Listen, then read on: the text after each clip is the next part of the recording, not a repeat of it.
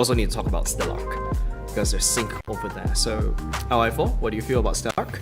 I'm kind of glad to see Sing come back into the scene again. That's correct. Because I think it's been a very long time since he has played MPL, and we used to be very close together. Actually, to be honest, I don't know much about that team. Only the main names like Bambi, Sing. I think only these two, right? It's like the more famous one. Yeah, SG, there's MPL. also, and also? There's also Forza. Oh yeah, Forza, yeah. Yeah, there's also Forza. So basically, that team is all quite old, basically.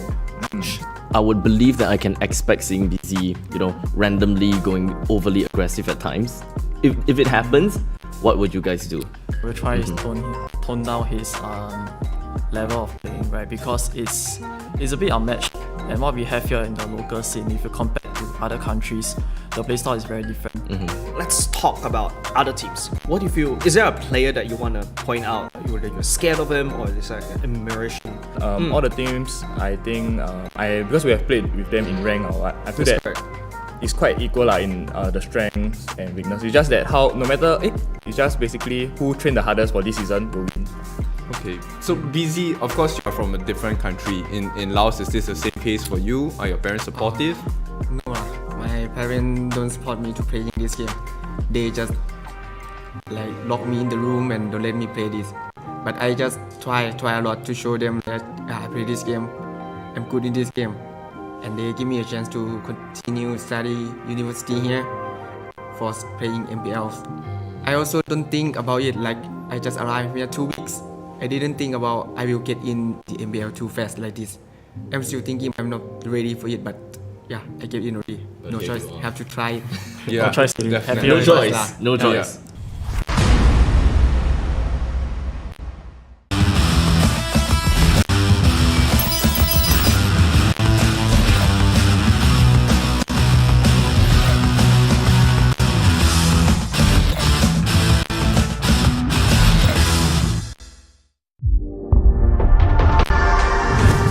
You have school, you have other personal commitments as well. How big of a factor does that affect you guys when you guys go into games like this? It's gonna be very tough for me because I literally just started my university last week. I'm spending way much more time studying than I think I should be if I want to really properly balance out these two different lives. I can only hope that moving forward, I'll be able to find the right balance for it.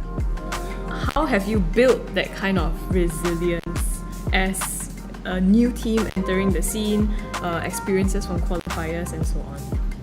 When we are qualifying, we are definitely quite worried about will we be able to win it, because somehow we are a random team nobody knows, and we are 5 men without any ex-MPL player. That's why we are very worried, because we are up against all the MPL teams Forsaken so we are not that confident during the qualifier. But when we managed to do it, then now we are training hard. What do you feel about EVO when they beat you last season? It's good to see this kind of teams having a chance against us and then even RSG, because they took a game off RSG in the regular season. That's correct. What heroes does not complement your team fight synergy well? Wise likes to play assassin heroes like Ling and Hayabusa and all that kind of stuff, but he doesn't do it because of how Venus plays. So it complements the playstyle, right? For me, it's assassin hero as well. You like when I start using assassin hero, team fight not that good. What I noticed is when he use Ling, Hayabusa, Lance, he's always the one engaging first, and we are usually not together. So it's basically a solo play from him. Yeah. And he usually dies first. Hey everyone! We launched Project Next Necrokeep back in June. Did you like the new Necrokeep and the 3 revamped heroes? We're back again this time to give you a preview of what's in store for the next Project Next update in September. The upcoming September update will feature 2 more hero revamps. This time we're shining the spotlight on a lethal duo, Leslie and Fusion. Let's dive headfirst into Leslie's revamp. As the adopted daughter of House Vance, a clan renowned for its immense wealth, Leslie will be getting a makeover to showcase the understated opulence and elegance characterized characteristic of House Vance. Leslie will be abandoning her cuffed sleeves for a more appropriate pair of long, dark leather gloves.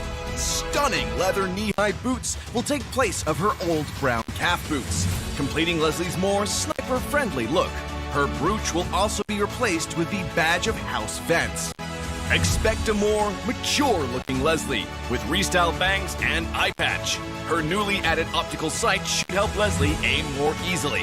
As for her skills, we're mainly adjusting the casting experience of Leslie's second skill, Tactical Grenade. Statistical data and live observation of players in match combat demonstrated a noticeable delay in the casting of Tactical Grenade, leading to an awkward and frustrating gameplay experience. We're optimizing the skill's animation and resolving the before and after cast delays to improve the overall casting process. Moving on to Leslie's first skill, Master of Camouflage. Following a thorough review, we decided to leave the skill's mechanics as is. However, we'll be upgrading the visual effects of Leslie's camouflaged state, which promises a more exciting experience for Leslie mains in the battlefield. Finally, let's talk about her ultimate, Deadly Sniper. We're cutting down the interval between two fatal bullets to boost Leslie's burst potential and aggressiveness in matches. Next up, the Holy Blade of House Paxley, Guzhan. Guzhan's new story highlights the evil god leaving his body, so expect a more trendy and casually styled Guzhan with less plate coverage to accentuate his likeness as an assassin. We've also incorporated Eamon's Mana Shards design at the end of Guzhan's scarf to reflect the two brothers' reconciliation. Since his debut in the early days of the game, Guzhan's popularity on the assassin roster has endured well into the present. Because of this, we've decided to keep his skill kit as is, at least for this update. However, we still feel that we should do something to show our gratitude for your continued love for Guzhan. That's why we're bringing Guzhan's visuals up to 2022 standards, with a full upgrade of his in-match model and skill effects. We've made sure that these adjustments won't affect his original design, so you'll still be greeted with that familiar face when you meet Guzhan in the battlefield after the update. And even though September might be a little too early for Valentine's Day, we're going ahead and revamping the two heroes' Valentine's Day skins in this update. Compared with the original design, we've restyled Guzhan's hair and added a few inches to his pants to highlight his elegance. The patterns and decorations have also been modified to better match Leslie's. As for Leslie, we're remodeling her high heels to further emphasize her femme fatale vibe. That's all for the first round of spoilers from this September's Project Next update. We've been hard at work, constantly improving every single hero's skills and visual effects to present you with the best gameplay experience at each stage. We hope you've loved all our improvements so far and are excited for what's to come. Get ready for the new Project Next update dropping soon. See you next time, and until then, we'll be seeing you in the Land of Dog.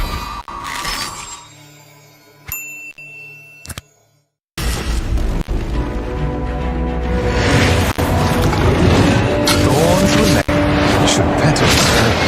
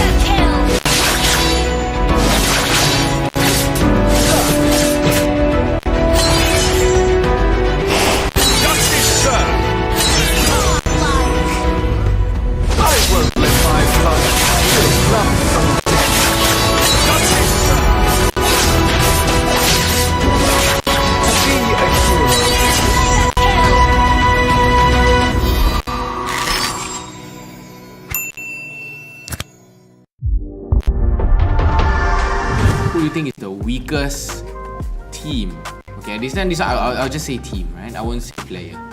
I think SMG because they last minute get their members, you know. Yeah, that's true. Like last 1 week before MPL qualifiers, then they're like one more week to train for MPL. Yeah. Do you think that's enough time? 1 week? I'm not so sure unless they play a lot play a lot together and build up chemistry. Yeah. It looked good on paper, you know what I mean? Yeah, it looked good on paper. Like everyone have their own strength, but it's whether need to see how whether they can execute it as a team. Among the whole, okay, let's say on a scale of 1 to 10, right, on your mage skill level, you know, what do you think, where do you think you place? Like 1 being the highest and 10 being the lowest? If I had to humble myself, I'll put 5. 5, like a just pass. Because this is technically my first season as well. So when it comes to first season wise, definitely we have some issues also because you're quite fresh to the scene as well. Anything that you want to say to the fans of Zion Esports? Hope you guys continue to support us, even though we changed our roster and only me and Supergirl left. Sadly. I mean, you still have Potato. Potato as a coach. Yeah. The best coach in SG. My heart. In Potato we trust. Hopefully we can bring you the glory that we didn't manage to get last season. We're all aiming for the same thing, so you can look forward to our new roster. There are quite a lot of people. They just go into the game and play how they usually would. Just muscle memory, just all the experience. Doesn't really need a lot of strategy, those kind of stuff. Are you the kind of team also? Maybe if we are going by the book, maybe we put some pocket picks, pocket strategy. Okay, so they have pocket picks, hidden Minisita? picks.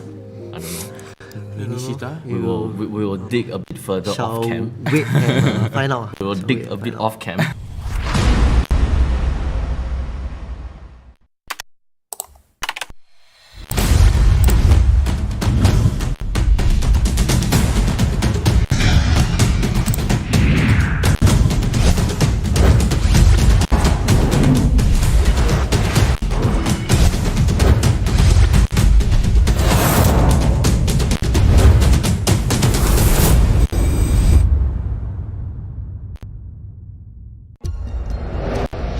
I am Optimus Prime. No one can outrun Bumblebee!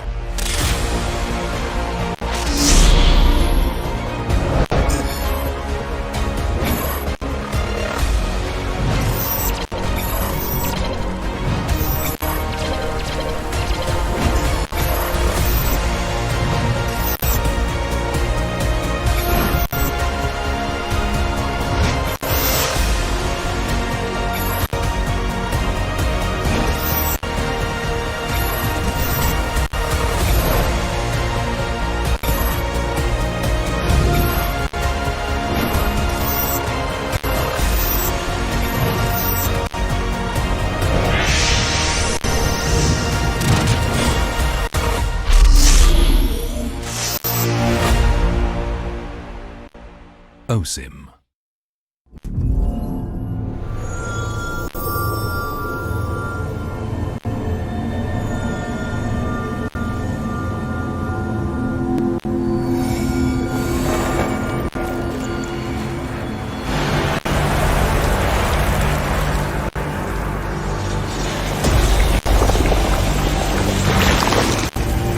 Hello, little friend.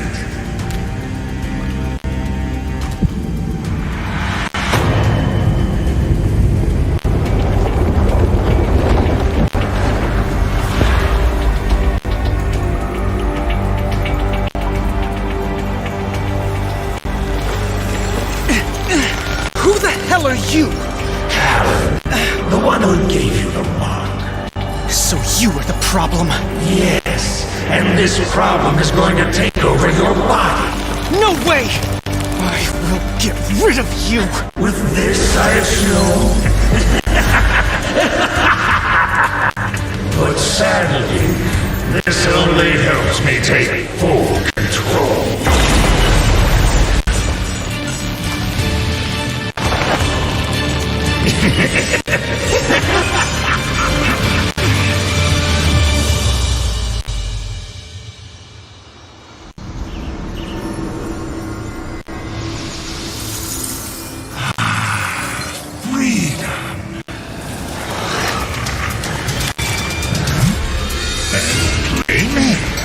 Hand over the stone! Interesting proposal. Get him! A bit early for warm-up, but I'm fine with it.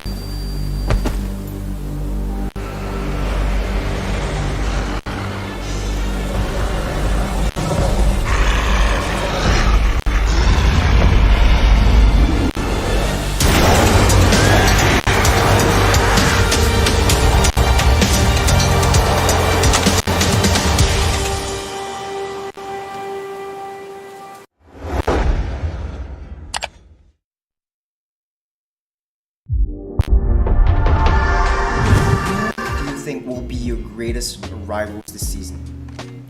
I actually think like they will be more afraid of us because we are like the only team that's unchanged.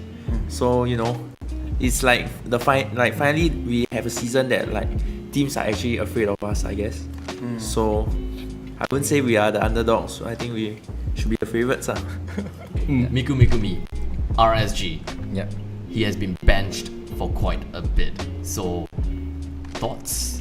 To me, he's just not working hard enough. I think he's a player with like potential, and having played with him in PT previously, I think that he's very good at those positioning heroes. But then the thing is like he just doesn't have a very strong fire for the game, or like he's willing to be carried to a championship like he was the previous season. So we shall see whether he can get off the bench this season. So what would be the reason why he is still benched? Probably because 505 is just a better player than him at the current moment lah.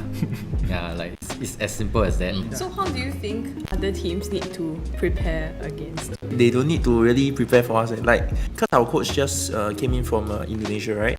So like the way he drafts, right, it's not like streamlined targeting that team. It's like open, like even if we scream like other teams in Indonesia, Philippines, right? When we scream their teams, we also ban the same things and we open the heroes like widely, like you can't use this, just let you use and we'll just find a way to deal with it lah. And that's, I wouldn't say like you there's a particular like strat you can prepare against us, because like we are kind of open to giving you your heroes lah. Yeah. Okay, so we have to know from your perspective who is the weakest player in the league as well. To me, I think the weakest player should be Miku because he go to RSG, then he say RSG picked him up because he's the strongest impunity player, but actually RSG approached me, so it's just that like I didn't sign with them. And being the strongest impunity player, he should at least be playing some matches in MPL.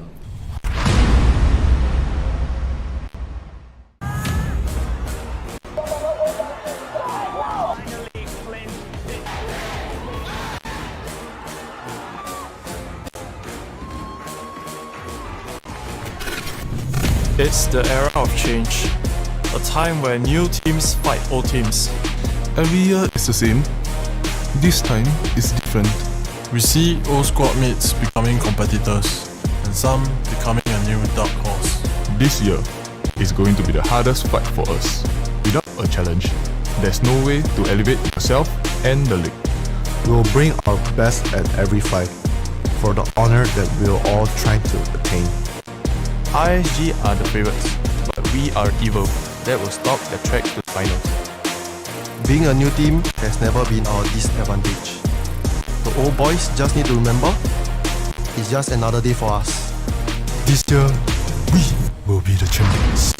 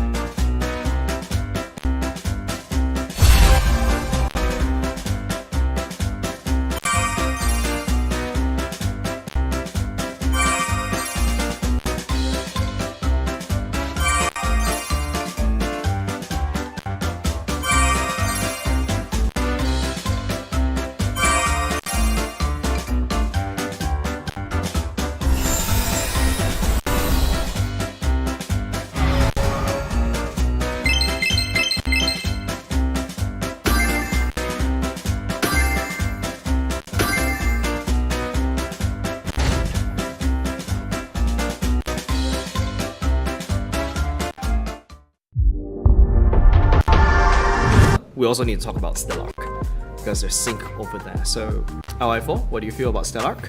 I'm kind of glad to see Sing come back into the scene again. That's correct. Because I think it's been a very long time since he has played MPL, and we used to be very close together.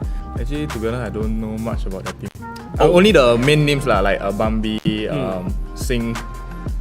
I think only these two, right? It's like the more famous one in SG, there's MPL. also- and also? There's also Forza. Oh yeah, Forza, yeah. Yeah, there's also Forza. So basically their team is all quite old lah, basically. I would believe that I can expect seeing BZ, you know,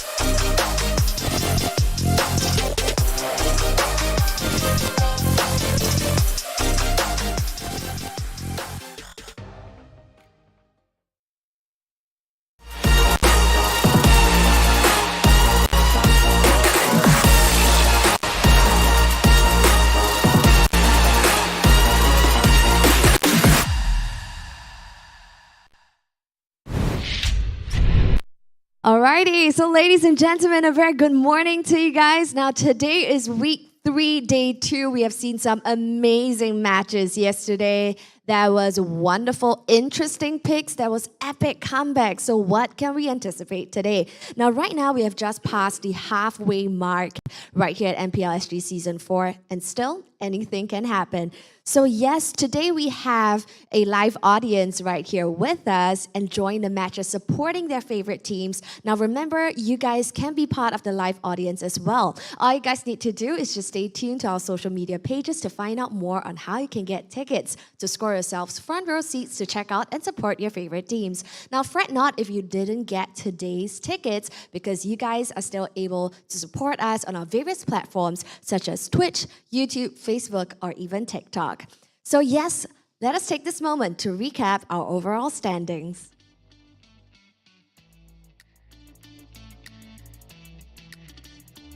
So as you guys can see right here on your display, our standings, we have Slate Esports currently at 12 points tied with RSG SG. And next up, we have SMG SG and Flash, and tied in 5th position, we have Revival, Stellark, Zion, and at the 8th position, we have Evil as of now.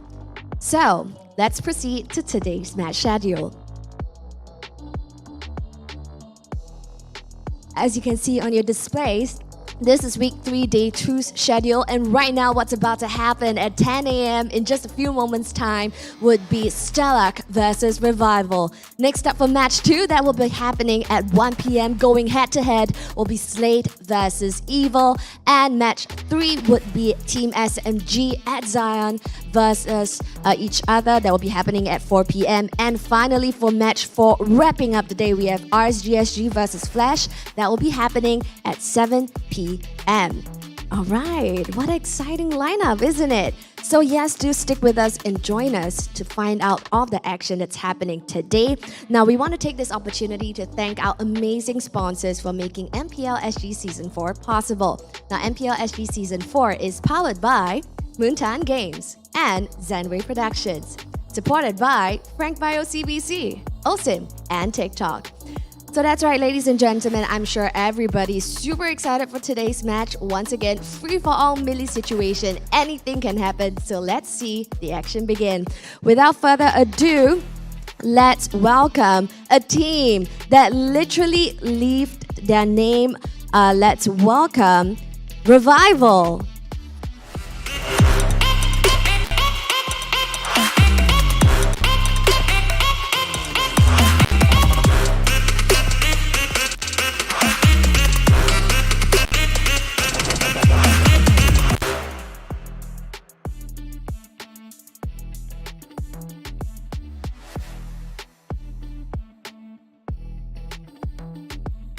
Now next up, let's welcome our second team for match 1, and that is Stellark SG.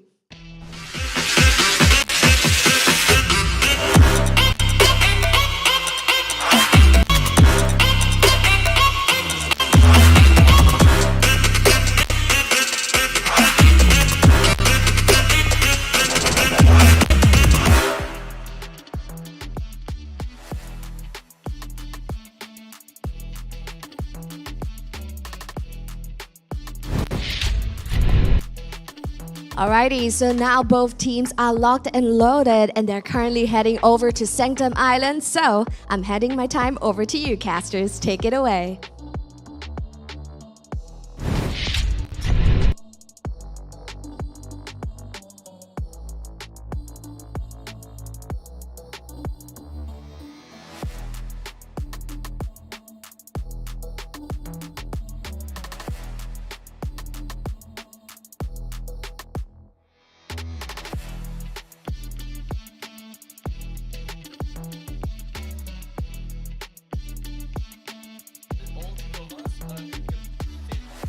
Yeah. Am I the not only A one? A supposed to be A. Damn it, A-Mox. A-Mox. Okay, I will remember for the next one. A. Letter A only. A Yes. for grade A plus. Cause grade A picks. We are Asians. We don't ever get A's. No, we must get A. We must get A, but we don't ever.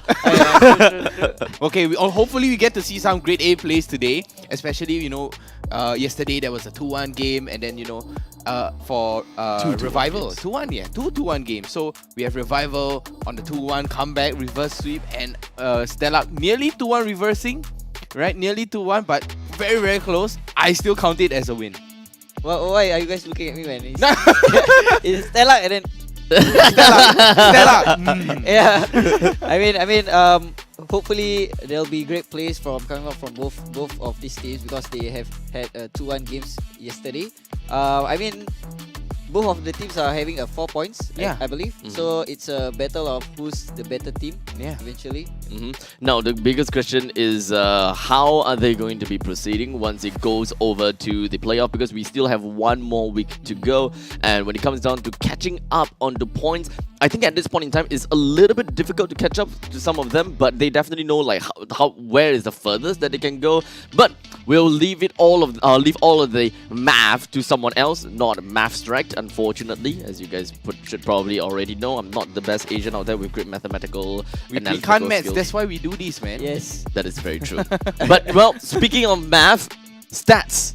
Let's take a look exactly at how these stats are going to tell us a little bit more. Now, when we're looking at Stellark's roster, right, we are looking all the way across the board. There is one little difference, is the fact that Chesty is now in Stellark's roster. He's going to be playing today, and this is also his debut, like yesterday's game when we looked at Roy's first debut. I mean, yes, we can see that Chesty's first game, but do you realize that their roamer Posa is not even in the lineup? Okay. So it'll be true. Is this a strategic change, or is there a pocket fix coming out? I mean, I like how he's teasing us because he's got the answer. I don't know what the coach is thinking, but I guess the coach is pretty good. The coach are pulling off some stops here, but one of the cards that I think the coaches is hiding also is busy. I feel that one is a very big hiding in the pocket. It's like the card that is sticking out of the deck, hey, we can see it, but how is the coach of Stellark going to use this? I mean, at this point in time, looking at the Eudora as well as the Yves signature hero coming from Chesty and Sync, the first thing that comes to my mind is that there's no roamer, there's no Fossa, there's no aggressive hard tank kind of player. The only thing that I can think of is Selena. That's the only thing I can think of. So I'm probably going to be expecting Singh to play Selena, or Chu definitely trying to get himself in the roam role, or maybe something a little bit more unorthodox, or something that we don't really see that much from Stellark. But to put ourselves back on track, taking a look at all across the stats everywhere, Smelly Cat with a pretty decent GPM of 650, Singh with an average kill participation of 12%, and Odin Bambi GPM is almost rivaling Smelly Cat, 610. He is normally playing in the jungle role, while Smelly Cat is normally playing in the gold lane. So they do have different priorities when it comes down to position. Position 1, position 2 in the swappable, which explains their GPM. Well, on the other side, we do have revival stats too. Let's take a look at that. Oh, just shying just by, okay, I would say it's close to 100, or maybe about 50 plus if you're going to be talking about the GPM coming up from LY4 and Peace.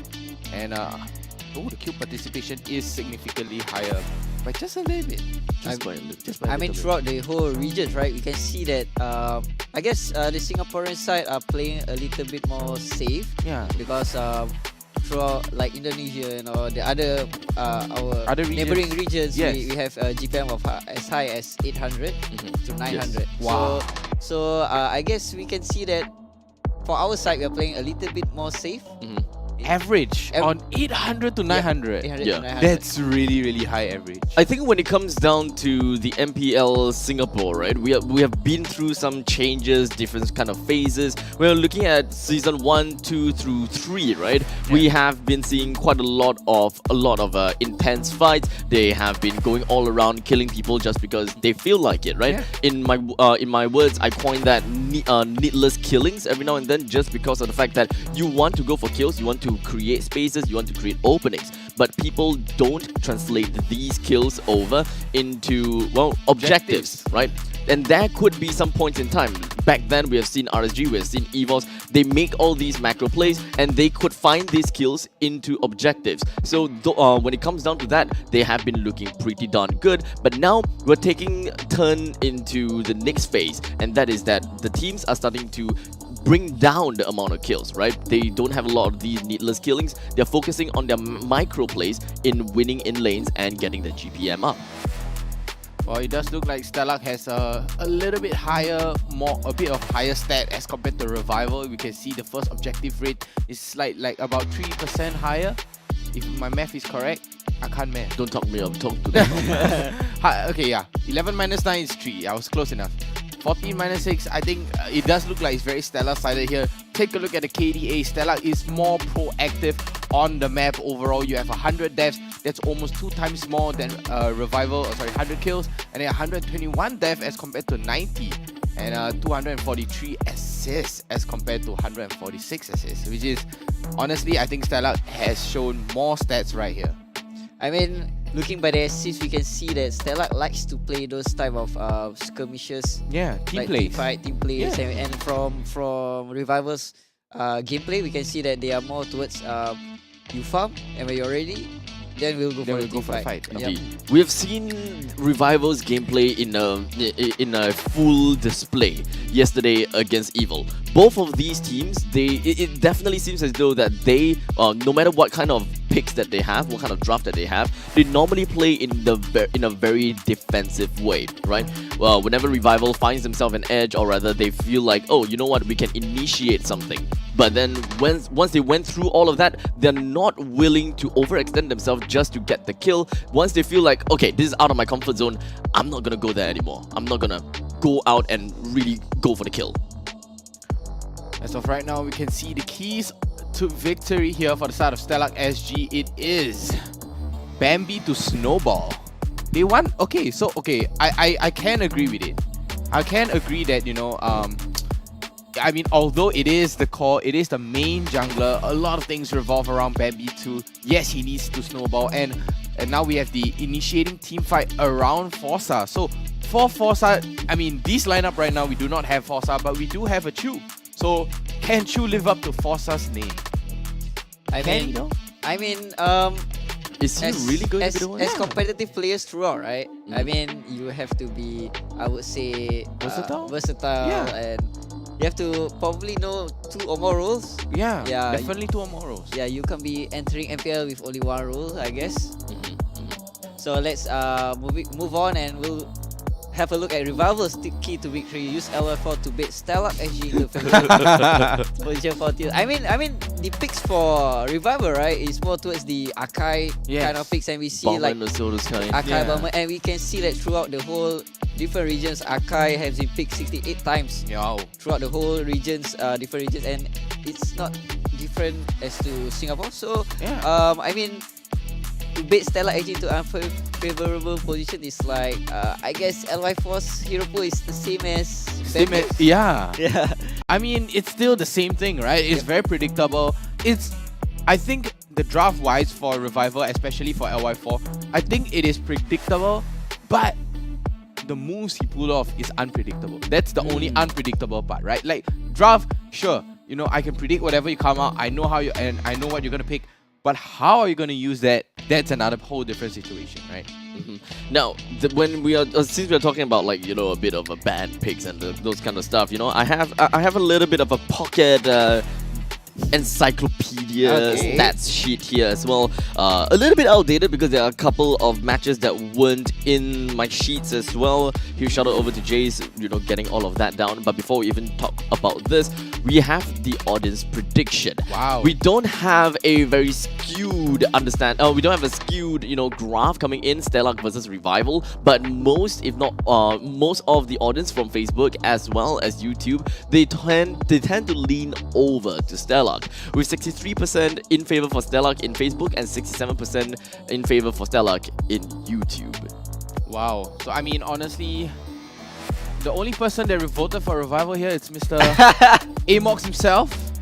The Amox himself.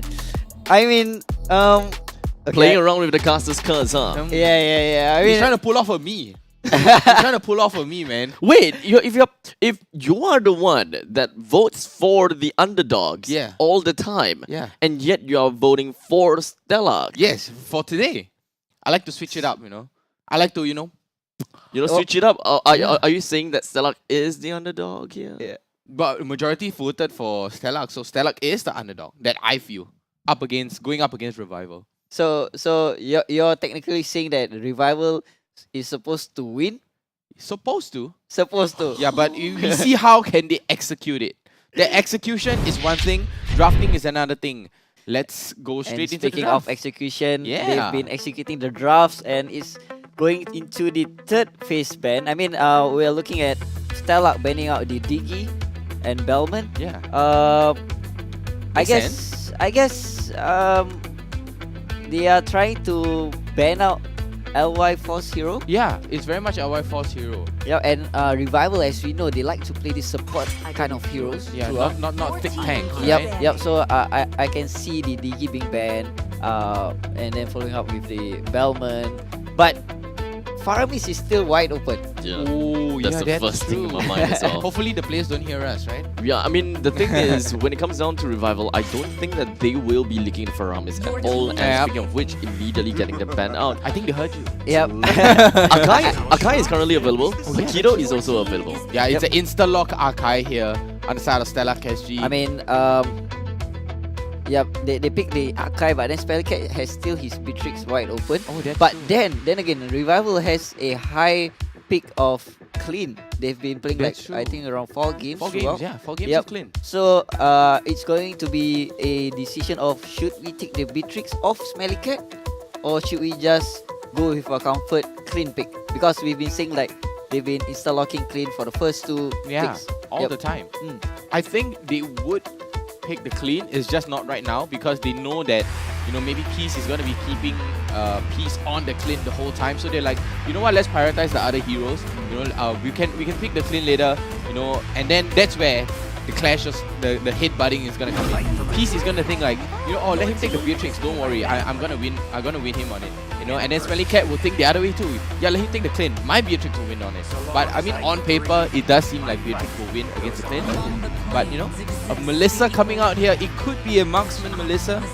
I mean, it should be a marksman. It should be a marksman. There's no way he's gonna go into the jungle, right? Yep. Now, this is something that is relatively interesting, right? Because this is the second time that we've seen Melissa coming out of MPL SG. The first time that it's pulled off was literally yesterday's games, which is Flash versus Stellark. Flash is the one that picked up the Melissa, and that seemed as though it is kind of like a bait and switch kind of thing, right? They are preempting the opponents to pick up a Popol and Koopa, and then when they see the Matilda, they will be like, you know what? Melissa fits in this role perfectly for us. Once we pop off the bubble, there's no way that Matilda can come in, and of course, we will outright win Popol and Koopa, who is supposed to be the lane bully. This time though, Melissa was picked up pretty early, yes, and I don't really get to see the motive coming from Revival, which is kind of like an off situation for me.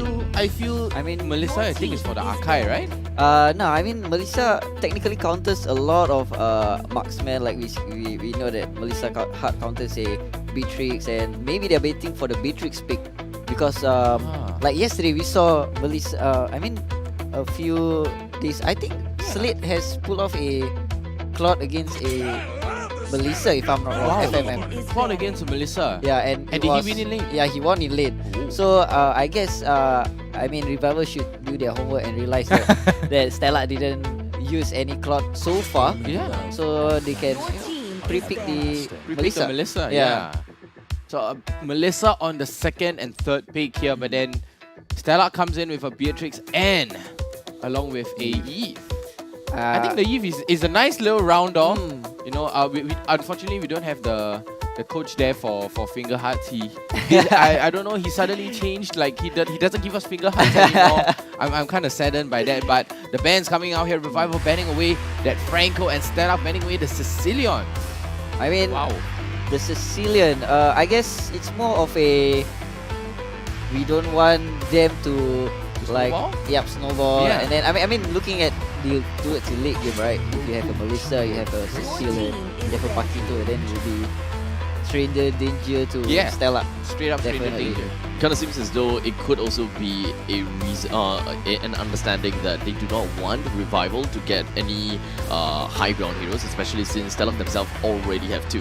So whatever it is, defensive capabilities and everything that is far range aside, Stellark has got a grand order and all of that. And as long as they have, if Stellark has a strong front lines, such as having an Akai or Uranus, there is hardly any way for Revival to even rush right in to deal with either the Beatrix or the Eve. I mean, Revival has a high pick of Lilia, and if Stellark is really going for that Akai, right? They technically should ban the Lilia. Yep. Yes, they has heard me. to. They have to. Because if the Lilia comes in, that Akai is just not gonna get enough space. He's just gonna keep getting bombed, getting slow, and that's where you're like, oh, you're forced into buying the Athena shield. Yep. Right. Yep. And if buying an Athena shield, that just leaves Belisa to scale up. Exactly. Yeah, I mean, I can be a coach soon, right? I mean, technically speaking, I don't know, you can try. Right now, when we're looking at Revival's gameplay, they definitely seems a little bit more divey, with an exception of the Melissa. They gotta have to get a mage that will be able to work together with Melissa to create zoning tools.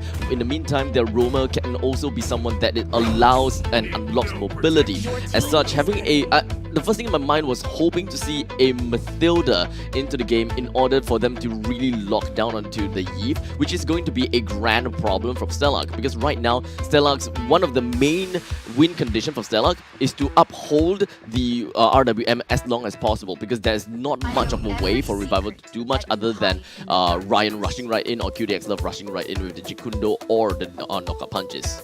Ooh, same though with the Esmeralda. I mean, honestly, Esmeralda is pretty strong, honestly. Yep. I mean, going up against Pakito is kind of a 50-50 thing. Depends on mechanics. But are we really going to sink on that off-lane position? I mean, yeah, Senke is gonna go off-lane, right? Yep. There we go. Yeah. I mean, apart from the Rafaela pick, right? The other pick would be a good pick would be I guess a Kufra, because we were seeing Icho, a Pakito. Yep. Or a Ruby, you know? Yeah, Ruby would be great too, but honestly I favor the Kufra more because yes, I'm biased towards a particular hero and it's only heroes. Kufra. Yeah, only towards Kufra. I'm more of the traditional kind of guy, right? I'm a very traditional kind of guy. I mean, for the last pick of Stellar, right? I feel like Rafaela is a good pick, but then again, you're facing a Baxia who has a you picked into the Baxia. Yeah. Tortoise Persons will be a small little issue. I wouldn't call it small little issue. It actually technically helps to enhance the survivability of Esmeralda, because if Esmeralda is alone like that against the Baxia, definitely she will have some problems dealing with the Baxia. But with the Rafaela in play, yes, Rafaela will have decreased healing, but that increases whatever that Esmeralda have in healing in a 1 versus 2 situation, which will and might improve Esmeralda's survivability chances. And the last pick will be going into the Savior. Wow. I mean, we will expect a Savior because a lot of the mages are banned, and LY4 is going for the Baxia, the fast jungling style. I think we've seen for the past 3 weeks. Yeah, he's been playing Baxia, Tamus, Bellman, Akai, those fast junglers. Very good clearance on the jungle. I mean, right then you can secure your priorities. You know, you can go. You can prior on the lethal even better. But you know, Stellark. Honestly, I like Stellark drafts more than as compared to Revival, because there's a very nice mobility, especially coming out from the healing on the side of Rafaela too. I mean, Caster's prediction. What are you going for? Honestly, at least for me, just based on draft, Revival wins it for me. Ooh, I'm not towards Stellark here, man. I've got to give it to Stellark. I like this debate. Yeah, I like it. I like it. Okay, talking about debate, we'll head straight into the game. Let's go. Now, we've got game number 1 on our hands right now, and I believe that because of both me and Vertigo's answer to who we think is going to be the winner of game 1, I think it will be great for us to have a breakdown as to what we would expect coming in from Stellark's composition as well as Revival's composition. When it comes down to Stellark's composition, they play around and put a lot of emphasis onto Smelly Cat that will be the main win condition for damage dealing into the later stages of the game. In the meantime, Chasty, he's going to be the one that... Oh, hold on. second, Audio Bambi's HP dropping down very low. Wow. Okay, never mind. We can get back to what I want to say.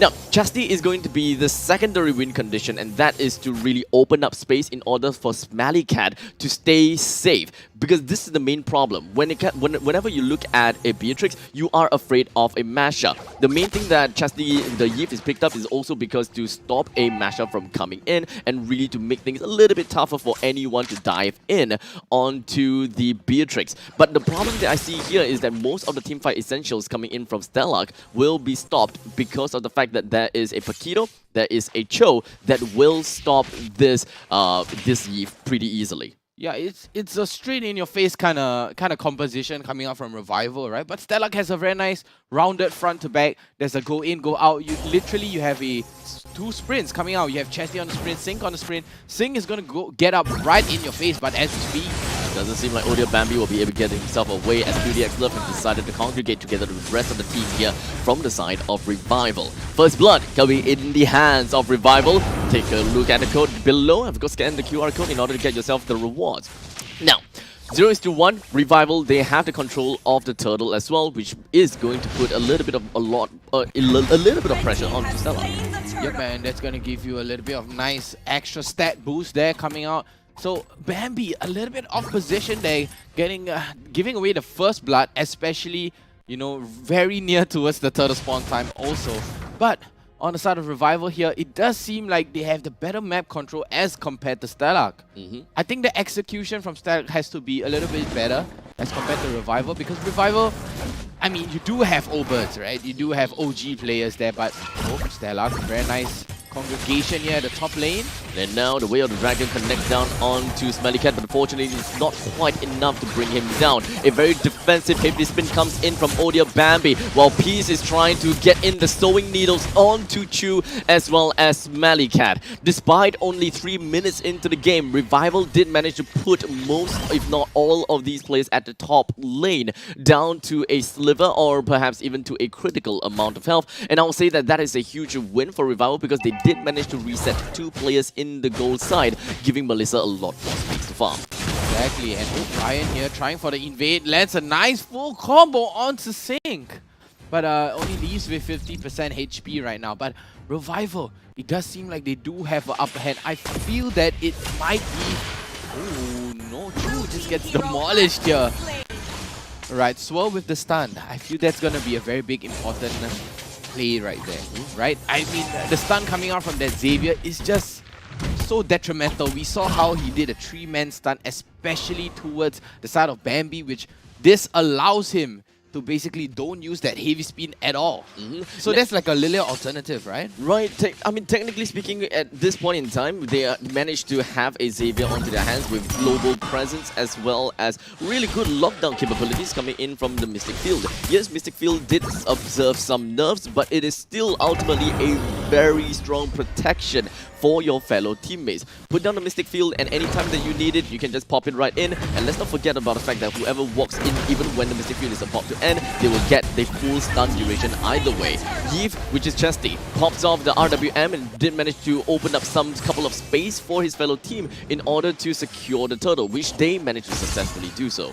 Yup, and that RWM right there created so much space. Bambi finally getting that second turtle right now. So it all comes down to the last turtle, man. It all comes down to the last turtle. And it does seem like Smelly Cat is a little bit behind Peace during the laning phase right now. He is kind of getting gapped, honestly, right now. It's relatively tough for all of them, we gotta have to say. The energy shield for all of the first tier defense turrets have already been melted down, or rather, it has been elapsed. It's expired. So Stellark, as well as Revival, depending on who wants to be the more aggressive one, they gotta have to make their move ASAP. LY4 that is going to be playing onto the box here can understandably play a lot more of an aggressive role, considering the fact that he's going up against an Arkai, and let's not forget Esmeralda too. he's pretty much soft counters both of these players based on the fact that he deals true damage he deals more damage, based on the opponent's total health, which is going to be a lot effective on the Odia Bambi and the Tortoise's Persons that soft counters Chu as well as Esmeralda. This Baxia pick is going to be big, and now fortunately the Baxia might not be able to survive for long though, as the heavy spin is just going to be ramming LY4 right into the wall. He immediately transforms himself into Shield Unity to get himself running away. The Weight of the Dragon connects down on the sink and pushes him over to the ground, but it doesn't seem like the Mystic Field is enough to lock him down in place. Chesty picks up the head onto the side of Peace. One kill down for the side of Stellark, and they must be relatively happy finally getting one kill to their name. And to get Peace out of the equation, that's going to give you so much space to push. As you can see, the tier 1 middle turret and the tier 1 top turret is going to get pressured down. Might be even secured, but that was a really good play coming out on the side of Stellark. That was very organized, right? And especially, but Revival, LY4, he keeps on invading on the side of Odia Bambi. The orange buff keeps getting taken out. We have the dragon. Heavy spin comes out. Doesn't seem like Odia Bambi will be able to prolong his heavy spin though, as QDX Love found himself an opening to slam Odia Bambi right over into the Turtle's pit. He got melted down instantaneously. Chu unfortunately wasn't able to see the light of the day, pun intended, and Revival has gotten themselves yet another turtle. And not to forget, a total of 4 kills to their name. They have got a total of 1,500 gold ahead of Stellark. We are 4 kills to 1 right now. Revival, they need this snowball. They are getting ahead. But as we can see on the map, Stellark is actually... Stellark actually has slightly more objective as compared to Revival, but they are behind on gold though. And the lanes are getting pushed in. Smelly Cat finally swapping over to the bottom side right now, securing his swift boots. Revival, they have the better map control, man. Revival's very good mobility, but look at the Mystic Field coming out, landing onto Smelly Cat, taking away 50% of that HP, but Chu just denies all that. Revival can definitely do a lot more, to be honest. Their composition allows them to play a relatively aggressive role, and if they really want to punish Sync, they can do so and try to force him to use the sprint. In fact, in using the sprint, he will. He immediately ran himself off and away from Revival, knowing that that is a 100 seconds cooldown onto Sync and perhaps even onto Chesty, as Paquito tried to wipe him out. We do have the ultimate coming in from Swirl. It did not quite connect onto Yif. Really unfortunate, but regardless of all that fact, they have got the game on hand, at least for now. LY4 here finally picking up the Sky Guardian's helmet, so he's going to be a thick boy roaming around, and especially you have such a big clear coming out already, and that's going to be a big problem from Stellark, right, because he is so thick, and at the same time you also have QDX Love on the Cho, which is also really thick, and on the side of Revival, again, you do have a Paquito, and that's going to be a huge problem. He's going to land his hits, he's going to land his combo, and instantly demolish you if he lands down all that combo. It all boils down to Ryan's combo. Well, it is now 9 minutes into the game. The Lord is now about to come right up for anyone to pick off. Revival, very Sync. I mean, as for Sync, he's just doing Esmeralda stuff. Yeah. He's trying to go for the split pushes. He's trying to hold down onto the lane from the middle as well as the bottom lane, while the rest of the members from Stellark, they would want to open the map as much as possible. But unfortunately, Chu is not exactly the kind of hero that can just casually walk into the brush. As such, they would require Yves to eventually open and just split up. Exactly, and a pause coming in, no problem to that. We are on it, but it does seem like Revival do have the better map control. But Stella, what could possibly be their answer right there? I mean, at this point in time, we do have a small little technical difficulty. So we'll take this time to talk about the questions that you have so far, right? Whatever that they're gonna have to do. I think that the game is still pretty much on a stalemate. Yeah. It really boils down to the execution over to the later stages of the game. Yeah. Remember how we talked about Beatrix as well as Yves being one of the win conditions? It still is, right? It still is. They gotta have to defend these two players as much as possible, and the defensive maneuver really relies on the Chu as well as Akai. Yeah. Akai with the heavy spin, either used defensively or offensively, whichever is the best case scenario for them. most of the time, I would believe that they would want to play on an aggressive route with the heavy spin. 100%. Slam someone over to the wall, ensure that Yiv would not be disrupted. The first thing that they want to look out for probably is Paquito, because QDX Love is playing as a roamer's role. He would find an opening onto one person first, and you would expect the Cho to initiate. I feel the Cho would be a very great initiation if he's going to be able to catch out, especially the Eve on that real world manipulation. Real world manipulation, yes, it may be pain, yes, it grants you space, but it leaves you open and vulnerable for every sort of attack, CC. Any CCs basically stop real world manipulation, right? So that is going to give space to QDX Love to come in with Way of the Dragon. He's going to kick you all the way back, and we are going to go straight right back into the game, ladies and gentlemen. Let's go. Very awesome plays coming out from both sides, right? It's very 50-50, honestly, right now. I feel it all boils down to the Lord. It could definitely come down to the Lord. The Lord could be a answer to how Stellark or Revival would want to play the game. How much of a dynamic would change out? Revival, they are doing pretty decently with 2,000 gold ahead of Stellark, but honestly, with their lineup and with their composition, I really feel that they could have been able to do a lot better. With the Cursed Helm as well as the Guardian's Helm onto the side, onto the Baxia, is more or less pretty tanky already. Paquito does have the Bloodlust Axe as well as Hunter Strike, and building up into a Dom Ice, which the Cho already have got for himself. The Xavier does have the book as well as the Genius One, which is definitely ahead, or rather quite a bit ahead of the Yiv, because the Yiv just got the Ice Queen's Wand, and that is going to be quite a big power spike. They gotta have to watch out for that. That is going to be the power spike, but Smelly Cat getting a little bit of damage here coming out, and the conceal play comes out. Immediately, we do see that Ryan as well as Cho try to dump themselves into the lines of Stellark. Chasty, he's still behind, pops himself the RWM completely undisrupted. Sync finds himself into the face of LY4, constantly bringing up shields for the LY4 while sapping all of them away too. QDX Love is the one that have tried to initiate onto Stellark and tried to get the Lord for themselves. But unfortunately, the fight failed out for Revival. The Lord went over to Stellark, and they even lost Cutie.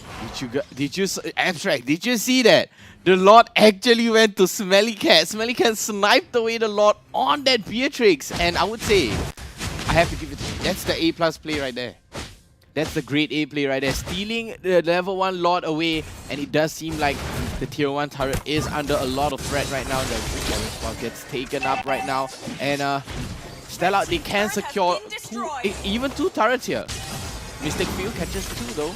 The bottom lane still has 2 turrets available, so honestly, it's still gonna take some time for Stellark to eventually find themselves the GG push. The middle lane second tier defense turret can definitely be pressured to bring it down, but Odia Bambi, never mind, with the heavy spin pushes LY4 in the most unpredictable places. They will be managing to bring him down. As such, Smelly Cat, they are going to go right in for double kill over to the side of him, bring Cutie as well as LY4 down. The Dawning Light connects onto 3, but not quite enough to bring everyone down except for Chu, the only person that died for Stellark. Wow, QDX Love. It all played out in my head. I predicted this. Real world manipulation gets pulled out. QDX Love jumped in, tried to go to that aggression, but eating all of the combo coming up from Ryan, and it's a Paquito, man. It's just Paquito things. Yep, Paquito doing Paquito things. Well, for Esmeralda really is just that split pusher of the team of Stellark, right? You do have a lot of spaces that you can try to open for your fellow teammates. You're the one to open up the map and just split. And this case, for Stellark, they did manage to bring down the first tier defense turret, which is already a pretty big win, considering the fact that Paquito has pushed bottom lane like no tomorrow, and they couldn't find a lot of opportunities to do so. Exactly, and very good snipe away from that Smelly Cat on the Beatrix, and it does seem like they could do it again, they could pull it off, but QDX Love, he tried to execute that. He went in, he gets the knock-up, he tried to use the Way of the Dragon, but it was just too much damage for him to take. There was so much damage coming out from Chu, from Smelly Cat, especially Bambi, while having that heavy spin onto LY4, and you know, Chesty just burst him down like nobody's business. Revival, they do have a couple of mistakes when it comes down to their team fights. I believe that they are a little bit too aggressive in team fights. They should have been more aggressive in the early games when taking skirmishes. That's a different thing. Being aggressive in skirmishes or team fights. Revival does have a very good ganking potential, but when it comes down to team fight mechanic, they can eventually try to bait things out from Stellark. You can bait out the real world manipulation, or you gotta have to bait the real world manipulation to come out and then disrupt it altogether. LY4 is understandably one of the only few other people aside from QDX Love that can start up a fight. This will trigger and spark up a response from Stellark. Either it be a heavy spin or it will be a RWM. Most of the time, it will be a heavy spin, and from that point onwards, you're gonna have to decide how you want to disengage yourself, or do you want to just rush right into the face of Chesty. I wouldn't rush the face of Chesty. I think Chesty is being the bait here, right? Coming out from Stellark, he could be the bait. No, he's not the bait. Oh, QDX Love taking a little bit too much damage here coming out from Chesty. The entirety of Revival, they're not too interested in jumping in. As you can see, Sync is really just opening up the map. Yeah, they so much zone. Yeah, they don't even need a proper zoner. They don't need a hard support, or rather a hard roamer to open up the map at all, because they have an Esmeralda, they have Sync. Sync is the one that has the hybrid region onto his side, Oracle onto his side, and pump choke full of regions. And they're not too scared about that at all. QDX Love does have Dom Eyes, but that's not gonna falter. That's not gonna falter at all. And Stellark here securing that level 2 Lord, and they are gonna be going up onto the middle lane, top lane, and possibly onto the bottom lane right now. So Stellark, they could go for the secondary push. Yeah, I feel it all comes down to the very final Lord, right? This is not exactly going to be the GG push, but this will definitely allow Stellark to get themselves close to bring down the inhibitor turret. The middle lane second tier turret will go down. The bottom lane inhibitor turret will understandably go down too, because for the side of Revival, they can no longer split their forces out. They can't thin their forces out anymore. Bottom lane will slowly push all by itself. The top lane inhibitor turret is what Revival would really want to defend, but let's be honest, they will not be able to hold it out, even though it's left with a sliver. They just need a Beatrix to go for a single shot. Literally one hair on that hit turret HP right there. But tier 2 bottom turret taken out by Sync. That's the split push you were talking about, Abstract. They were pushing hard. They had the 3-pronged attack. And finally, it does seem like Stellark do have the goal lead finally. 4-6. With 3,000 gold in favor for Stellark. Once we reach into the late stages of the game, both of these teams, I would say none of them have like infinite late game skilling, right? Yeah. Which also really suggests why Stellark actually go for the ban onto Sicilian. Because Stellark, they are a team that would want to be confident in their late stages of the game. They just want to win in the late stages, but they can't allow Revival to pick up an endless skilling hero such as Sicilian, which could punish them the longer that they drag the game. And let's not forget, Sicilian does have high ground, so it will be a detriment to both Beatrix and the Yves. But it's gonna hurt so much, right? Especially, imagine a 18-minute Sicilian. That's gonna be painful. It will be. It will be so painful. I mean, Smelly Cat himself is gonna be pretty painful as well. Yep, he is. He even bought a Malefic Roar 3-0-1 here on the side of Smelly Cat. For Stellark, all they have to do is secure this last slot and possibly even go for the GG push in the top lane. But can they secure this level 3 Lord? Well, for the side of Revival, LY4, he's not exactly the most sustainable hero, but he will be good soft counter over to Stellark. So the only one that would really be able to just go in and start up a fight, they need to be extra bursty. They need to go in, boom, boom, pow, kill someone, deal with someone. They need to communicate with one another and say, we'll bring this person out first, so that we take him out of the equation, then we will floor it onto Chesty and Smelly Cat respectively. But it doesn't seem like this has been the gameplay for Revival so far. They are trying to go things a little bit slowly. With now QDX Love jumps himself round the Chew, but it doesn't seem like it will be enough. They will be able to bring Rafaela down, but let's be honest, what kind of impact would this Chew be able to make? It will be movement speed as well as a couple of healing boosts, but unfortunately, that's not exactly the kind of win con for Stellark. They need to bring down Chesty or Smelly Cat. They completely do not care about the either one of them. This leads to the end of Peace as well as LY4, two of the most important player for the side of Revival to bring Stellark down. With these two person down as well as Swirled. And never mind, with Ryan down as well, they're only left with QDX love with a Maniac over to the hands of Smelly Cat. They want more, they want blood, they want to bring him in and just get them home. Bambi's like, no, I'm not gonna give you your savage. I'm gonna go all the way back. But we do have the highlight, that Lord's Dance coming out from both sides. It was so disciplined. Everyone would like, no, I'm gonna pull it towards my side. They're like, no, it's gonna be coming over to my side, you know. And a very, very solid play coming up from Stellark along with Revival. What a play from Smelly Cat. That was an insane snipe coming out, and the Maniac.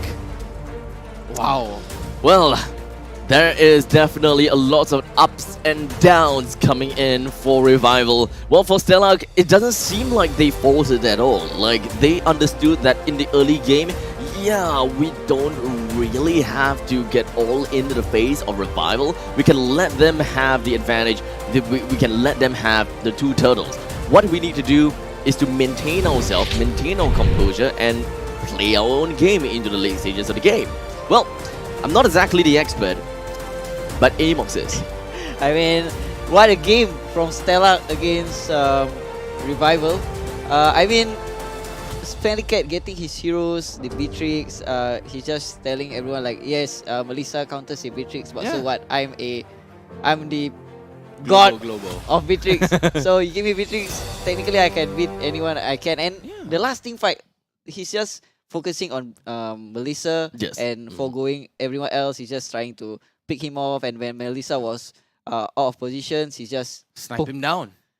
Well, I'm just generally there's quite a lot of things that I'm just looking into into Revival's gameplay. I'll say that their draft is definitely good, and that's why I actually look up into Revival's draft to be, well, definitely better than Stellark, especially in all stages of the game. Yes, early game, mid game, late game, they all have their own pros and cons, but Revival does seem to have that solid answer to what Stellark has, which is to stop Chesty from RWM, bring Smelly Cat down, and that is pretty much the main win conditions. But for the final fight, they focused on Chu instead, which baffles me a little bit, but perhaps we can talk about this later.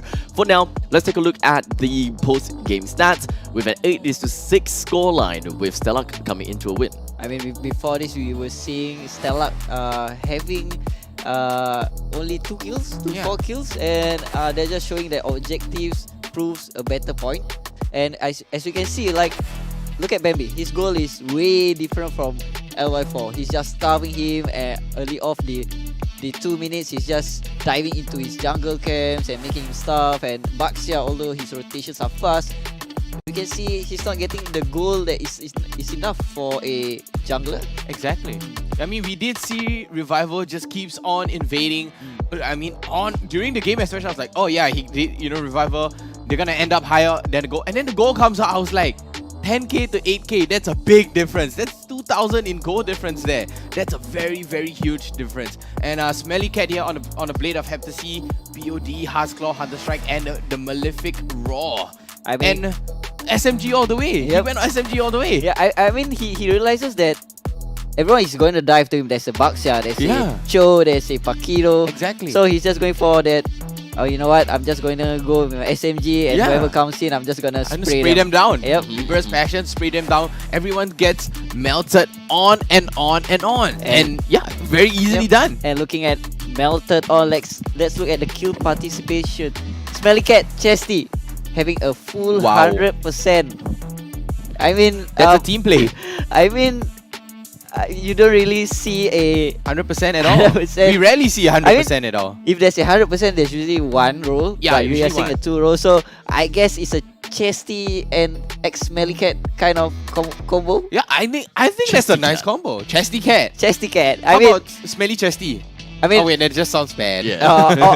Or we can see that the new players are actually teaching the old players, Bambi, Sing, and Chu, like, hey, you know, we are the better duo. Yeah. Wow. You know, I mean, we have seen the Forza Sync, the 4 Sync combo, but you know, Chesty Cat's combo is better, you know, that kind of thing. I really like the Chesty Cat combo here, and we do have the MVP coming out, and I think it is going to be Smelly Cat coming out with the 7-0-1.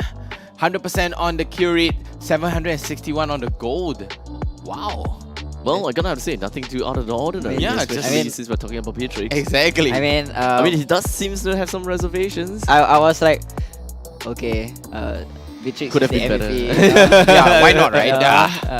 You know, but it's a thing, right? Whereby when you get your signature hero, you're supposed to perform. Yes. I And mean, if you don't, you get demoralized. Yeah, you get demoralized, and going to game 2, if your mental state is not right, you'll just go way downhill. Exactly. You question yourself, you're like, I'm great at this hero. Why am I not performing on this hero? And then it just starts the mental conflict, and then it starts to go haywire. You're going to start spiraling down, and that's where, you know, the mental game comes in. How strong is your mental game? But speaking about games, we're going to be having the highlights coming up real quick. I think we did see a lot of nice snipes coming up from Smelly Cat. Sniping away the Lord, sniping away QDX Love, sniping away Peace. And here's one of the team fights happening at the 5th minute mark, whereby Singh was, I guess he was just zoning out while the team was, I don't know if it was a coordinated team fight. I think it was. Like, okay, like for the first 10 minutes, I would say Stellark's team fight was a little bit messy. A little. Yep, like even during here, we can see everyone is trying to push, and then the team fight just went haywire, but still going into Stellark's favor. Yeah, still going into Stellark's favor. And this is where Chu comes in. Looks very low, and then Ryan is like, no, I'm gonna get you. Oh, here we go. Let's take a look at the snipe. Yeah, look at the snipe. Yeah, they don't even need the Lord at this point in time, right? They really just need to bring one player down one after another. Especially since Beatrix already got his sniper in control, and most of the players coming from the side of Revival, they're just trying to run away. Smelly Cat even had to expand his flicker in order to run himself into the base to get himself the Maniac. I mean, I guess Revival was trying to fight back against when they saw Akai has no ulti. The Eve doesn't have the rune, but then they forgot that the Beatrix has 4 different ults. Yeah. So it's like, oh, okay, you saw my team using all my ults, but I still have 3 more, you know? Exactly. It's like 5 outs, but you add another 4. So that's 9 outs. Exactly. 9 ultimates. Now, I mean, when it comes down to the for Revival's game, yes, I believe that they can definitely do a lot better with the composition of theirs. I believe that we can talk a little bit more about that. Amox, what exactly do you think, you know, Revival isn't doing? I mean, their draft picks was technically countering Stellark. I mean, Stellark has no right to even win judging from draft. Judging from draft itself, like picking a Melissa right off the bat, knowing that Melissa counters a Beatrix. I mean, okay, I guess Cat really loves that Beatrix so well that he counters his own counter. But then again, Baxia onto the Rafaela and Esmeralda. Yeah. I mean, draft pick wise, Revival should win. Yeah, because of the anti-heal. But like I always say, you can win in draft, but you lose in gameplay. Yeah, it all comes down to execution. So I said this from the start. Yes, but so what really is wrong about execution? Because at this point in time, it just seems as though Revival should have gotten themselves the early game. And when it comes down to teamfight, they should win in teamfights based on who they are targeting as well, as there are soft counters all over the place. As long as they target the right person and they call each other out, it should be good, right? I mean, starving Revival's camp was the main point. Like, hats off to Bambi. Yeah, I mean, with level 2, he just went for that double crab at the top lane. He's like, at the same time also, he can babysit Smelly Cat if there were any trouble at all. Yep, that's the thing. Like, junglers, right? You are fast in taking the neutral camps. Exactly. And then when Baxia was taking his red buff, he's lacking of 1 jungle camp. Yeah. That's where when the team fight happens at the 2nd minute for the turtle. Technically, Akai has a better retribution point than the Baxia. Exactly. Although the Baxia should be invading Archive, but this time around we see the Archive. Yeah, so that kind of baffles me a bit as well. Like technically there are most, if not most of the time when I play in ranked as well, right? Whenever I see a Baxia on the opponent side, they start with purple, they come to my red, and I'm like, damn it. But this time we didn't really quite see that from LY4. We didn't see that. I mean, for game once I think, but it's like mid stages. Yep, like for gameplay wise, right? LY4 has that tendency to farm himself, but then if he's being disturbed in the jungle, right? And then technically the Cho for the opposing side couldn't babysit the Melissa. That's when the Stellark's power point comes into play. Yeah. Yep. Like if you're winning in EXP lane, if you're winning in your mid lane, and if you're winning in goal lane, that's where their tempo starts to kick in. Yep, you just needs to disturb the jungler, and then the roamer starts coming in. The roamer is pretty confused on where to actually help out. Yeah. Yep. It's all about the momentum, at least for the side of Stellark, right? They found a way to choke out the members from Revival, slowly get themselves the momentum, while LY4 himself is trying to build up his tempo, but unfortunately didn't really quite work out for themselves. Based on the stats that we have at the bottom part of the screen, you can pretty much tell that Sync as well as Melican have done quite a bit of damage. And based on the bans, you can pretty much understand why they have banned certain heroes onto their lineup. They didn't really care about the Baxia. Well, that is a surprise. I definitely gotta have to say. But looking at Sicilian ban here, right? If Sicilian were to be picked by Revival, I gotta have to say, there might actually be quite a bit of differences. Yes, Swirl playing on the Sicilian playing onto the Xavier already have a lot of impact. But I think if he switched things up onto his Sicilian, the early game would be more or less the same, because Sicilian technically supposed to have a weaker early game. Yeah. But once it reaches over the late stages of the game, I think that they will be able to put a lot more of a fight against Stellark. The burst from the bad impact also is just gonna start hurting you. It's like throwing durians at you, just like bam, bam, and then your HP just starts to demolish, and you're just gonna waste one item by buying the Athena shield.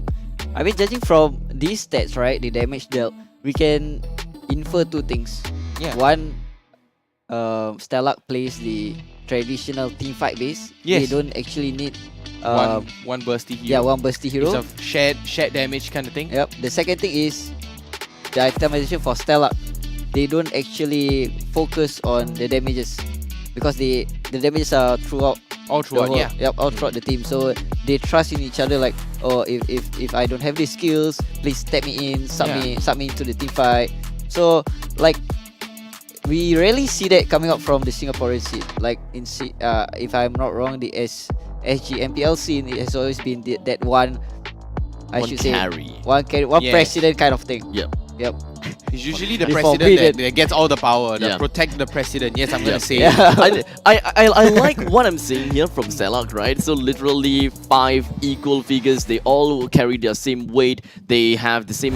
They will have the same mentality as to I do a certain amount of damage. You do a certain amount of damage. I tank a certain amount of damage. You tank a certain amount of damage. But that also requires a lot of communication, and it would definitely take time to build up. So imagine how Stellark will be down the line with this kind of composition. I myself would be afraid. In the meantime, for Revival, they have lost their first game. But let's not forget that this may pretty much be part of Revival's MO, right? Yeah. They have lost one game before, and then they came back up to get themselves the second game against Zion as well as Evil. Those are all 2-1 games. They have really gotten themselves out of the grave, right? But is it really going to be consistent? Are they going to go back down into the grave, or are they going to stay on land for good? Finally they recognize it. Talking about consistent, we don't see a consistent pick coming out from Revival here. Yeah. Actually, what we're saying is Stellark having the second game also going to the first pick. Yeah. Like the previous game, they went to the first pick, and then the second game they're going into the first pick again. So Revival wanted the second pick. Yep, Revival wanted the second pick again. So a pretty different draft, I would say. Oh, the Valentina is very wide open, so they are going to be picking up the Valentina. I think it would be great to pick up that Valentina. The thing about picking up a Valentina, right? Yeah. And letting go of an Archive is a really smart move. Why? because You the can- digging yeah. is actually banned out. Exactly. Yep. And I don't know if this is a bait coming out from Stellark, but Valentina pick above the Akai is really a thing for me. And I was about to highlight the Paquito is still wide open. Yeah, exactly. And but I yep. Now Smelly Cat is Yep, gonna pick up the Melissa. Smelly Cat is like, okay, you know what? I'm just gonna pick it up. I'm just gonna teach you on how to play the Melissa. That's 2 bans there directed towards Smelly Cat, and he's just gonna pick it up. He's like, yeah, ban my heroes. Yep. You only have 3 bans. What are you gonna do about it? There's so much marksman left to play. I mean, the only counter left for a Melissa right now is someone like a Cloud. Like if you were talking about the meta picks right now, a Cloud. So this forces them. Ooh, they pick up the clean. They still went with the clean. They're like, what Cloud? Yeah, they're like, you know what? We've been winning with clean, so I'm gonna pick the clean. Comfort. Yep. Yeah, they're gonna go for comfort instead of counter. I mean, the clean would win in the first 5 to 6 minutes of the game. Really? Yep. If you get close enough, right, to land that first skill. I mean, he just needs to play with his You just passive, have right? really good pokes. Yep. Yeah, really, really good poke. But Melissa also has the range against the clean though. But then in terms of damage wise, the clean has a bigger damage. Oh yeah, that's early game. in the early game. In the early game. Yep. That Melissa's gonna hurt in the late game though, as Yeah. compared to Clint. But a crit though, crits coming out. There's essentially close to only one item that can counter the crit.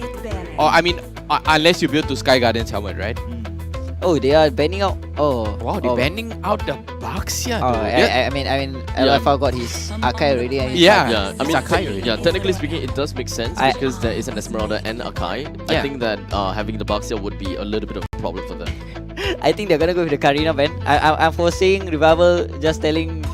Yeah, they're scared of it. Yeah. Yeah, they're scared. They're scared. The snowball coming out from the Karina is too painful already. No, so they're like, no, we're not gonna touch that at all. Yeah, the Karina ban is pretty much gonna be the same in the same line as the Baxia, just solely based on the fact that they deal damage based on the opponent's health pool. The Akai as well as Esmeralda both have got pretty tanky side of their health and will be pretty much affected by Karina and Baxia. I don't understand the Cho ban though. I mean, thank goodness they banned the Cho. Yeah, why? What was the reasoning behind banning away the Cho? Okay, we saw Bambi having quite a good game with that Cho yesterday. Yeah, exactly. But then I to be honest, I don't like how he plays the Cho. So when we see the Cho ban, I'm like, yes, Get it out of the equation. Yep. I mean, but I feel Cho is not a threat right now to Stellark. Yep. I don't see the way. You can just don't pick the Cho, right? I mean, there is still so much more others to ban. I was just about to emphasize about the Grok, but oh my god, what? No way, no way. What? So it's a Selena support, a Fanny on the jungle. The marksman is gonna be the Melissa. I mean, and then what? I mean, I'm not wrong about the Selena now. Yeah, you're not wrong. You did predict this in the first game, though. Oh, okay, I'm gonna be shocked. Oh, wow, it's a Fanny pick. Oh, wow, Fanny! it's a Fanny pick. Yeah, and that was smart because they baited out the tank, right? Yep. They baited out the tank. A very good Kufra. Kufra would exactly counter that Fanny. But right now, Who do they want to burst? Is it Fanny, no, the no. Selena. It's for the Melissa. Yeah, it's for the Melissa. Because this way she can actually get close to Melissa. Even the ultimate wouldn't be affecting affecting the Kadita during Rough Waves and Ocean Oddity. Yeah. Okay, I'm gonna say it now. If Bambi is going on to that Fanny, and if he actually gets an MVP, I'm gonna post a story of me treating him food. Wow, really? Wait, is he gonna go on the Fanny though? It might be sync. I don't know. Oh, It's a versatile Stellark. Oh, You know, it's a versatile Stellark team. You know what I'm looking at right now? This is Mythical Glory 800 rank game. No, it's just Stellark is putting out to All the everyone. stuff. It's like, you know what? It's before playoffs. Yeah. If you wanna study us, okay, study. We can play any roles. You can ban us anything. Yeah. We will show you the switcheroo. Yeah, we will show you switcheroo. But the impact will come in if they win. If they win. If they win. Yeah. Wow. The plays though. What a switch. Bait and switch. Oh my god. Everyone is so dumbfounded here. Well, yeah, including me. This will be a fun game, ladies and gentlemen. We are greeted by a pause screen. Talking about fun, that's not fun at all. Well, it's fine. It's fine. Well, this is actually a blessing in disguise, because this way will be, at least for me, right? I will be able to understand the composition a little bit better, because for me, I need to understand compositions by talking about it, right? Like, for example, we'll take a look at Stellark's composition, right? Valentina can pretty much pop off in the mid stages of the game, but when it comes down to essentials as well as utility, early game, you will start to see impact because of IMU with stealing of the Akai's heavy spin, for example. Let's not forget about the fact that Paquito comes into the early stages of the game. Melissa is more of like mid to late stages of the game, popping off somewhere around 13 to 14 minutes in on a standard curve. Fanny is just early game stuff.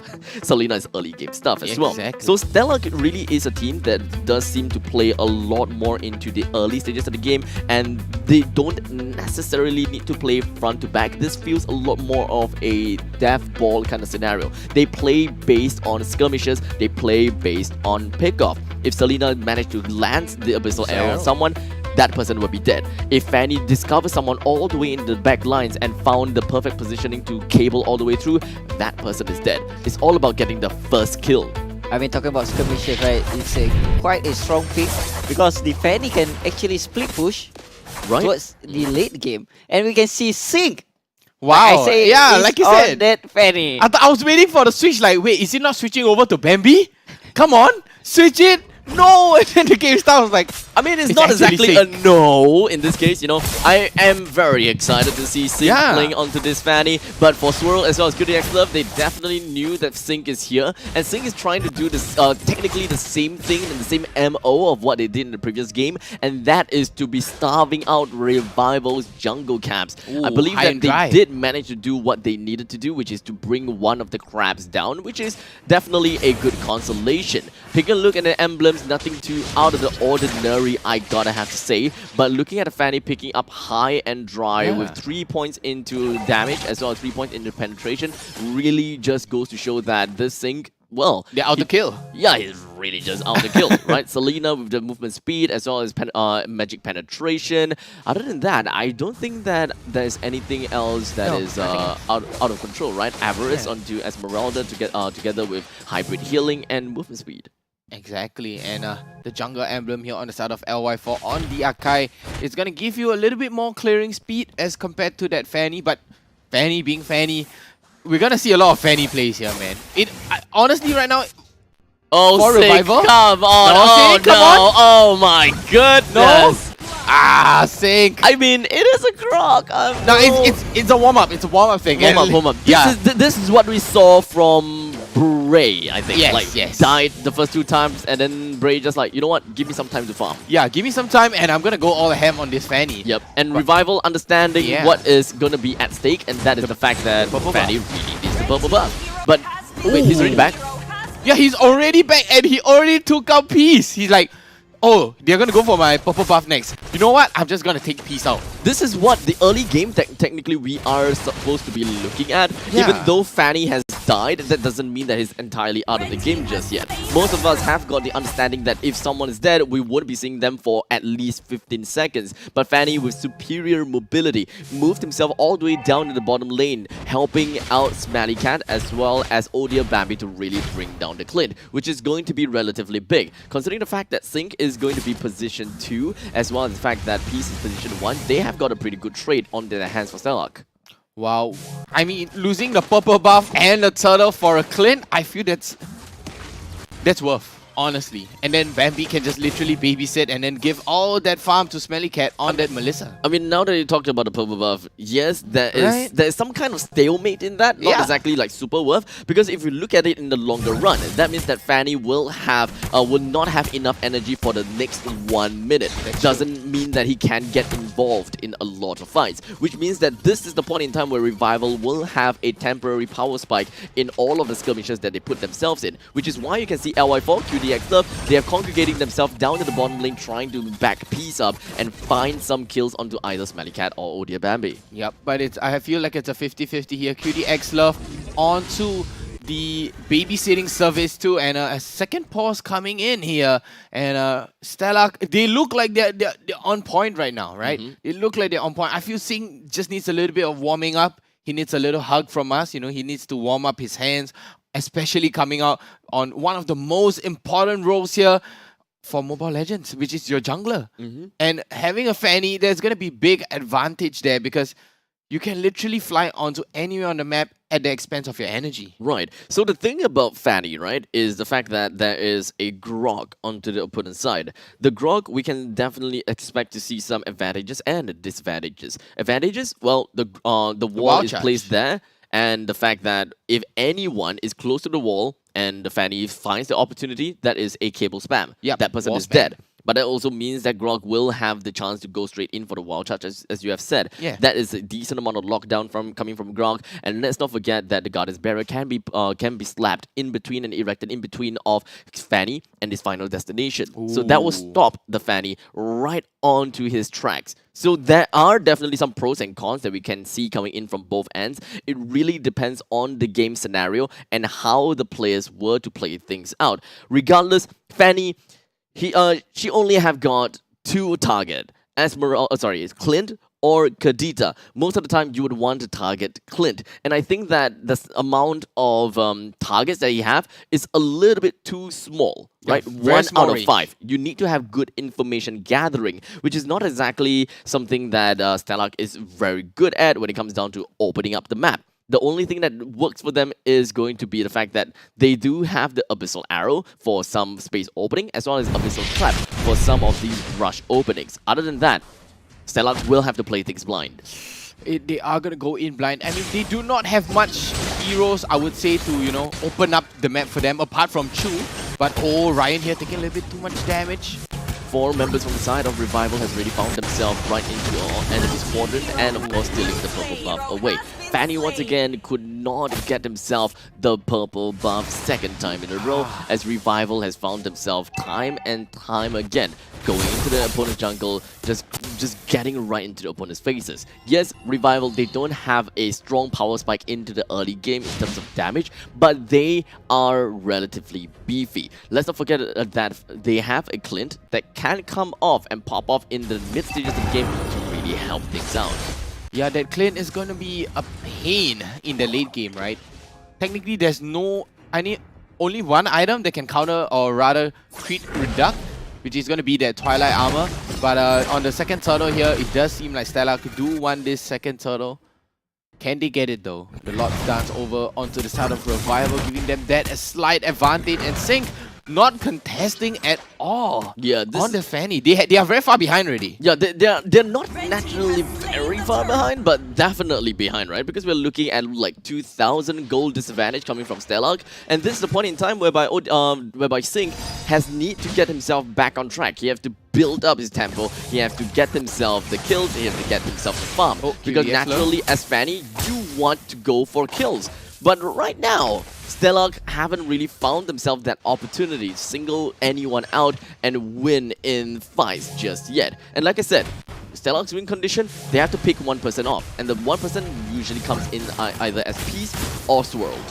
Yup, and the Breath of the Ocean, but next down on the Chu, who's going to be locked down together with Odia Bambi, but unfortunately Odia Bambi is going to be the first person to be taken down. Chu as well tries to go for the flicker, but that is going to be a wasted flicker, as LY4 does have the heavy spin, completely displaced him in places that he does not expect. Wow, I thought Chesty would go for that heavy spin, you know, IMU, and literally knock and play that Beyblade fight to knock away that LY4, because LY4, if that heavy spin is activated, Sync essentially could not do anything if he's gonna get locked into the wall right there.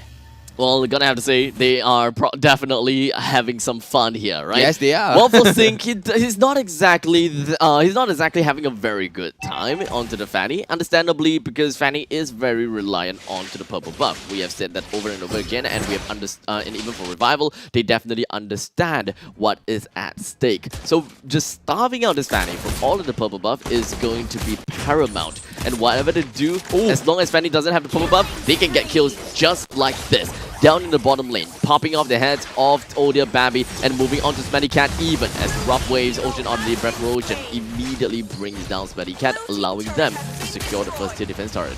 Ouch, the amount of damage coming out from QDX Love, taking out Bambi also. That's just pain on pain on pain. Well, right now, Stellark, they're not getting themselves on the right curve. Yeah. Revival, they have massive Sync. amount of control. Sync doesn't have damage, he doesn't have health, he doesn't have purple buff. Yep, no damage, no health, no positioning at all too. What a wall placed by QDX Love. That was Yeah. very well placed. Unfortunately, at this point in time, it's very difficult for me to even see an opening for Stellark to actually win the game now. The Missile fact arrow? that the early game is just gone for them, right? It's very important for Stellark to actually take control of the early game or even try to get themselves on the stalemate. But the fact is, Stellark, they are not getting themselves the lead. Their Abyssal Trap is not giving them the information. Like I said before, they have to play blind. So Stellark, they are constantly losing out their purple buff. And even if they do have information that Revival is coming in for their purple buff, they don't necessarily have an answer to it other than Acelina's Abyssal Arrow, which most of the time hasn't exactly landed on its prime target. Not much landing of that Abyssal Arrow as of just yet, but it does seem like Stellark, they literally have their back against the wall right now. I mean, this is Stellark's proof of concept, right? Are they able to play things like this? Are they able to play things in a way whereby they can be as flexible that as they can?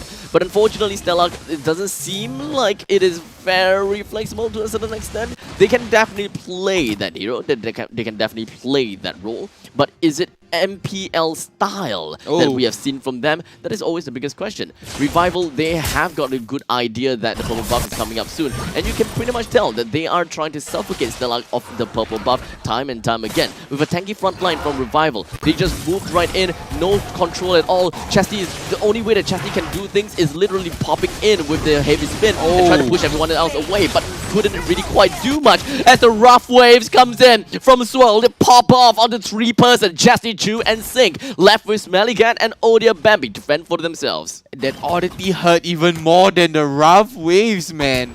The amount of power, and it just spiked like, ouch. That was just too much, and a triple kill coming in for Swirl. That was awesome. That was well played. Starving them from the purple buff. I thought Stellark could use that as a bait, right? I thought Stellark was like, you know what? Invade our purple buff, we're just gonna demolish you guys. But then that Kadita is such a pain. Yeah, but unfortunately, Revival, they are currently on momentum. They are way past the curve and they have a lot of tempo onto themselves. No one in the side of Stellark actually have an answer to the members of Revival. Ryan won't die here, trust me. He really can't die because QDX Love, he will make his way in, even half the sprint. There is no way that Stellark can kill Revival members at this point in time. As such, I think it's relatively safe for us to evaluate, take a look at what is wrong with Stellark's composition now and what is wrong with their gameplay when we have the downtime as we move on, as we prepare ourselves for game number 3. Wow. Already predicting the game 3, man? Yeah, dude. This is the point in time whereby we can definitely hope that Stellark comes back into the game. But let's be honest here. 11,000 goal lead coming from Revival. I want to cheer on for the fact cheer on for Stellark. But in the meantime, I also want to cheer on for the fact that Revival is sticking to their MO. Lose first game, come back revived. Wow. Okay, and we have the tier 3 turret under attack right now. Chu and LY4 with a heavy spin coming in, zoning everybody off though, but here comes Chu. I mean, Chesty, he still has his heavy spin. He's still waiting for the perfect time, perfect opportunity to come right in. The Rough Waves coming in from Swirl did not manage to pop off anyone at this point in time, whereas Smellycat is still pretty much A-okay, but he doesn't really quite have enough damage to bring everyone down. The one thing that did manage to help is killing QDX Love. As they move themselves onto Ryan, this may be the chance for them to actually kill Ryan because Ryan no longer have the sprint. And indeed, they will... Oh my god! You know why? No purple buff. Yes, exactly. No purple buff. No mana regen there coming up. But LY4 running for Smellycat here, but misses the S1 though. LY4. That was... That was close. That was an escape there from Ryan. Yeah, Ryan literally got himself out by the skin of his teeth. That was not exactly something that he earned it, but it's more the fact that the team earned it. Yeah. You know, for the long run. Just starve out Stellark, make sure that the Fanny does not have the purple buff, and from that point on, what can they do, really? No, they can't do anything, man. I mean, at least for Stellark, right? From that team fight and from that defense, they did manage to climb back up by 2,000 gold. And they did manage to keep themselves back into the game by a 9,000 gold deficit. Other than that, yeah, that's pretty much all. They lost the inhibitor turret in the bottom lane too. Yeah, they did. So there is a lot of pressure coming from Stellark. I just did realize something, right? If QDX Love on that Grok, if he were to charge up that S1, Abyssal Arrow would be useless. Yeah, that is one of his biggest main role coming in from Revival, is the fact that he's the one that soaks the damage. Yeah. He's the one that soaks in everything. So it's kind of, honestly, it's really tough for Revival to actually do any, to be caught up by the Abyssal Arrow. If they get caught up, then it is their mistake. Right now, Revival, with all 4 members coming up to the top lane, they want to bring everyone down. SmellyCat completely out of position, a little bit too late with his ultimate, unfortunately. While 4Sync still doesn't have the purple buff. He cuts in, proxies the lane in the top side just so that the waves would not overextend. The bottom lane has been pushed relatively far by Sync as well. But one thing is for sure, is the fact that Lord will be taken by Revival, and Stellark would not even have an answer for this. No answer coming up from a Stellark, and SmellyCat was just out of position there. He was literally like, I don't know, what was that? The amount of engage coming out, that was so strong already. LY4 with a heavy spin, pinning Bambi against 4Sync. Well, at least he did manage to get himself away. Spoke maybe a little bit can too he run? soon. Rough Oh, waves. the last- Did not poke. The last cable. The last cable. The final one. Just by a hair. Yeah, just by a hair, really. Really down the wire. Stellark members, well, they are just waiting for their inevitable doom, right?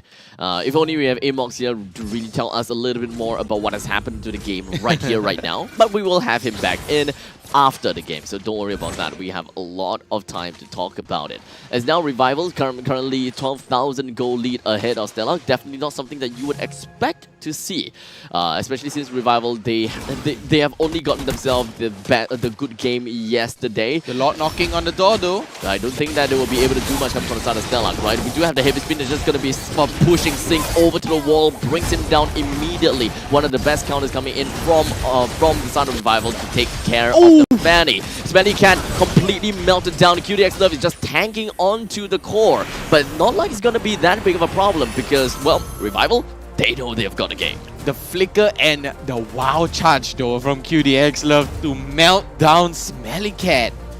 Grok played a big part here, right? Grok played a humongous part here, hands down to QDX Love. But LY4 along onto the side of Revival, that was a really, really good play. Starving the purple buff on and on and on. And yeah, as you can see, Sync is like, no, I can't. The purple buff just keeps getting taken. Yeah, this is the problem, right? I believe that they believed. I believe that they thought that having a Selena itself is enough to open up the maps. But that's not exactly the case. Especially since there's an Esmeralda, there's an Archive, there's a Grog. They are really beefy. But once again, I'm not the expert. Guess who's back? But looking at the composition, right? We were talking about Stellark having little to no one actually opening up the map. No control at all. So they have to rely on Selena's arrows, and if it hits, it hits. It's more of a Stellark playing the high risk gameplay. Yeah, very high pulling risk. out the Fanny, pulling out the Selena with no tanks, and the itemization coming from both teams here.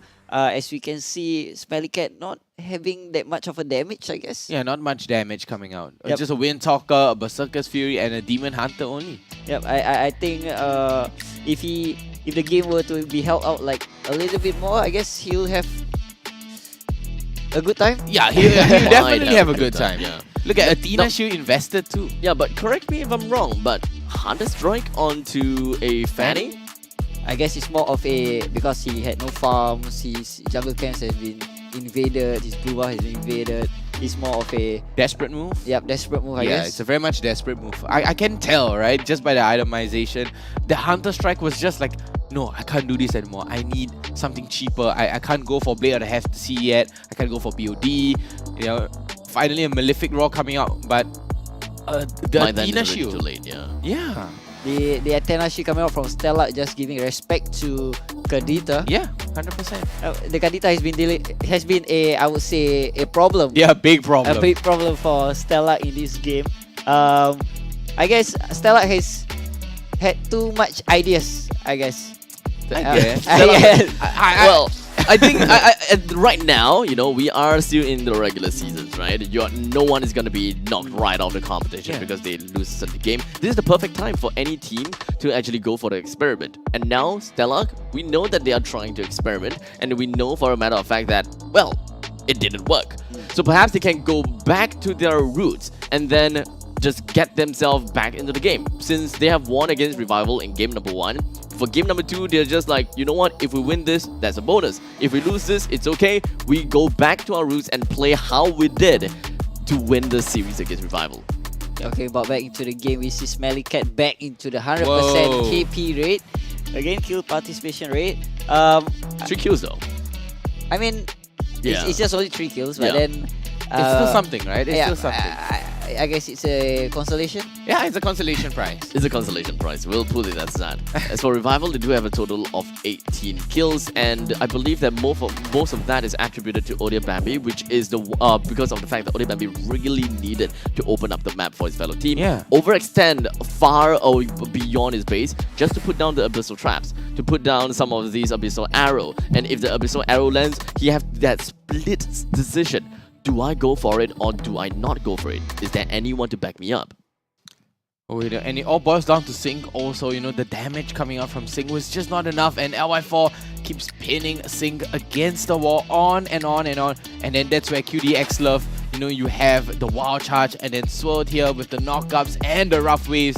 It's just going to disrupt everything, but we do have the MVP coming up for you guys, and it is none other than, Tank getting recognition. The world's gonna go to an end, guys. Finally. 3:1:12. A GPM of 545? That's not normal. Yeah, it's a tank. That's QDX not normal, Love. right? I mean, that's not normal for a role. Yeah, it's not normal. Yeah, I mean, he's been playing a good game. He's been opening up. He's been the one initiating, and he hold his own ultimate. Yeah. The charge just for him to flicker and charge up all the way to the back. Yeah. To Smelly Cat. He knows his job best. Yeah. Yep. He knows his job best. And you know, there's no one better to play Grog than QDX Love. Yep. And even holding on, even soaking the abyssal arrow non-stop. That was A plus, honestly. Yep. He knows he has to soak up, he has to open up, and then he has to aim Smelly Cat. Yes. Yeah, there's a lot of things that is weighing onto his shoulders, and yet he played fantastically well, right? The members from Revival, well, they definitely have got really good communication for this one. They definitely know exactly what is the main issue for this game, what is the win condition, and they completely starved out the win condition, and boom, that's how they won the game. Perhaps we'll be able to tell more of a story looking at the highlights right now. Amox, bring us through. Alright, as you can see, Sing here taking up the team fight is not a smart move, knowing that his buff is up, and then from then on he didn't get his buff. From the second buff onwards, Revival having a better understanding that Sing needs his buff.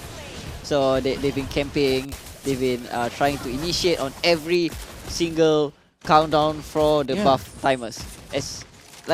Look at QDX. He's just targeting on the right people. Yeah, on and on and on. And here comes Sword just demolishing that Rough Waves. Yep. Look at this again. They are having a team fight whenever there's a buff. I mean, Stellark has to realize that in mid-game that Revival is standing by on them on every buff spawn. Yeah, every single buff. I think for this game, right, it really attributed to the draft as well, right? Because for Stellark, they have an idea of how they want to play this game, right? They wanted to experiment. But if we are looking into a real game sense and they are not, they are still very flexible with how they want to play, this is literally looking back at Season 3, right? Season 3, tank meta, let's take we can think about what are the different counters if Baxia or Karina is not available, right? We have Balea, we have Kimmy. All of these are definitely available. Let's not forget Xbox in the jungle is definitely something that we can expect to see. I actually want to see Xbox in the jungle back again. Yeah. I mean, Xbox in the jungle it's just a huge throwback to the OG season, right? I had a fair share of the first person Yeah. to taste Xbox in the jungle. You know why? Because the first time that Xbox in the jungle was introduced was by 10 Seconds Gaming from Japan. Yes, 10 Second Gaming It was from M1. Oh. And it was against my team, and legit I didn't know what to actually do. Yeah, you were like, I was like, Xbox jungle? Like, how's that gonna work? And then it works, and then you're like, oh, that's how it did. It was so good because it was a Rafa, Grok, and Xbox, and they keep invading my Yeah, just keep on invading. Well, I gotta have to say now, unfortunately, Xbox is limited edition now. Only if a game like this, we will be able to see an Xbox. But anyways, speaking of limited edition, you know what else is limited edition? Ooh, Frank by OCBC cards. Where are they? Do we have someone in here? No. Yeah.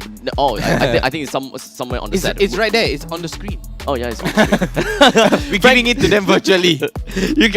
You can show off all of these limited edition Frank by OCBC, MLBB. Debit cards. Yes. I want to debit say cards. that. Yeah, debit cards online, and you can choose for all of the 5 different designs. And if you do sign up with Frank by OCBC for these MLBB debit cards, and you spend $200 on these cards, well, you may actually be going back home with a free epic skin that's worth up to $20 for your account. Only available for the first 275 applicants. So if you want to get yourself free skin, you gotta have to sign up with Frank by OCBC for this debit card. Let's be honest, we all need to eat food. $200, you can definitely do that. 100 plates of chicken rice. Where do you get $2 chicken rice at this current era? Do you guys not see? Do you guys not go to your local MRTs and see that? Oh, you know the one? $2? Yes, those are still $2. I mean, I don't know. I'm sorry, I eat to. I live to eat. I mean, for me, I'm just back in Singapore, so I don't go to MRTs, I guess. What is MRT? No. Everyone flexing on the poor guy here, man. No. The thing is, I scared.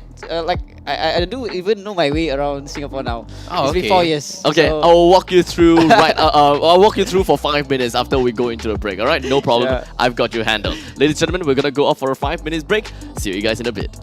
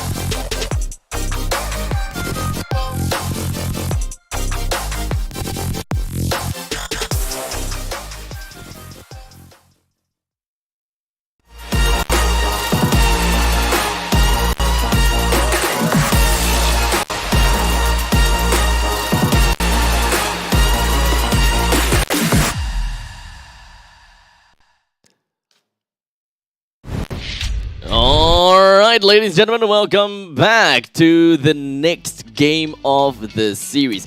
Game number 3 of today's first series between Revival versus Stellark. After looking at a static draft by Stellark, whereby they really just don't care about the fact that the opponents decided to go for tank and instead they picked up their fanny because they wanted to go for experimental stage, they are now going to go in for game number 3, and this is the point in time where they would want to end the game, they would want to win the game. My name is Abstract, with me here is Vertigo and Amox. The three of us are going to be your casters for this series. Am I not the only one that starts with an A here? I feel a little left out. Oh, yeah. Oh, wait, but A, if you reverse it, is a V. There you go, Vertigo. It doesn't work. I guess AA and an AVA. It doesn't work. The same goes for Stellark. Doesn't work with a fanny. It doesn't work with a fanny. It didn't work. It didn't work. We got the fanny against a 3 tank. There's an yeah. I mean, honestly, if we are thinking about this, right? If Revival didn't know that this is like an experimental static draft, then they would believe and feel comfortable in this draft. And they may actually pick up this draft again in game number 3, only for the last 2 pick to be picked towards them. Belair to really push away all of these players, or Xbox that really deals true damage to these players, or perhaps we could even see a Kimi in the middle lane as a mage that really slows them down all the way, that kind of plays in the same way as Yves. I mean, Stellark, after the game they were all smiles. We see Smelly Cat just laughing away. So I guess maybe it's just an experiment. I mean, we see Chu on the first game playing the Sing on the first game playing the offlane role. Yeah. And then on the second game he's playing the jungler role. Who knows, he might even go into the tank role next. Maybe this time he's gonna play the goal. Oh. Yeah. And then Nah. Both of which. That's not gonna happen. No, it's like we were processing like it could happen, but then we remember Smelly Cat. It's Smelly Cat. Yeah. It's Smelly Cat. No one can take over Smelly Cat in the side of Stellark there. I mean, he's just built different, right? The amount of snipes, the amount of power, the amount of game knowledge right there coming up from Smelly Cat with the aggression. He knows when to be aggressive. He knows when to go to become passive also. It was a very good front to back lineup too. So that's when, you know, when we can see how comfortable Smelly Cat is in the front to back composition. 7-0-1 if I'm not wrong. Yeah. Well, for game number 3, I think that the best thing that we can expect when it comes down to the fixed draft between Stellark and Revival is the fact that Stellark is very likely gonna do the same ban, whereby they wouldn't want to ban Diggy and Bauman. These two are the heroes that Stellark has been constantly banning against the members of Revival. Yeah. In the meantime, for Revival, I believe that they would want to go for respect bans against Smelly Cat, such as bring away the 1-1 and the Beatrix. That will leave out Julian, Akai, Valentina, as well as Faramis. Out of these 4, they're gonna have to prioritize which 2 heroes to take out and which other 2 heroes to leak out. I mean, talking about the drafts, right? We might see Stellark actually opening up the Bellman because they have a high picks. Oh. They have high picks on their own Bellman. Yeah. Because maybe it's just a bait to. Oh. Yep. Bait. Might be a bait. For them. Oh, Smelly Cat has put on his cap. Okay. They just straight away ban away the Bamo. They're like, no, they don't know. And this is the 3rd time in a row when Stellark has started in the started as first pick. So Revival really doesn't want to have themselves the first pick. I guess is it a comfort pick style? I would say. Yeah, I feel it's very comfort pick style. Oh, banning away the Valentina. Like I said, you know, if you don't ban away the Valentina, right, I feel that it would be a big problem. Okay, so 1-1 is currently available. I was expecting to see Diggy to be banned out as well. Stellark's last ban should be Diggy, and then Revival should be forced to ban the Akai. If not, they'll just pick up the Akai. They'll pick up the Akai when there's no Diggy and there's no Valentina, and then it's a free Akai pick. Diggy ban. I mean, Revival has to really decide on what's best for them right here. Do they care about Faramis or do they care about Akai? Which one are they more afraid of? And do they want to take the 1-1? Okay, they're leaving both of them out. Okay. So I think the Faramis or the Akai would be better here. I think a Akai. The Akai would be better. Yeah, Akai would be better. So we do have a nice Faramis open though, but will Revival take it? Will they take the Faramis? Yes, they will. They will insta-lock it. Yeah, it's kind of tough for them to not pick that up. Pakido is still open, so Pakido might be picked up here. Pakido has a high pick rate coming out from Stellark too, right? Yep. I mean, it's a 100% band pick kind of thing coming Yeah. up from Stellark. I guess it's coming up from all the teams. Yes. Yeah, it is coming from. Pakito will be picked by Chu. I think that this is a without a doubt kind of pick. Baxia is definitely can technically be picked as a roamer, but I don't think that they would want to isolate themselves thinking that Baxia is gonna be good against the Esperanto right here, right now. Because I think that one of the biggest problems that they gotta have to take a look at is going to be Faramis. What should Stellark be looking out for in order to counter this Faramis? I mean, there's still the Xavier. As we know, Chesty. Oh, yeah, okay. He's going to go with the Yves instead. Ooh, but Smellycat this time picking up the clean instead. He's like, okay, you know what? I'm not gonna give it to you. Yeah, you're good with clean. I'll give it to you, but then I'll pick it off for you. Let me show you how to play clean. Yep. He failed with the Melissa though. Oh, that's true. That's true. I mean, what was that positioning? Oh, Down the at positioning the was just bad. I mean, if you're gonna be using Inspire, then it's gonna limit you, right? Yep. If you're gonna be using Inspire, yes, it's a very aggressive, but you can't go passive there. Yeah. I mean, from here, like, would we see a marksman pick?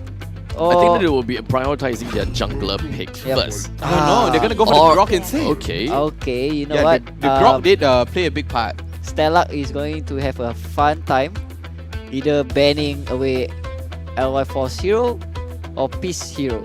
Oh my god, you know what? This is very similar to their game number 2 draft. This is almost into the tank composition once again. Yeah. And because of the fact that they have a Faramis, okay, so the thing is, we can't see we can see a Valia. We can still see a Valia +5. That is still possible, right? Odia Bambi is playing as a jungler, as an Akai.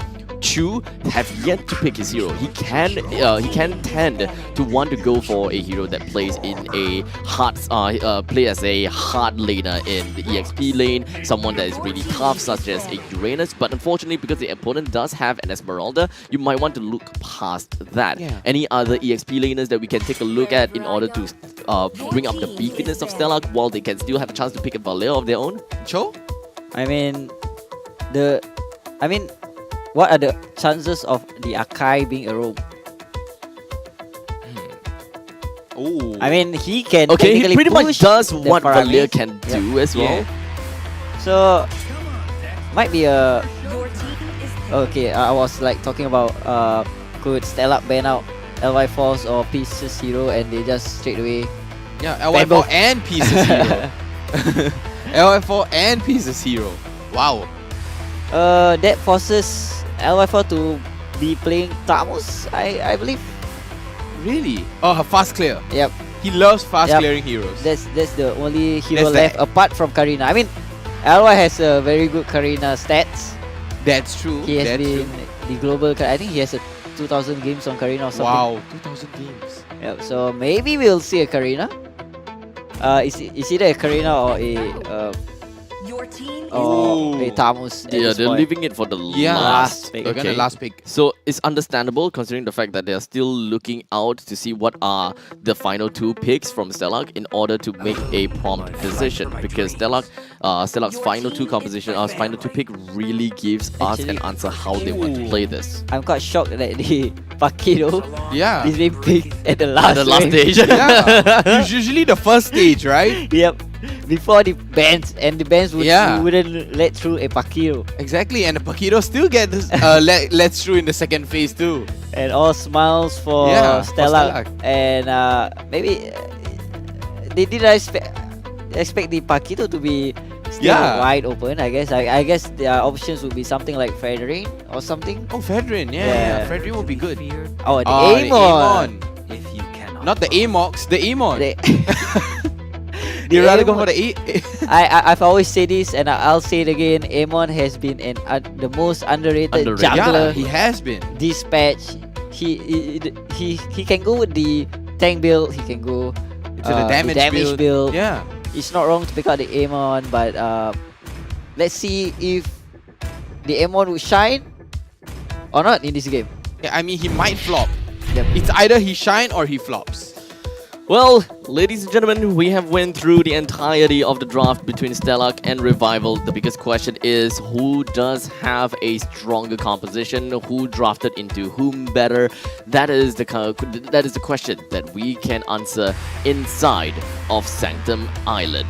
Ladies and gentlemen, let's move right on into game number 3 between Revival versus Stellark. Wow, game number 3. It all boils down to the last game here. Can Stellark do this? Well, can Stellark do this? Or Revival is going to revive again and do their same MO? Well, let's take a look and question ourselves a little bit here. Okay, when looking at Stellark's build, or rather Stellark's composition, the main thing that they're gonna have to look out for is the fact that Chastity playing on the Eve would needs to hold on to his RWM in order to open up space for Chu as well as Smellycat. That is their form of damage and zoning material. Other than that, Sync as well as Odia Bambi, they will be doing what they needed to do, which is to catch out the opponents. Yeah. Be it pinning them over to the wall, or giving them a long amount of CC, or really just bursting them down, which is what Paquito is capable of doing. Revival, on the other hand, we are looking at a Faramis onto the Mage, and I believe that QDX Love is playing as the Roamer in this case. Yeah. He does have the he does have the cooldown reduction coming in for his build with a hybrid regen, movement speed, same thing as the Esmeralda with the Avarice. Let's not forget Swirled also with the Mage emblem. He does have magic penetration as well as movement speed coming in store for himself with the Magic Warship.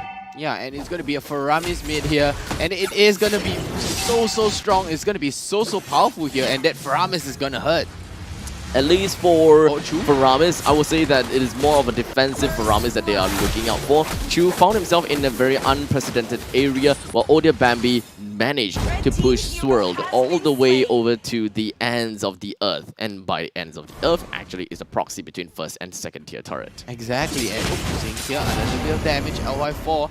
I think that Endless Shot is going to demolish Sync in an instant. He can definitely do that. One thing that we have to be certain of is the fact that Revival, they do have an A-Bond. So the members from Stellark have to be very careful as to how they want to tackle the turtle. If the turtle already have 20 plus stacks onto it because of A-Bond shots, Stellark have to go in a very careful way, or else they might be bursted down faster than the turtle get bursted. Yeah, faster than the turtle, but as you can see here, Ryan is going to be playing the proxy Esmeralda. Is just doing Esmeralda things. Doing the same all the way throughout, but it does seem like Stellark is gallivanting at around the bottom lane here. Swirl coming in. We're not going to be expecting much of an early game coming in from both sides. You're very passive. They should be passive, right? When it comes down to LY4 and Swirl, the two of them would want to move around together, do whatever kind of invasions and choking up the members of Stellark. And QDX Love, he does have quite a bit of sustainability. He does have some tankiness, and not to forget, utility as well as damage. Chu HP not looking very good. He does have the Blessing of the Moonlight Goddess. He doesn't have the Blessing of the Moonlight Goddess anymore because he used it in order to keep himself alive. The power of the Blessing of Moonlight Goddess really shines into the early stages of the game at level 4 because your opponent just doesn't have the itemization to counter it. Exactly, and Stellark right now, comparing to Revival, the goal looks equal, the objective looks equal, and no one is pulling off a move yet. There was no gank. There was an attempted gank at the bottom lane though, but there was no hard actual gank or successful ganks. So as of right now, it is 1-1 right now. Swirl securing his enchanted talisman right now. And LY4 on the Amon is going to be very dangerous. The game really the game really boils down to the executions coming in from both of these players. I don't necessarily have got a bias for both of these teams when it comes down to the draft. They all can play in their own ways, and I would appreciate to see how far they can play. Odia Bambi's retreat gotta have to consist of using the heavy spin. Expensive, but hey, the main thing is that he stays alive. Revival popped off in the bottom lane. Even the Estes is not capable of keeping Smellycat on the Clint alive, which is a very unfortunate thing. The amount of damage coming out from Peace and QDX Love, that's why Grok is so hotly contested right now, because Grok, you have that free damage coming out already, so even if you build damage or even HP, you're still going to benefit from both. Revival currently have 2 kills ahead of Stellark, and Stellark doesn't really quite have that have the power to play with one another yet. Generally, they can do it because in the mid stages of the game, they are relatively strong. It's just the problem is that they don't necessarily have a lot of movement. They don't have a lot of mobility around, as they are generally stuck between the areas of where Chu is. Sync trying to push himself into Revival's jungle and trying to keep himself and the opponents at bay. But now that the members from Revival found where Sync is, they've managed to press the attack onto Sync, sends him all the way to the first tier defense turret. And as of right now, we can see Julia Bambi with the heavy spin pushes QDX Love all the way into the turret range, and it is going to be able to secure that onto QDX Love. Yep. A lot of investment there. Well, it is all about skirmishes, right? Yeah. Stellark wants to get themselves the lead, and they want to open up the map as much as possible. With one person down, be it the jungler, the roamer, or perhaps even marksman, they're going to buy some time for themselves. Revival have got the same thinking. They made themselves all the way up north to bring down Sync in order to give Ryan more of that comfort pushing up to the top lane, especially since the outer energy shield is already destroyed. There was a very good gank and an answer coming out from Revival. They're like, oh, you're going to gank QDX Love? No worries, we're just going to gank Sync on the top lane. It's a 1-for-1 trade all over the map, right? Revival just wants to answer blood for blood. They have a blood contract right now. Yes, they do. But the contract favors more over to the side of Revival. It's kind of funny to say that we're talking about blood contract, as Revival is pretty much ghosty apparition since they have already died before. Yes, they did. Then now they are coming back in as the Revivals. Oh, revived past tense. The revolve. Reviving. Well, continuous tense. Oh, guys, English classes we need. Okay, Bambi finally securing the third turtle. At least that's something on the side of Stellark, right? I mean, Revival has already secured 2 turtles right now, and Stellark, they finally get their last turtle on their hands. 2-4, 7 minutes into the game, and Revival only have gotten themselves a small, minuscule, minute amount of lead. Stellark can definitely still get themselves back in the game, and remember, Stellark comes in stronger into the mid and the late stages of the game, where they will be able to pop off a little bit more than Revival. You gotta have to take a look at the fact that Ryan is playing as Esmeralda though, so Esmeralda does have quite a lot of sustainability over to the late stages of the game as well, and Stellark doesn't necessarily have the composition to really burst him down. Now Revival move themselves down to the southern part of the lanes, push themselves and the advantage onto Smelly Cat, brings him down the second time in a row. Odia Babby pops himself with a heavy spin, but unfortunately it's gonna be slightly countered by the cold altar. LY4 finds himself in the midst of the grid, finds himself taken down by the hands of Chesty. Stellark found himself with a 1-for-1 trade. Yep, trading Smelly Cat for LY4 right there. A lot of ultimates were invested. You have the RWM, and then you have the healing coming out from Chu and the heavy spin from Bambi. There was so much invested. I mean, they finally catch on to LY4, and then the real world manipulation finally comes out, and then that's how Stellark actually manages to trade back Smelly Cat. This is one to say about mobility, right? Stellark doesn't necessarily have very strong mobility, so they gotta have to be really careful regarding that. Sync, he does have the movements that you want, but we're talking about an Irithel here. With a sprint! Yeah. With a sprint! That's really... It's really tough for you to even out-kite an Irithel there. So, Revival, they understood that they can go for a lane swap already. As such, that is exactly what they did. And because of the moment of surprise, the Irithel popped by and say hi to Sync, brought him down before Sync even have time to react and do the swap of his own. Because Irithel, understandably, will have an advantage against Sync at this point in time. In natural situations, that shouldn't be the case. Yeah, that shouldn't be the case. We should be expecting, or rather, I should be expecting like Paquito in gold lane a lot more, but we haven't really quite seen that. We only saw that once. Once only? Only once. Once, okay. Well, we should make it twice. Why, are you against it again? Just like No, Khalid? I'm okay. No, I'm okay. I'm okay with Paquito. I'm okay with Paquito in gold lane. How about Khalid? like Rome Khalid. That's like Yeah, so Rome last Khalid. year. That's like so last year. Oh, so But anyways, in a bit of trouble. Yep, Swirl does still have his called Alter. We do have the RWM just gonna be popped right on top of QTEX Love as he immediately goes for the wall charge and runs himself away. You pop the conceal in order to get himself even further away. Odia Bambi with the heavy spin tries to push Ryan over to the wall, but unfortunately because of the sprint, he did manage to outrun Odia Bambi, and none of that heavy spin will be able to put much of to use. Revival continued their lead over in the middle lane with the falling star moon from Ryan to create up even more space, dropping Sync to a sliver and taking down the middle lane first tier turret. What an escape from Sync there. The counter strike, the counter punches coming out from Sync. Manages to stop, he tried to stop them from taking down the tier 1 mid turret, but then Sync was like, hey, let me push out that last bit, you know, and then manages to escape with that one slither of health, and here he is back at full HP trying to slow down the wave here, and it does seem like a Revival is trying to invade again. Yeah, they definitely always want to try to go for an invade, right? Oh, did he got it? Oh, he got it! He got it from the wall! Audience barrier! From the wall! Oh, what a mistake, dude! What a mistake! Oh, okay, The damage, yeah, because there's damage coming out from the wall, right? When the there wall is is. erected. Yes, there is. And the timing! And Odia Bambi doesn't want to use Retribution because there is a Lord. There is a Lord. So He's if trying to he contest use- for it. Yeah, if you use the Retribution, then the Lord is... Well, they're gonna have a losing Lord fight, right? Yeah. Especially since we're talking about a neck-and-neck jungler in terms of level, none of them is going to exactly lose in a Retribution battle. So honestly, Odia Bambi is looking into the long run, losing the purple buff. Yeah, it's fine. I still can. My character can still pilot without the purple buff. You can take it. The only problem is I lose out in some gold.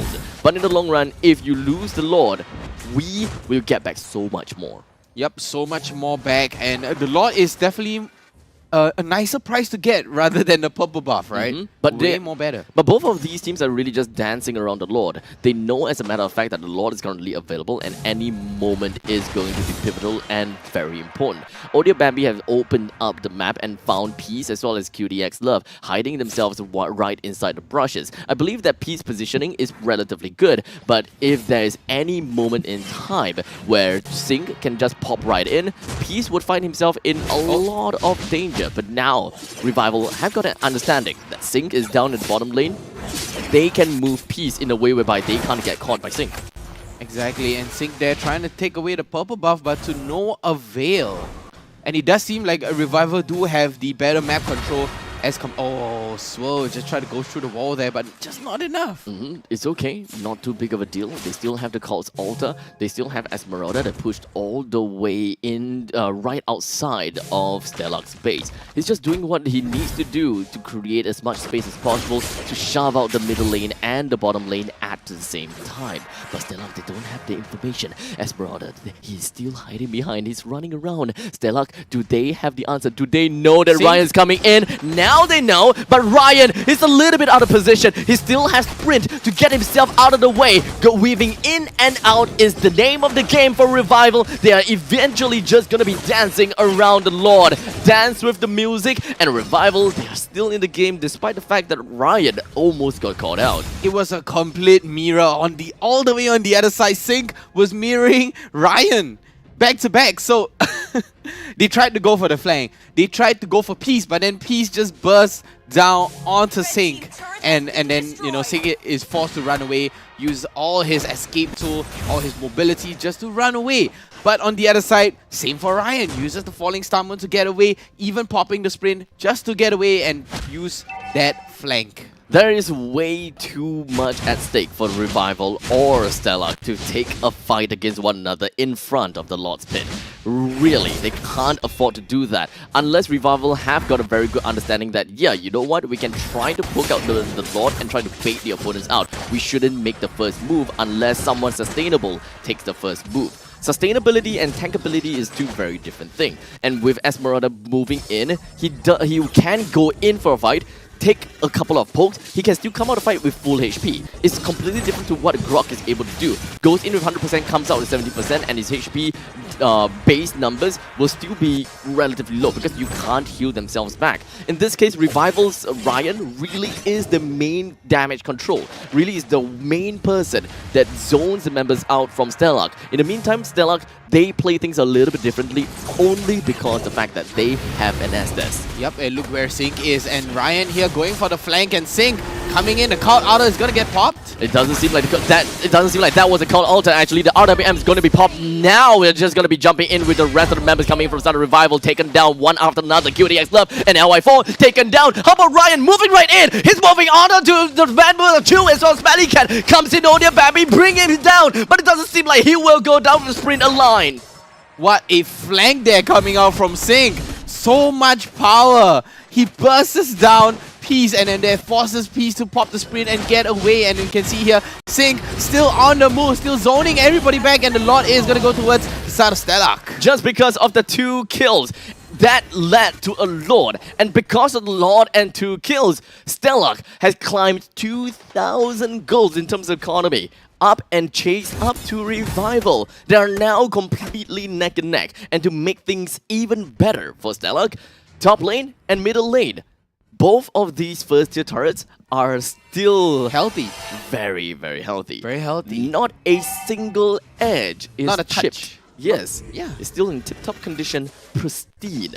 But now that we have the Lord, we have the Mega Creeps. Sync moves up to the northern side. He inevitably will be able to bring down 1 or 2 turrets, while in middle lane, very likely will be able to bring down the first tier defense turret with no problems. Yep, Revival, they wants to fight this. Odia Bambi gets pulled all the way back. Falling Star catches onto nobody though. But it's okay, he does have the heavy spin that will be able to flush Ryan right into the handmade Guardian's wall. But unfortunately, even when Swirl tried to play around, it doesn't manage to do quite much. The Lord pushes down right over to the bottom lane. 2 turrets, I say. That's exactly what this Paquito will do. Middle lane first tier's down, second tier's next. But how about the Lord in the bottom lane? That's what the Revival's going for. Sync joins into the bottom lane, doesn't really care about the top lane anymore. The members of the members of Stellark, they're moving right in, and it could very possibly take all of the inhibitor turrets down. The tier 1 top turret is still under siege, and down goes the top turret on the tier 3. And that was in quick succession coming out from Stellark. Top tier 3 turret and the bottom tier 3 turret being taken out by Stellark here. 8 turrets instantly demolished. So that was 1 turret. They got the tier 1 and the tier 2. Yeah, they got the, they only got the tier 1 on the bottom turret. So that's all 8 minus 1, quick math, 7. That was 7 turrets for the taking for Stellark, which puts them in a 4,000 goal lead now. Really mowed down everything in one fell swoop. And that is why Revival knows that they can't make any mistakes here. A single Lord ought to change the dynamics of the game. 6-7 already, right? We're looking at 5,000 goal lead in favor of Stellark. And Revival, they have close to a barren wasteland in their own base. So whatever they do right now is still the same MO. It's still the same thing. Is that they have to dance around the Lord. They can't play against Stellark. And all of that pressure lies over to Ryan. He has to clear the waves. Top, middle, bottom, all up to him. While the members of Revival, they continue to dance around the Lord in the southern side. Yep, and Stellark here. Oh, Sync? Oh, what's he gonna do though? He's just going to be cutting the waves in the top lane and the middle lane in order to clear it out as fast as possible. The same thing as what Esmeralda is technically trying to do. Clear out all the waves in order to relieve their lanes of pressure so that the dance of the Lord will be a lot easier to deal with. Middle lane will then be pushed. They will be forcing the Esmeralda to defend the middle lane, and that is the point in time where Sync joins into the battle to get themselves an upper hand of 5 versus 4. Ooh, look at the top lane though. It is going to get pushed in, which forces Ryan to go and clear onto the top lane, which is going to be a 4v4 for the Lord's Dance here. Revival, they are playing Sync's not joining in yet. Sync is coming in. Now he's joining in. He is joining in. But Ryan, he doesn't care. Okay, never mind, now he cares. Never mind, he doesn't care anymore. He's just weaving in and out. He can't make his decision. Sync, he has managed to push a lot of pressure up to the top lane, but now the Code Altar is gonna be popped. The members of Revival, they're moving right in. Choose HP, it's almost going going down, but never mind, the revival, oh rather never mind, it still went down. It's still Ju, it's taken down. Bottom lane and top lane is pushed right in. The members of revival, they took the Lord. That is gonna be a big help for them to relieve the pressure. What a Lord take there coming out from LY4. He doesn't even need the retribution. The retribution is still up for LY4 and he manages to secure the Lord even without retribution. It's really just about the shards, buddy. It's all about the shards, It's all man. about the shards. The endless shard is so painful. He doesn't even need the retribution. The 5,000 gold lead has now been dwindled down to a 2,000 gold lead. Stellark is not out of they're not out of the game just yet. They still need to find their win condition, need to find a way to beat down the members of Revival. With Faramis in play, it is definitely difficult for them to do so. Now that the Count Altar has been popped, they are moving towards and together with the Lord. The RWM is popped, and in order to push Revival away, Sync procs in, trying to go for a proxy. Doesn't seem like he will be able to do much, but the Immortality popped. Coming from LY4, he's got no more ultimate left. That Guardian Sparrow coming out from QDX Love was perfectly timed. On and on again. Just non-stop plays coming out from both sides here. Stellark still has the upper hand though. They do. Top lane and bottom lane is still barren. Middle lane, they haven't really quite pushed out just yet. It really just revolves around the dances of the Lord. The dance around the Lord. Again and again and again. So during this time, the next 70 seconds where things are just going to be a touch and go, let's break things down a little bit between these two teams. What exactly should both of these teams do? Honestly, right now, I feel for Revival, Peace just needs to be in position at the very right moment because he can shred down anybody, even Odia Bambi and Sync. But can he do it though? And at the same time, LY4 has no problem securing all the objective, even with the Endless Shard and the Retribution. But can Stellark do it though? Can Bambi steal away the Lord with that Retribution? Can he set it up for the team? And Chu just there to heal up the whole entirety of the team. Yeah, generally speaking, right, looking at how Revival has got a very strong backline in terms of damage and a very tanky front line, it should not be too difficult for Peace to actually get himself some peace, you know.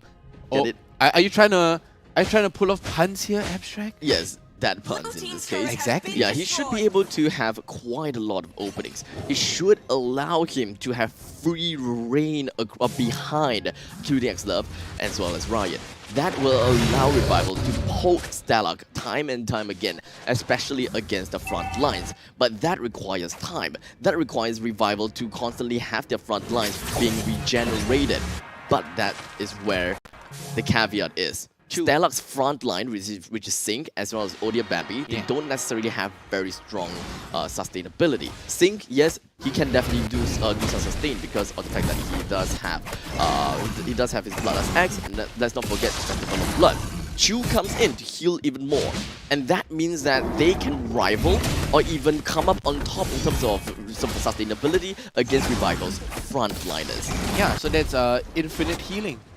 I wouldn't call it infinite. Multiple. Burst healing. At this point in time, yep, you can pretty much call it a burst healing. Yeah. But the Revival, they do have a Cult Altar as well, so that can pause death for a while. So at least for the Cult Altar, it is a soft control, soft counter against the Estes. So you will waste the ultimate coming in from Chu for just a little bit because the silence will be inevitably a bit long. LY4 is gonna be the one to take down the Lord. The rest of the members coming from our Revival. That is where they will start to go down. They will all start to run away because they have gotten the Lord. They just did some discipline to push together with this Lord. Yup, and at the same time though, QDX Love is gonna get taken down as well, gets pulled back all the way in. But now, this is where the game starts. This is where Revival can have an utmost momentum to push right in onto Stellark. But yeah, the Lord just gets melted just like that. Okay, it gets melted, but it's okay. We still have Mega Creeps. The Mega Creeps will be moving down all across the map. But knowing how Stellark plays, they will want to spread themselves out thinly and want to defend every single nook and cranny of the base. This game is gonna be relatively long. It's gonna be a long game, man. It's 24 minutes into the game already. 120 seconds until the next Lord. And do note that when we are looking at our marksman, Clint inevitably skills a little bit weaker than an Irithel over to the late stages of the game. Very strong plays coming up from both sides here. 8 to 9, 68k to 66 or 67 as we speak, and pretty close. And it is even Stevens right now. Abstract. It looks very, very tight. I feel it's gonna be a 30 minutes game, man. Well, it could be. Or it could be even longer. Oh, It really depends on how Stellark eventually defends this. As now, Revival, they push this top lane and push middle lane. They managed to sync these two waves, but unfortunately, Stellark still have got a pretty good grasp of this wave management. They got good wave clears, especially coming out from Sync. Sync has been split pushing, proxying the lane, cutting the waves, and literally just clearing waves like it's free real estate. Yeah, I mean, LY4, we are. The main thing is that I want to see LY4 really bursting down the front lines. That is what they have in store for themselves. They can out-damage the healing coming in from Chu and really surprise the members of Stellark. So at least one person from Stellark will be melted down almost instantaneously. Okay, no, maybe not instantaneously, but will be bursted down by surprise. But the members of Revival, they have strong front line, with a single backliner coming from the side of piece. Let's not forget he does have sprint as well. The only thing they can do is rely on the Audio Bambi to clear the way and really do a number on piece. That is the main win condition for Stellark. They need Audio Bambi. They really need him. Yep, and it all boils down to Audio Bambi catching off anybody with the heavy spin. And, you know, just pinning somebody to the wall, and Peace might be able to just shred Audio Bambi. He needs that is exactly why Audio Bambi needs to focus on the piece. Yeah. He needs to focus on the piece. In the meantime, Chesty is the one that really pops out the grid in order to zone everyone else out. To give Revival an understanding that, yo, we have pushed Peace over to the wall, don't try to defend him because we have used 2 ultimates to bring him down to zone you guys out. You guys have to fight a 5 versus 4 game, and that is how you would want to turn the game around. But knowingly, Revival might not be able to turn that game around if Peace goes down, because they inevitably won't have a lot of damage to work with. Yeah, they won't have much damage to work with. As you can see here, Chesty right at the edge along with Smelly Cat all the way in the back lines right now. Okay, all hands have been shown, but Sync is the only one there. Oh, they do have information on Sync as well, getting pulled in. I mean, Sync, they do have the information, the fact that Esmeralda is a little bit further, so it will take some time before he comes right back in. But unfortunately, speaking of that burst damage, this is what I'm talking about. That bringing down Sync is the main thing that they want to go for. Immortality is already popped, but how about you? We do have the heavy spinner that's going to be popped coming from the side of Audio Bambi as well, but he does have immortality too. He runs himself right back. He removes everyone from Stellark away from the Lord. Gives Revival the chance to come back again, because bottom lane has already been pushed. A reset of the Lord is very much needed at 27 minutes into the game. That's right, and it could look like Stellark might be able to take down this Lord though. Although Revival, they do have a chance to come back. It is a 5v4 right now. LY4 is within range of sniping away the Lord, but here comes Revival. 5 against 4. Stellark has to go into passive mode here. It is all about positioning right now. Stellark couldn't find the proper positioning to really wreak havoc onto Revival. Audio Bambi does not have heavy spin. And what else? Okay, now he has. Every single one of the members in this game, everyone has an ultimate. LY4 with a little bit of a deceive. He deceived the entire team of Stellark. He went in completely invisible. Brings down Chesty, brings down Sync. And right now, for the entirety of Stellark, they're gonna have to run themselves back. Audio Bambi, he doesn't even have himself the heavy spin. Smelly Cat out of position, Riot in his face. Audio Bambi taken down. His Smelly Cat whips himself right out of the Guardian Barrier. Ryan a little bit out of position, but it's okay. He should be able to get himself out, or maybe not. He gets love. He tanks the turret. He takes himself in and lets Ryan run away without popping the immortality too. It is going to be a 5v2 here. They could go for the GG push. Revival. Here comes the conceal. LY4 going in.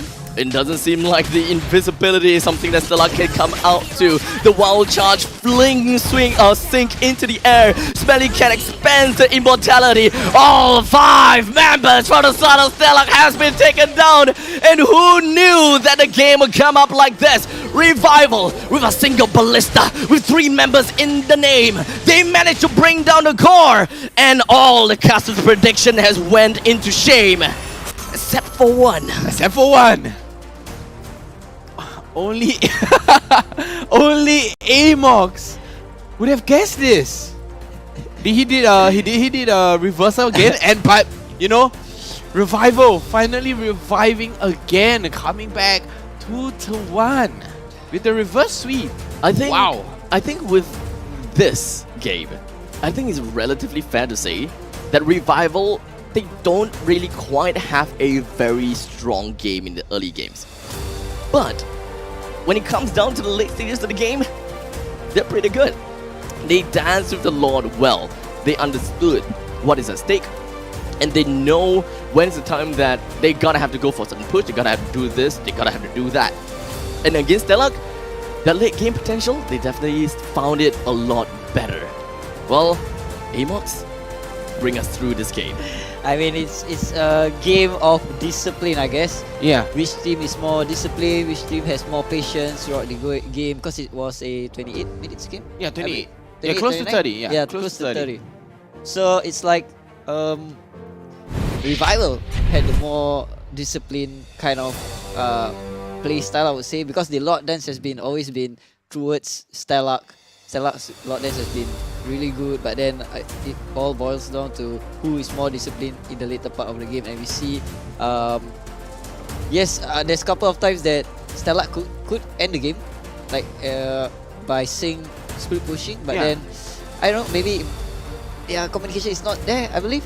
Yeah, Sing with a good split push, a lot of late wave cuttings too, and honestly, I think Sing has done what he can do already. That's the max he could do, especially in the last lot fight. Sing tried to go for the back line, manages to catch out piece, but the call outer from Swirl just popped in right in the nick of time, and then Sing just gets bursted down, gets set on a 70 seconds death time. Well, all in all, Stellark, at the end of the game, so late into the game, I actually thought that the Paquito built into damage, but I was wrong. Yeah, he went into defense. Yeah, and I think that is one of the reason why, from the top-down view, we can see a disparity as to why Stellark isn't able to end the game and why they are unable to win certain team fights. And that is the fact that Revival, they already have the sustainability inbuilt to their kit. They have the damage from Peace inbuilt into the kit as well. And Clint doesn't really have that amount of damage that can rival against the Irithel. I feel that the Smelly Cat didn't actually went online as fast as we thought. You know, we thought he could be able to burst down KDX Love, even Ryan, and LY4. I mean, we did saw at the very last moment, Smelly Cat did manage to catch down onto LY4, and then the Immortality gets popped. He managed to catch out somebody too, but it just wasn't enough, and it was not on time.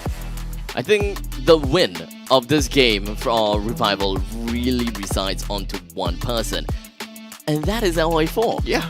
That invisibility play, which is something that Stellark did not expect. Chesty was way far ahead because he wanted to get himself in a proper positioning to ensure that he don't get caught off as collateral damage from the frontliners. They don't want people to just run down through and between Odia Bambi, or perhaps mostly Odia Bambi, right? So LY4, he found the avenue, he found the sideline, went straight in and reaped rewards. From that point on, the entirety of Stellark just came crashing.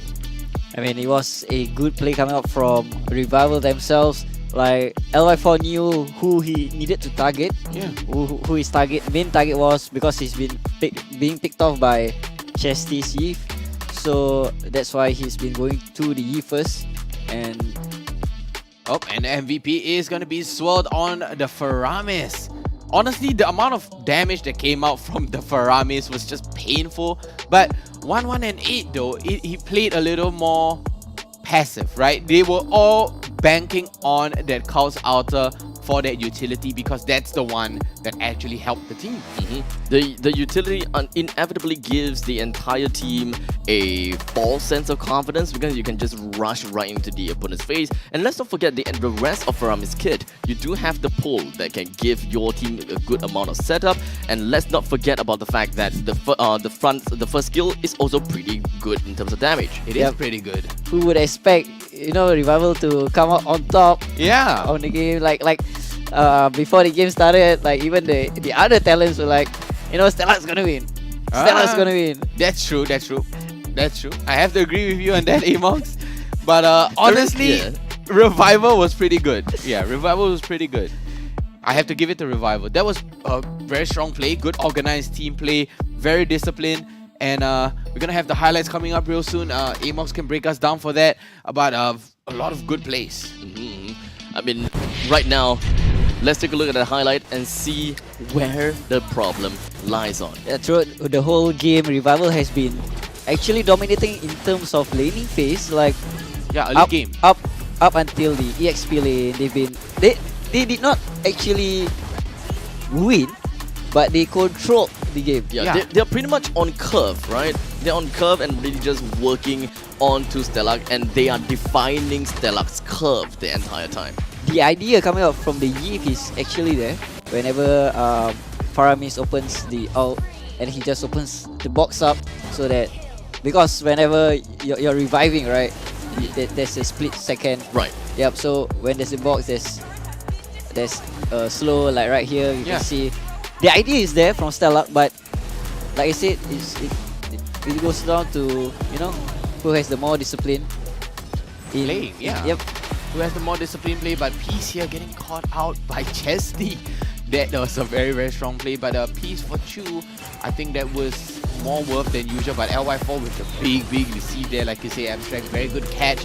This is the invisibility play. Yeah, this was the invincible play, and Sword just running in, but the Guardian's Barrier blocking away QDX Love. Look at the endless shot there, just demolishing everybody. Yeah, there was really nothing much that the fellow members of Stellark could do at this point in time. They threw all of their bodies to save Smelly Cat, but unfortunately Smelly Cat is playing as the marksman. Without the frontliner, everyone could just run it right in and get in your face and give you a touch of death. Touch of death? Touch of death. That is a touch of death. Well, what can I say? All of that game were absolutely marvelous to see. Stellark, well, they had a decent start, I gotta have to say. They had an amazing Lord take that really springed the game in towards their favor, but they just couldn't end their game from there. They were very, well, disciplined in a good and bad way. You know, they don't dare to end the game because they themselves know exactly what is at stake. So they rather just take a chill pill. We ended with a Lord, but that Lord never came, which is very unfortunate. Maybe we can see a little bit more about what Revival said about their game. We shall pass it over to the host. We'll see you guys in a bit. Alrighty, and that was our match 1 for the day. So yes, and right now we have QDX Love right here from Revival, and really true to their name, they have delivered right now, and it's so exciting actually. QDX Love, wonderful play of Grok, truly the great wall of Grok that we have all seen right there in your plays. We have so many questions for you guys. Now, game 1 was a super close call until late game. So how did Revival adjust for game 2? Okay, so game 1 we accidentally throw a lot, whereby we accidentally feed them kills and stuff like that, and they get the snowball, and Smelly Cat's retreats was quite annoying, and yeah, that's why we went off for game 2 and game 3. So we told ourselves that don't give up, as we are able to make things happen, and don't give up so easily, and we get out for game 2 and game 3. Fantastic. Your tenacity definitely paid off right there. Now, the next question is, Revival literally bulldozed and dominated Stellark in game 2, mostly from your great plays from what I call the Great Wall of Grok. So how are you feeling in game 2? Quite because they literally picked their Fanny and their Selena into your Grok. By your comment. I was actually quite surprised when I picked the Grok, and then they all went to Fanny and Selena, as I realized that, because when we were calculating all their picks and stuff, we didn't expect the Fanny player at all. As we know OD Baby cannot play, then the only Fanny player will be Sing. So we kind of predicted that Sing will be playing Fanny, and luckily for game 2, Sing threw a big, and then we call him off guard. Then we said very snowball and then end the game. Yeah, you guys literally robbed Fanny of all of her blue buff. That was a strategy. If not, Sim will kill us all. That's why I got take the blue. Yeah, all she wanted was just her blue buff, and then you guys were just like, nope, it's ours. So yes, so how did you feel making Stellark's jungle literally your backyard after stealing Fanny's purple buff? To expand on that thought. It feels good as we are able to like roam around the map happily, as Fanny won't be able to like have a killing potential. And so we can safely just walk around their jungle, take everything, so we can all reach her and more USP, then we can end the game easily. Wow, free passport right there. Amazing. All right, so game 3 was a really quite a long back and forth affair. Like, what do you think happened that really tipped it in your favor? Okay, so right, as you guys can tell that Estes is a very good hero, as able to hold through the late game, even though we snowball quite a bit through the early to the mid. Then it was still all as cause once we get poked and then we try to poke them, Estes will get to heal them. So our call was to all-in them and then one-shot the Estes or their damage dealers so that we can able to win the fight instead of instead of prolonged fights. Yeah, Right. So literally just cut off their power bank and then chop off their damage dealer. Yes. Alright, great strategy. Of course, that is definitely a must when it comes to an Estes. Unlimited power bank healing. And of course, you guys had a fair miss on your end. So that was really a really long back and forth, but you guys emerged victorious, so that was wonderful.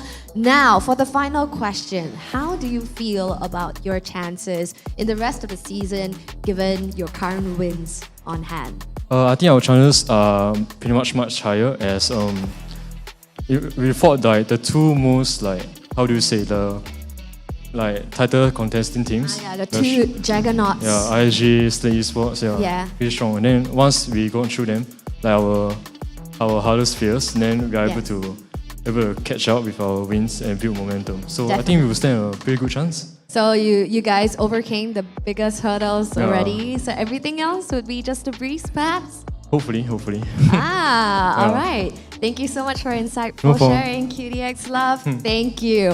What a wonderful play. It really shows that MPL SG, in general, the entire game is really, esports is all about tenacity, isn't it? Like, just being able to last till late game and emerge victorious. Once again, anything can happen. The scale or balance can be tipped at any time.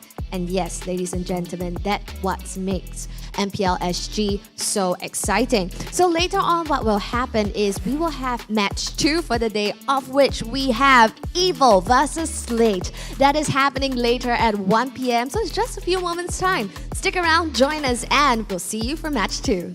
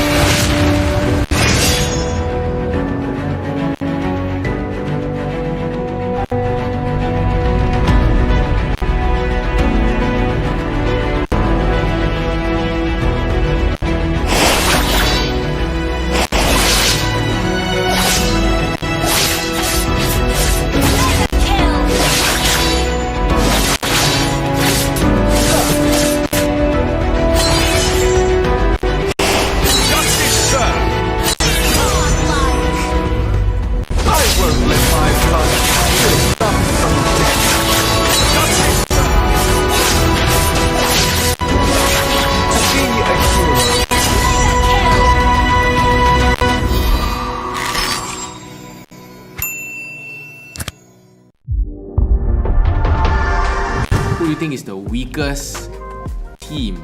Okay, this one I'll just say team, right? I won't say player. I think SMG because they last minute get their members, Yeah, that's true. Like last one week before MPL qualifiers. Then they have 1 more week to train for MPL. Yeah. Do you think that's enough time? 1 week? I'm not so sure unless they play a lot like play a lot together and build up chemistry. Yeah.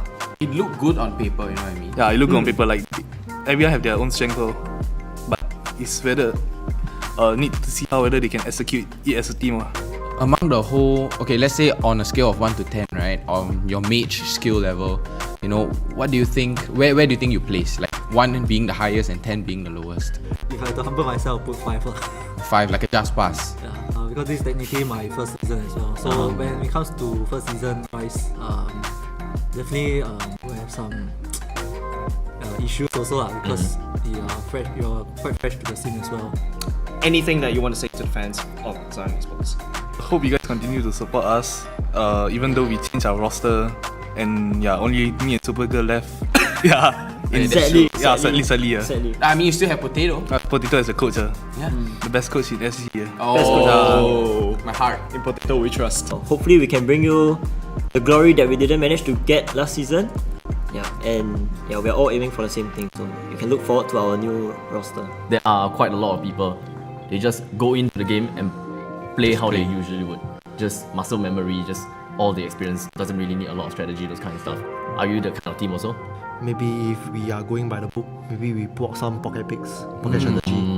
Okay. So they have pocket picks. They have hidden Minisita? picks. I don't know. Minisita? We will dig a bit further off cam. Wait and find out. We will dig a bit off cam.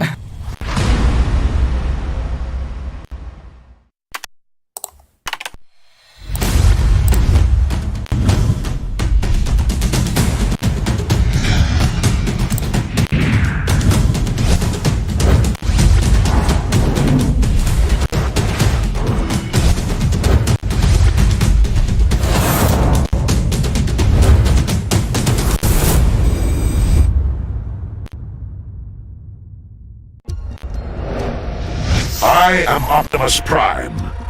No one can outrun Bumblebee!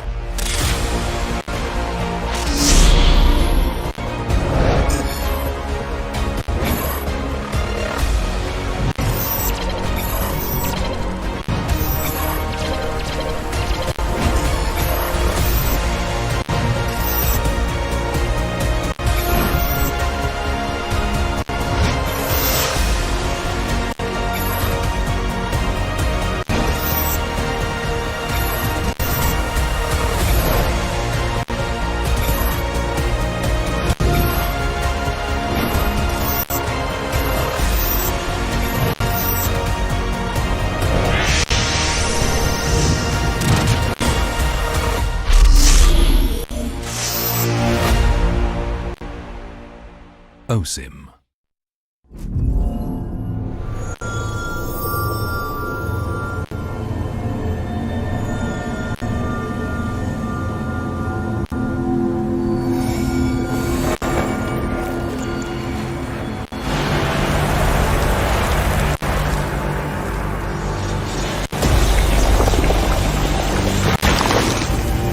Hello, little friend.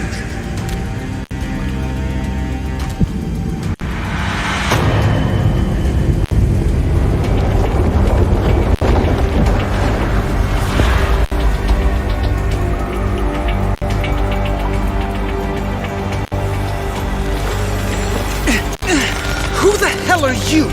Alan, the one who gave you the mark. So you are the problem? Yes, and this problem is going to take over your body. No way! I will get rid of you! With this, I assume. But sadly, this only helps me take full control.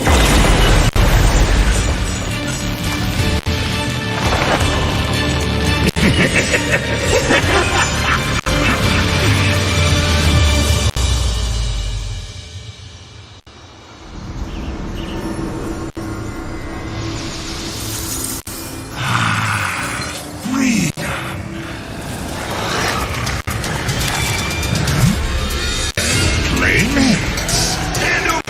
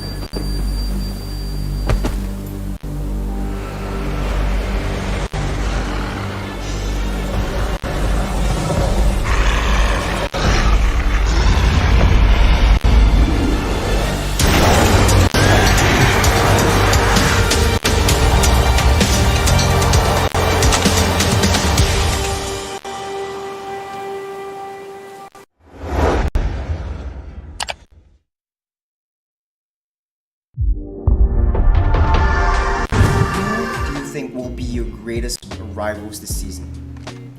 I actually think like they will be more afraid of us because we are like the only team that's unchanged. So you know, it's like finally we have a season that like teams are actually afraid of us, I guess. So I wouldn't say we are the underdogs. So I think we should be the favorites. Mikumi, RSG. Yeah. He has been benched for quite a bit. So, thoughts? To me, he's just not working hard enough. I think he's a player with like potential, and having played with him in PT previously, yeah, I think that he's very good at those positioning heroes. But then the thing is like he just doesn't have a very strong fire for the game, or like he's willing to be carried to a championship like he was the previous season. So we shall see whether he can get off the bench this season. So what would be the reason why he is still benched? Probably because 505 is just a better player than him at the current moment lah. Yeah, like it's as simple as that. So how do you think other teams need to prepare against you? They don't need to really prepare for us, like because our coach just came in from Indonesia, right? So like the way he drafts, right, it's not like streamlined targeting that team. It's like open, you know, like even if we scream like other teams in Indonesia, Philippines, right? When we scream their teams, we also ban the same things and we open the heroes like widely, like you know, you want to use this, just let you use and we'll just find a way to deal with it lah. And that's, I wouldn't say like you there's a particular like strat you can prepare against us, because like we are kind of open to, you know, giving you your heroes lah. Yeah. Okay, so we have to know from your perspective who is the weakest player in the league as well.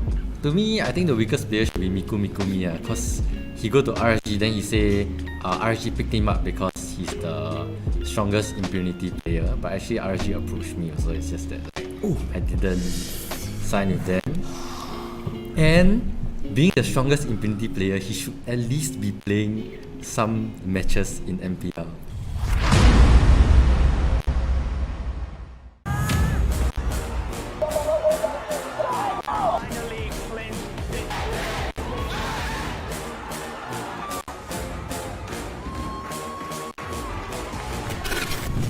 It's the era of change, a time where new teams fight old teams.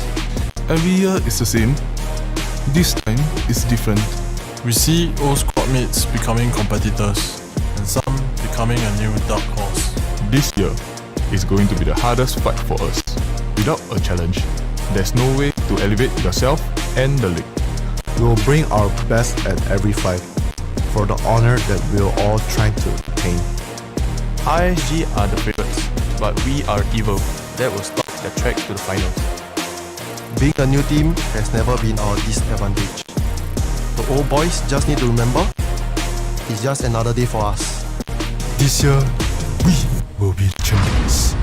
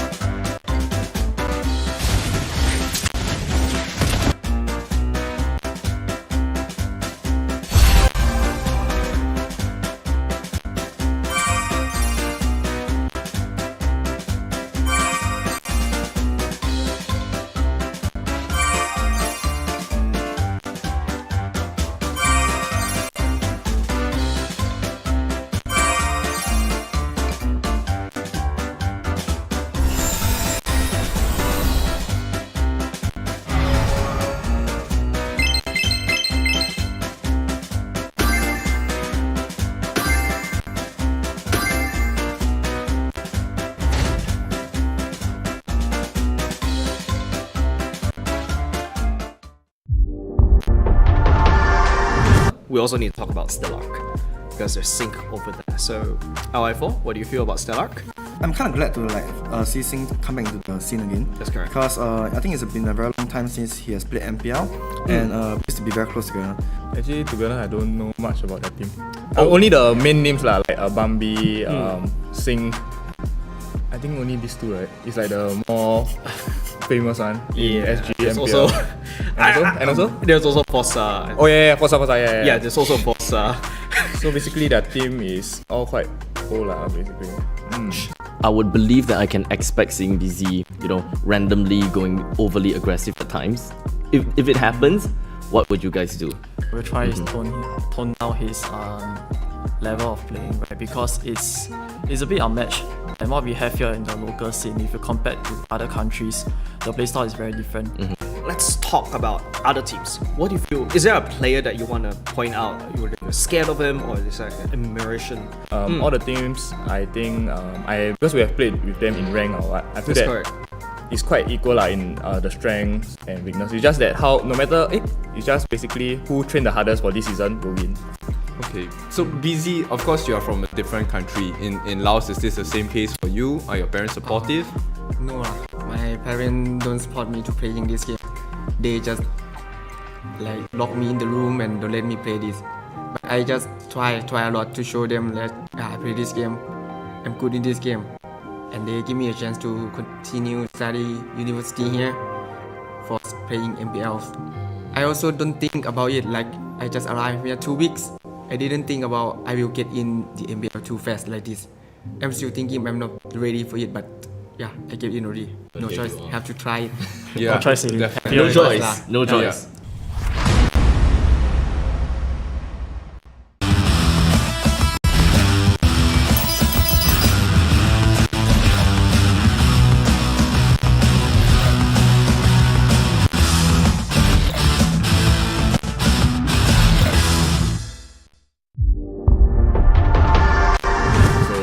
You have school, you have other personal commitments as well.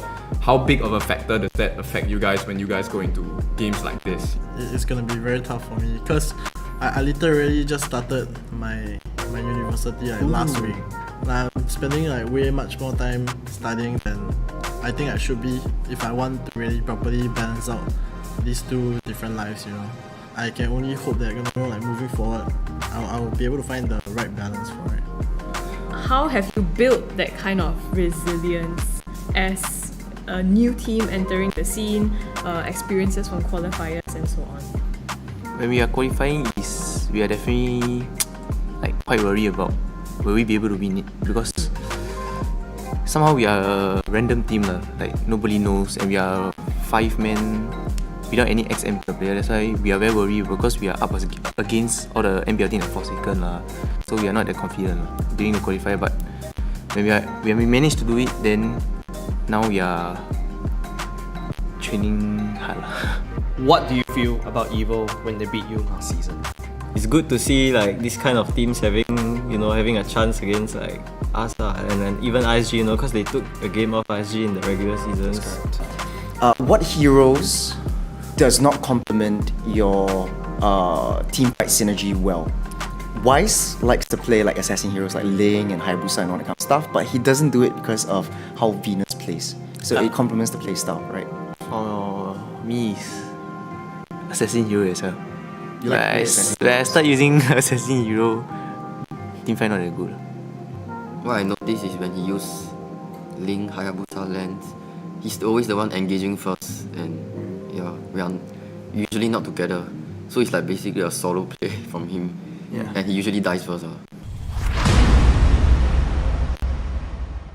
Hey everyone! We launched Project Next Necrokeep back in June. Did you like the new Necrokeep and the 3 revamped heroes? We're back again this time to give you a preview of what's in store for the next Project Next update in September. The upcoming September update will feature 2 more hero revamps. This time we're shining the spotlight on a lethal duo, Leslie and Gusion. Let's dive headfirst into Leslie's revamp. As the adopted daughter of House Vance, a clan renowned for its immense wealth, Leslie will be getting a makeover to showcase the understated opulence and elegance characteristic of House Vance. Leslie will be abandoning her cuffed sleeves for a more appropriate pair of long, dark leather gloves. Stunning leather knee-high boots will take place of her old brown calf boots, completing Leslie's more sniper-friendly look. Her brooch will also be replaced with the badge of House Vance. Expect a more mature-looking Leslie with restyled bangs and eye patch. Her newly added optical sight should help Leslie aim more easily. As for her skills, we're mainly adjusting the casting experience of Leslie's second skill, Tactical Grenade. Statistical data and live observation of players in match combat demonstrated a noticeable delay in the casting of Tactical Grenade, leading to an awkward and frustrating gameplay experience. We're optimizing the skill's animation and resolving the before and after cast delays to improve the overall casting process. Moving on to Leslie's first skill, Master of Camouflage. Following a thorough review, we decided to leave the skill's mechanics as is. However, we'll be upgrading the visual effects of Leslie's camouflaged state, which promises a more exciting experience for Leslie mains in the battlefield. Finally, let's talk about her ultimate, Deadly Sniper. We're cutting down the interval between two fatal bullets to boost Leslie's burst potential and aggressiveness in matches. Next up, the Holy Blade of House Paxley, Guzhan. Guzhan's new story highlights the evil god leaving his body, so expect a more trendy and casually styled Guzhan with less plate coverage to accentuate his likeness as an assassin. We've also incorporated Eamon's mana shards design at the end of Guzhan's scarf to reflect the two brothers' reconciliation. Since his debut in the early days of the game, Guzhan's popularity on the assassin roster has endured well into the present. Because of this, we've decided to keep his skill kit as is, at least for this update. However, we still feel that we should do something to show our gratitude for your continued love for Guzhan. That's why we're bringing Guzhan's visuals up to 2022 standards, with a full upgrade of his in-match model and skill effects. We've made sure that these adjustments won't affect his original design, so you'll still be greeted with that familiar face when you meet Guzhan in the battlefield after the update. And even though September might be a little too early for Valentine's Day, we're going ahead and revamping the two heroes' Valentine's Day skins in this update. Compared with the original design, we've restyled Guzhan's hair and added a few inches to his pants to highlight his elegance. The patterns and decorations have also been modified to better match Leslie's. As for Leslie, we're remodeling her high heels to further emphasize her femme fatale vibe. That's all for the first round of spoilers from this September's Project Next update. We've been hard at work, constantly improving every single hero's skills and visual effects to present you with the best gameplay experience at each stage. We hope you've loved all our improvements so far and are excited for what's to come. Get ready for the new Project Next update dropping soon. See you next time, and until then, we'll be seeing you in the Land of Dawn.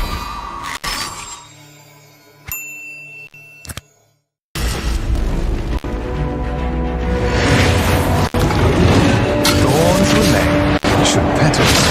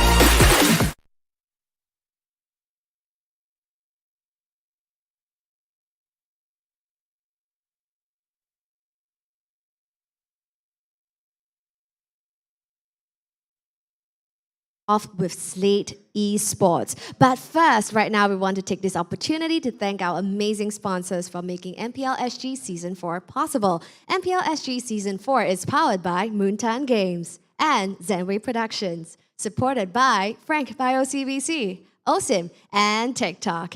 And right now, without further ado, introducing to you guys the community team, the inspiration, the grassroots, Evil.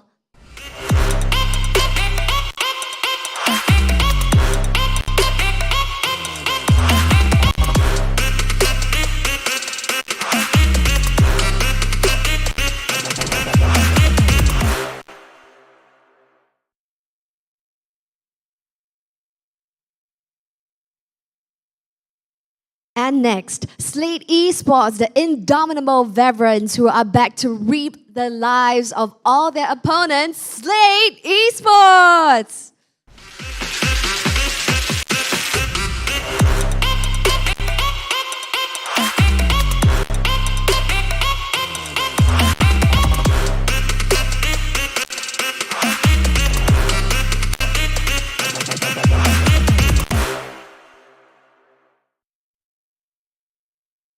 All right, and our teams are currently heading over to the Land of Dawn, and we'll see you guys there. Take it away, casters.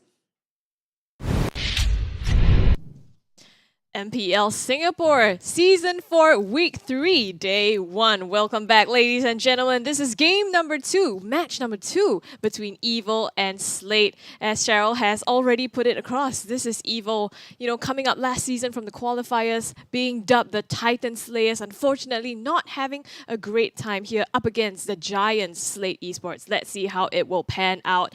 My name is Scrubby Cheeks. Here with me is Abstract as well as Amok. So welcome, and we're very excited for this game. It's tough to say how you think it will go because I think we are quite tuned into how we probably think it will go, right? We all have a certain level of expectations as to how Slate will play and how Evil will play in this game. However, it is still too early for all of us to actually just drown ourselves into thinking that Slate will have a definitive victory. But when we take a look at MPL SG Season 3, we did see before the very fact that Evil have pulled off amazing plays before, especially against the then EVOS SG, which they were pretty unparalleled against all the other players. But we'll find out exactly what do we have from the side of Evil that makes them who they are today.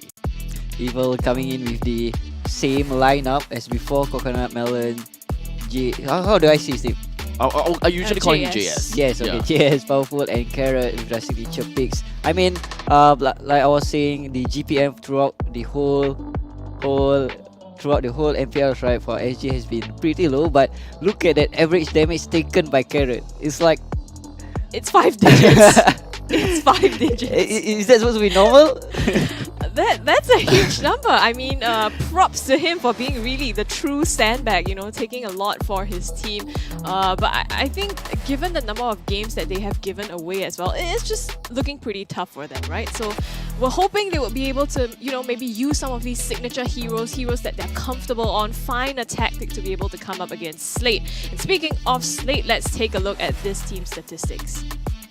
Now, looking at Slate, we do have an understanding that FMM, Sailor, Adamir, Gear, and JBL will be playing with one another for this match against Evil. And right off the bat, because we were talking about the 5 digits in average damage taken, JBL does have a very similar stats on his own as well. But when it comes down to all the other pivotal heroes, such as the position 1 and position 2, for example, Adamir undoubtedly has been playing quite a bit of position 4/3, and Gear himself always on position 2 or 1, but usually into the jungle. He's got very high average GPM of 735 and average kill participation of 31%. FMM though, average KDA of 7.5, definitely a great KDA so far, and average GPM of 741, pretty much and close to head-to-head with Gear. I mean, look at the GPM, as I was saying, right? The other regions having a target of 800, and we can see that Slate is almost there. That's why they are doubted one of the best teams in Singapore.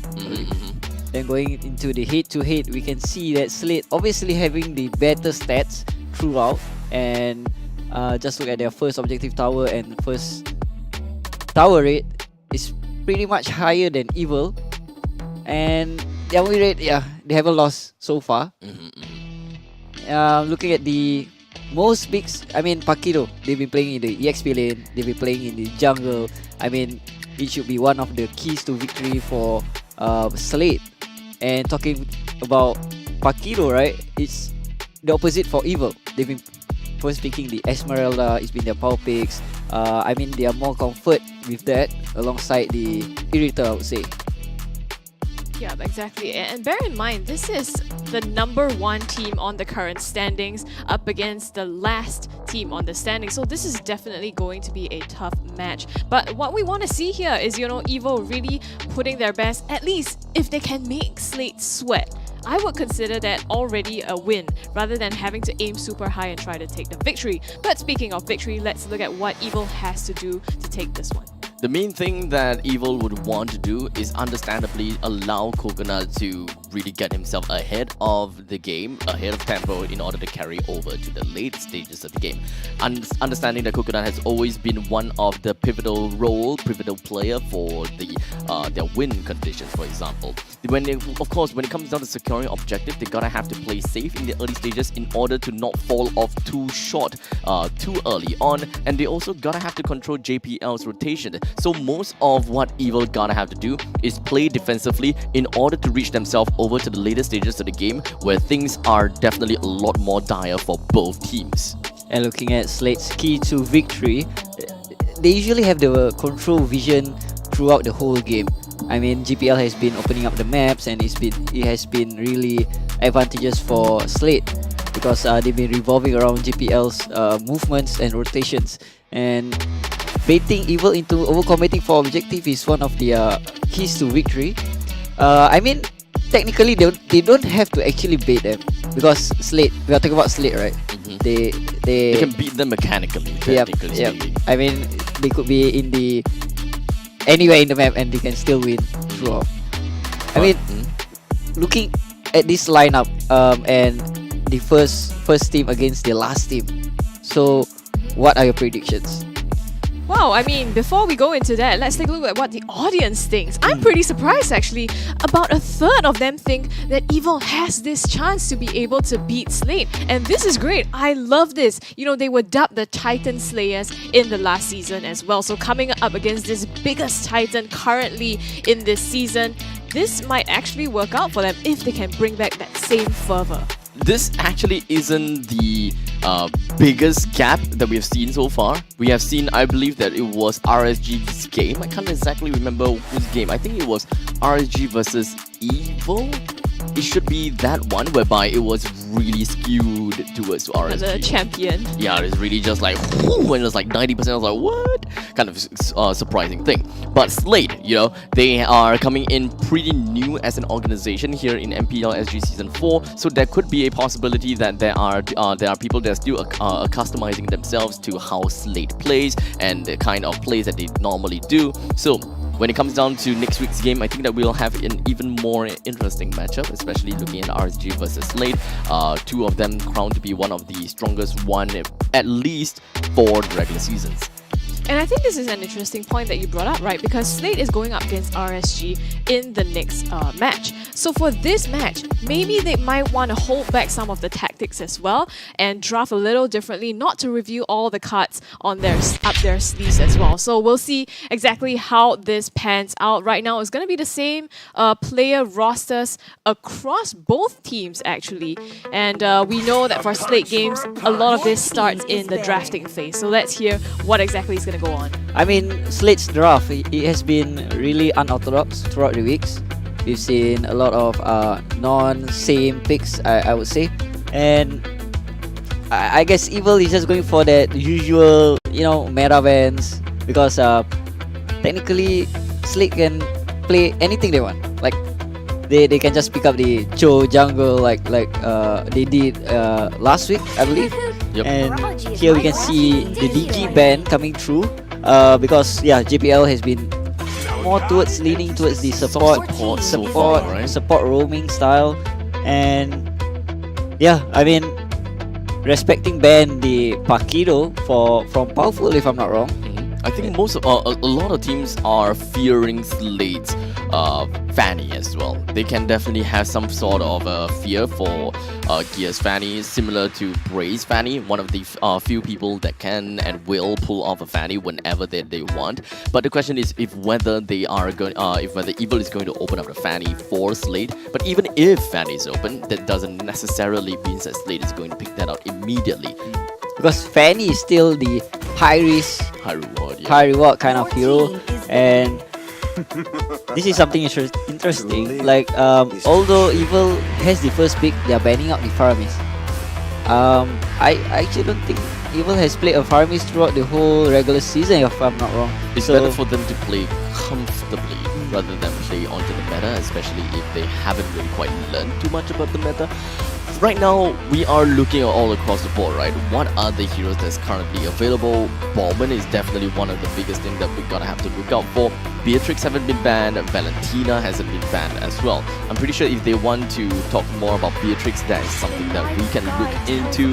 But an Esmeralda ban, okay, personally, I'm not really sure about the Esmeralda ban. I would say that Esmeralda, yeah, sure, picked a lot, not really banned a lot. But I guess, you know, Slate just really doesn't want to deal with the Esmeralda. No harm in banning it. I mean, Slate still has the option of 1-1 still wide open. I guess Slate is leaning towards the, you know, eventually they'll get the power pick 0. So why not we ban the second wave picks? Like if they are going with the 1-1 and something along the lines of Yves, then probably Evil will get the Esmeralda and not them. So hence them just banning out the Esmeralda. But like I said, 1-1 is still wide open. Bellman is still open. Even okay, with a Ballman as well as a Furvius. Okay. I get what they're trying to do. Okay, tell me more. Like they ban the Esmeralda, right? Yeah. They are forcing because of the shield. Evil to actually take the 1-1. Okay. And then by picking up the Furvius, there's no counter for the Furvius. Right, okay. And that is really them to not pick the 1-1. So in actual fact, it will be Slate's 1-1 in the final few picks. Either unless they get banned. Yep. I mean, it can still be a strategic thing whereby they don't pick the 1-1 and let them ban the 1-1. Yeah, waste the ban. Yes, yeah, waste the ban. And yeah, Baxia picking up just to counter the fast jungling by Bellman.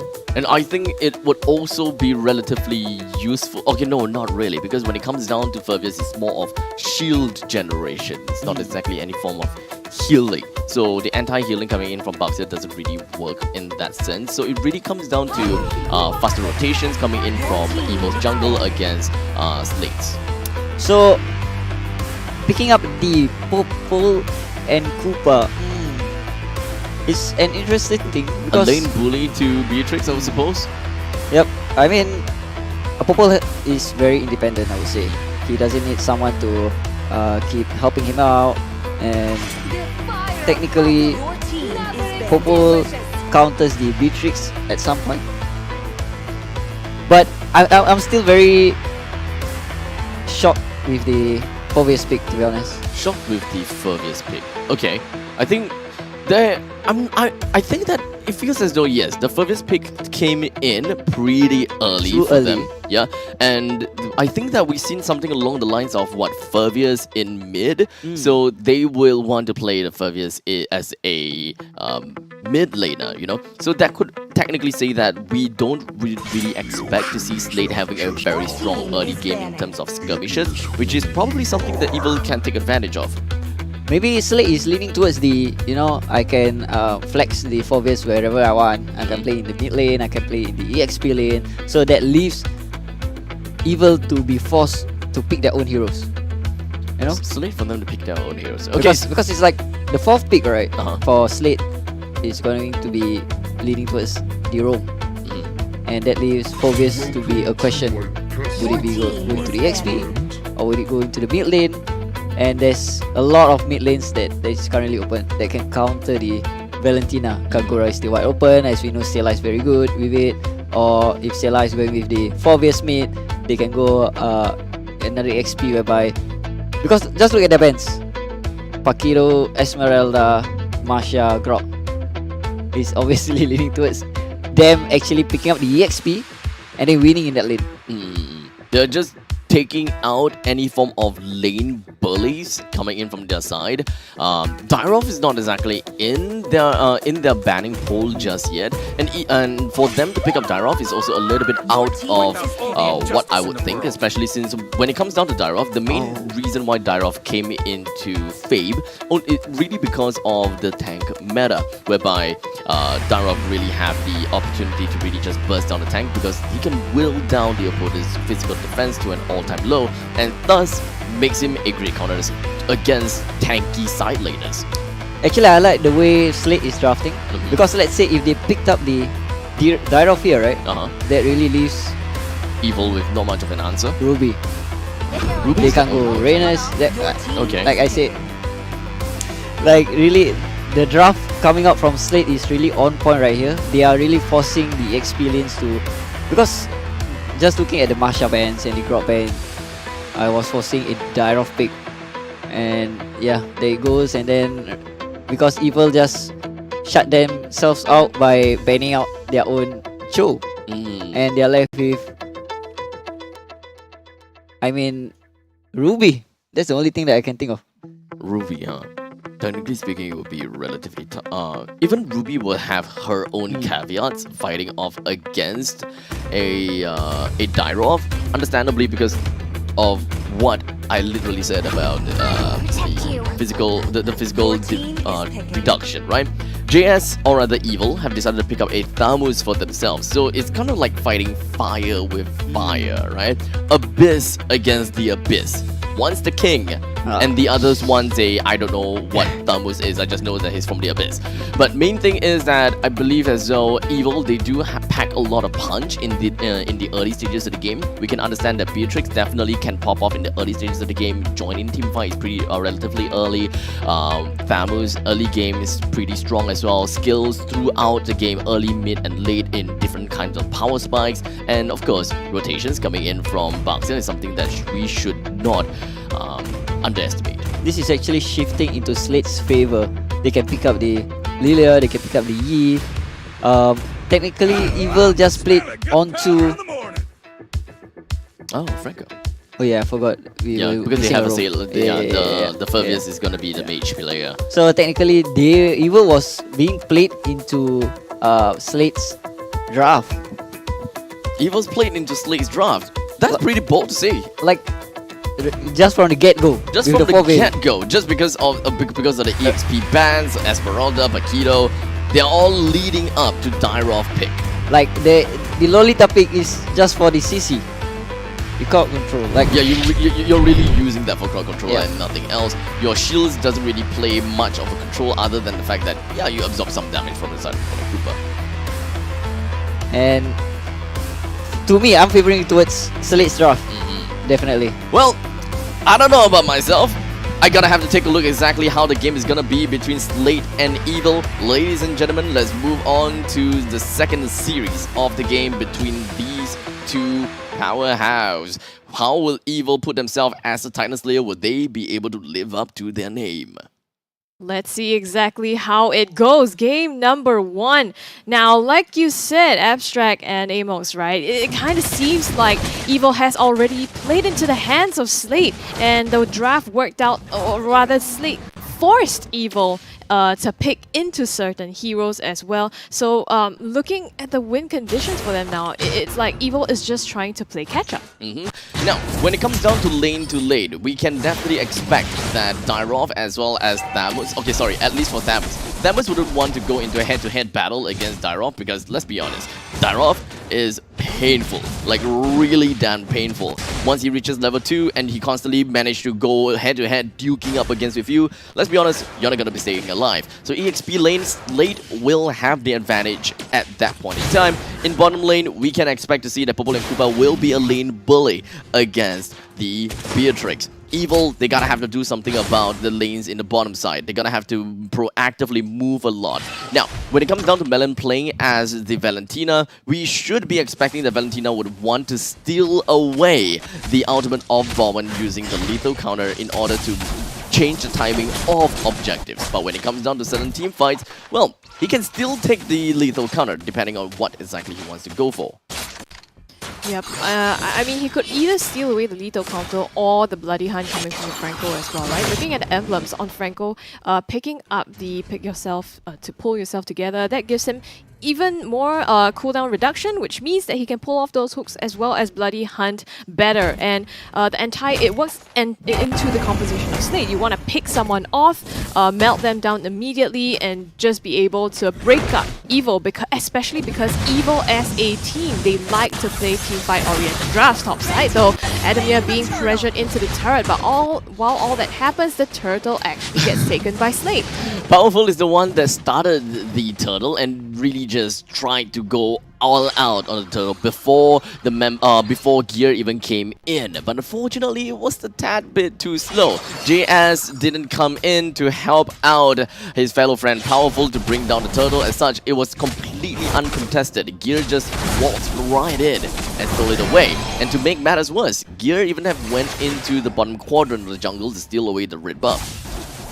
Yeah, so I mean, this is kind of textbook play, right? On the Bowman, steal away the objectives, pressure the jungle, and right now, they're also pressuring Coconut at the bottom side. So letting the mid, just push up a little bit, creating so much pressure onto Coconut, because Coconut is always Evil's win condition in the later parts of the game as well, especially on this Beatrix. When it comes down to Slate, they are mostly very dominant into their own lanes. They find ways to break in and win their own lanes. As such, in middle lane, we see Sailor winning in his own lanes against Melon with 2 dashes of his own. He did what he could and brought down Melon with him getting the first blood. And Coconut flickers out but still doesn't get out alive, and now Powerful coming in with the stun onto JPL. Numenor Blast charging up, gets 2, but it's gonna be Sailor popping that demonic cross, chasing Carrot down under this turret. They're falling low though. Can he still survive? Both of them trade out their lives for this, but along with that, Slate clock out a tier 1 turret bottom already taken from Coconut. Bloody hunt suppressed. JPL goes down, punished for that, but I think I'll take that any day. You take so much control from Evil. Yeah, you are already 2,000 gold ahead. Okay, sorry, 1,000 gold ahead. You have already brought down the bottom lane first tier turret in just under 4 minutes. This is phenomenal coming from Slate. And if they do want to go for a lane swap, they technically can right after this turtle take. And speaking of turtle take, Evil has already put themselves in play. And for some reason, I have no idea why Melon is in front of the enemy's lines. Yeah, Adamir flickers away, but right now they have the space to be able to contest this. JPL running away. Here comes Sailor once again. They finish up JS as well, so 2 down on the side of Evil. Slate has free reign over this turtle. JPL zoning out the rest of the members. The hook onto Powerful from his jungle as well. He's gonna get bursted down. Gear takes the credit for it.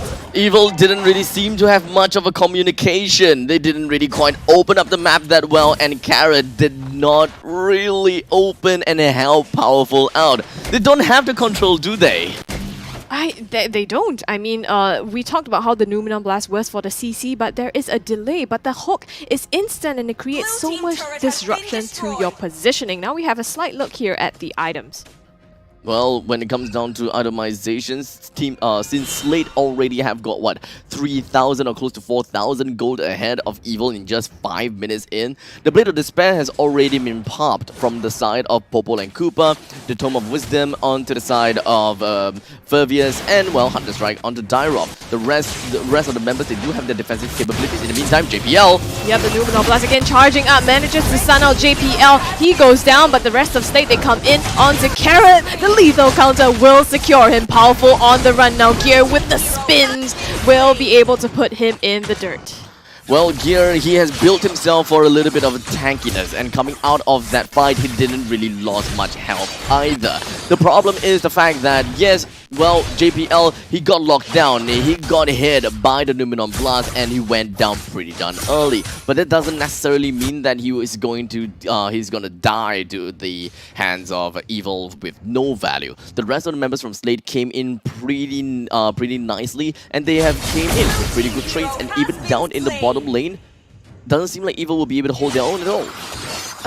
It's just looking really tough for them, right? It's hold on though, Gear caught in the jungle of Evo here, and 3-4 members onto him will shut him down. But Slate also gets the bottom tier 2 turret, so they're always finding things across the map in their favor. I mean, we're looking at textbook plays all over the map coming in from Slate. In the meantime, hold on, middle lane, Powerful. Sayla pops the demonic force, chases down Powerful. They get another turret. Slate is trying to close this out fast. It's almost 7 minutes into the game now, and they've already taken 4 turrets, 2 turtles, with the next one already spawned. This could potentially be one of the fast games of the series, or rather fast game of the season. I'm not too sure whether it would be, but it's just 7 minutes into the game, and Slate, they are just going to be preparing to knock down every single one of these walls that the game has for Slate. And they're just knocking it down, pretty simply. It's textbook play, right? And they're just trying to clean this up as soon as possible. I think so far the shortest game in this season has been 10 minutes and 20 seconds. So if Slate were to be able to close this out faster than that, that would top the records, and it seems like that's what they're trying to do here. Not sure. I mean, when it comes down to Slate or other teams, oh, okay, never mind. JS gets popped down almost immediately. Evil, they really don't have the control of the map. They don't have the openings on the map. Slate is just dominating in every single aspect. And in just 8 minutes in, JPL is right in the opponent's faces. And this is not the most ideal scenario at all. It's just, it's almost a massacre at this point, right? Watching Slate is so difficult, and you can see on the players' faces as well, it's very, very demoralizing to have basically the opposing team stomp all over your jungle and all over your team fights. Granted, Evo has managed to clock 4 kills up, and 3 of them going to Powerful, in fact, but you need some farm on Coconut as well. At this point, he is slightly below FMM, 1 level, but the rest of the team really needs to catch up. Yeah, for the side of Evil, they mostly would want to take a look at how they can take a fight against Slate. They can no longer just stay in the lanes and win in their lanes anymore. They gotta have to turtle up, find pickoffs against Slate one after another, and this could potentially be the pickup we are looking for. Sailor uses the demonic force, so the shield keeps him alive, but not for long. In the meantime, Powerful is the one that's gonna be put in a coffin. Evo bites back. They're trying to get Adamir, but it's gonna be Coconut losing his life, the main damage dealer here, and Evo is forced to retreat. Now, my biggest question is, why did Melon use his ultimate to steal away the Dyrofs out of it? Because that is not going to deal much damage at all. The main thing about Dyrof's damage kit is because of his dash. His second phase of the dash drops the enemy's physical defense like crazy. Hook onto Carrot, immediately just blown up here mid lane. Slate gets even more pressure. Right now, all 3 lanes are pushed up, so they have a ticket to this first Lord of the game to be able to take that, and with that, they're just going to advance their push. Now, Evil, they need to find a way to win their lanes. They need to steal away Ballman's lethal counter, not as a way to end a fight, but a way to almost start a fight. You need some true damage. You need to get the opponents popped down to 50% health and then pop the lethal counter. This way, you won't kill them, but you will scare them. And from that point on, it was definitely gonna help. Powerful can't even get his buff at this point. Lumina Blast onto JPL will be able to take him down, but Sailor, now the rest of the team trying to cover from the wrath of JS. He goes down as well. Sailor continues onto Coconut. One more demonic force, but he doesn't get it. And instead, Coconut gets 1 consolation kill onto him, but Slate presses on in the mid lane. It's a 1-4-2 trade. Slate only have 3 person pushing into the middle lane, and Slate just could not manage to end the game right in time. And in time, we're talking about a perfect game. The Lord is gonna be marching in the northern side, pushing right downwards, but Powerful and Melon want to defend this, and FMM joins into the fray, gets himself some shields, and Powerful might be dead. Yep, I mean, they have him dead to rights. Adamir gets the kill here, and it's going to be a hook that misses the mark, doesn't get anyone so far, but, you know, Slate walk away with already what they wanted. All of the lanes are pushed right in. Let's not forget that Ballman is pushing down the bottom lane while all of that is happening in the northern side. Team Slate, they are on a roll. With the top lane and bottom lane completely barren, Team Slate, they are ahead by 10,000 gold. it's just all about defending this single turret in the middle lane. And Evil, they gotta have to look out and play together with their team together. They are turning up, and it's so hard. Look at Gear just trying to break them up with the Cyclone Speed. Sailor again comes in with a demonic force and will now charge into the base of Evil. They're trying to close this out now. It is 12 minutes almost into the game, and they aim straight for the core to close this up. And now, what can I say about the entire game is the fact that, well, Evil, they just can't seem to work it out properly. They don't have the control of the map against Slate, and Slate, they're just establishing their dominance all across the map, starting from the bottom to the top, then to the mid. Every single one of these turrets are just getting whittled down, and Evil, I think the biggest problem really boils down to the communication. I don't know if Evil have any form of communication, because they are getting blindsided by different things in like kind of rookie plays, such as the turtle being free to be taken by one person with no one defending the turtle, the purple buff being stolen away with no one defending the purple buff as well. All these kind of small little plays. I mean, I don't know, it seems like something that I will see in ranked games, but Emox, what do you say about those?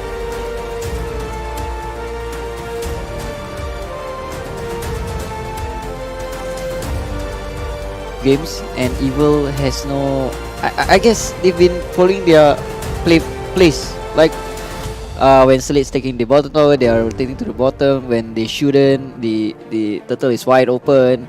I guess Evil. I don't know. It seems like Evil has no game plan going into the game.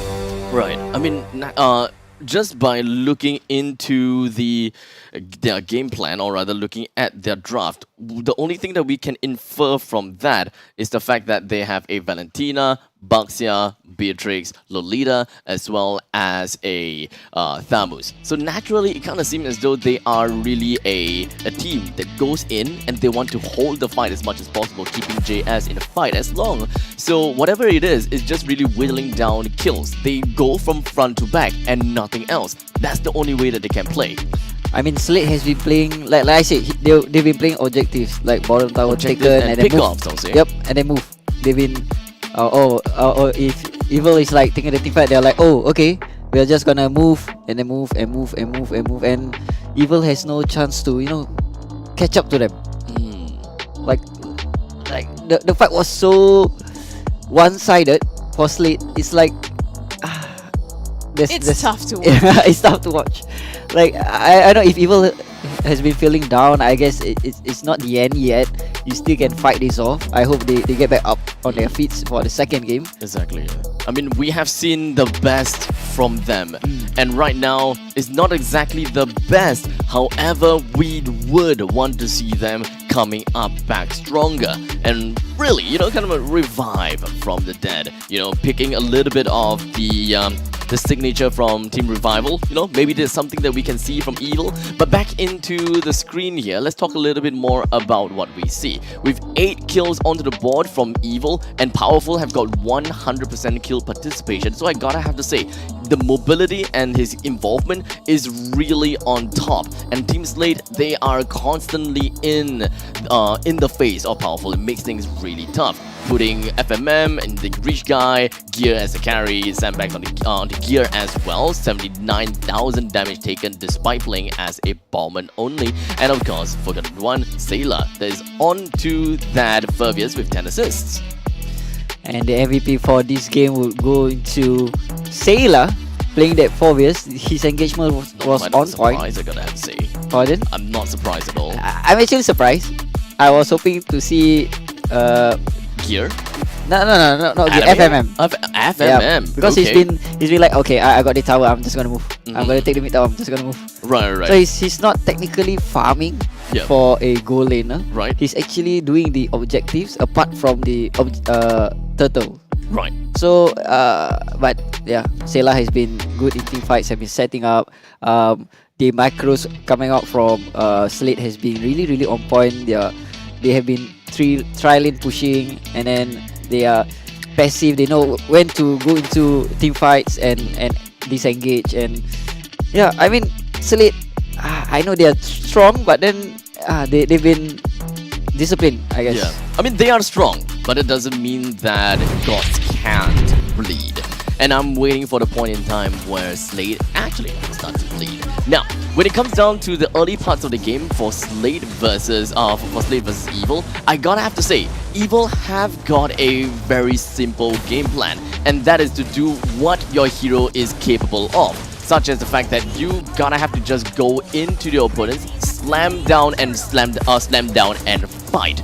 But unfortunately, that is not something that we see in the later stages of the game. In the early stages, they did manage to pull off a couple of relatively good trades. But then again, as you can see, Evil has been constantly trying to pick fights when they don't actually have the items or levels to even go up against Slate. Like, look at the goal difference here. It's like 7k difference, and they are forcing the team fight. They're overextending when they shouldn't. They're trying to kill off Adamir, who's really low, and then foregoing the Popo, who actually has much more of a damage. Like, I guess you need to know your limits, I would say. There is not a single hero, or rather not a single person coming in from the from Evil's side who can actively deal with the Popo and Koopa, since they don't have someone that can really catch this Popo and Koopa. Everyone is front to back. So in this situation, hypothetically speaking, if Evil were to find themselves in this situation again, what should they be doing? If all of the outer lane turrets, they are all destroyed, right? They are all destroyed already. What should they be doing? Just turtle up, defending the base, and just wait for their death? Yeah, they should turtle up. I mean, right from the get-go, if they are not doing what a like they pick up the Baxia, right? Baxia should be taking up the jungles and then making Bellman struggle in his own jungle camps, but then he's not doing that. He's just rotating for team fights. And Popo against a Beatrix and you're rotating to him, it's like you're already losing lane. If you're rotating and then the opposing team is rotating, how can you actually win if initially you're already losing, right? 1v1 you're losing, you bring a friend, 2v1 he's gonna bring a friend, 2v2, and then he scales back to their side of advantage. And then yeah, like I say, Baxia doesn't have the, I guess, kits to take up objectives fast, but what you can do is steal the jungle camps, make Bellman starve, because that's where Bellman will have a difficult time to rotate into the lanes. I think that also have to come down to the question, and really begs the question if whether the position 5, the roamer, is able to open up the map far enough. Because as for the Lolita, I think that there were two crucial cases, two crucial scenarios whereby the Lolita should have been with Powerful, in my opinion. You know, the first time when he's trying to take the turtle, and there was one point in time where Powerful was actually taking his own purple buff. They don't have any vision, control of the northern side of the map, and they have, if I'm not wrong, they have already lost their first defense turret. No one was, kind of weaving around the place. No one is trying to overextend and try to push out the waves all the way. They just have a random bomb and just came right in, stole the turtle. I came back in, stole the purple buff as well. I guess Lolita was having a hard time because every lane matchup was losing. Right, and he needed to be there to assist them. He needed to assist the goal lane, and then when he was looking at the EXP lane, right, we see suffering as well. We see him suffering and not making like the things that he should do, cutting waves or winning matchups. If you're not winning in matchups, you should cut waves, and so on and so on. So I guess Lolita was having a hard time deciding on who to actually help. I mean, there is one carrot, one roamer, but you're torn between 3 lanes, right? Right. So back to Amos's point, right? In the beginning, when he talked about how Evil is just trying to catch up and match the pace of Slate. Slate was setting the pace the entire game. So for them to be able to do that, they just spread really thin across the map and across the team, and it is difficult to watch. But I guess going into this game number 2 between Slate and Evil, what would you expect to see Evil change up a little bit?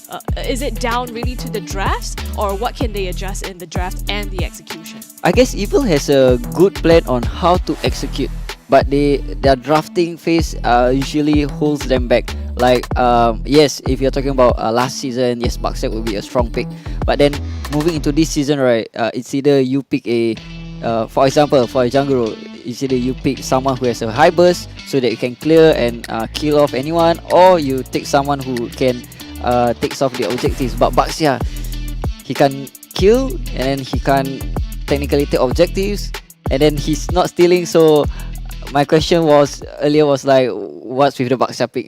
If you're not doing any of those three. I think that when it comes down to wanting to pick Baxia, I believe that when it comes good synergies there's a reason why Baxia resurfaced in a tank meta, because he stands next to tanks really nicely, as they all can survive together with the Baxia. And some of these roamers, they do have the mobility to move around in that instance as well. But in that previous game, the only roamer that we see, the only tank that we see was a Lolita, who doesn't necessarily have any form of mobility, but is just, tanky. I mean, Evil, okay, let's give it to them that they don't have a coach and a drafter, right? They may struggle in that form, in that section, I would say. But then, going into Slate, Evil shouldn't give so much of their heroes, I would say. And don't fall. I mean, right from the start, from the drafting, they've fallen into Slate's hand. In draft, they followed Slate's draft, and into gameplay, they still follow into Slate's gameplay, which was really bad. I would like to see Evil playing their own playstyle. I'm just afraid of Evil being demoralized from game number 1, and technically speaking, their performance in the entirety of this season's regular season as well. I hope that doesn't get too much into them. Who knows? Maybe there is something that they're doing right now. Maybe they're still testing. Maybe they're still experimenting. And once it hits regular seasons, boom, they go off. Or maybe they're waiting for playoffs. To them it's like, you know what? Let's not care about the regular season. Make them think that we're weak. Yeah, we're weak, and then going to playoff, and then they're boom. Yeah, because this is very uncharacteristic, right? We have seen Evil play in the previous season with only one member change up, but yet it seems as though it has taken a huge toll to Evil. And like I said, uncharacteristic, doesn't seem like it's supposed to be like that.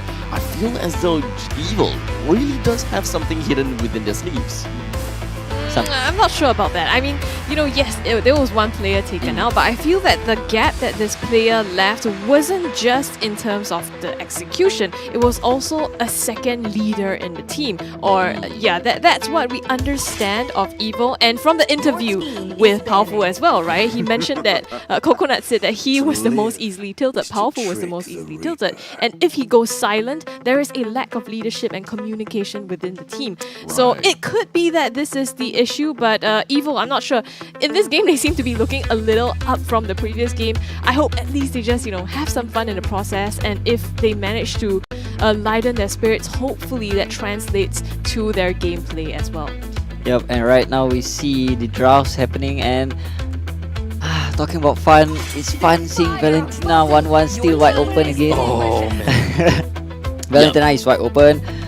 There's the 1-1. Beatrix is still up there. Yep, 1-1. Beatrix, Akai, Esmeralda. I mean, it feels like Slate is also just giving up meta picks, force Evil to choose from, and then they will kind of respond accordingly, right? Yeah. I mean, right now, the best thing that they can go for is release a hero that can excel in many different ways, that can fit into many different kind of compositions. And the answer is going to be Akai, with a very valuable ultimate with the heavy spin.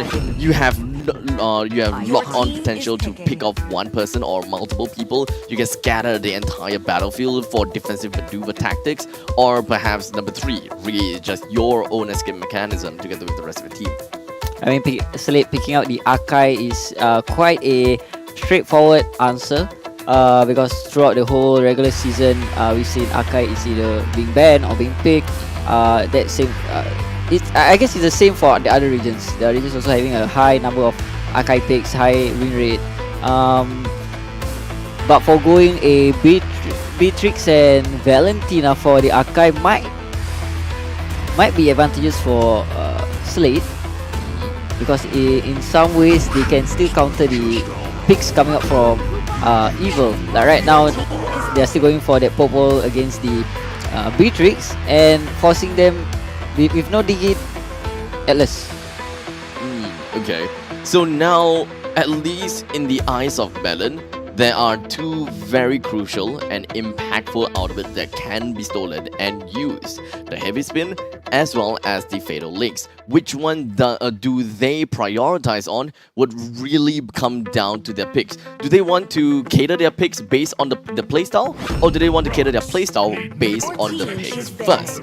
Evil had decided to go straight in for the Baxia once again. This time, the Baxia does have some merits because we talked about it before. The second skill does skill better when you are fighting against tanky units. And in this case, Slate does have an Akai as well as an Atlas. So at least in that scope, the Baxia is a technically soft counter to Roma's role, with two of them being relatively tanky. But who they pick from this point onwards have to play around the Baxia.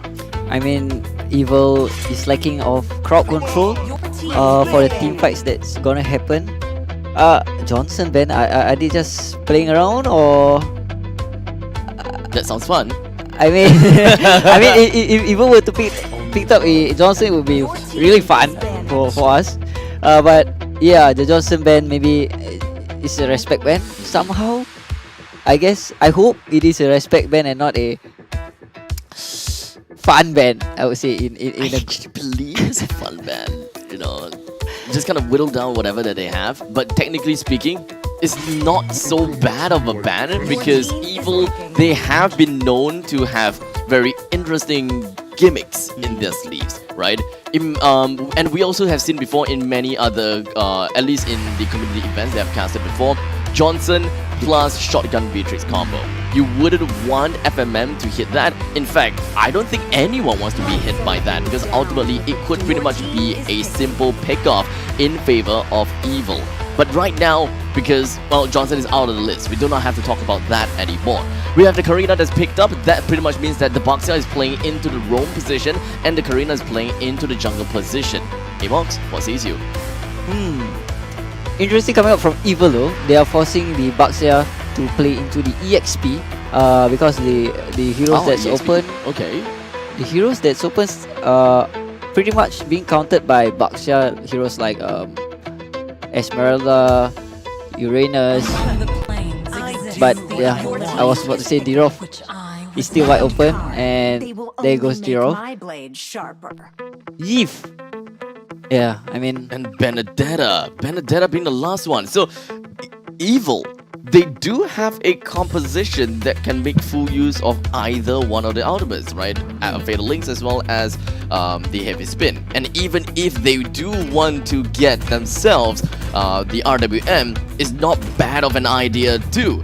The main reason that they would want to use the RWM really is to ensure that Coconut stays onto the back lines while JS, Powerful and Carrot, they jump themselves right into the enemy's lines depending on how they want to play it, front to back or back to front. If they want to play back to front, then Melon can no longer pick up the RWM. They can go for a Fatal Links which will really just make things even stronger. It becomes a death ball. So Evil is playing those heavy dive compositions with Benedetta into their mix, while Slate having a balance, I would say, balanced draft, balanced team fight coordination, and for me, I was still leaning to Slate's draft, and to me, yeah, I'll go for Slate for this game. Alright, ladies and gentlemen, let us just jump right in and take a look into Sanctum Island between Evil versus Slate. Who's going to be the one to come up on top of this game? Will Evil get themselves a 1:1 scoreline? Stay tuned and take a look at the starting laning phase. Yep, now ladies and gentlemen, this is game number 2, potentially match point here for Slate if they take another game off of Evil's hands. So once again, Evil's game to prove off the bat, already seeing some pressure here actually from Evil, getting the lethal in this mid-river, but they want payback. Slate endures Melon a little bit, chasing him down, putting the damage, will be able to secure him as first blood. A very early aggression from Slate. Evil's Melon does not have his dashes to get himself out of the way. Very unfortunate. In the meantime, down to the bottom lane, Powerful as well as JS, they have eventually put themselves down to the bottom lane. They themselves have gotten themselves a kill onto Adamir. 1-for-1. In fact, that is... well, let's see. Melon was dead, Adamir was dead. Adamir is more of a position 3. In the meantime, Melon is more of a position 3. Okay, same. It's same, unfortunately. Yeah, but I think that's a good pickup, right? Not only did they take down Adamir, they also forced his flicker in that fight. So it's not going to be up for this turtle fight if he wanted to put pressure, but mid lane, JPL forced back a little bit. Powerful tries to get him, but Gear comes in with the heavy spin already. Pins Powerful to the wall here. Doesn't look... okay, yes, they still got it. Gear gets the last hit. Right by the skin of the teeth, Gear has been spinning all around like a Beyblade for the longest time ever, pushing Powerful into the wall, but no one could get close because most of the members from Slate in the middle lane, they were all dropped to a pretty darn low of health and they can't exactly touch Powerful as well. But regardless of all the fact, they still managed to bring Powerful down. That is a 2-1 scoreline, allowing Slate to gain control over the entirety of Turtle, pushing Carrot as well as JS and even Melon to prepare themselves down in the bottom lane. The fortunate thing is, Melon has got Fatal Links. Yeah, will they choose to use it here? Slate taking advantage of this positioning on the turtle. JPL zoning them out, going the way of Slate once again, and it looks like Evil's gonna just retreat from the turtle. Nothing much that Evil could have done because of the fact that, well, JS was really trying to go for a little bit of bait and poke tactics, but the entirety of Slate have decided to rotate themselves around in a anti-clockwise manner and just chase down JS instead of pulling up and just retreating over to the northern side. If they were to do that, then they will be in the lethal range of Melon, ready to go for the Fatal Links. Ooh, down bottom, Adamir gets taken out by Powerful once again. So it looks like Evil's putting some focus on this bottom side to help JS scale and possibly be able to join team fights earlier. But Carrot on the top side being punished as well for that 4-man rotation up top for Slate. Well, unfortunately for Slate, they did not get the control that they really wanted. In the meantime, bottom lane, once again, Adamir fighting against JS. We are not looking at Adamir having a good time at all.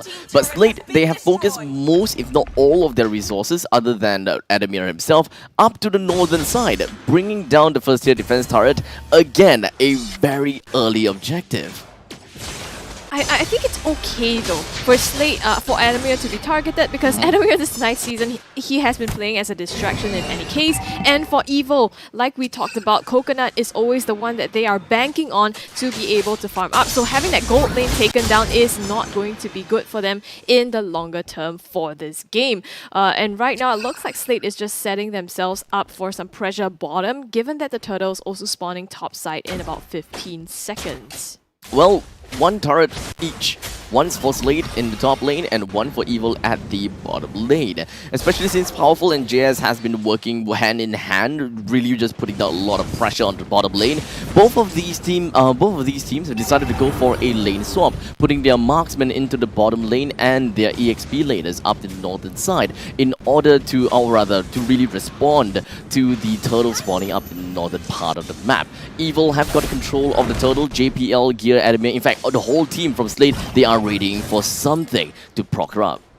I think what's interesting is that this time Evil kind of can mirror what Slate's doing, especially with the Valentina. So he has the Atlas ulti, but he won't choose to use it. Still, Turtle going the way of Gear, and now Slate potentially looking for something. But it looks like JPL is just going to zone the members out for Gear to steal away more jungle farm.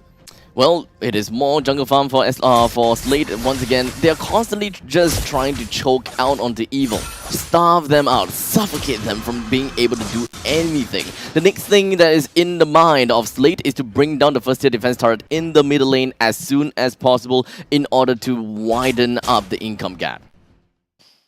At this point, I think at least the gold lead isn't too dire yet. It's about Not 1k yet. gold across, but like we talked about yesterday, right? Slate just slowly chips away at them, and right now Carrot is the one. His HP bar being chipped away. JPL flickers in with the Fatal Links to secure and put him down. It's gonna be JS now coming in with the final blow and trying to secure one for himself too. JPL and FMM go down. They're still trying to press on. Powerful and JS on to Gear though. Heavy spin still has it in the bag. Will be able to pop it to get away. A defensive heavy spin from Slate, but all in all, that entire team fight looked pretty darn good for Evil. They have managed to get a kill down on the FMM as well as JPL. Well, for Team Slate, they have focused onto Carrot and really put down a lot of ultimate just to bring him down, right? They locked him down, they even used the Fatal Links as well as Sailor's RWM in order to stop anyone from entering or retreating. But Evil's lineup, they are relatively mobile. And let's not forget about the fact that we do have a Benedetta in the ranks of Evil. If he chooses to just rush right in, he will. And that is exactly how they managed to catch up to Sailor and just get the kill into the bag. Get the kill onto FMM.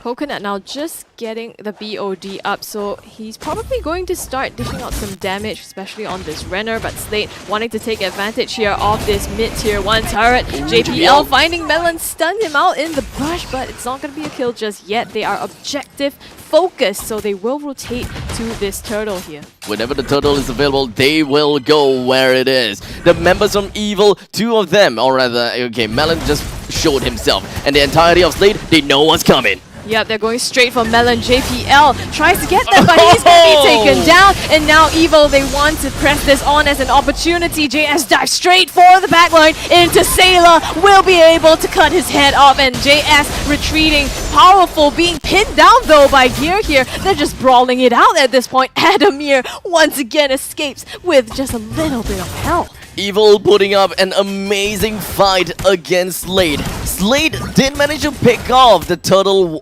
once again. So a total of 3 turtles with them as well as 3 turrets. But the fight itself, it definitely went ahead to the side of Evil. Most of the power players are all the way at the right side, which did manage to suffocate out onto JPL. JPL was trying to go for a play. He's trying to target the people at the back, but unfortunately he got sniped out instead. And even for Melon, he was ready to use his own Fatal Links, or rather, JPL's Fatal Links against him. But unfortunately, JPL went down before the Fatal Links even popped. As such, Melon, because of Trigger Finger, he actually used it as well, so he wasn't able to fully capitalize that Fatal Links in the next part of the fight, which is unfortunate because they could have extended the lead even further. Yeah, but I think, you know, the fact that they managed to take advantage of JPL being in the brushes, trying to zone them out was great. Looking at the items here, Carrot with the Vengeance actually. Yep, Carrot does have the Vengeance. We've seen him pop previously. The items that he's going to pick up would definitely want to put him as a very tanky role. He wants to jump in and be the initiator and force people to attack him. Being the porcupine that he is, everyone will be focusing down on him as much as possible. He's not going to be the only tanky one though. Powerful is intending to gear himself as the tanky one too. Not exactly the mage Karina that we've seen before as we might have expected, because Powerful as well as JS, both of these heroes can play in a very hybrid role. Who wants to go for attack, who wants to go for defense is always the question. Nice Fatal Links onto Coconut there and just bursted down by the members of Slate. Evil, they are 1 damage short. Carrot's gonna be pinned by the heavy spin. All the damage pouring out onto him is going to be enough to take him down. Slate, they go straight for the objective here. Evil's outnumbered because JS is down bottom trying to push, and Slate recognizes this, has to send Adamir down to respond. Crucial pushes, crucial timing, crucial kills. Evil has lost 2 members, Coconut as well as Carrot, but that, boy, oh boy, that's not over! 3-man Fatal Links pop there by Melon. Sailor pops the grid to respawn and try to break up the fight here. Gil goes 1 for 1 onto Melon, so he clocks up a kill for himself. 4-0 and 2 right now. Shut down by Carrot though. And Slate, they want to chase this. Adamir decides to flicker out. Big Fatal Links coming from the side of Evil, but now Adamir finds himself right in the face of JS. Still gonna be taken out, unfortunately, by the hands of JS. Evil, they are just 1,000 gold ahead of Slate. They even managed to pick off the Lord against Slate, getting themselves immense dominance all across the map. This seems to be giving them confidence, right? Evil is finally looking up for them a little bit, and they're taking out some of the farm from Slate. This is unprecedented. I gotta have to say, this is really quite a bit of a surprise. For the side of Slate, the main thing that they want to go for is really just wombo combo unga bonga, right? They want to play into the Fatal Links. They want to use gear to pick off the opponents. But so far, we have seen a couple of times gear pulling off with the heavy spin. They did manage to find a couple of chokes here and there, making sure that Carrot dies or Melon dies. But so far, JPL is not really looking into flashy plays. One more Fatal Links onto Carrot once again, trying to go front to back, and it will be enough to decapitate him. And now JS once again goes in with the blows, trying to target right onto him. Blows him up completely, and now they trade out MM for Roamer. It is an Evil's hands together with this Lord charging down the bottom lane. JS tries to cut in front of Slate now just to buy space for Evil to take down this base turret. And they do! And now the bottom lane is dead. The Lord is just going to be marching himself onto the core with a single swing before it went down. Middle lane inhibitor turret is taken down, and meantime, Sailor, he pops the real world manipulation to try to zone them out. Evil, they're in trouble. They will trade out Coconut for Sailor here. So 1-1 across both teams. Evil, they do manage to break open the base of Slate though. the entirety of Evil have managed to fall back. Without Coconut and JS, they have lost one of the few damage dealers of the team. So far, Slate has been playing in not exactly Death Ball. Weirdly, they have mostly been using their very big, crucial ultimates to single out one person. And the person so far have been carried. They're always looking out for him, and they would use the heavy spin to pick him off. They would use a Fatal Links just to catch one person off. That is the difference of what Evil does. Evil's Melon, he uses his Fatal Links in order to catch a big amount of enemies at one fell swoop. As such, Slate has been constantly losing in teamfights because they just don't have those impactful ultimates to play for themselves. And if Slate have understood that and have adapted, they will no longer play in that kind of aggressive manner. They will reserve these ultimates for when it really is important, such as this Lord. They are already camping here at the top side, wanting to both take these objectives. Now this is important for Slate to take as well, because right now they're only left on the last legs of their top base turret. Now so far Evil has been doing such a great job with especially JS, splitting up the team of Slate, but Slate, they recognize they're one man short. They go for powerful instead. Fatal Links connects, and it's going to be the damage poured out. But look at the backline. Carrot going for Sailor as well. FMM gets taken out by Coconut, so now Slate running away from this fight. It's gonna be powerful, chasing down JPL. The core though, JS is trying to split push. JPL is the only one trying to save it. I don't think so. Rematch to make it. One more hit by Evil secures that. Evil! Boy, oh boy! While the entirety of Slate, they were so involved, they were so tunnel visioned into the concept of winning the team fight, they still did the same thing, and that is JPL using a single ultimate, which is going to be the Fatal Links to catch out Powerful. They used this, they used the Fatal Links to catch out Powerful, but Powerful didn't die at all. Yeah, I mean, Evil. Titan Slayers. Titan Slayers. Being evil and just they knew their job desk.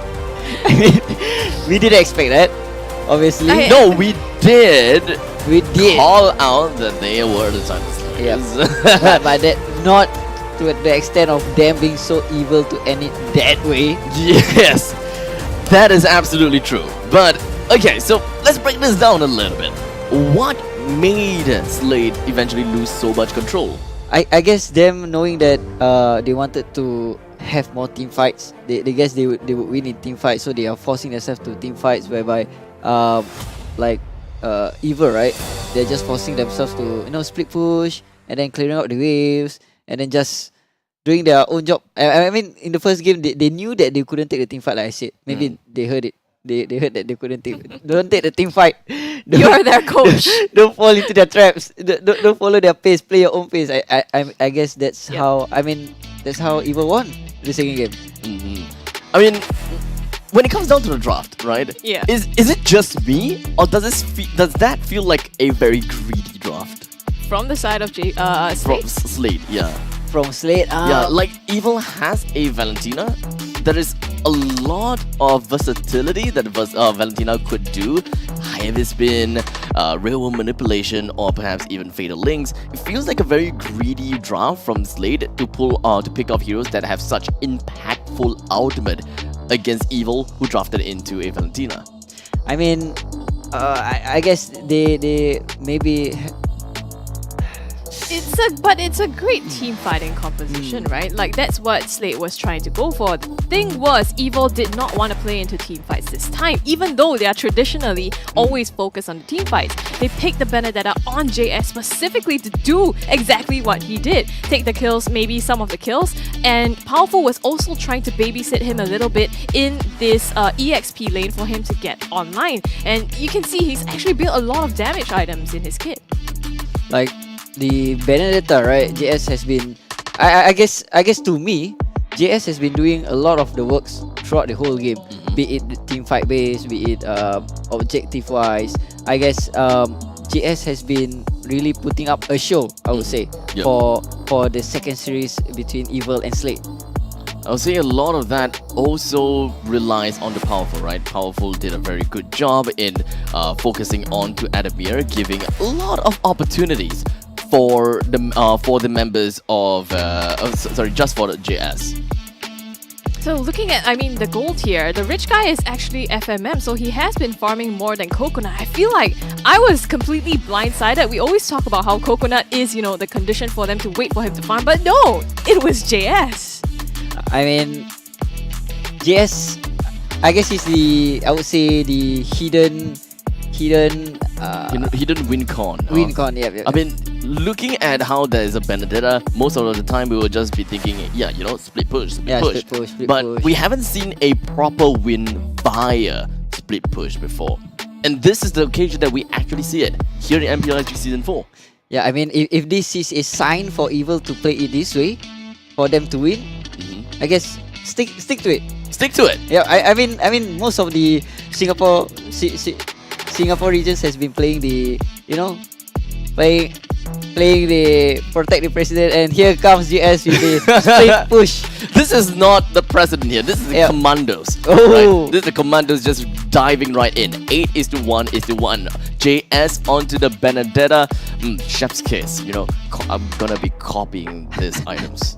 Dreadnought armor. Okay. You have to be able to pull it off in the same fashion, though. Shut up. Thought about the items sometimes. I mean, looking at his items, he's playing more towards the poke and run, hit and run kind of Benedetta, just going in, and then if anyone is slow, pressing the execution, and then coming out, and then making everyone chase him, so his team can, kite their way through, and then that's what they've been doing.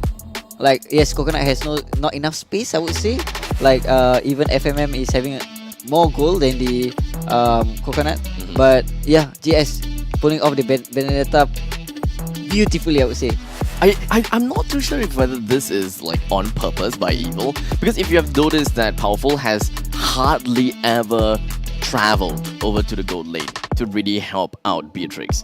Most of the time, they pulled it off by killing Adamir, which is at EXP lane, twice or maybe even thrice, right? So technically speaking, it may seem as though that Slate may be forced into thinking that we have to ensure that this Beatrix don't get farmed up so much, because looking at games after games after games, series after series, Beatrix is always important when it comes down to win conditions. But this time, looking at the fact that Benedetta is such a big play, may have changed a couple of people's minds. Just look at how JS has been coming in and then zoning out all the damage dealers. Look at this team fight. JS coming in and then just swooping throughout the whole backlines and giving space to his teammates. His teammates are like so far back, and he's like so upfront. Yeah, and it's still not dead. I think the whole time in this game, we can just pretty much take a look at where JS is. While all of these team fights is happening, he's still at bottom lane, and the entirety of Team Evil, they're just buying time. And let's not forget that Carrot is pretty tanky as well. I guess this gives us a very good idea why Powerful decided to play tanky too.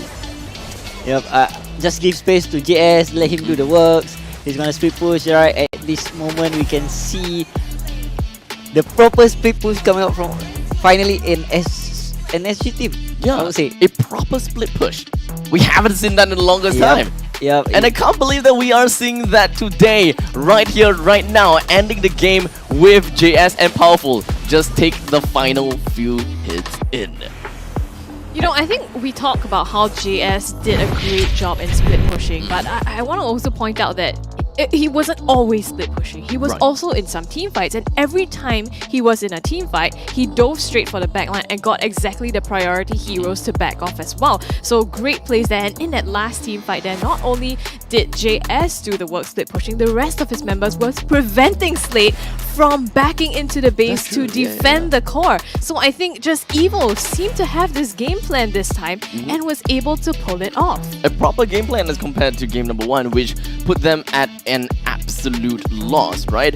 Early into game number 2, it kind of seemed as though they were taking really good trades already, and I gotta have to commend them for that. I mean, from me, I would say to Evil, you know, keep it up, stick with the whatever you guys are doing. If you're listening to me, just split push, you know. Just split push. Yeah, you're gonna win. You're gonna win. Just that pick better. Just pick. If we know Slate though, they might not let that happen. So we'll see if Evo can beat that in game number 3. We're going for a break first.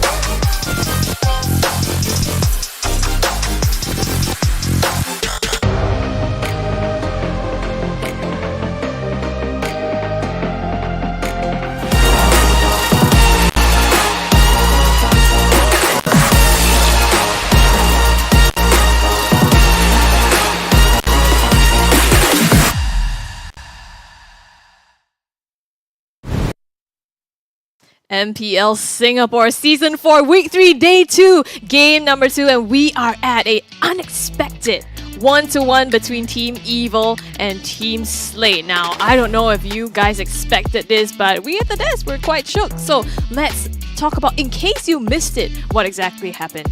Well, all in all, when it comes down to Evil versus Team Slate, Slate's game plan was really centered around team fights. And I would say that most of the time, Slate, whenever they try to go for an initiation, they will usually only find one person. They don't have the opportunity to find a big group of people in order for them to actually work around with the Fatal Links. As such, I think that most of these instances, it was only JPL that could catch up to that one person, and the best way they can do things is really just work in with the Fatal Links. And most of the fights, after that they take those, they do not have those crucial ultimates to back themselves up. That is when the Valentina does have a full man lockdown with the Fatal Links, and in the same time, JS is either in the fight or putting pressure somewhere else.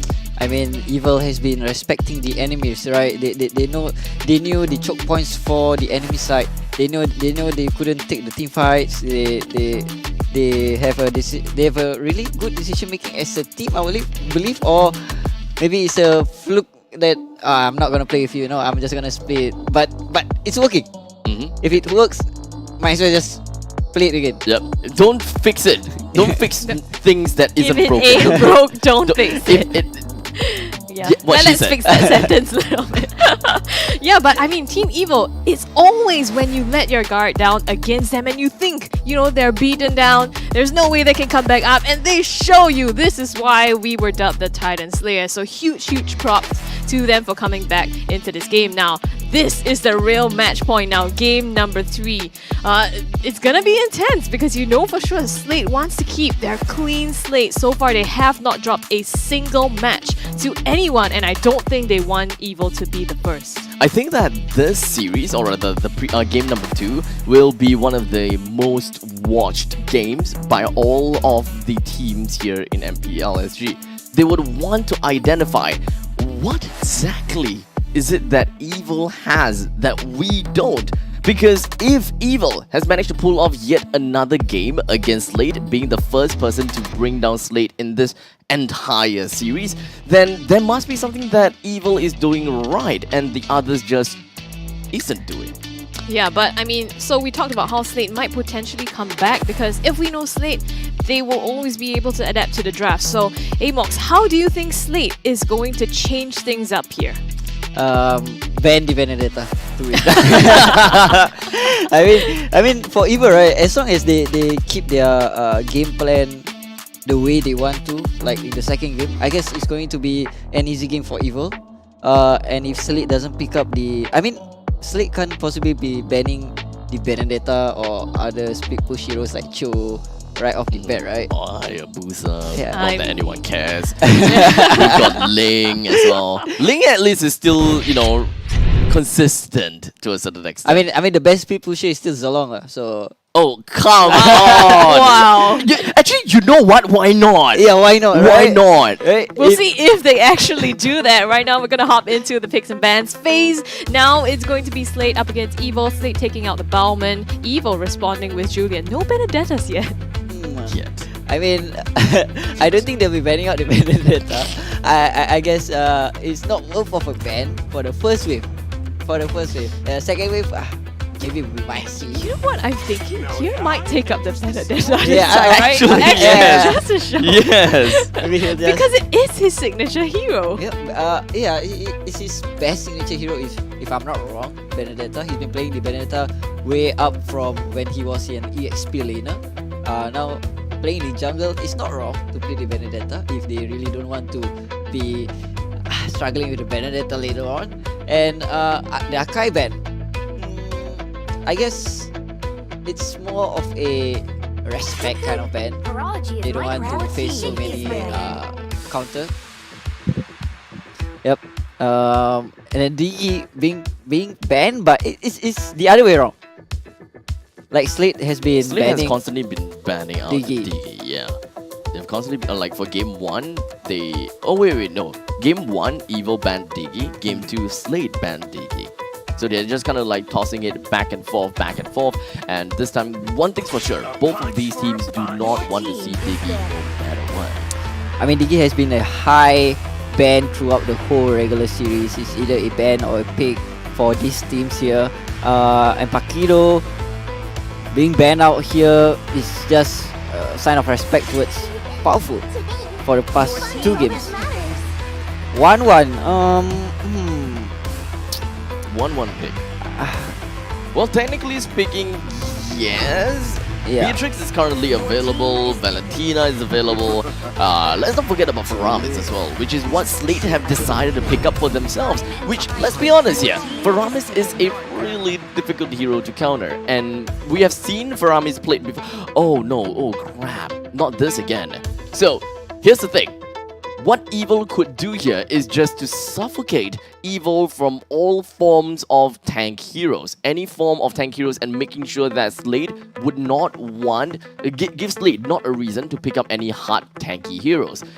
Thus, forcing this Faramis... Oh wait, this should be the other... No, wait, correct.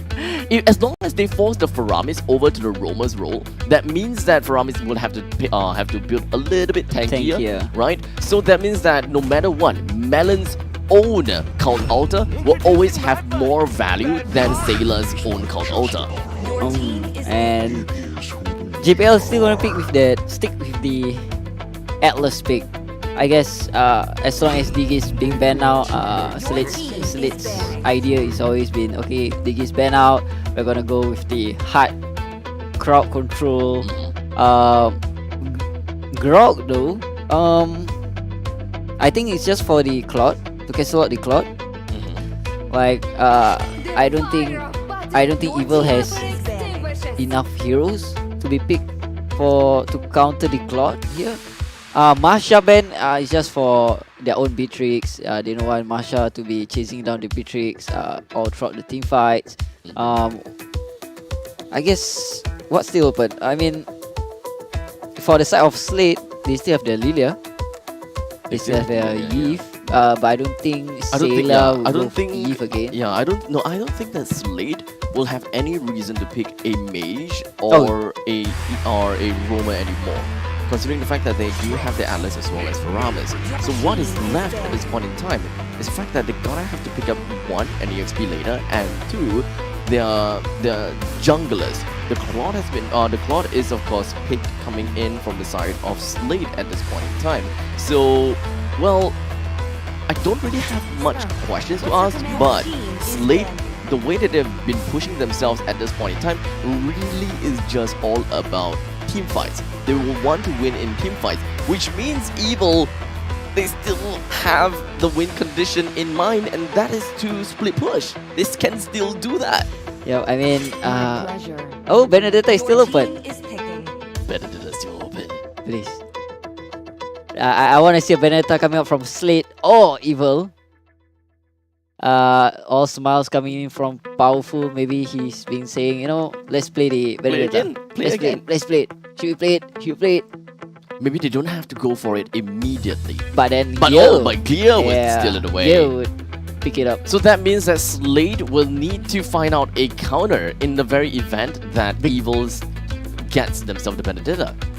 Yep, let's say Powerful plays the Benedetta jungle, right? And then Slate. Yeah, Slate counters Phobius. Yes. Evil still has the last pick for Esmeralda. Yeah. Ah, yes, they can still go around like that. So it can definitely be a okay. I mean, you did speak about Cho as a split pusher as well, but what is the possibility that they are actually gonna put this Cho over to the EXP rather than the, well, jungler role? Because we have seen before the Cho in the jungler role. I think that Ode Bambi is the one that played that. Although I would say it's rather unorthodox, but it can happen. It's still workable. I mean, if he's going for the Cho damage, right, the EXP lane, it will force Claude to build the Wind of Nature quite fast. Yes. Like he doesn't want to get bursted down by Cho quite early, and then there's the Beatrix with the machine guns. So I guess Cho being on the EXP lane is still viable, but then the Esmeralda coming through. Okay. technically speaking, a split for split, right? They picked up a lane for themselves in order to respond to any kind of split push scenarios that Evil may have in mind. So the entirety of Slate, they have JPL to do all the poking as well as the zoning tactics in order to force Evil to collapse themselves onto Esmeralda, and when the time is nigh, that is where the Faramis as well as the Atlas comes in, and let's not forget about the fact that Claude could come in as well. Okay, looks like we won't be seeing any Benedetta coming through, but wait, is this a Cho jungle? It seems like a Cho jungle. Wait, we have seen before Dirov jungle too, actually. That was from Slate, if I'm not wrong. But which one is more viable in this game, in your opinion? I would go for the Dirov jungle, so that the Cho can pick off anyone he wants. But then Cho being in the jungle is still an option coming up from Evil. Slate's pick has been really more towards the team fight compositions, and for Evil, it's more of a pick off and counter, right? Anti-team fight with the Grog, with the Cho, you know, being picked off. So they have Grog as well. So, well, we do have the analysis in. We have broken down the team fight capabilities coming in from both Evil as well as Slate, and what are their win conditions. Ladies and gentlemen, who's going to be coming up on top? Will Slate come up with a clean slate, or Evil will come and put themselves as Slate's kryptonite? Here we go. This is game number 3. My goodness. Didn't expect us to be here, but so excited that it is panning out in this way. Now in the mid lane, we're going to see a little bit of a scuffle here already. Melon putting out some damage onto JPL and Sailor, forcing them back here.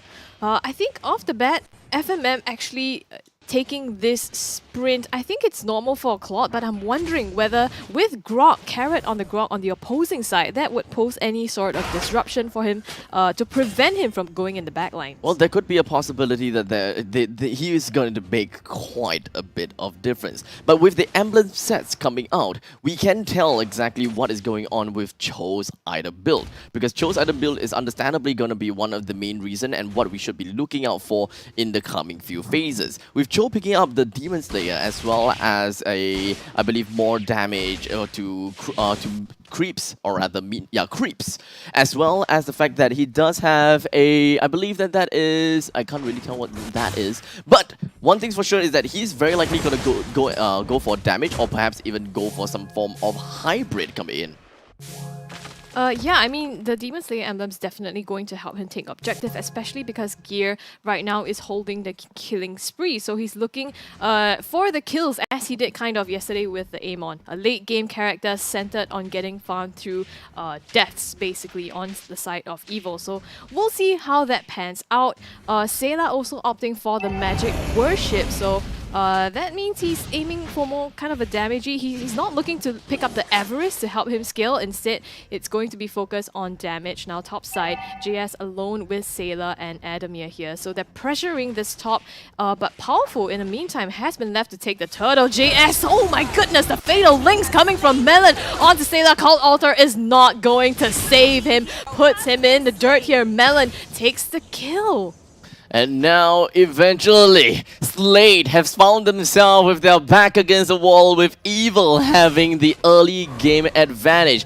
Understandably so, right? Because when it comes down to the gold lane, Coconut, that's playing as the Beatrix, wins against FMM, which is playing as the Claude. In the EXP lane, we're looking at JS, that's right on the Dirov. He wins against the Esmeralda, especially since JS can just run right into the face of Adamir in the early stages and really just melt him down if he dares to overstay his welcome. So eventually there will be a lot of things that JPL gotta have to do and a lot of things that he gotta have to juggle. In just 3 minutes into the game, Evil has taken their first turtle and a turret. Yeah, and I'm surprised, right, that Slate has not opted for more lane dominance in this case. It's going to be Evil having the upper hand. Now 4 members pressuring down here onto FMM. Gets half his HP chunk down. Melon pops the Cult Altar to save himself. Shadow Stampede pulls him back here. Flicker out with the Fatal Wings! My goodness! On 4 members here, gonna secure 2 kills on the side of Slate. JS dives into the midst of Slate. They trade out 2 for 3. Triple kill though for Adamir. That was what we want to see from JPL in the previous games. Evil having their head slightly bloated from winning game number 2. They now have a problem dealing with JPL because they would want to congregate with one another in order to win in the early stages of the game, because you know, numbers equals to power, and now that they had the advantage, they would want to escalate that even more. They want to build up onto the tempo, but JPL single-handedly shut down the idea of Evil moving on with that tempo, and I'm pretty sure that from now on, Evil would not congregate so tightly anymore. I mean, their composition we talked about was supposed to be for disengaging as well, right? So they should be able to try to use that to their advantage. And so far, I think Powerful has not been able to join that and being able to pick off some priority targets. So we'll see how Evil might respond to this team fight. In the meantime, though, Slate going to be able to pressure down a little bit on this gold lane, some farm here for FMM, but they're pretty even now across the levels. And at this point in time, they are all even Stevens. 90 seconds until the turtle pops up. Slate, let's just talk around Slate as well as Evil once again. What exactly should we be expecting from both of these teams? Slate in the early stages of the game would want to play more for themselves. They want to play defensively, especially since FMM, Gear, as well as Adamir, they all play into the mid to the late stages of the game. Granted, Adamir that is playing on the Esmeralda does have his presence in the early and mid stages, but he comes out really darn strong when he comes over to the later stages once he gets Dominus Eyes, Oracle, and perhaps even when it comes down to the Ice Queen's Wand. That will give a lot of utility to the kit of Esmeralda in order to kite the opponents and of course stay alive for the longest time ever. In the meantime, for Evil, all they want to do is really just go for pickoffs. If they're able to get the snipe down from Coconut, if Carrot is able to cut out a choke point, and let's not forget, Powerful has got his very trusty kicks in order to work towards their favor. But I like how you pointed out how Slate is playing for the late, right? Because it's not just in terms of the composition. They might also capitalize on the fact that, you know, Slate as a team, they are very patient and very disciplined. They have the stamina to play the long game. Whereas Evil, so far, I think in the games that we've seen them play, they are good in the early to the mid, but sometimes they have a little trouble closing out their games as well. So if they repeat that, then it is in Slate's advantage to play the long game, play the late game, and wait this out. So, in that sense, I think Evil's also on a timer in the later part. They're probably counting on Coconut to dish out the damage. Not going to have JS with the split pushes, whereas on the other hand, Slate has a few more angles to look at. Well, if we are only looking for a 1-for-1 trade, Powerful can essentially, well, lose himself by killing FMM. But who's going to be the answer for Adamir? Who's going to be the answer for Gear? Well, for Adamir, at least we have JS. It's not that big of a deal. But for Gear, that is going to be a problem because Gear would just literally jump over to Coconut and give no mercy. This will put Melon next to Coconut as much as possible in order to horrify this Gear, to bring him down as soon as possible once he comes down from the Tempest of Blaze. That is probably the only window of opportunity that Evil will have in the very event that Powerful is down and unable to create space. So it's very dependent on Powerful being able to find those picks, or Melon and Carrot to find those bulk charge, as well as potentially stealing ultimates. I would suppose Melon in this case, if they're able to pull off a huge, wombo combo teamfight ultimate, will try to pick off Here We Go, as we see now the Cult Altar instead for them to be able to aggress in the teamfight or to disengage. there's a lot of utility when it comes down to the cold altar.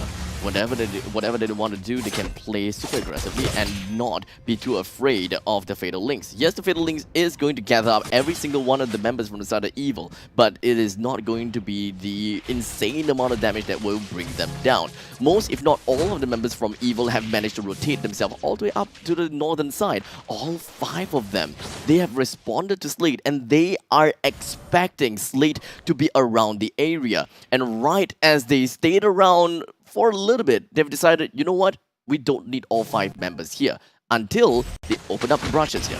Powerful finds them in the bushes. Will be knocked up here. JPL actually just going to make a retreat, just scouting out the area. In the meantime though, Gear has just been silently farming his way up. So earlier on he was, I think, at a level deficit compared to Powerful, but right now he's actually 1 level above.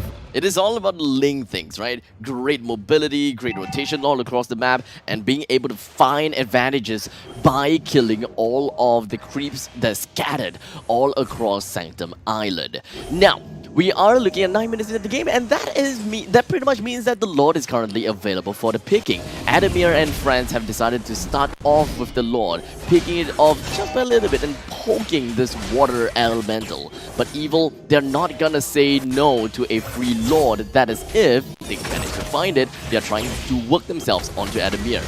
They will have the numbers advantage though, because Gear, even though he's on the bottom side, he can rotate a lot quicker than JS can on this the Roth. So right now just brawling it out, trying to gain control of this mid side here, as well as probably the top waves. But JS actually securing that turret down bottom.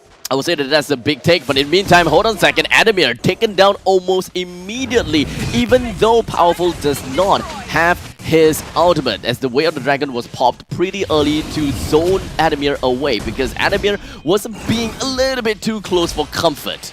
JPL and Sailor though hiding in the bushes, potentially looking for something here. And now the Lord Dance will begin. Evil, they are at 5 members ready to take this. A Renner shot comes through onto FMM, but the Lord is slowly being chunked down here, and it's going to be Powerful that secures it. The Fatal Lings onto Slate as well. In comes Gear with the Tempest of Blades as well as the Blazing Duet to put out the damage. 1 more hit onto Coconut. Will be able to put him into a coffin, but Adamir is back. The Falling Star Moon will land a stun as well as the damage following up from Gear. A triple kill clocked for FMM. So many of Slate's members have dropped themselves to a critical amount of health. Take a look at Gear, literally surviving right by the skin of his teeth. The instant replay will definitely tell us a lot more as to what happened, who popped off with the cult altar first, and who's the one who popped off second. Now, to really break this down, the Lord was taken by Powerful, and the Fatal Links is essentially going to be what pulls everyone together from the side of Evil. Powerful connects himself with the Way of Dragon onto Gear, trying to isolate him, but unfortunately he still has the additional health that he gets from the Cult Altar, and that is the main reason why he's still alive and being able to aggress against Evil.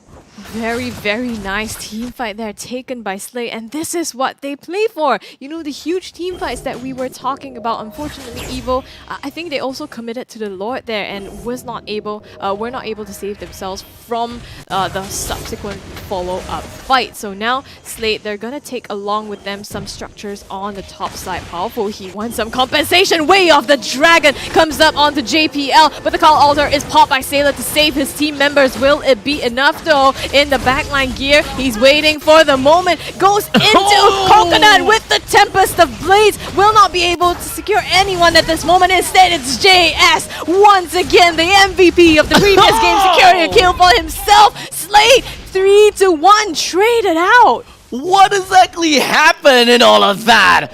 We thought that Slate may have the advantage to coming up on top of Evil because of the fact that Sailor had all of that called Altar procced onto all of the members from Slate. But one after another, JS finds a kill and then finds another one, then finds the third. JS, the carry of the team, the man on a mission like a man possessed. We cannot put it into words exactly how well of a fight Evil took that in.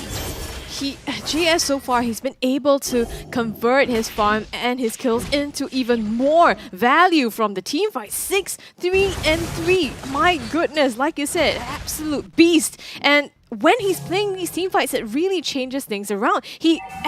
At first he dives into the backline, right, to try to find FMM, but after that he immediately peels back and helps the rest of his members. I think it worked out in their favor so much this last fight. Slate, right now they have to contest for this next lot as well, and they are primed to do that. With 2,000 gold lead from the side of Evil, they do have some of that economical advantage.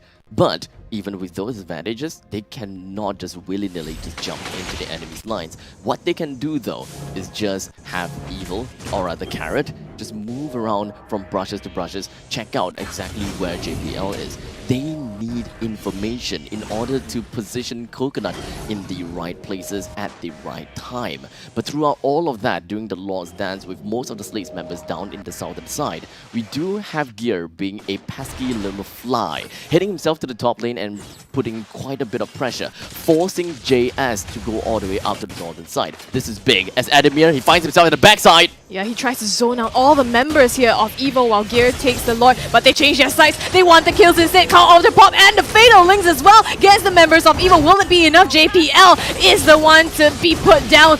Down goes FMM as well. His cult altar is pop. Gear finds Melon in the backline right now. They're just trying to retaliate, but Adamir's in trouble. Powerful tries to scout him out. They're left with one person. Gear with the triple kill. My goodness! And now they turn the tables around. I think they're choosing to disengage from this. Oh, the shot from the Renner misses Adamir by just a hair. Oh boy, a complete stalemate between these two teams. Both teams were literally hanging on the knife's edge. They were ready to shatter with any wrong move. You can see Adamir as well as Powerful, both of which they would just hang on to their own darn life, while Gear heads over to the back to deal with one nemesis of his own, JS. They managed to bring him down, and that was one of the biggest problems eliminated. In the meantime, Powerful heads to the back. He kicks Sayla in the air, actually manages to catch him, and the call altar pop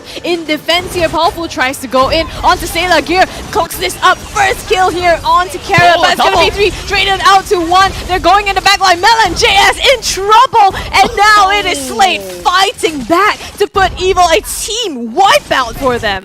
Now Evil is the one that imploded based on the wrong rumble. Evil now have got the second tier turret in the middle lane destroyed. The entirety of Slate is just rushing right in. The only one person that can defend this is Carrot coming in 2 seconds, but the offensive capabilities of Slate was still too darn high. My goodness, that big team fight won Slate that game, and it was looking a bit hard for them, right? Evil, they really had the momentum and they had it going in the early to mid, but once again, just so game-changing. My goodness, from Slate. This is why they currently stand at the top.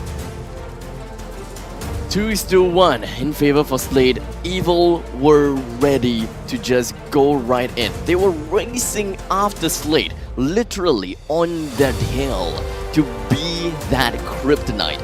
But unfortunately, that story didn't fly. We almost saw that in action. But one thing's for sure, Evil, they must have been pretty happy with the results. They have got one game on top of Slate. They can just watch through the boards, find out what they did right, and in game number 2, what exactly did they do wrong? They're happy. They are definitely happy. They will be happy.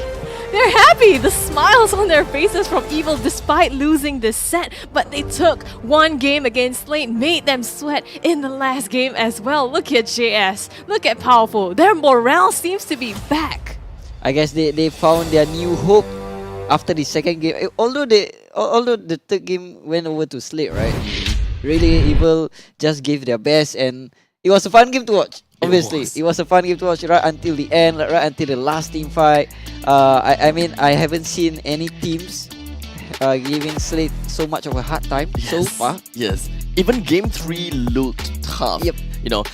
Slate kind of seems as though they have adapted to how Evil technically plays. Game number 2 was more of that trickery that Evil placed for Slate. They had the Beatrix, but they had JS onto the Benedetta as well. That was Evil's line to say, hook, line and sinker.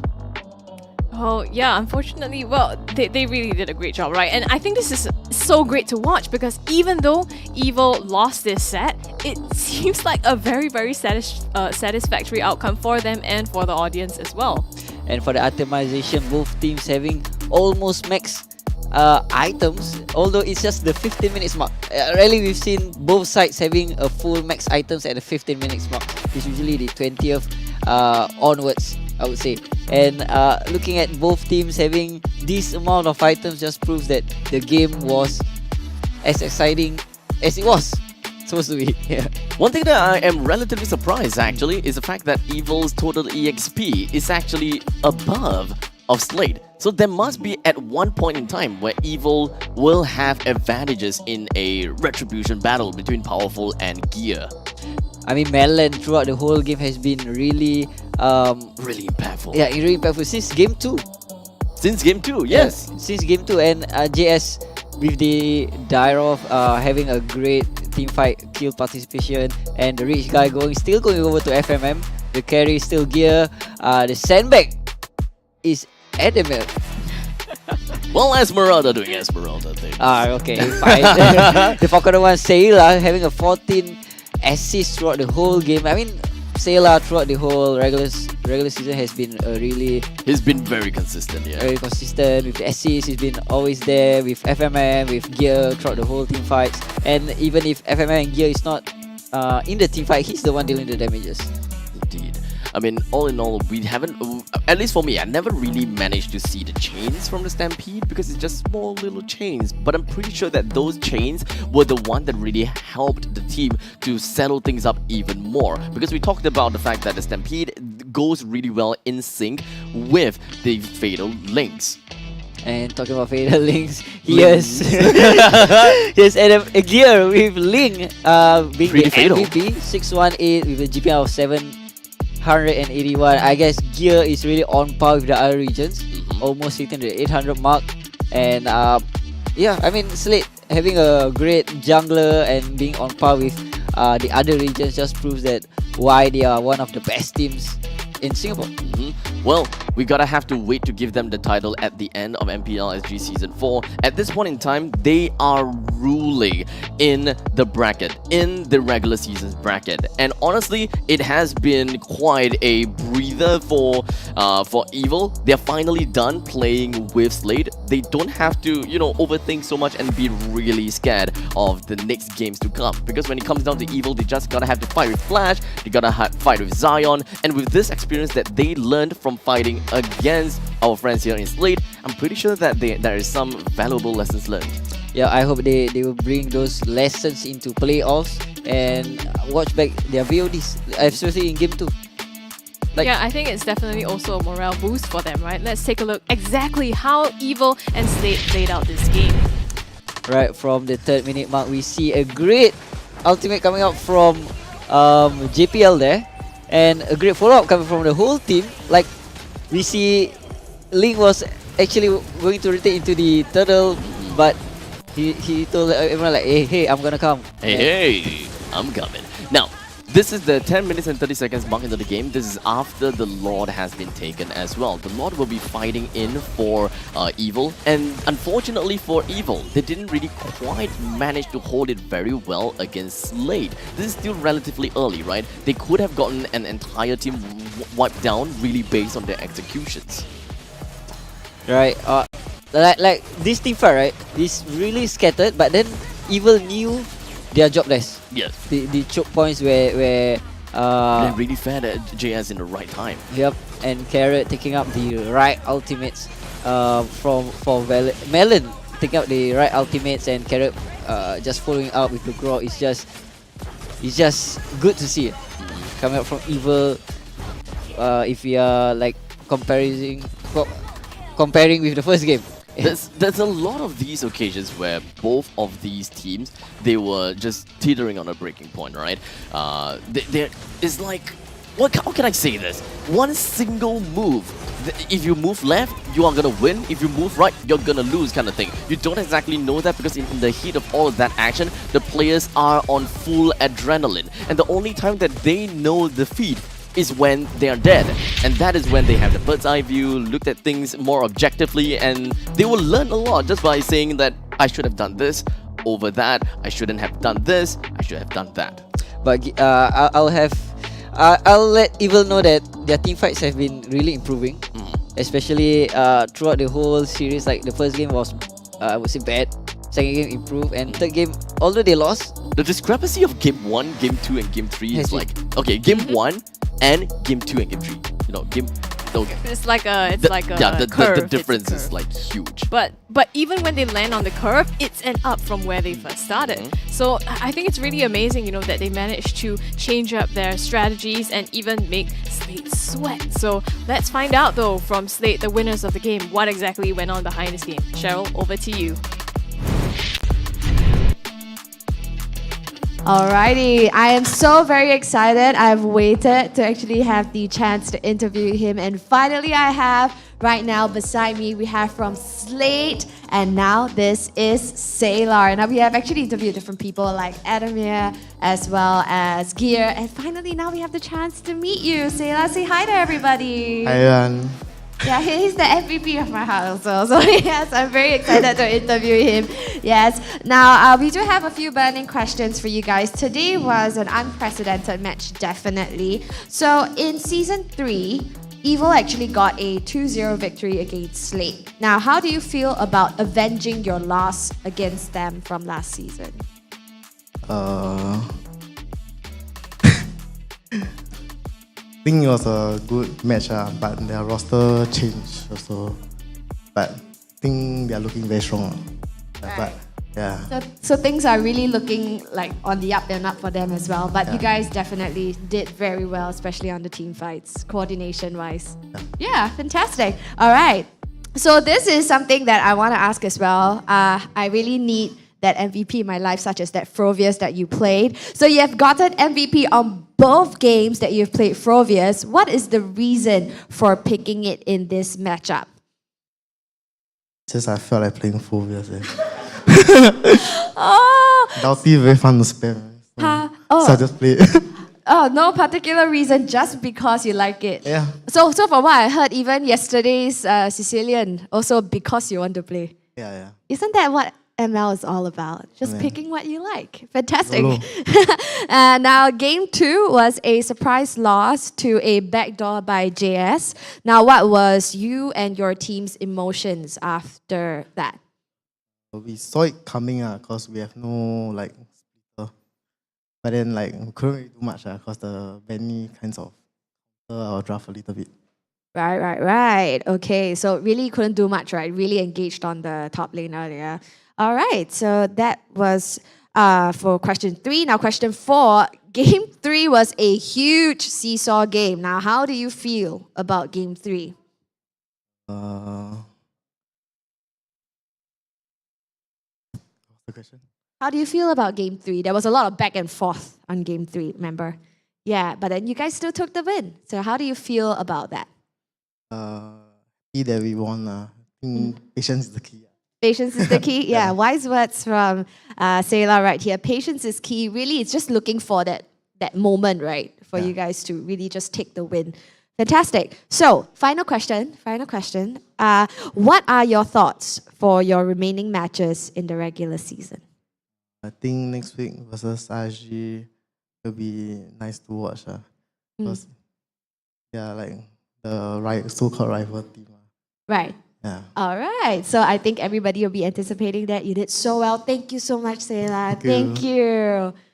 All right. So, yes, wasn't he adorable? I loved it. Now, yes, ladies and gentlemen, as he has teased earlier, the match that will be coming up next against Slate will be a highly anticipated one against RSG. So that is something that you definitely don't want to miss out on. Now, our next match will be happening at 4 p.m. later. So do stick around and we'll see you then.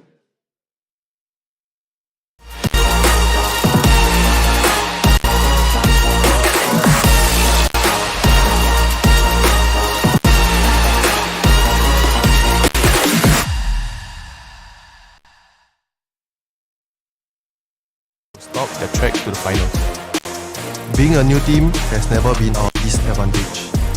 The old boys just need to remember, it's just another day for us. This year, we will be the champions.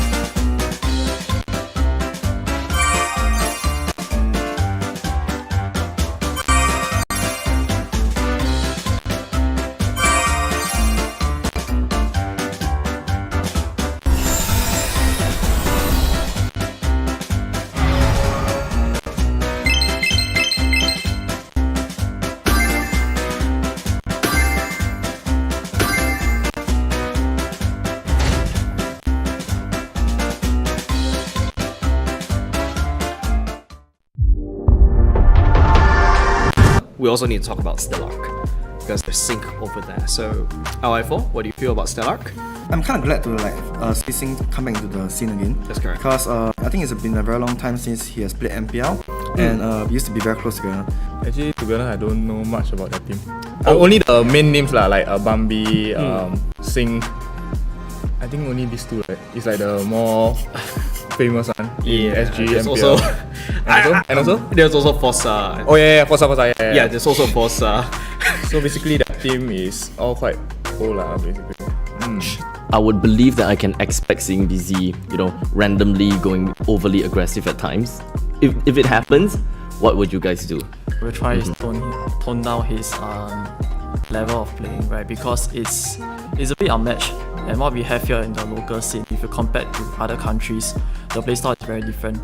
Let's talk about other teams. What do you feel? Is there a player that you want to point out? You're scared of him, or is that an admiration? All the teams, I think, because we have played with them in rank, I feel that it's quite equal in the strengths and weakness. It's just that it's just basically who trained the hardest for this season will win.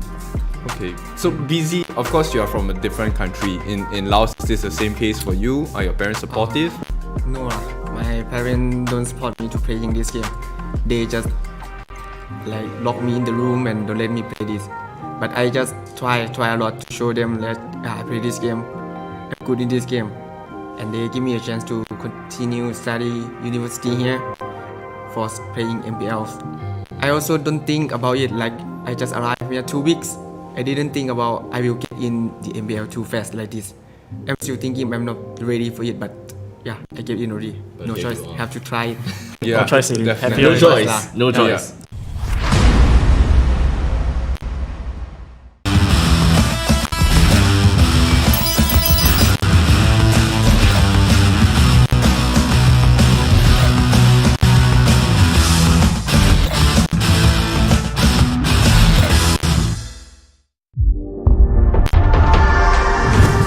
You have school, you have other personal commitments as well.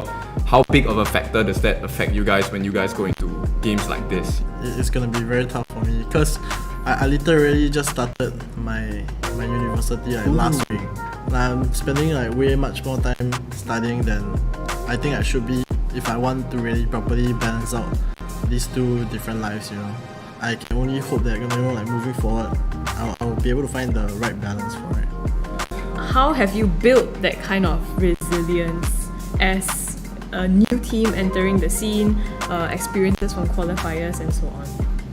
When we are qualifying, we are definitely quite worried about will we be able to win it, because somehow we are a random team nobody knows, and we are 5 men without any ex-MPL player. That's why we are very worried because we are up against all the MPL team for second so we are not that confident during the qualifier. But when we managed to do it, then now we are training hard.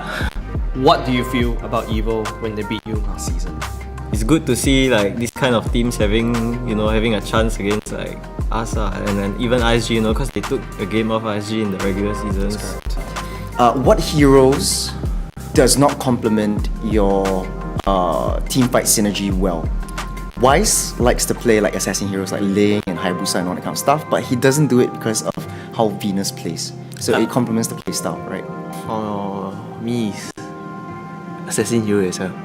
You like to play assassin When I start using assassin hero, team fight not that good.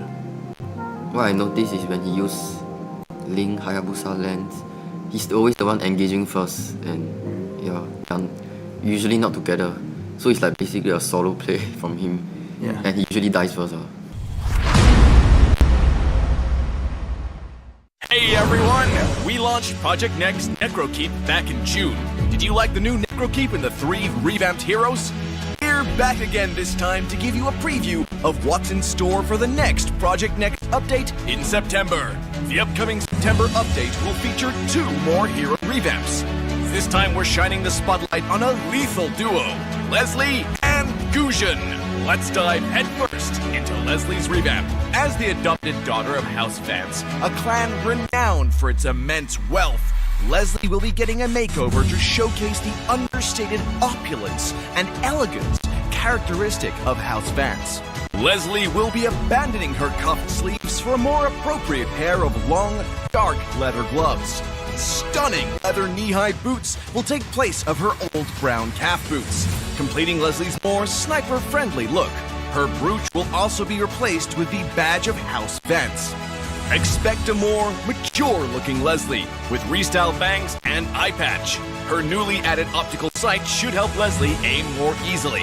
As for her skills, we're mainly adjusting the casting experience of Leslie's second skill, Tactical Grenade. Statistical data and live observation of players in match combat demonstrated a noticeable delay in the casting of Tactical Grenade, leading to an awkward and frustrating gameplay experience. We're optimizing the skills animation and resolving the before and after cast delays to improve the overall casting process. Moving on to Leslie's first skill, Master of Camouflage. Following a thorough review, we decided to leave the skills mechanics as is. However, we'll be upgrading the visual effects of Leslie's camouflaged state, which promises a more exciting experience for Leslie mains in the battlefield. Finally, let's talk about her ultimate, Deadly Sniper. We're cutting down the interval between 2 fatal bullets to boost Leslie's burst potential and aggressiveness in matches. Next up, the Holy Blade of House Paxley, Guzhan. Guzhan's new story highlights the evil god leaving his body, so expect a more trendy and casually styled Guzhan with less plate coverage to accentuate his likeness as an assassin. We've also incorporated Eamon's Mana Shards design at the end of Guzhan's scarf to reflect the 2 brothers' reconciliation. Since his debut in the early days of the game, Guzhan's popularity on the assassin roster has endured well into the present. Because of this, we've decided to keep his skill kit as is, at least for this update. However, we still feel that we should do something to show our gratitude for your continued love for Guzhan. That's why we're bringing Guzhan's visuals up to 2022 standards, with a full upgrade of his in-match model and skill effects. We've made sure that these adjustments won't affect his original design, so you'll still be greeted with that familiar face when you meet Guzhan in the battlefield after the update. And even though September might be a little too early for Valentine's Day, we're going ahead and revamping the 2 heroes' Valentine's Day skins in this update. Compared with the original design, we've restyled Guzhan's hair and added a few inches to his pants to highlight his elegance. The patterns and decorations have also been modified to better match Leslie's. As for Leslie, we're remodeling her high heels to further emphasize her femme fatale vibe. That's all for the first round of spoilers from this September's Project Next update. We've been hard at work, constantly improving every single hero's skills and visual effects to present you with the best gameplay experience at each stage. We hope you've loved all our improvements so far and are excited for what's to come. Get ready for the new Project Next update dropping soon. See you next time, and until then, we'll be seeing you in the Land of Dog.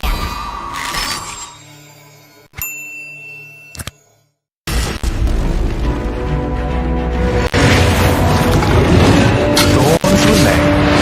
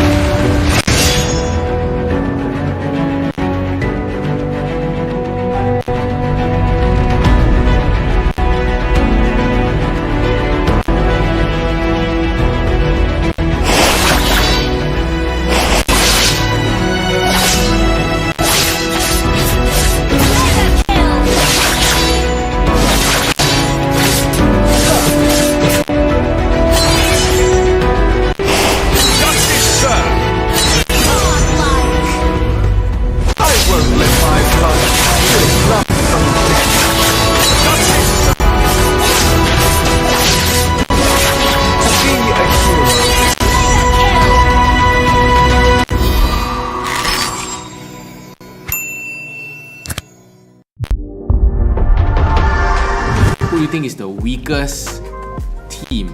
Okay, this one I'll just say team, and I won't say player. I think SMG because they last minute get their members, you know. Yeah, that's true. Last one week before MPL qualifiers, then they have 1 more week to train for MPL. Yeah. Do you think that's enough time? 1 week? I'm not so sure unless they play a lot play a lot together and build up chemistry. Yeah. It looked good on paper, you know what I mean? Yeah, it looked good on paper. Everyone have their own strength, but it's whether need to see how they can execute it as a team. Among the whole, okay, let's say on a scale of 1 to 10, right, on your mage skill level, you know, what do you think, where do you think you place? 1 being the highest and 10 being the lowest? If I have to humble myself, put 5. 5, like a just pass. Yeah, because this is technically my first season as well. So when it comes to first season wise, definitely we have some issues also because you're quite fresh to the scene as well.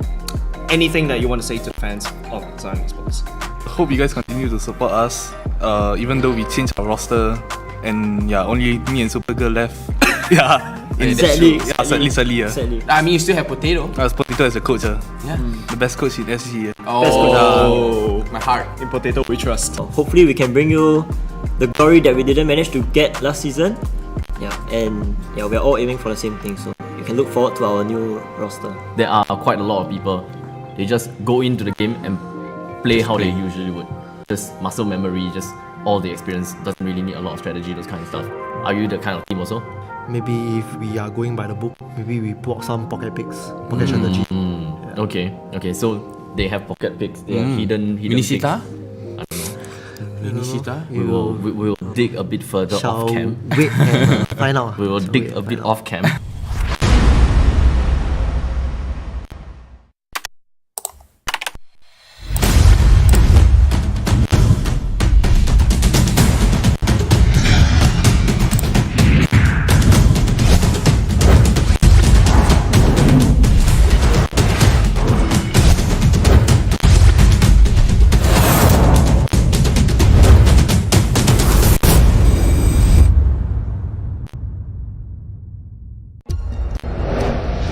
I am Optimus Prime. No one can outrun Bumblebee!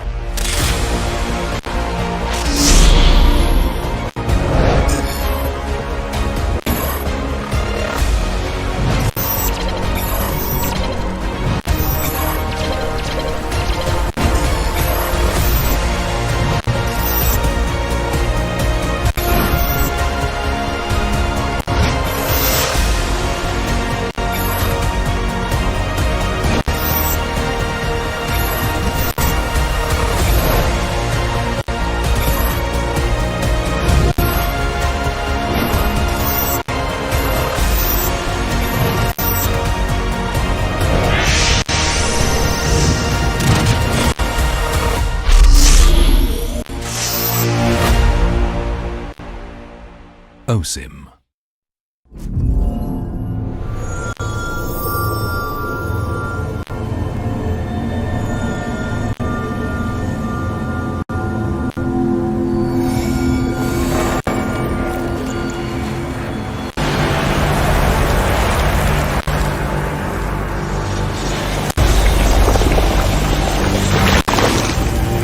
Hello, little friend.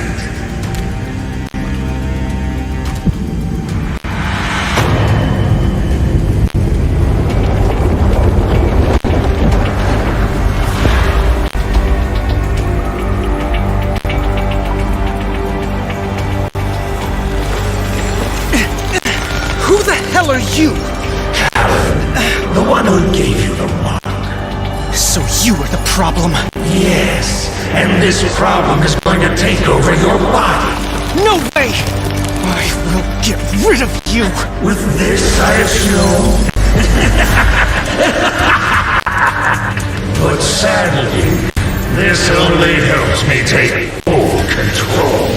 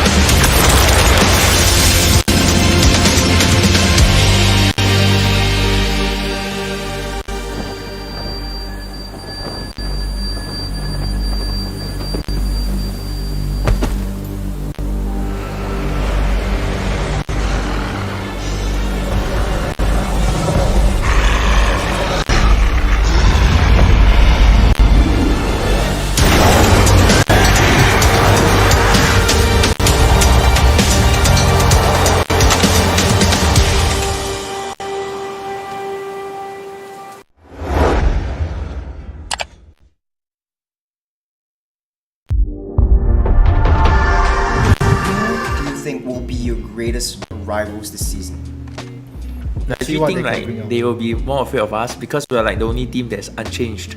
So it's like finally we have a season that like teams are actually afraid of us, I guess. So I wouldn't say we are the underdogs. So I think we should be the favorites. Mikumi, RSG. Yeah. He has been benched for quite a bit. So, thoughts? To me, he's just not working hard enough. I think he's a player with like potential, and having played with him in PT previously, I think that he's very good at those positioning heroes. But then the thing is like he just doesn't have a very strong fire for the game, or like he's willing to be carried to a championship like he was the previous season. So we shall see whether he can get off the bench this season. So what would be the reason why he is still benched? Probably because 505 is just a better player than him at the current moment lah. Yeah, like it's as simple as that. So how do you think other teams need to prepare against you? They don't need to really prepare for us. Like, because our coach just came in from Indonesia, right? So like the way he drafts, right, it's not like streamlined targeting that team. It's like open, like even if we scream like other teams in Indonesia, Philippines, right? When we scream their teams, we also ban the same things and we open the heroes like widely. Like you want to use this, just let you use, and we'll just find a way to deal with it lah. And that's, I wouldn't say like there's a particular like strat you can prepare against us, because like we are kind of open to giving you your heroes lah. Yeah. Okay, so we have to know from your perspective who is the weakest player in the league as well. To me, I think the weakest player should be Mikumi, because he go to RSG, then he say RSG picked him up because he's the strongest impunity player. But actually RSG approached me, so it's just that like I didn't sign with them. And being the strongest impunity player, he should at least be playing some matches in MPL.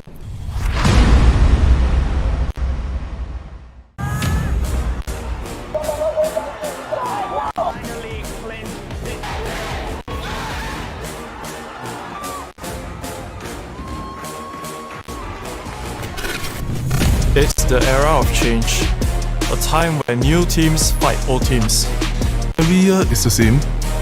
This time is different. We see old squad mates becoming competitors, and some becoming a new dark horse. This year is going to be the hardest fight for us. Without a challenge, there's no way to elevate yourself and the league.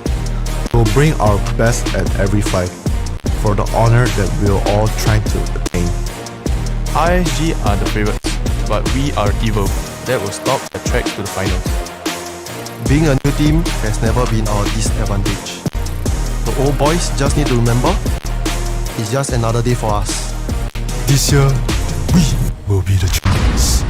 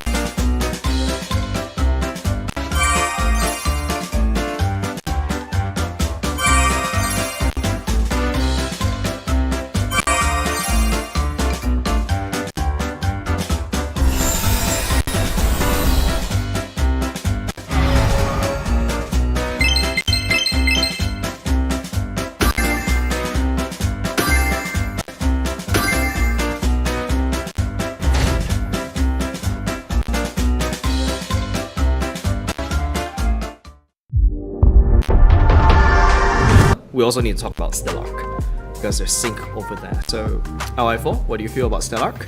I'm kind of glad to see Sing come back into the scene again. That's correct. Because I think it's been a very long time since he has played MPL, and we used to be very close together. Actually, to be honest, I don't know much about that team. Only the main names lah, like Bambi, Sing. I think only these two, right? It's like the more famous one in SG. Also, and also there's also Forza. Oh yeah, Forza, yeah. Yeah, there's also Forza. So basically, that team is all quite old, basically. I would believe that I can expect seeing BZ, randomly going overly aggressive at times. If it happens, what would you guys do? We'll try to tone down his level of playing, right? Because it's a bit unmatched. And what we have here in the local scene, if you compare to other countries, the playstyle is very different. Let's talk about other teams. What do you feel? Is there a player that you want to point out? You're scared of him, or is it like an admiration? All the teams, I think, because we have played with them in rank or what, I feel that it's quite equal in the strengths and weakness. It's just that it's just basically who trained the hardest for this season will win. Okay, so BZ, of course you are from a different country. In Laos, is this the same case for you? Are your parents supportive? No, my parents don't support me to playing this game. They just lock me in the room and don't let me play this. But I just try a lot to show them that I play this game. I'm good in this game. And they give me a chance to continue study university here for playing MPLs. I also don't think about it like I just arrived here 2 weeks. I didn't think about I will get in the MPL too fast like this. I'm still thinking I'm not ready for it, but yeah, I get in already. No choice, have to try it. Yeah, no choice, definitely. No choice.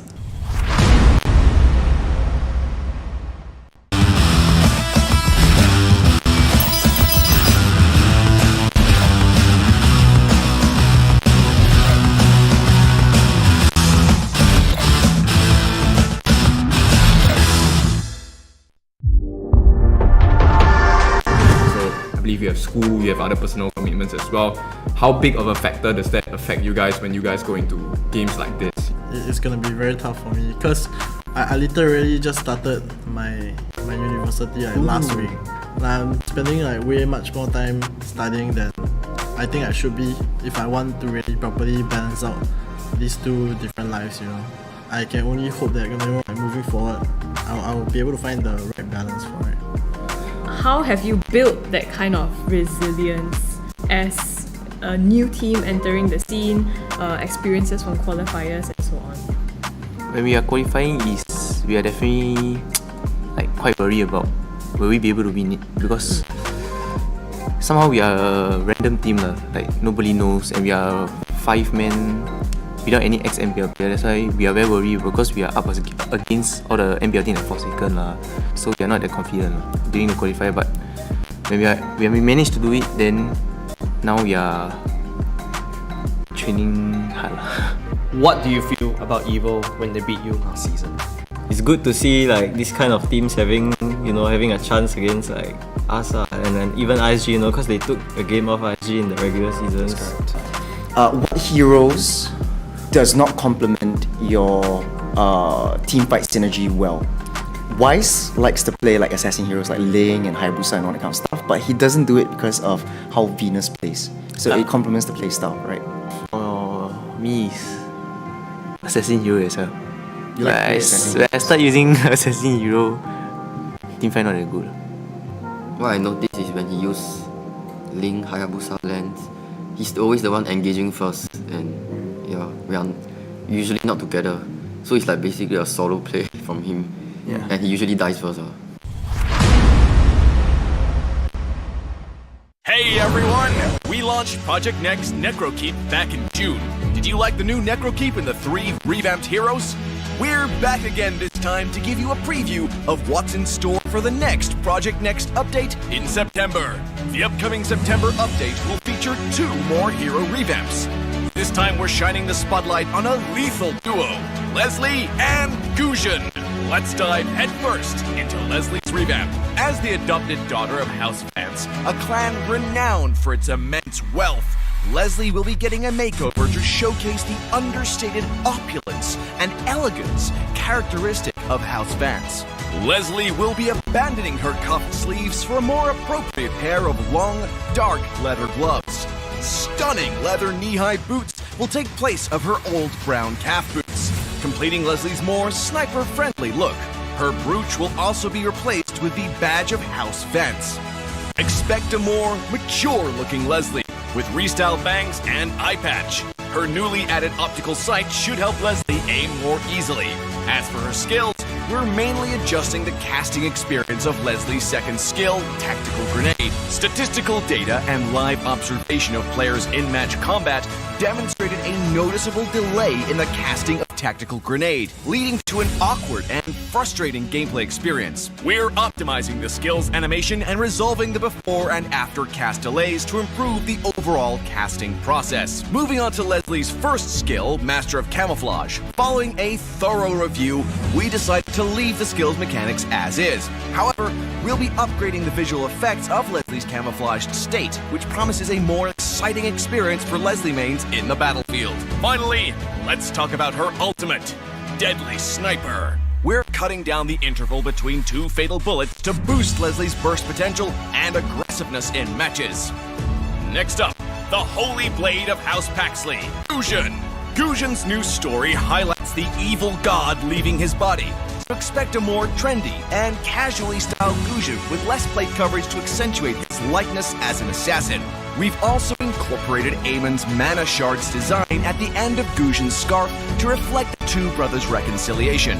Since his debut in the early days of the game, Guzhan's popularity on the assassin roster has endured well into the present. Because of this, we've decided to keep his skill kit as is, at least for this update. However, we still feel that we should do something to show our gratitude for your continued love for Guzhan. That's why we're bringing Guzhan's visuals up to 2022 standards, with a full upgrade of his in-match model and skill effects.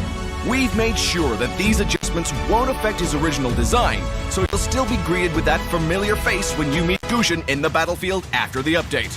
And even though September might be a little too early for Valentine's Day, we're going ahead and revamping the two heroes' Valentine's Day skins in this update. Compared with the original design, we've restyled Guzhan's hair and added a few inches to his pants to highlight his elegance. The patterns and decorations have also been modified to better match Leslie's. As for Leslie, we're remodeling her high heels to further emphasize her femme fatale vibe. That's all for the first round of spoilers from this September's Project Next update. We've been hard at work, constantly improving every single hero's skills and visual effects to present you with the best gameplay experience at each stage. We hope you've loved all our improvements so far and are excited for what's to come. Get ready for the new Project Next update dropping soon. See you next time, and until then, we'll be seeing you in the Land of Dawn.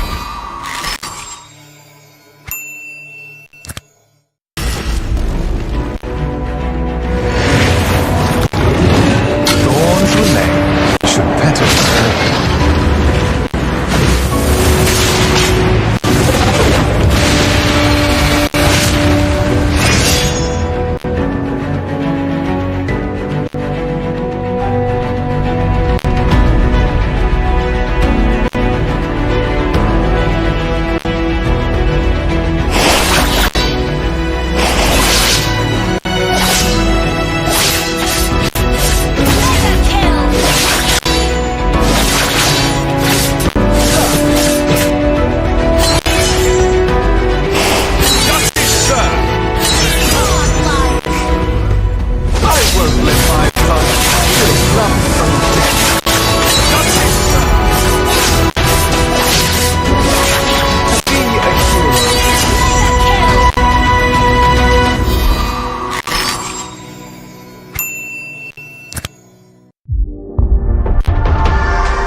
Who do you think is the weakest team?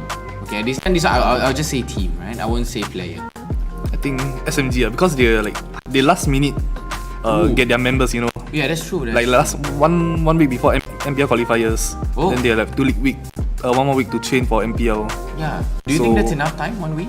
I'm not so sure unless they play a lot play a lot together and build up chemistry. Yeah. It looked good on paper, you know what I mean? Yeah, it looked good on paper. Like everyone have their own strength, but it's whether need to see whether they can execute it as a team. Among the whole, okay, let's say on a scale of 1 to 10, right? On your mage skill level, you know, what do you think? Where do you think you place? Like 1 being the highest and 10 being the lowest. If I had to humble myself, I'll put 5. 5, like a just pass. Yeah, because this is technically my first season as well. So when it comes to first season wise, definitely we have some his shoes also because you're quite fresh to the scene as well. Anything that you want to say to the fans of Zion Esports? Hope you guys continue to support us, even though we changed our roster and only me and Supergirl left. Sadly. I mean, you still have Potato. Potato as a coach. The best coach in SG. My heart. In Potato we trust. Hopefully we can bring you the glory that we didn't manage to get last season. We're all aiming for the same thing, so you can look forward to our new roster. There are quite a lot of people. They just go into the game and play how they usually would. Just muscle memory, just all the experience. Doesn't really need a lot of strategy, that kind of stuff. Are you the kind of team also? Maybe if we are going by the book, maybe we put some pocket picks, pocket strategy. Okay, so they have pocket picks, they have hidden Minisita? picks. I don't know. Minisita? We will dig a bit further off cam. Wait and find out. We will dig a bit off cam.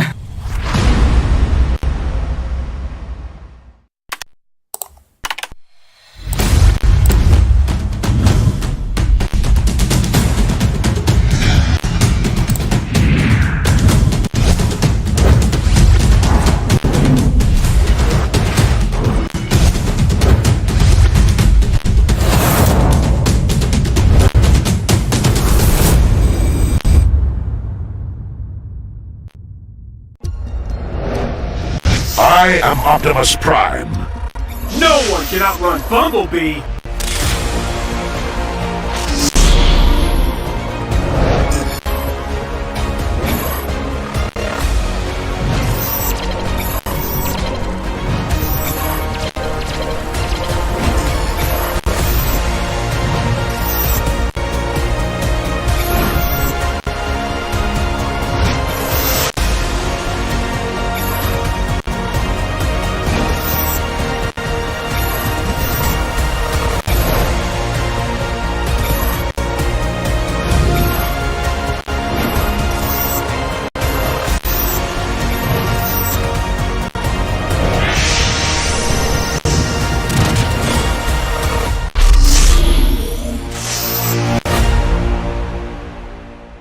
OSIM.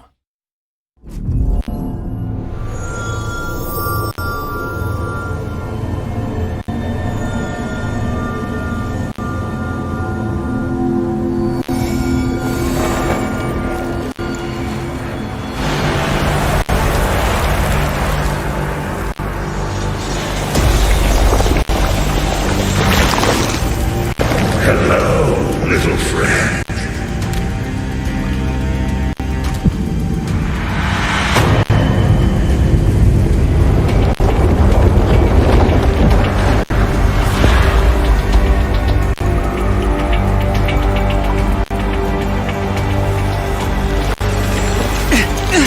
Who the hell are you? Coward. One who gave you the mark. So you are the problem? Yes. And this problem is going to take over your body. No way! I will get rid of you! With this, I assume. But sadly, this only helps me take full control.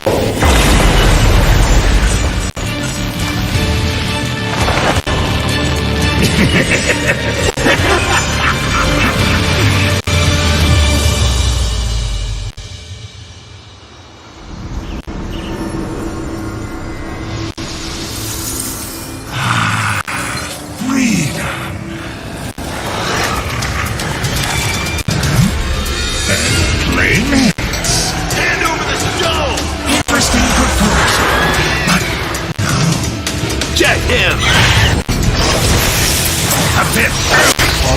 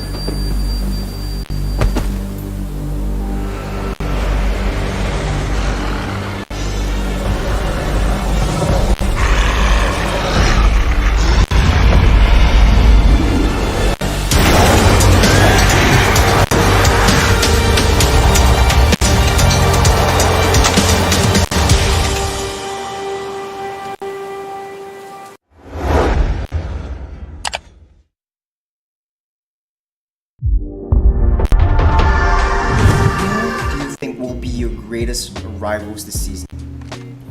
I actually think like they will be more afraid of us because we are like the only team that's unchanged.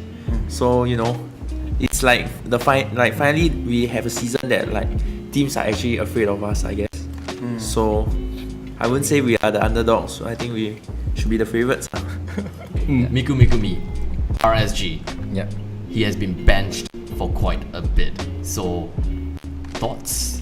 To me, he's just not working hard enough. I think he's a player with like potential, and having played with him in BT previously, I think that he's very good at those positioning heroes. But then the thing is like he just doesn't have a very strong fire for the game, or like he's willing to be carried to a championship like he was the previous season. So we shall see whether he can get off the bench this season. So what would be the reason why he is still benched? Probably because 505 is just a better player than him at the current moment lah. Yeah, like it's as simple as that. So how do you think other teams need to prepare against you? They don't need to really prepare for us. Like, because our coach just came in from Indonesia, right? So like the way he drafts, right, it's not like streamlined targeting that team. It's like open, like even if we scream like other teams in Indonesia, Philippines, right? When we scream their teams, we also ban the same things and we open the heroes like widely, like you want to use this, just let you use and we'll just find a way to deal with it lah. And that's, I wouldn't say like you there's a particular like strat you can prepare against us, because like we are kind of open to giving you your heroes lah. Yeah. Okay, so we have to know from your perspective who is the weakest player in the league as well. To me, I think the weakest player should be Miku Mikumi, because he go to RSG, then he say RSG picked him up because he's the strongest impunity player. But actually RSG approached me also. It's just that like I didn't sign with them.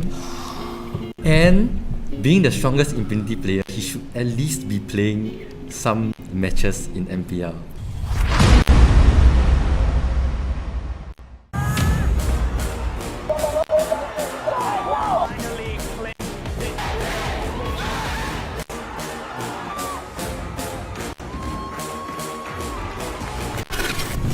It's the era of change, a time where new teams fight old teams. Every year is the same. This time is different. We see old squad mates becoming competitors, and some becoming a new dark horse. This year is going to be the hardest fight for us. Without a challenge, there's no way to elevate yourself and the league. We will bring our best at every fight for the honor that we are all trying to attain. RSG are the favorites, but we are evil. That will stop the track to the final. Being a new team has never been our disadvantage. The old boys just need to remember, it's just another day for us. This year, we will be the champions.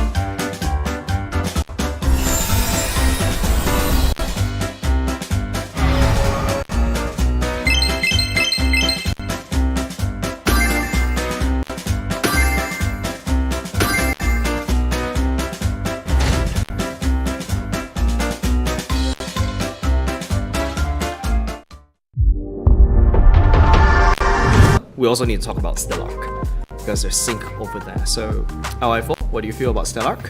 I'm kind of glad to see Sing come back into the scene again. That's correct. Because I think it's been a very long time since he has played MPL, and we used to be very close together. Actually, to be honest, I don't know much about that team. Only the main names lah, like Bambi, Sing. I think only these two, right? It's like the more famous one. SG, there's MPL. also there's also Forza. Oh yeah, Forza, yeah. Yeah, there's also Forza. So basically, that team is all quite old, basically. I would believe that I can expect seeing BZ, randomly going overly aggressive at times. If it happens, what would you guys do? We'll try to tone down his level of playing, right? Because it's a bit unmatched. And what we have here in the local scene, if you compare to other countries, the playstyle is very different.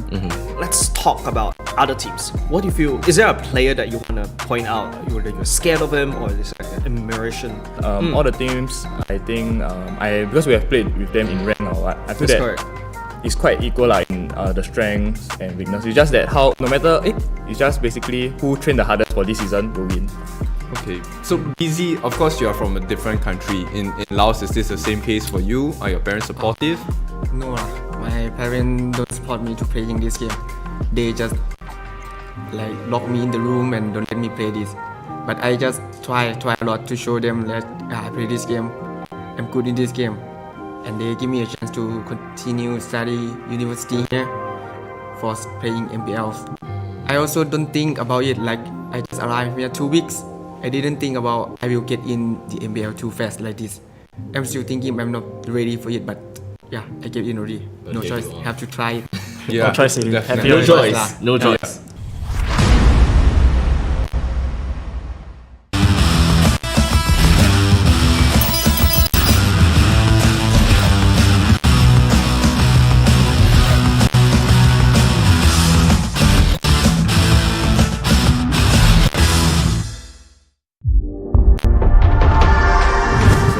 You have school, you have other personal commitments as well. How big of a factor does that affect you guys when you guys go into games like this? It's gonna be very tough for me because I literally just started my university last week. I'm spending way much more time studying than I think I should be if I want to really properly balance out these two different lives. I can only hope that moving forward, I'll be able to find the right balance for it. How have you built that kind of resilience as a new team entering the scene, experiences from qualifiers and so on? When we are qualifying, we are definitely quite worried about will we be able to win it, because somehow we are a random team nobody knows, and we are 5 men without any ex-MPL player. That's why we are very worried, because we are up against all the MPL teams for second so we are not that confident during the qualifier. But when we managed to do it, then now we are training hard. What do you feel about EVO when they beat you last season? It's good to see this kind of teams having a chance against us and then even RSG, because they took a game off RSG in the regular season. What heroes does not complement your team fight synergy well? Wise likes to play assassin heroes like Ling and Hayabusa and all that kind of stuff, but he doesn't do it because of how Venus plays. So it complements the playstyle, right? For me, is assassin hero as well. You like when I start using assassin hero, team fight not that good. What I noticed is when he use Ling, Hayabusa lands, he's always the one engaging first, and we are usually not together. So it's basically a solo play from him, and he usually dies first. Hey everyone! We launched Project Next Necrokeep back in June. Did you like the new Necrokeep and the 3 revamped heroes? We're back again this time to give you a preview of what's in store for the next Project Next update in September. The upcoming September update will feature 2 more hero revamps. This time we're shining the spotlight on a lethal duo, Leslie and Gusion. Let's dive headfirst into Leslie's revamp. As the adopted daughter of House Vance, a clan renowned for its immense wealth, Leslie will be getting a makeover to showcase the understated opulence and elegance characteristic of House Vance. Leslie will be abandoning her cuffed sleeves for a more appropriate pair of long, dark leather gloves. Stunning leather knee-high boots will take place of her old brown calf boots, completing Leslie's more sniper-friendly look. Her brooch will also be replaced with the badge of House Vance. Expect a more mature-looking Leslie with restyled bangs and eye patch. Her newly added optical sight should help Leslie aim more easily. As for her skills, we're mainly adjusting the casting experience of Leslie's second skill, Tactical Grenade. Statistical data and live observation of players in match combat demonstrated a noticeable delay in the casting of Tactical Grenade, leading to an awkward and frustrating gameplay experience. We're optimizing the skills animation and resolving the before and after cast delays to improve the overall casting process. Moving on to Leslie's first skill, Master of Camouflage. Following a thorough review, we decided to leave the skill's mechanics as is. However, we'll be upgrading the visual effects of Leslie's camouflaged state, which promises a more exciting experience for Leslie mains in the battlefield. Finally, let's talk about her ultimate, Deadly Sniper. We're cutting down the interval between 2 fatal bullets to boost Leslie's burst potential and aggressiveness in matches. Next up, the Holy Blade of House Paxley, Guzhan. Guzhan's new story highlights the evil god leaving his body, so expect a more trendy and casually styled Guzhan with less plate coverage to accentuate his likeness as an assassin. We've also incorporated Eamon's Mana Shards design at the end of Guzhan's scarf to reflect the two brothers' reconciliation. Since his debut in the early days of the game, Guzhan's popularity on the assassin roster has endured well into the present. Because of this, we've decided to keep his skill kit as is, at least for this update. However, we still feel that we should do something to show our gratitude for your continued love for Guzhan. That's why we're bringing Guzhan's visuals up to 2022 standards, with a full upgrade of his in-match model and skill effects.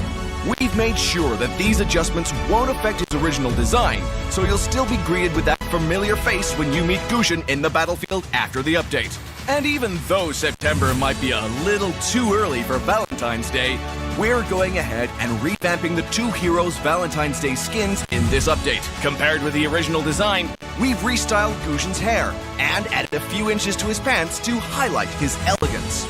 The patterns and decorations have also been modified to better match Leslie's. As for Leslie, we're remodeling her high heels to further emphasize her femme fatale vibe. That's all for the first round of spoilers from this September's Project Next update. We've been hard at work, constantly improving every single hero's skills and visual effects to present you with the best gameplay experience at each stage. We hope you've loved all our improvements so far and are excited for what's to come. Get ready for the new Project Next update dropping soon. See you next time, and until then, we'll be seeing you in the Land of Dawn.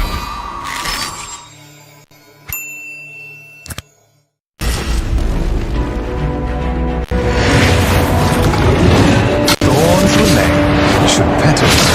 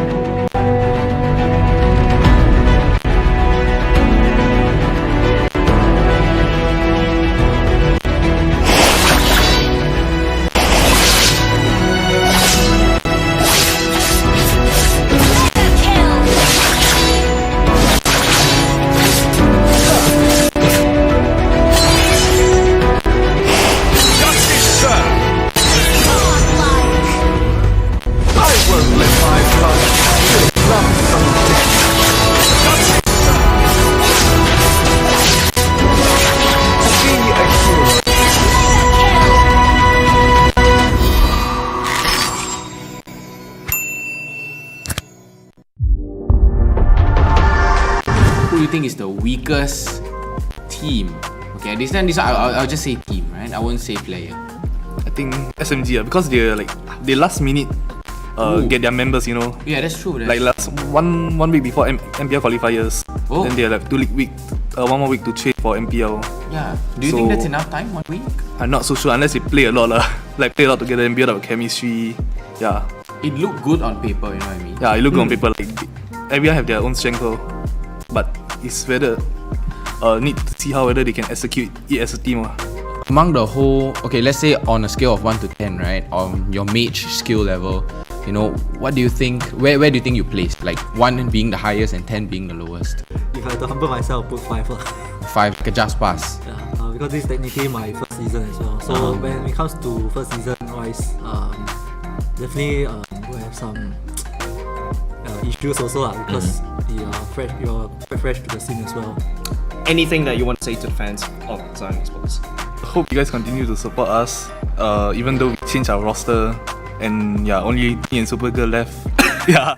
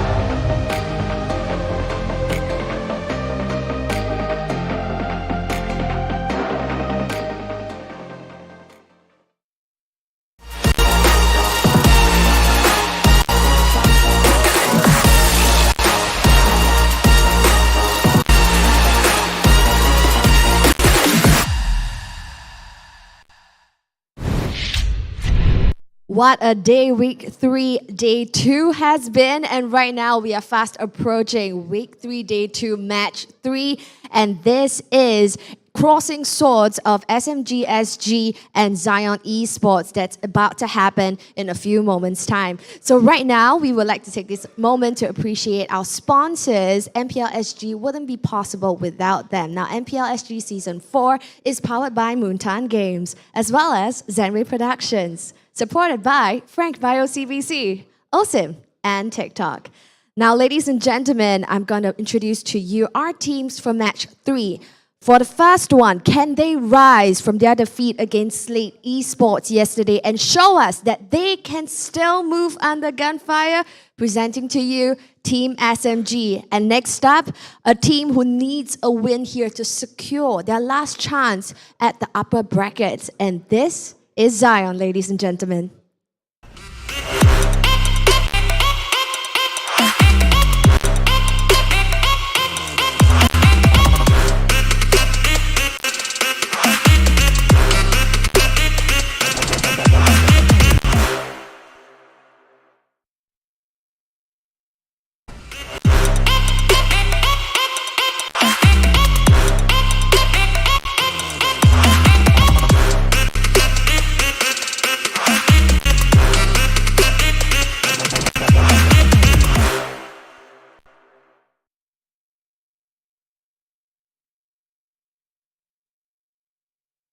Now both teams are locked and loaded and they're heading over to Sanctum Island and they'll see you there. Over to you guys, casters.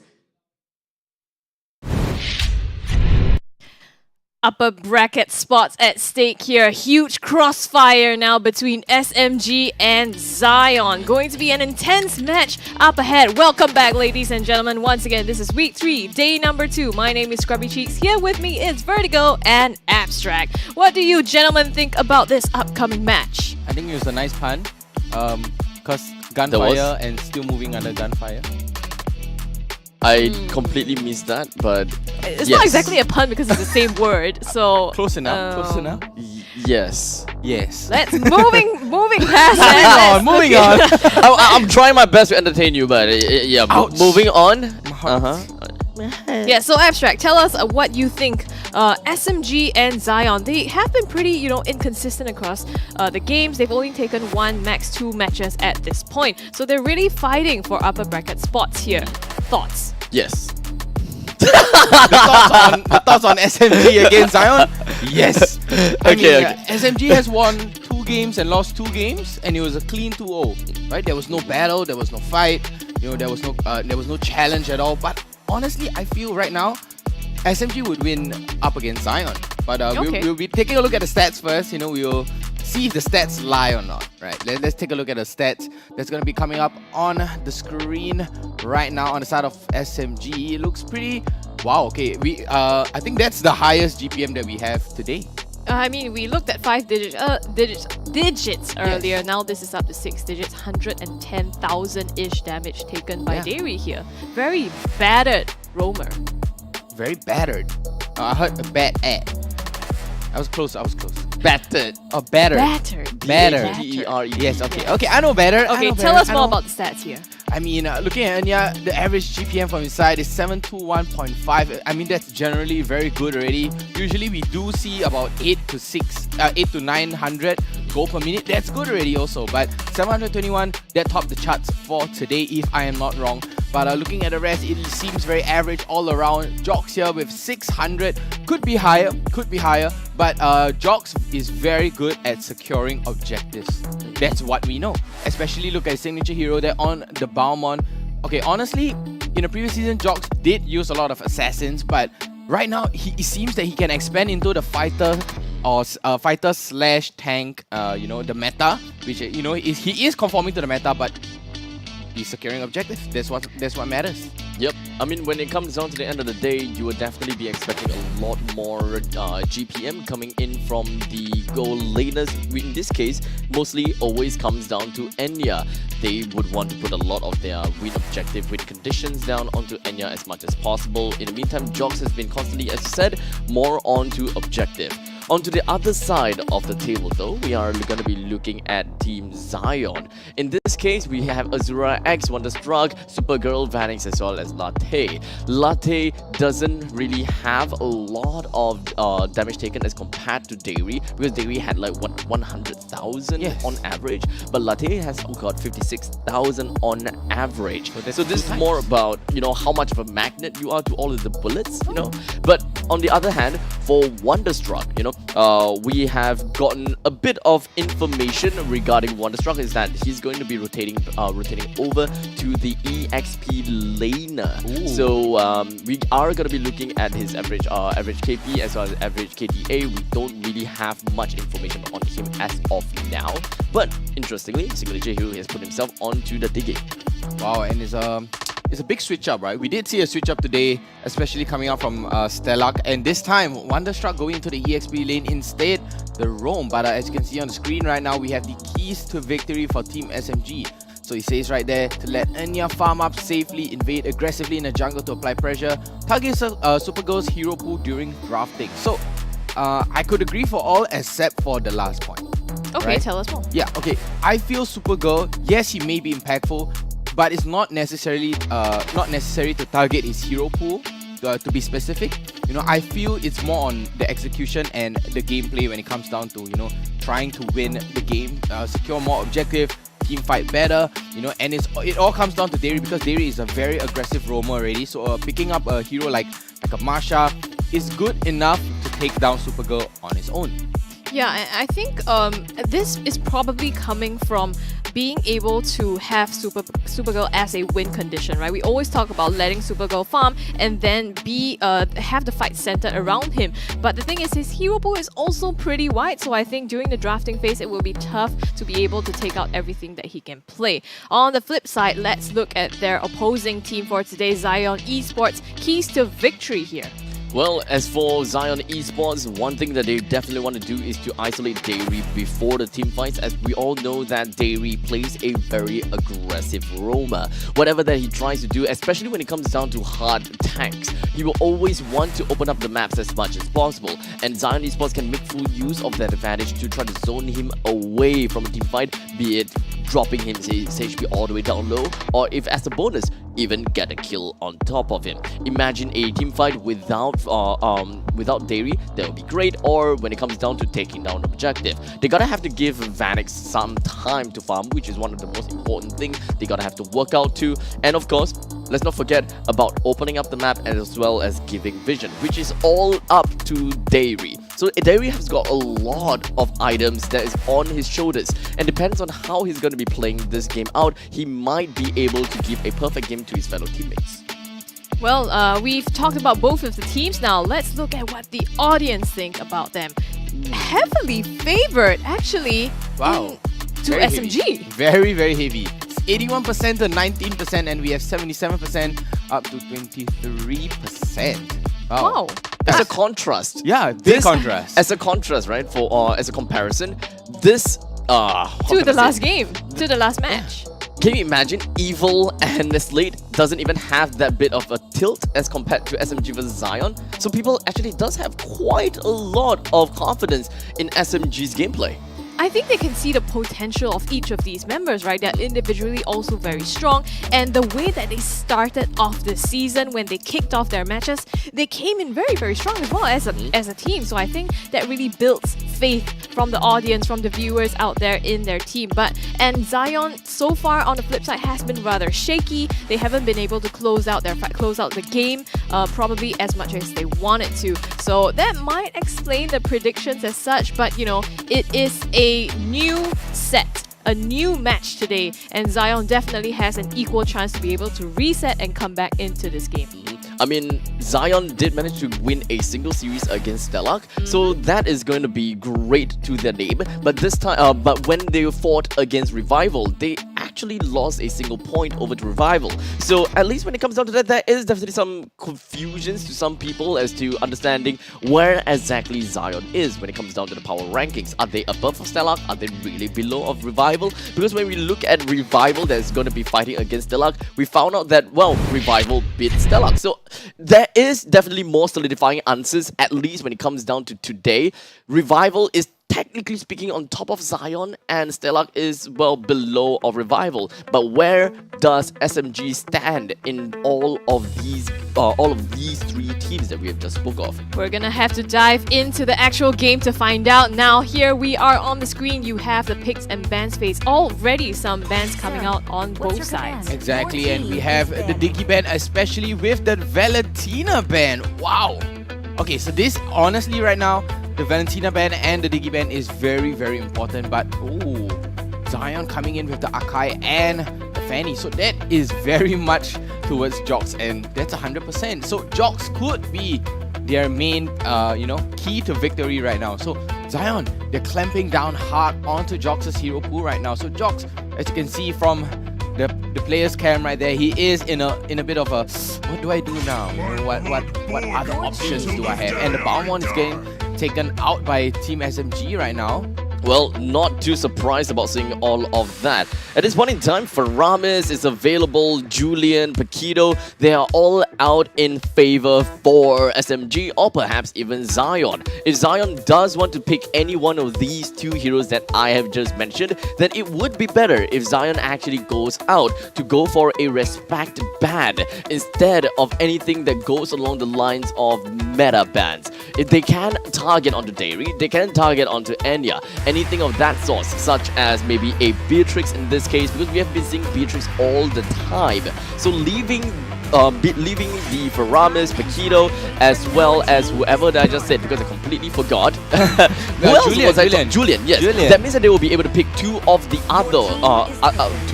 three. With the Faramis taken over to SMG, then Paquito as well as Julian will be available for Zion to pick up. I mean, if they take one, you can just take the other one, right? There is also the 1-1 here that's left out. And I think for both of these teams, key players are also the gold laners. Enya as well as Supergirl, very, very strong. Also highlighted in the key to victory. So potentially they might prioritize these gold laner picks here. I feel that, picking the marksman for the second and third pick, it's a little unstable because you leave so much room for counter picks right there, because there's still 4 more heroes left to choose. There's going to be so much potential, and like you said, Abstract, the Paquito is left wide open, and Zion, they're going to be picking up that Paquito, and on the other side though, they are going to be picking up the Lilia too.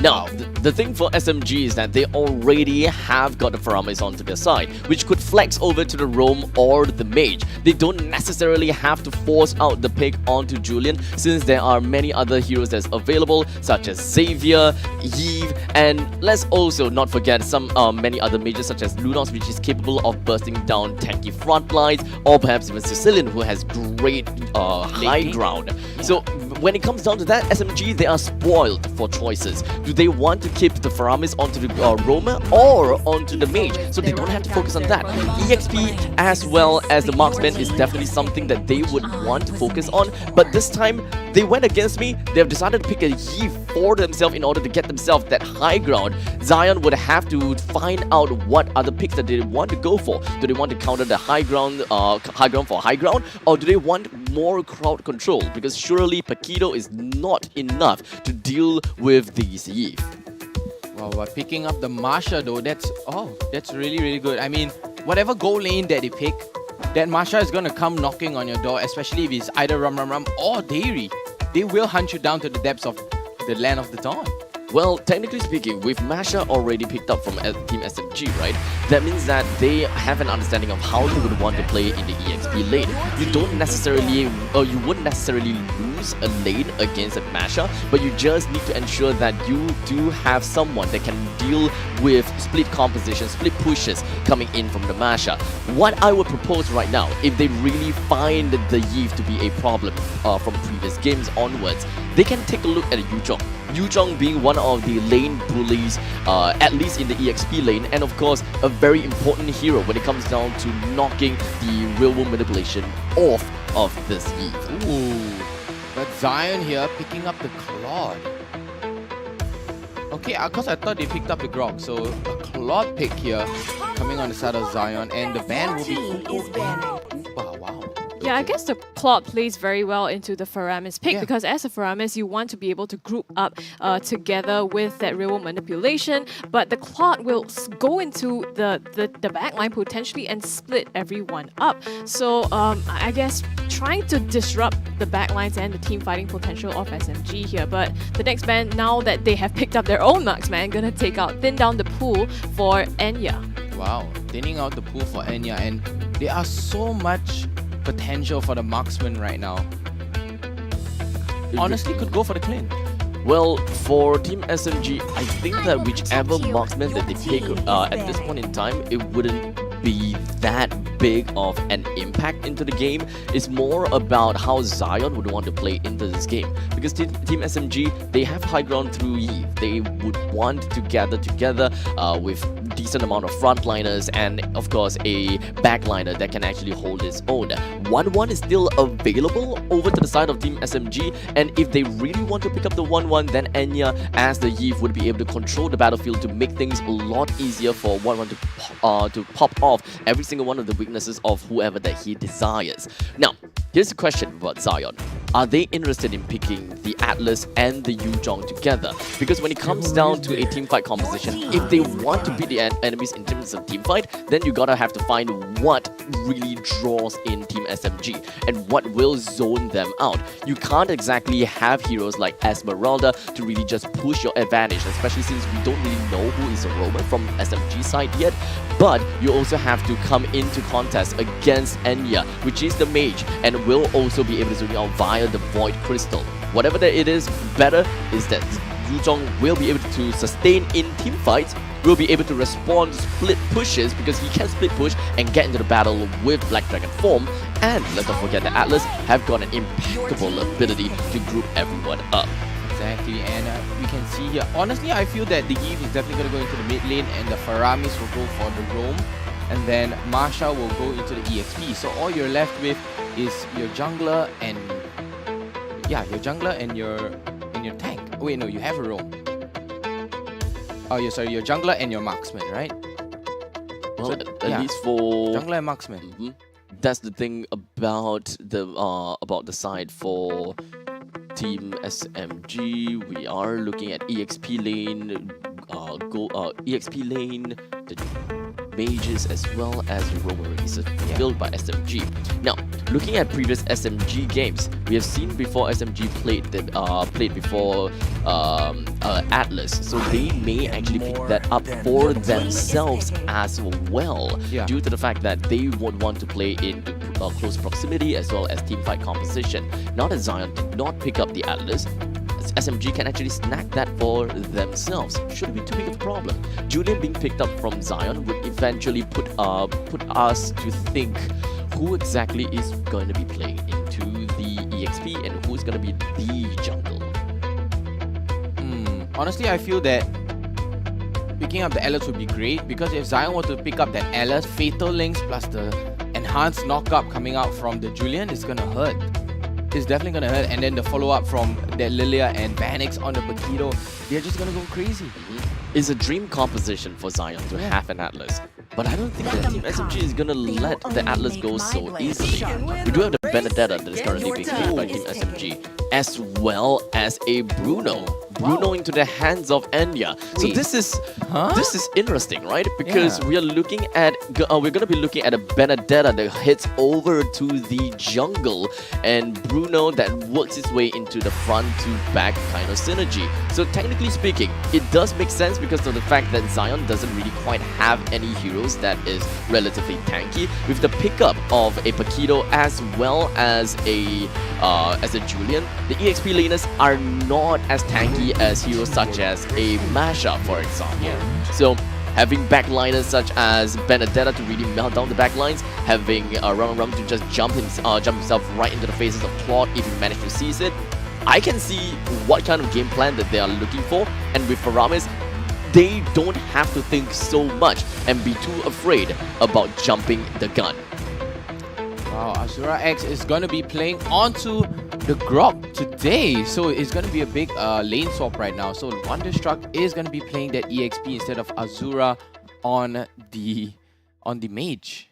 Now, we have the idea that Vanix is going to be playing onto the Julian. As such, it is going to be a jungle Julian. We know that jungle Julian clears the creeps pretty darn slow. So the problem is, how will Vanix hold himself up before he reaches level 3? That is always the question. So we're gonna have to take a look if whether SMG will be able to invade into the enemy side, having a Benedetta, a Yves, and a Faramis. Ladies and gentlemen, let's take a look at this next game that will be casted in by Vertigo and Scrubby Cheeks.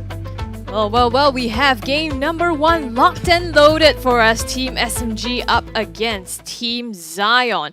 Now, looking at these first drafts, I think it's very interesting that, you know, there are a number of role swaps coming through, like you mentioned, Vertigo, on the side of Zion. So recognizing that so far maybe some things haven't worked out for them, they're trying to figure things out. So maybe this is the game that they figure out their game plan, and bottom side getting pressure. So much pressure here and a very big rotation, especially for Latte on that Lilia. So that's going to be suffering for him because he is going to miss out on one full wave of minions creep right now. But SMG, they look pretty sturdy with this lineup. For sure. I mean, looking at their game plan, right? We talked about how they intend to group up with the Faramis, with the Yves and real-world manipulation, and you top that off with Bruno as well. You're also expecting Zion to be able to contest against Zion when they come up against these team fights. But I think what I like also is when they locked in that Benedetta together with the Masha. It seems like a second condition for them. They are able to split push if they wanted to do so. Yep, but at the same time, Ram just got pressured them by Wonderstruck. What a play there. Along with Vanix too. With a big gang coming out like that, Ram runs very low on HP. But at the same time, they are getting the turtle set up right now on the side of Zion. They do have that map control. How is Jox going to play this out? Will he be able to contest his very first turtle in fact? And Wonderstruck wins the 1v2 for the Gold Crab. Well, Joe needs to get his ultimate, and I think he just hit level 4. So if they choose to use that to contest the turtle, potentially they might be able to force Zion away from this zone. But it looks like both teams are loaded here. They want to be able to take this. Davey tries to pull the Shadow Stampede, doesn't successfully do so. Here comes the grid, locks in the shots from heaven, but will it be enough? Jox comes in to secure that with a retribution together with one onto Wonderstruck. That's a very big trade there coming out. Trading out Dairy for Wonderstruck. That is going to be big coming out from SMG, especially getting a turtle and taking down Wonderstruck. And let's take a look at the emblems right now. Weapon Master, we have good movement speed here and armor penetration coming out. And alongside that, Benedetta is going to go onto that jungle emblem. But everything seems, Oh, but we do have the cooldown and movement speed coming out from that Claude. So that's how Claude plays, right? And everything else, we have the Festival of Blood on the side of Wonderstruck too, on that Paquito. Everything seems well-rounded, everything seems to be in order, there's nothing out of the ordinary. Everything's great. Everything is great. Everything is great. I think for Davey also, he chose to use the pull yourself together, which gives him even more reduction on that respawn time on top of the inherent passive that a Faramis has. So I guess we can be expecting to see Davey in a lot of these fights being able to come back really quickly, and topped with the Purify as well to be able to get them out of sticky situations on the side of the CC from Zion. Yep, giving you that 15% respawn cooldown. But look at the other side here. Latte takes a bit of damage. We have the Electro Final Blow popped by Jox here, but in the back, it's going to be Azura X taken down by Enya, already called Alta Pop to give them some more space to aggress. Jox puts down Latte Supergirl, having to use the Blazing Duet to try to fend off the members from SMG. But again, Zion seems to be losing out in these fights. Exactly. I mean, we did saw Zion ganking up at the bottom lane 4v2, and then it just turned around just like that. SMG SG with a really great turnaround there. And look at the map once again, ladies and gentlemen. SMG SG, they have the map control this time. They're just going to secure this second turtle for themselves with 0 contest. Yeah, because they're already Azura X primed. is kind of low. Exactly. I mean, they have successfully pushed Azura X out of the zone, so we'll see. Supergirl is hanging around the area. Whether he chooses to try to pull something off, but he does not have his ultimate up, so it's gonna go the way of Jox once again. Second turtle in the bag. Exactly, and it does seem like Jox is gonna be invading, but Tier 1 turret finally going down at 4 minutes and 50 seconds. Wow, SMG, they're starting to snowball. We can see a tiny bit of snow right now. Enya is getting stronger and stronger, but we all know that Bruno takes a little bit of time, and that late game Bruno is gonna be definitely hurting towards the side of Zion, but you do have a rock hard tank. Literally, you do have a giant walking rock. But on the side of SMG SG right here, all they need to do is hang on to this lead and just push on. They can just easily close the game. Yeah, they have a 3k gold lead now in their favor. And looking at the junglers, Jox is actually 2 levels up above Vanix. So even though they both have the Demon Slayer emblems, so far they haven't been able, Vanix hasn't been able to match up, especially with those turtle takes. So right now they're trying to convert that into something else. Jox brawling it out with Wonderstruck here to buy some time for Enya to take this tier 1 turret up top. Even more map pressure. Now Zion's trying to repeat the aggression on the bottom, but will they be able to do so? Oh, Vanix just nearly running away, nearly dies though, but uses the enhanced escape right there with that Julian. But all that it seems, 30 seconds till the Lord, 35 seconds till the Lord comes down. As you can see on the map right now, SMG SG, they are gallivanting, they are grouped up, and they are ready to take the third turtle of the game, and that's where they're just gonna run away with the lead. They're just gonna keep on running. They're rotating now to the top side, trying to potentially zone out Zion because the next Lord is coming up soon. Can they get this fight? The knockup though by the wall charge onto Enya. They fight back. Here comes the real manipulation. Zones out the members of Zion and the cult altar as well. So Zion forced into a retreat and they have no answer. Supergirl pops the blazing duet. He has to run away. Battle mirror image successfully gets him out safely. Honestly, during that fight, Derry was the one that was the most impactful. Popping the cults out right at that very last moment during that engagement, opening up real world manipulation coming out from Joe. That was all well organized. That was perfect coming out from SMG SG. Yeah, I mean, right now they've opened the map so much with these fights, but Derry in some trouble. Oh my goodness. He doesn't even pop the call order. He just, yeah, he doesn't, I guess.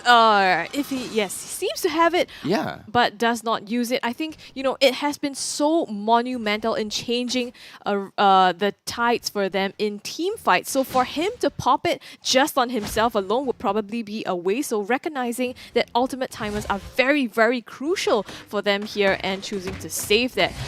Right now they're grouping up middle. They're all grouping up at middle right now. SMG SG, Enya just showing his face, trying to bait in the rest of Zion, but Zion, they're not going to take the bait. Azura X did take the bait though. The pull in by Derry there will help to put him down. So one member short once again. Run on the bottom side. This is why they picked the Masha as well. He's just so good at cutting away from the team. And this, honestly, Zion, they are so choked up now. They are choked up. They are playing on SMG's tempo right now, and SMG, they have them by the neck. Look, tier 2 turret going down at 8 minutes only. They could potentially go for the fastest game now, but that's, you know, that's a little bit far-fetched, I gotta say.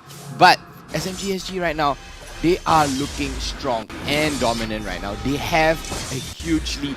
7k lead in 8 minutes and 30 seconds. Enya is coming online. He's at level 11. Look at Jox, level 12, and Vanix, level 10. Like you said, Scrubby Cheeks, they are having a 2-level deficit right now. Not just the deficit in terms of levels, the real world manipulation opens up the fight here. Jox dives right into the backline to try to catch Zion. It's gonna be space earned again. Supergirl, the re-engage with the blazing duet, but the wave of the world will catch him off guard. Takes Wonderstruck along with him to the grave. 2 members down on the side of Zion, so the Lord is gonna go into the opening hands of SMG. Throughout that whole fight, Enya was just poking and poking and poking. There was so much positional play there coming out from Enya. Look at the amount of damage that Supergirl took from Enya's soccer ball. More balls being put out here onto Azura X, forces him to back away from the objective. And so Zion, they are left, they are so starved. I mean, we know Supergirl on the clock is going to be a late game play. It's definitely But gonna be late game at play. this moment, we're 9 minutes and already he doesn't have the space to come out and farm. What can Zion start to look at here? Honestly, Zion, what can they play now is looking for a tiny little bit of skirmishes, trying to get a little bit of kills here for the team, try to create some space, but we do have the waves crashing in on and on and on, along with the level 1 lot on the tier 3 top turret right now. But SMG, on the side of Zion, all they have to do right now is just play passive, play for the kills, but their call outer is just there to deny everything. And the thing is, Zion, they play for the burst as well, right? You have Latte, you have Supergirl with that one-hit blazing duet. The thing is, with the call altar, the moment you use that, you burst that down, they kind of run out of skills to be able to continue fighting this. So a prolonged fight does not really work out in their favor or has not seemed to work out. And Enya now, 5-0-2. Wow. That's a marksman's dream right there in MPL. Okay, we have the Lord marching down onto the tier 1 top turret right now, and it does seem like it's gonna be free and easy, free real estate here. Good pullback onto one disrupt. He tries to go for something in the flank here, but it's not working out. The members of Zion, they are clumped up trying to defend this, but SMG focus, laser focus on this base turrets here. No Guardian's Bearer can prevent this siege onto Zion as they continue on. The called altar, the real world manipulation. Supergirl tries with a last-ditch effort, but Enya will take the better of him here and put him down. Together with the core, it is a convincing victory coming from SMG. Wow.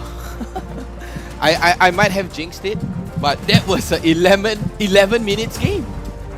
Very, very quick. I mean, we looked at, I think the shortest game we talked about earlier was about 10 minutes, so this comes really close to that. 10 minutes and 20 seconds was the fastest game recorded in this season, MPL SG, but 11 minutes coming out from SMG. There was so much power. Like I said, securing that objective will give you that spike. It gives you the additional damage, gives you the free shield, you have a cult outer, and they're just gonna go ham.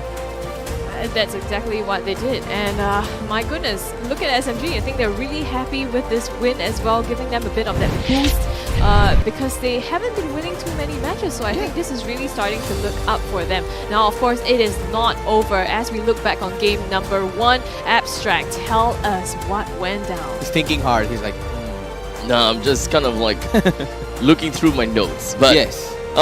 Unfortunately for the members of Zion, they don't really have a very good grasp of their early game, and from that point on, they just doesn't seem to have a proper control of the early game once they have stopped finding ways, comeback mechanics basically speaking. They don't really have that kind of comeback mechanics in order to free themselves out of a losing situation. The only thing that they can go for is the fact that they are just item dependent. If they have the item, then great, they will be able to play the game pretty darn well. But they were being starved throughout the whole game. Zion just keep getting starved on and on and on. Take a look at Latte here. Only has a enchanted talisman, is on the way towards the Clockwork of Destiny.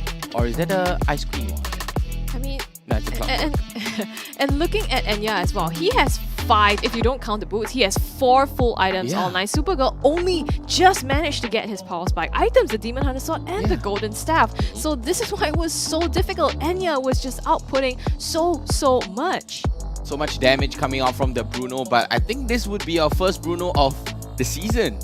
Yeah, to pull out a Bruno just like that and full on confidence, 7-0-3, Berserker's Fury, Endless Battle, Scarlet Phantom along with that Malefic Roar. I think one of the contributing factors to why Zion is unable to take themselves the win is also based on the fact that their jungler have decided to go for defensive-based Julian, right? Yeah. Most of the time we are looking at damage-based Julians, they basically have an idea as to how they want to go in for the game. Zion, though, unfortunately, doesn't seem to have a proper game plan onto how to plan onto their early game. They were hoping that they will be able to outlast the opponents in the early stages with the Radiant Armor on top of the Julian plus the Grog. But that just didn't go quite well because that survivability factor is all negated because of the Faramis' Cold Altar. Exactly, and let's take a look at the stats right here. 134k comparing to 83k right there coming out from SMG SG. That's so much damage coming out already, and take a look at the damage towards the turret. It's just a landslide along with the amount of total heals. SMG SG won by a landslide in this first game, but finally we can have a look at the rich guy right here. Basically it's gonna be Enya with that 10k goal already, and goal per minute right there is gonna be at 929. That's a lot. That is a lot of gold for Enya, with highest amount of damage dealt in this game, with a total of 44,000 damage as well. Not too surprised considering the fact that we are looking at him playing as a Bruno.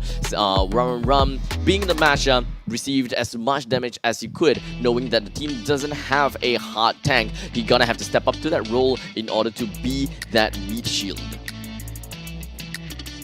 Yeah, and now we're going to take a look at the MVP for this game. Of None course. other than Enya on the Bruno himself with a KDA of 7-0 and 3.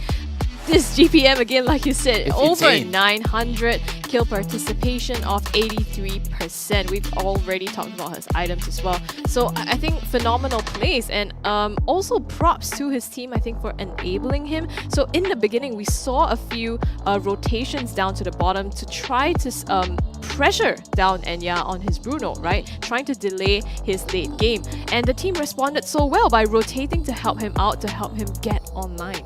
Exactly, who would have thought, right? In MPL Season 4, with all the marksmen, like 1-1, these are, the names I'm going to list here are monsters. 1-1. You have Isan Shin, but usually they go into the jungle. You have the Clint, and suddenly a Bruno gets pulled out, and everyone's like, what? How did this Bruno came about? Like, what was the decision behind this Bruno? I'm going to ask Loon later on what was the thought process of why that Bruno at the same time, but I feel that Bruno is an alternative towards Clint, right? Since Clint was banned away. Clint was banned, and then the Beatrix was banned away, and then Enya was like, what do I do now? And then maybe Enya could just even say to Loon, hey, put me on the Bruno, right? It's just a Clint alternative. I think we can snowball if I was given enough space. He did. Well, with the highlights, we'll be able to get a better idea as to how the game eventually went. Because just 2 minutes into the game, the only gold deficit we have been looking out for is 6,000 gold. Because of this very first initial fight, it is a 1-for-1, but pause 5 for pause 4. All in favor for SMG. From that point onwards, Team SMG has been picking up kills after kills. They send the Benedetta into the opponent's enemy, into the enemy lines, and whenever the enemies are far enough, Joe, playing as the Yeef, will always be able to pop up with the real-world manipulation in order to secure an escape strategy and a retreat route for the entire team in order to play it safe. There are a lot of mixed profiles that Joe is able to play. Most of the time, because of the fact that SMG is already ahead by a lot, there wasn't a lot of play factor coming in from Zion to play inside of the grid in most cases. Well, for Zion, unfortunately, because the game was so fast, and it kind of seemed as though they didn't really quite have a very good grasp on the state of the game and as to how far behind they actually are. And at the point of time, it was about 8,000 gold in deficit. Supergirl was trying to look for that opportunity to go for that hero moment, because he saw a small little avenue into the opponent's lines. He wanted to bring down the health of the opponents as much as he can. But unfortunately, a Claude that is not in the late game doesn't really quite have the damage onto the Blazing Duet. As such, there's nothing much he can do except to, number one, receive damage from Bruno, which took half health almost instantaneously. Just 3 hits. Not to forget, there's also movement speed reduction coming in from Yeef's grid. Ooh. Well, I mean, not just that, right? The fact that Enya himself had a sprint to try to kite around that, and it's very difficult for a Claude to be able to go into the backline. You're probably aiming for one, Joe on the Yeef or Enya on the Bruno. And then if you try to dive the backline, you know, Dairy pops the Cult Altar as well, so you have kind of a more second chance or like additional health at the very least. So your Blazing Duet is used to burn the Cult Altar, unless it is baited out before that. So I mean, it's a tall order as well for Supergirl to be able to try to melt down the rest of the members. And Joe's positioning always so much in the backline that it's so hard to reach him. There's no way that Joe was going to get caught out, because not only that, because you have Anya, like you said, on the sprint, he's going to be able to finally go into the front lines to actually fight also. So usually it's the marksman, standing behind, having the high ground, starts hitting people from the back like this, right? But then this time, you have Cult's Outer, and then you have nothing to be afraid of, right? You have a second chance at life. Basically, you're going to have 2 immortalities on your side. If you were to pick up an immortality, you're just going to keep going straight in, and that's how Anya creates that space. When it comes down to SMG's game, this game number 1 against Zion, I think that Zion literally, the only thing that made them lose the game is because of rotations. The main part about Zion's rotations is the fact that they couldn't respond in time to most of the team fights, because SMG, they are pretty fast on their feet. Whenever they want to go for something, they will go for it, and they have quite a lot of retreating scenarios, such as having a Faramis' called Alter, or perhaps even Yve's RWM. Whatever it is, SMG can be relatively safe. Just by looking at the drafts on paper, Zion should understandably have a lot of a stronger early game composition. Looking at Grog with early game damage, as well as the fact that he can't be CC'd, he can open the maps pretty darn well. Let's not forget about the fact that Lilia, with her kit, she's able to mow down the middle waves and just go to wherever that she wants pretty effectively. If it's going to the gold lane, he will be helping Claude out. They might not get a lot of kills, but one thing's for sure is the fact that they will be able to push the Bruno away in order to stagger his farm, or head over to the EXP lane to help Paquito out, where they will have a lot of a stronger firepower. But because of these rotations that did not work very well from Zion, and too much pressure coming in from opposing lanes, they're starting to lose turrets after turrets after turrets, and they don't even know what caught them until it's too late. Well, so you said on paper, right, that theoretically speaking, it was an okay draft to work with. It's an okay draft. So, going into this next drafting phase of game number 2, then, what are we looking at for Zion to change up? When it comes down to Zion's understanding, they need to, number 1, understand that where is going to be their power spike, and they gotta have to respond based on the opponents. Opening up the map and getting themselves vision is very important. SMG seems to have got that idea that they gotta have opened up the map, and they gotta have to play around the opponents. Benedetta being the jungler, he's very elusive, right? Benedetta, elusive jungler, you can literally zip from places to places, and that in turn gives vision to your team, understanding where you want to go, and the rotation is fast. Your opponent might not be able to catch up to you when you are already jumping into the action. Yep, and Dairy along with that Faramis, he's gonna be opening up the map so much. Like, he can have a free runaway, you have a Cult's Outer, you got a second chance at life, you can walk through walls. Faramis was just a big problem coming out from SMG right there, and how Zion is gonna clamp on that, I'm not really sure, but we can see that the Balmond along with that Fanny is gonna get banned out. That is so targeted towards the side of Jogs, but Jogs right now, understanding the homework and the problem right now, because Zion is going to get that first pick, they are going to be banning away the Akai. With Akai taken out alongside Falben and Fanny, Diggy just tossed into the banning pool. Same thing as always, meta bans all across the board, meta picks all across the board that could be picked as well. Beatrix is something that we can see to be banned by Zion without a doubt.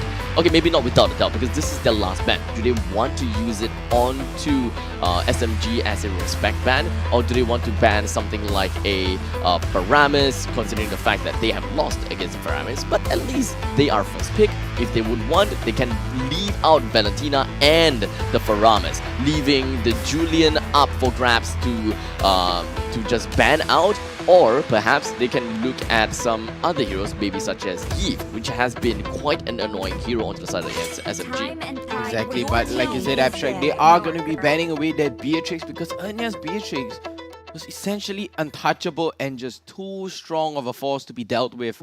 And, they have to ban it away. They can't take any sort of risk, especially coming out from the Beatrix. It's going to dominate the lane.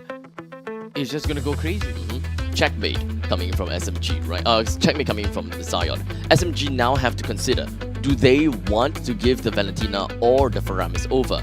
Or they can give the Valentina over, because there's absolute no way that if SMG don't ban either of these, Zion picks the Faramis over the Valentina. You gotta have to pick the Valentina over the Faramis. Yeah, 100%. So right now, Team SMG, they realize that. They weigh the pros and cons and realize, yeah, let's give them the Valentina instead. And we'll pick the Paquito onto our end and see what else we can play around. But yeah, Faramis getting banned out. They should be picking up the Valentina for the first pick on the side of Zion here, because that Valentina is going to be a force to be reckoned with, right? Yes. 100%. Definitely. That is going to put quite a lot of pressure over to the side of Team SMG, not being able to pick out ultimates that are heavily impactful, such as Atlas's Atlas ultimate, for example, because Zion can just play around the fact that, yeah, the opponent have an Atlas, let us draft based on that. We'll draft only for team fight. Otherwise, they can draft completely hybrid, with heroes that is capable of doing team fights, of doing split pushes, or perhaps even be able to do front to back, back to front. Benedetta is going to be a great addition over to Zion, which is definitely something that they saw from SMG, and I highly doubt that Azura X don't know how to play Benedetta. He can, as a matter of fact. However, the thing is, Azura X not exactly is going to be the one that is playing as that role.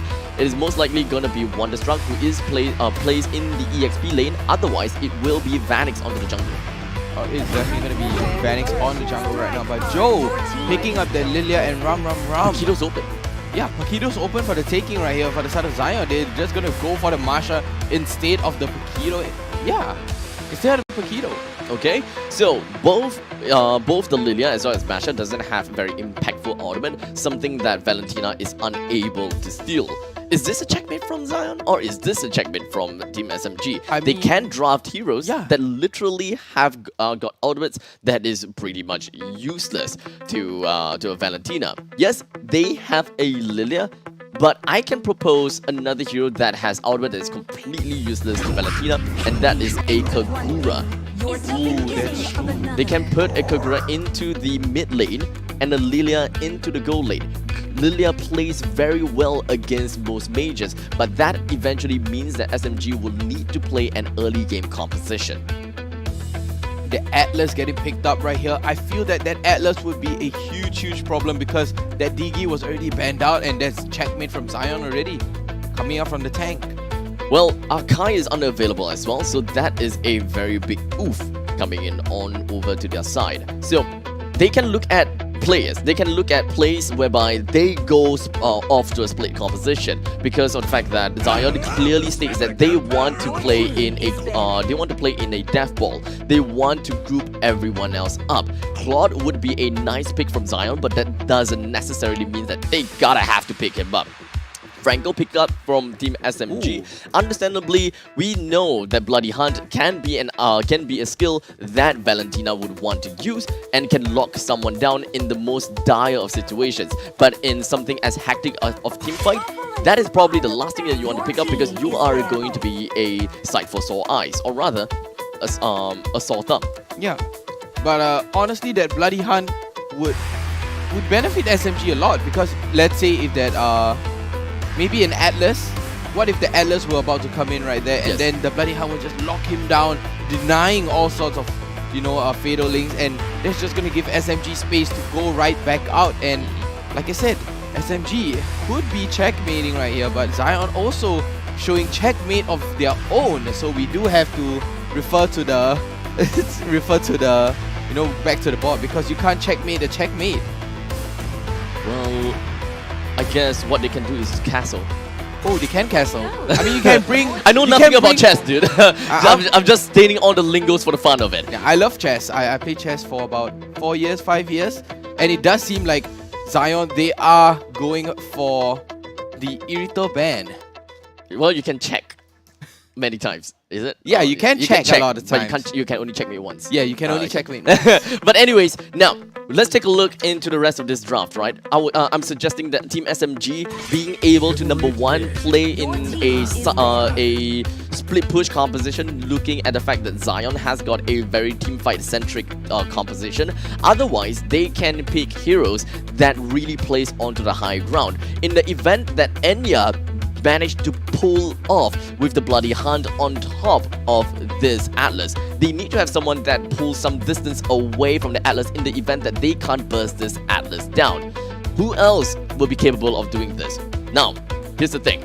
We have Esmeralda, we have the Atlas over to the side of Zion. A Karina will come in pretty well over to the side of SMG, being able to deal a lot higher damage based on the high health pool that Zion has. With Masha onto the side of their composition, this Karina doesn't even need to play tank. He can just go for magical damage.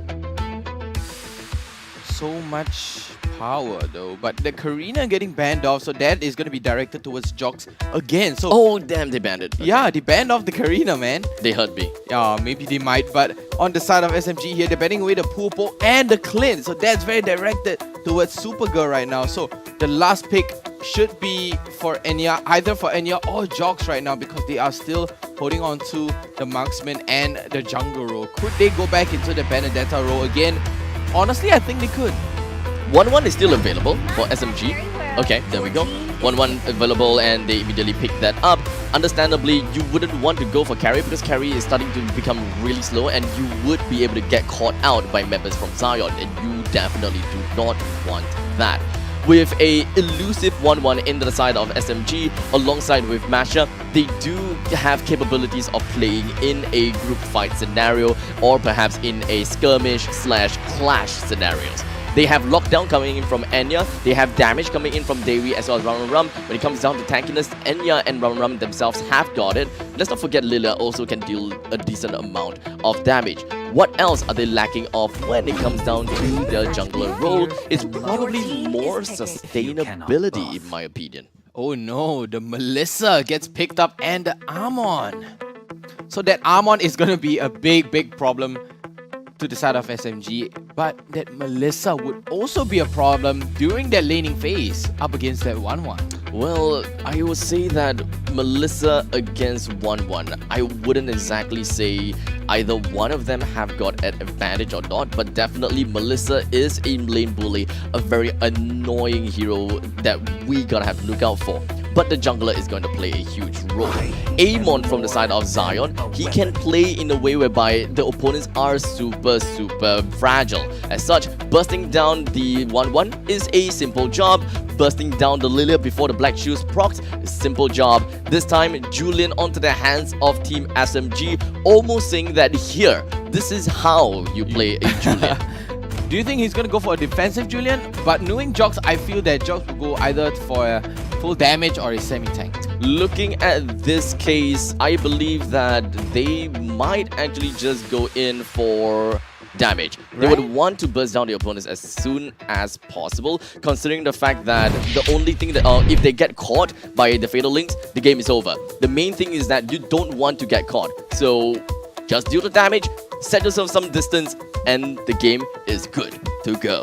Exactly, and Team SMG up against Zion right now. Scrubby Chicks, how are you feeling about this draft and this lineup? Well, this is game number 2, right? SMG already taken one to their name, so it is up to Zion to be able to prove themselves. Looking at the draft of Zion, well, there's a lot of CC potential coming as well as burst damage, so definitely something to look out for. On the other side, the red side, I believe SMG is playing on, there's also a strong pick-off potential. So let's see these two teams brawl it out in this game number 2. Wow, so much game potential, so much team fight potential coming out on the side of SMG. But Zion, I feel it's a very good front-to-back lineup, right? You have a good front-to-back lineup. You have Fatal Links and then Azura X. Could even use down the bloody hunt to not, lock somebody, especially Joe, preventing him from using the black shoes. But no, Latte here taking a bit of damage. Yep, Azura X here to help him out as well. Puts the same on to Joe to force him to back off, securing Vanix's jungle for him. We talked about how, we need to have Vanix help him to be able to farm up. So it's definitely going to go his way. Also with the magic shop on both sides, they want to scale up as fast as possible. Exactly, and Azura X here with the 10% discount along with Vanix. Got that free 10% discount armor pen right there. Oh, sorry, magic pen along with that movement speed, and Atlas there on the 15% respawn timing along with the hybrid regen. Wow. And on the side of Melissa, it's going to be additional damage and the movement speed. And on the side of Esmeralda also, it's going to be hybrid regen and movement speed. But on the side of SMG though, you do have the Festival of Blood with the 10% along with Jogs on the free 10% again. But on Dairy right here on the Franco, you do have a movement speed and the hybrid regen. But this 1-1 is going to go for the lifesteal instead. Lifesteal and attack speed. Attack speed. I was unsure about myself. Yes. I mean, attack speed is important for 1-1, right? Because yes, a lot of skills scale based off of that attack speed, including the dashes as well. But right now, top side, they're all ready. The brother hook comes through onto Azura X. First blood goes to SMG, and now Zion, they want some form of payback. The turtle is still up, so both these teams can get the objective. But the first damage comes through onto one destruct, forces him to retreat. Vanix goes down, and now Zion is forced to back away fully and give up this turtle. Honestly, that was too much and that was disgusting. I am going to report Joe for that. That was too much damage coming out from Lilia at level 5 only. And there you go, ladies and gentlemen, your first blood QR code. Scan it now, redeem the code, key that in. That was an insane play coming out from Team SMG. The amount of damage that Joe pushed out was just so much, and Jogs there with a big 3-man lock.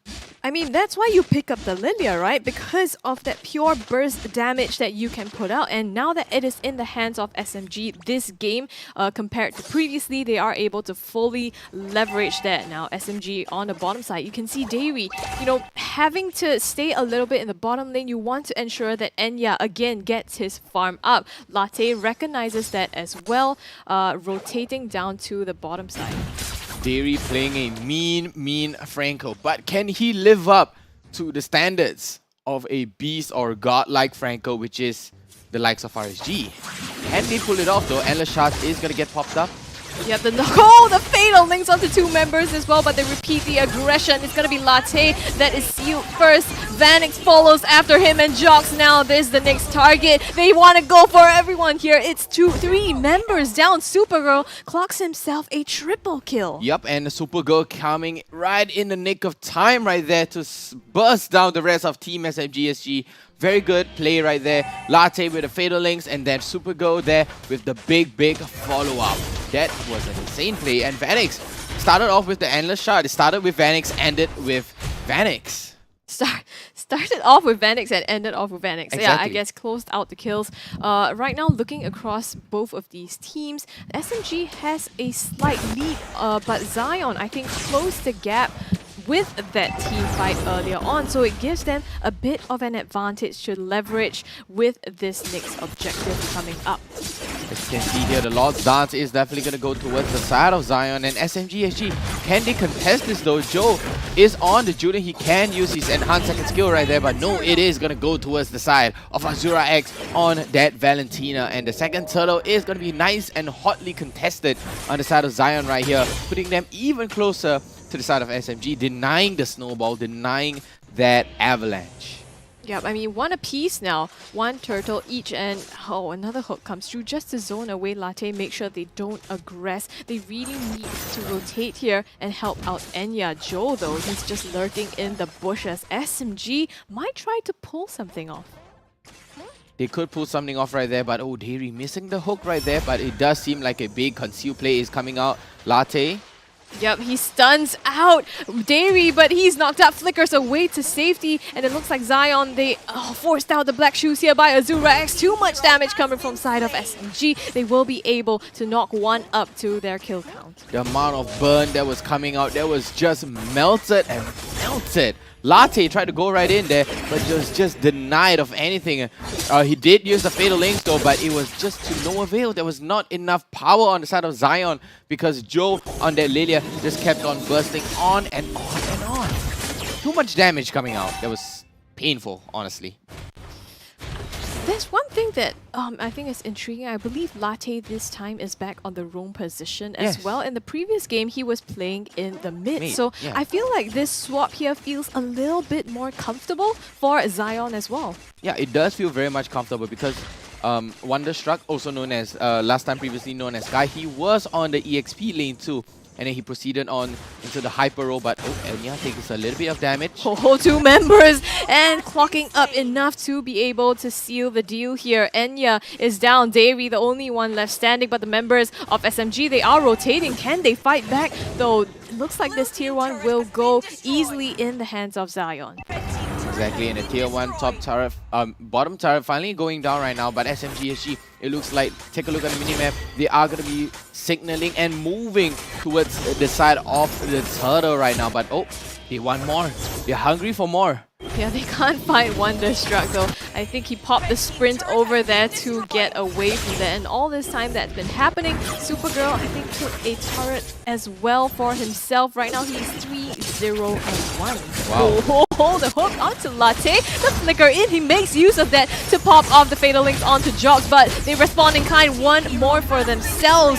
But all this was to buy space for Zion, so they get another turtle for themselves. Exactly, and second turtle finally going towards the side of Zion, the lead that they need. This is the small little step, to, you know, for one giant leap for them. And Zion, they are doing all they can right now. They are trying to make their full use of the resources right now, but on the bottom lane, tier 1s are both down. Top lane is going to go down, but Zion managed to take down the mid tier 1 turret on the side of SMG SG. All this time, I think Vanix is also slowly trying to farm up. He, at this point, is 1 level behind Jogs, but I think he just got a Feather of Heaven, so he's building up to the burst damage that he eventually will have. And more, this will be scary for Enya, especially if he cannot slow down. I mean, right now, even though he's down in kills, he has been farming pretty successfully. Yes, he has. The hook goes kind of wide a bit for Dairy, but Dairy is going to be able to pop that conceal and move right away, and it looks like the rotation towards mid right here looks very, very strong. Latte manages to see all 3 members of SMG right now. Dairy under a bit of heavy fire. Yeah, they're hunting for him. They immediately get him. The endless shards will put Jogs in a body bag, and the next to go is Joe as well. So 3 easy kills to the way of Zion. Oh, the amount of damage that came out from that endless shard was just too much. Literally busted down, but look at Ram. He's doing well. He manages to push down 2 turrets on his own without any sort of rotation onto the top lane, and he is benefiting from this. I mean, this is what they do very well in, right? Ram on this Marshall, very comfort hero, and he always does this, forces the opposing team to react to his split pushes and his cross-map plays. And the thing is, SMG is kind of at an advantage because they have 3 turrets now because of these plays, and that gives them a lot of map control as well. So now the next objective, both of these teams look like they want to contest. They do want to contest this, but Dairy misses the hook just by a little bit right now. But SMG, they're all gathering on the side right now. They could possibly contest for this. It is going to be a 4v4 right now as we have the EXP laners all the way. Wet Noodle fighting at the river up top. It does look like they're going to be rotating down, but the Lord is going to be resetted right now. And Joe at a nice optimal position to go for a nice flank. They have to try to go for the flanks, right? They because have to. The way that they are trying to play, you're counting on Dairy most probably to be able to pick off someone or Jogs to get a knockup. And the thing is, they haven't been able to play this 4v5 as they might have wanted to. Zion, on the other hand, has the upper hand. Hold on, though, the bloody hunt with the hook onto Wonderstruck forces them into that 4v5 that they wanted, but the Fatal Links onto 2 members of SMG as well will be able to burst them down. SMG gets 4 kills off of that, and and now they're hunting for Azura X. The bushes, the lifesteal will not be enough. A triple kill for Joe here, a team wipeout, and they get the Lord on top of that. My jaw has just dropped, Scrubby Cheeks. What a play that was. That was such a good play coming out from Latte, but the turnaround from SMG SG, they literally just got demolished. They literally just got deleted off the map. They just gone. For those of you who missed it, here we go with Let's the check instant it out. replay. The hook comes in, the bloody hunt, and the endless shot comes out though. Look, Vanex is still moving up. Latte managed to catch 3, but the Purify comes out, and look at the melt. Look at that melt that came out from Joe. That was just too much to handle, and just like that, they secure the level 1 Lord and the follow-up and the cleanup from Enya. Nearly losing his life though, but a triple kill coming out for Joe. Well done to Joe. This is why the Purify was picked. You know, usually you don't really want to have a Purify on a Lilia because you kind of already have the black shoes. But in this case, really respect to that Fatal Links play from Latte, and picking that up worked out so well in SMG's advantage. Right now, they're pushing down on all 3 lanes. All 3 lanes, the tri-pronged attack is coming down on the side of SMG SG here. Zion, what can they do to protect this? Mid turret looks very nice and thick. SMG, they're trying to go and assist the Lord right now. Dairy misses the hook just by a little bit, and the tier 3 goes down for the top and the middle turret. It looks like they're trying to make the base bald right now. And yes, they are in quick succession. Big Fatal Links though. Yeah, it's trying to put down the members of the SMG. Is it too late though? SMG, they managed to get too easily off of that. And now the base is bare for Zion completely. SMG has the opportunity. They have the creeps as well coming down the middle lane. They want to end this, and they're just waiting for the creeps to come in. Rum, Jocks, they go in at the same time. Vanix cannot do anything against this draft as SMG finish up the core and take care of this series 2-0. The snowball, Scrubby, there was just too much coming out from the side of Joe, and look at the laughs coming out from Anya. He's like, I just had to farm in lane, that's all I had to do. Well, a farm in lane and then, you know, pop the crossbow of tank, burst everyone down. And again, I think just phenomenal play here by SMG. Big smiles, big play coming out from across the board from Team SMG right there. That was such a powerful play. Zion showed signs of life, but literally just got stomped on. Like they're like a tiny little leaf, right? Like a tiny little plant, and then SMG is just like, nope, I'm just gonna stomp on the plant, destroy the plant, and just gone. They had the early game though. They had when you said they had the signs of life, they had it in the back, or at least maybe in the pocket, but somehow it got pulled out and taken away from them. What a play from Zion. What a play indeed. Shocked. I'm gathering my thoughts, but in the end, unfortunately for Zion, they really played this game very well. I gotta have to give it over to them, right? They did whatever that they can, and when it comes down to communications as well, they have very good idea as to how they would want to back each other up in many of these situations. Huge shout out over to Latte. I gotta have to give it to him. He's got some massive Fatal Links, but except for the fact that there was some tunnel vision when it comes down to these Fatal Links, because naturally, in most cases, once your Atlas have managed to pull off a Fatal Links, you expect the opponents to be dead. But there have been a couple of occasions where that wasn't the case at all. I'll of course grind down a lot more of these details in a bit later, as the post-game statistics is going to tell us a lot more story as to what kind of snowball factor SMG got for themselves. Taking a look, it does seem like Joe is benefiting from all these team fight and all these kills. 7-2 and 7 coming out from Joe there with the Divine Glaive, Enchanted Talisman, Genius Wand, and the Ice Queen Wand. Ice Queen one, sorry. I keep thinking of Ice Cream. You're hungry right now. I'm kind of hungry. Yeah, I'm pretty sure that you are. Now, we do have roughly about 6,000 gold advantage for SMG by the end of the game. most, if not all, of SMG's members have at least one items on top of their counterpart. For example, looking at Enya, he's got Demon Hunter Sword, Scarlet Phantom, Corrosion Scythe, and halfway through the next item. His opponents, his counterpart Supergirl, he pretty much have got the Wind Talker. He's got the Berserker's Fury, Scarlet Phantom, as well as the Wind of Nature. Now that is the difference between SMG and Zion. The big difference is everyone has got the advantage except for Enya and Supergirl, because we know as a matter of fact that Supergirl, he's a really strong player and he's got really good GPMs to his name. Enya could only do what he could in his lanes, especially since Enya as a 1-1 is not exactly oriented for team fight capabilities, or rather in an AoE composition. SMGs, if not all, most of them have got AoE. Joe has got them, Jocks have got them, Ram have got his capabilities of needing to catch on to the backlines, and Stary have the same thing. Enya is the one that takes down all of the stragglers.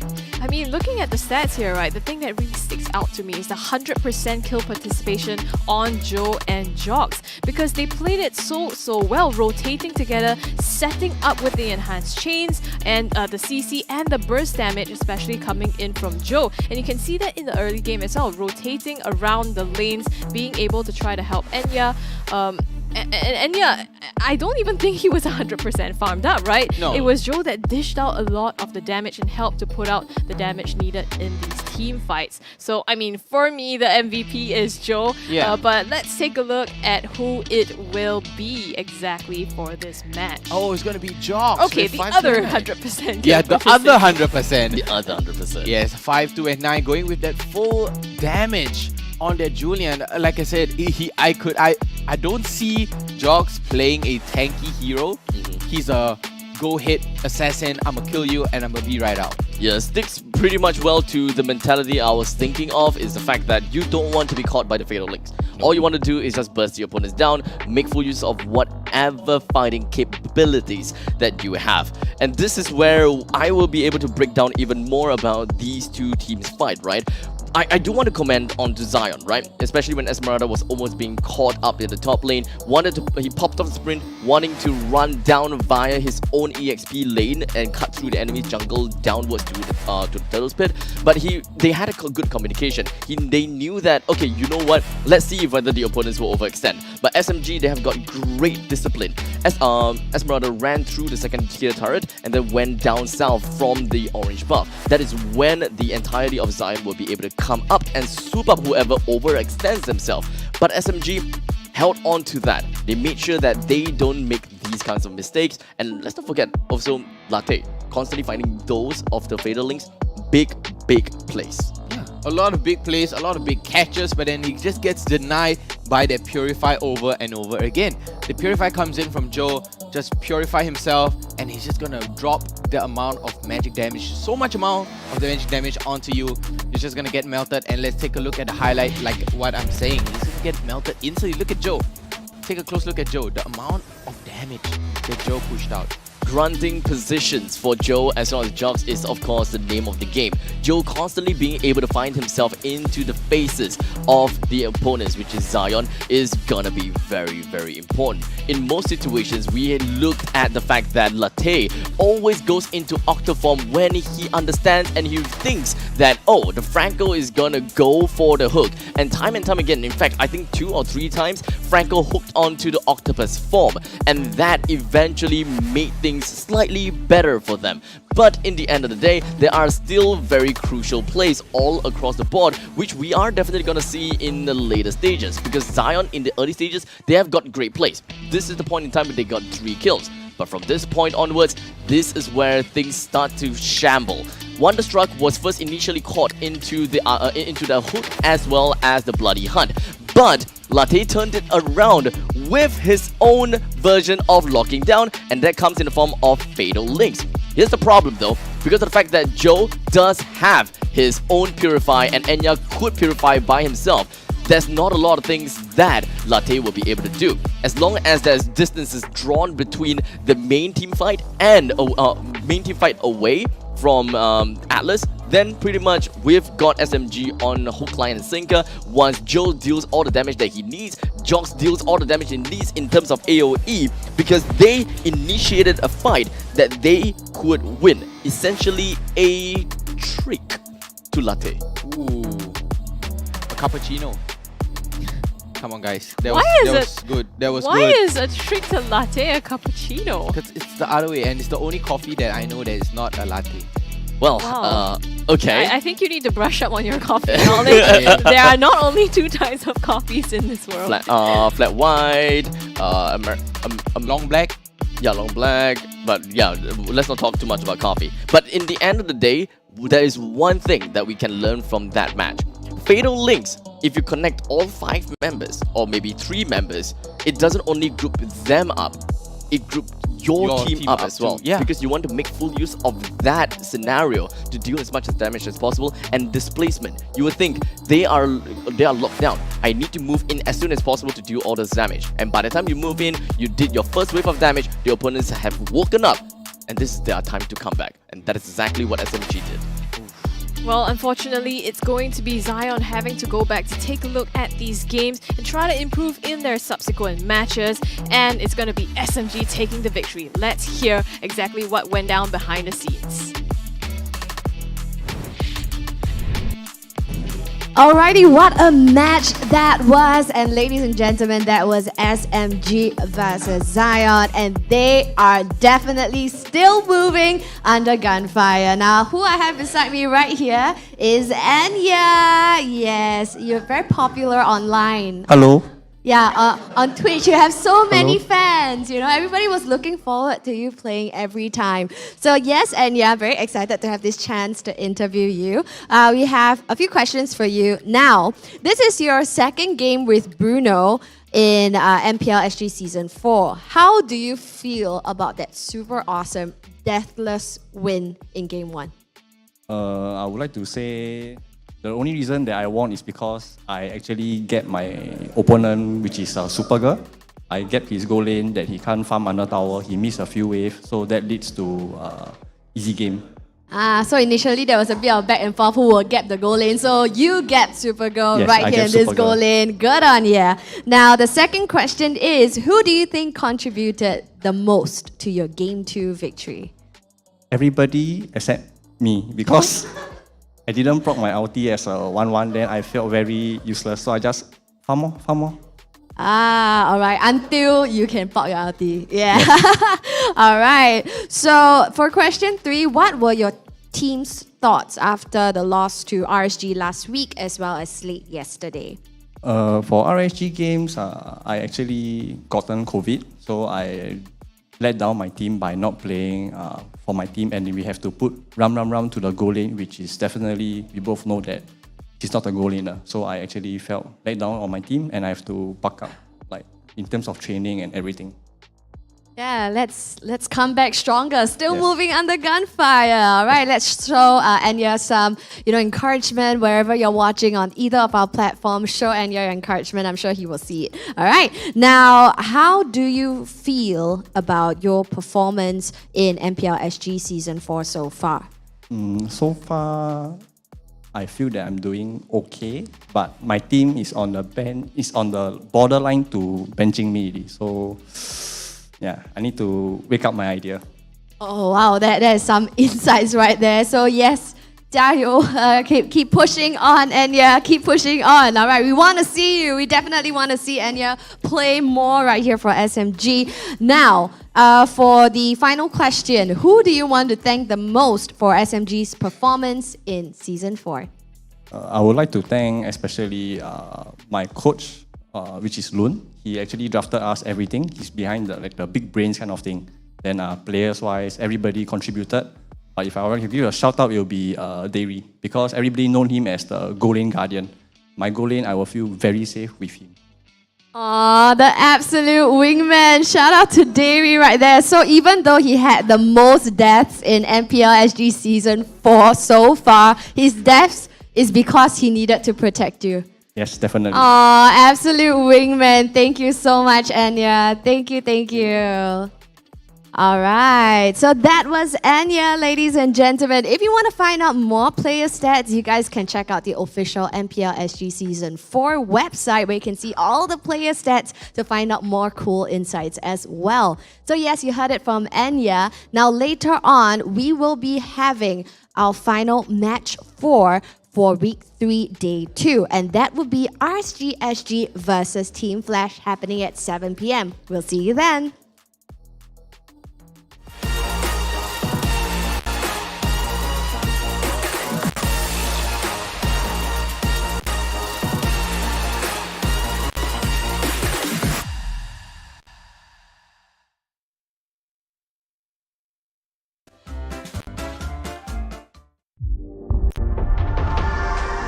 We also need to talk about Stellark because there's sync over there. So, LI4, what do you feel about Stellark? I'm kind of glad to see Sing come back into the scene again. That's correct. Because I think it's been a very long time since he has played MPL, and we used to be very close together. Actually, to be honest, I don't know much about that team. Only the main names like Bambi, Sing. I think only these two, right? It's like the more famous one in SG there's MPL. Also, and also there's also Fossa. Oh yeah, Fossa, yeah. Yeah, there's also Fossa. So basically, that team is all quite old, basically. I would believe that I can expect seeing BZ, randomly going overly aggressive at times. If it happens, what would you guys do? We'll try to tone down his level of playing, right? Because it's a bit unmatched. And what we have here in the local scene, if you compare to other countries, the playstyle is very different. Let's talk about other teams. What do you feel? Is there a player that you want to point out? You're scared of him, or is that an admiration? All the teams, I think, because we have played with them in rank or what, I feel That's that correct. it's quite equal in the strengths and weakness. It's just that it's just basically who trained the hardest for this season will win. Okay, so BZ, of course you are from a different country. In Laos, is this the same case for you? Are your parents supportive? No, my parents don't support me to playing this game. They just lock me in the room and don't let me play this. I just try a lot to show them that I play this game. I'm good in this game, and they give me a chance to continue study university here for playing MPLs. I also don't think about it like I just arrived here 2 weeks. I didn't think about I will get in the MPL too fast like this. I'm still thinking I'm not ready for it, but yeah, I get in already. No choice, have to try it. Yeah, no choice. Definitely. No choice. No choice.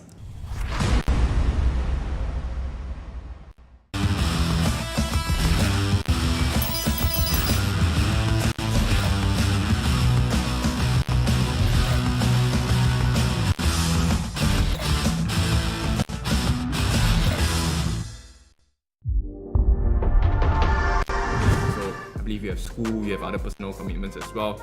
How big of a factor does that affect you guys when you guys go into games like this? It's gonna be very tough for me because I literally just started my university last week. I'm spending way much more time studying than I think I should be if I want to really properly balance out these two different lives. I can only hope that moving forward, I'll be able to find the right balance for it. How have you built that kind of resilience as a new team entering the scene, experiences from qualifiers and so on?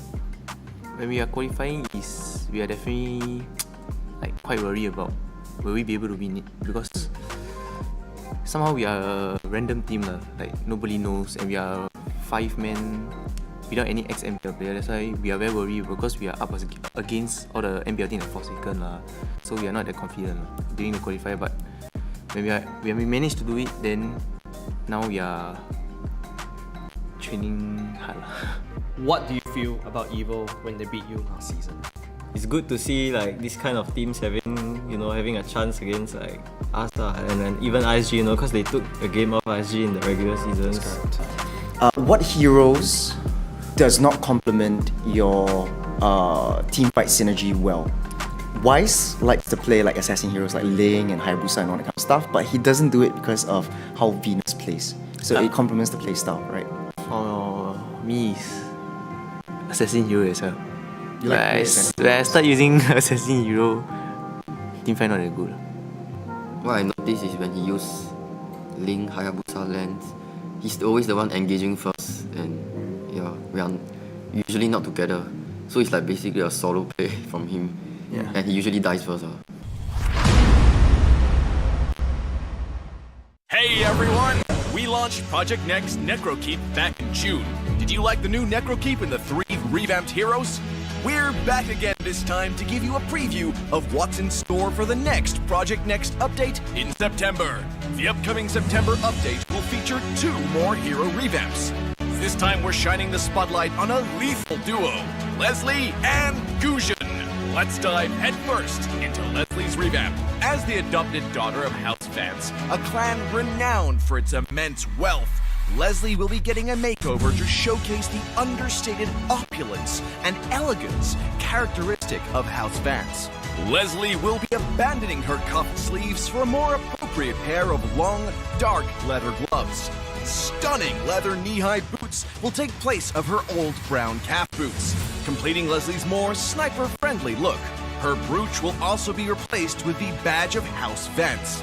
Expect a more mature-looking Leslie, with restyled bangs and eye patch. Her newly added optical sight should help Leslie aim more easily.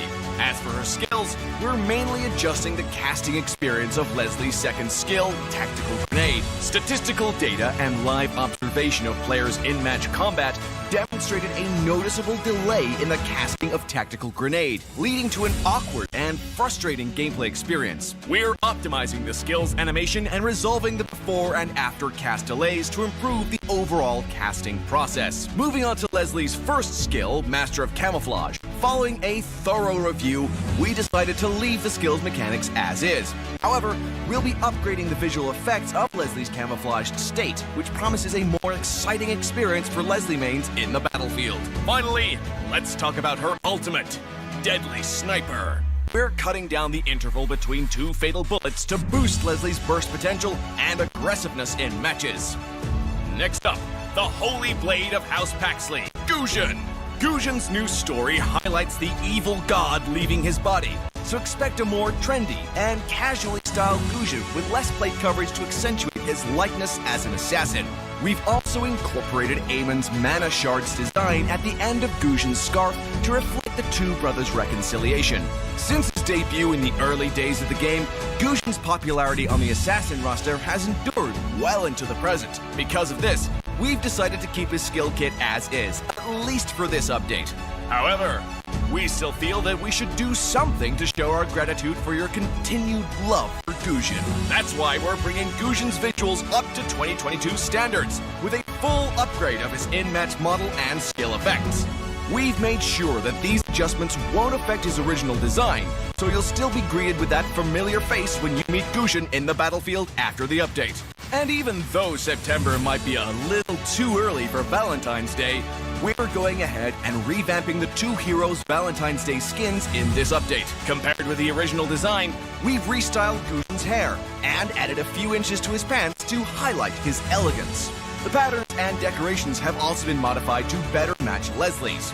As for Leslie, we're remodeling her high heels to further emphasize her femme fatale vibe. That's all for the first round of spoilers from this September's Project Next update. We've been hard at work, constantly improving every single hero's skills and visual effects to present you with the best gameplay experience at each stage. We hope you've loved all our improvements so far and are excited for what's to come. Get ready for the new Project Next update dropping soon. See you next time, and until then, we'll be seeing you in the land of dogs.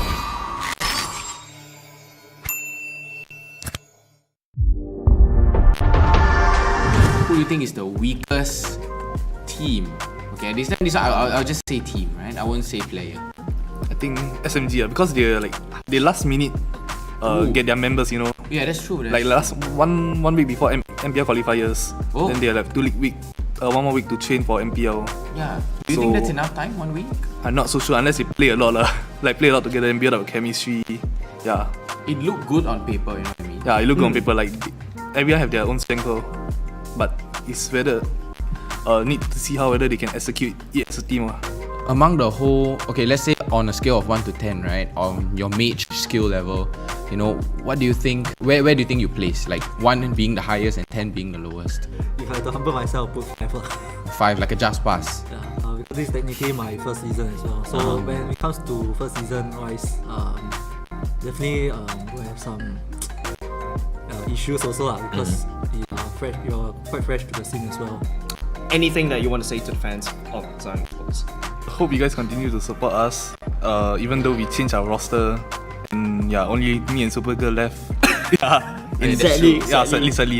I mean, you still have Potato. Potato as a coach. Yeah. The best coach in SG. My heart. In Potato we trust. Hopefully we can bring you the glory that we didn't manage to get last season. Yeah, and we're all aiming for the same thing, so you can look forward to our new roster. There are quite a lot of people. They just go into the game and play how they usually would. Just muscle memory, just all the experience. Doesn't really need a lot of strategy, those kind of stuff. Are you the kind of team also? Maybe if we are going by the book, maybe we put out some pocket picks, pocket strategy. Yeah. Okay, so they have pocket picks, they are hidden Minisita? picks. I don't know. We will dig a bit further off cam. Wait and find out. We will dig a bit off cam.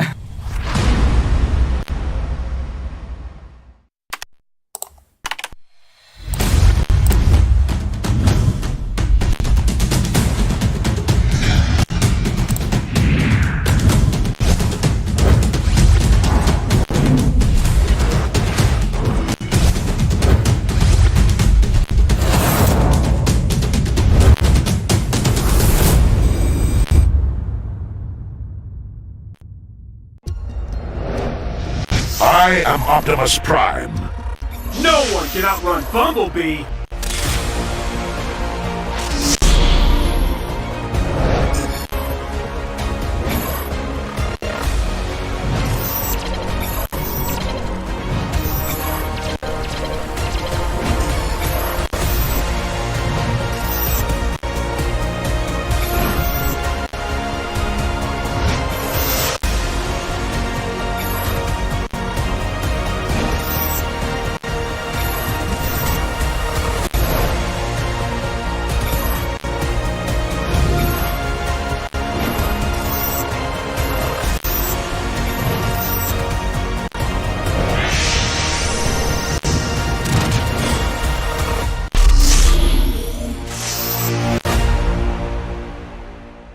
OSIM.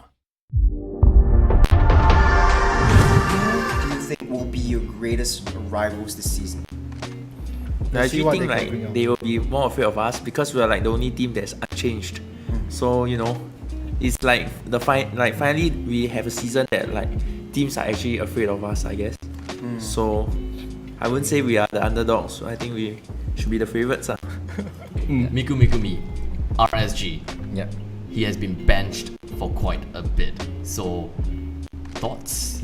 To me, he's just not working hard enough. I think he's a player with like potential, and having played with him previously, yeah, I think that he's very good at those positioning heroes. But then the thing is like he just doesn't have a very strong fire for the game, or like he's willing to be carried to a championship like he was the previous season. So we shall see whether he can get off the bench this season. So what would be the reason why he is still benched? Probably because 505 is just a better player than him at the current moment lah. Yeah, like it's as simple as that. So how do you think other teams need to prepare against you? They don't need to really prepare for us. Like, because our coach just came in from Indonesia, right? So like the way he drafts, right, it's not like streamlined targeting that team. It's like open, you know, like even if we scream like other teams in Indonesia, Philippines, right? When we scream their teams, we also ban the same things and we open the heroes like widely, like, you know, you want to use this, just let you use, and we'll just find a way to deal with it lah. And that's, I wouldn't say like you there's a particular like strat you can prepare against us, because like we are kind of open to, you know, giving you your heroes lah. Yeah. Okay, so we have to know from your perspective who is the weakest player in the league as well. To me, I think the weakest player should be Miku Mikumi, because he go to RSG, then he say RSG picked him up because he's the strongest impunity player, but actually RSG approached me, so it's just that like I didn't sign with them. And being the strongest impunity player, he should at least be playing some matches in MPL.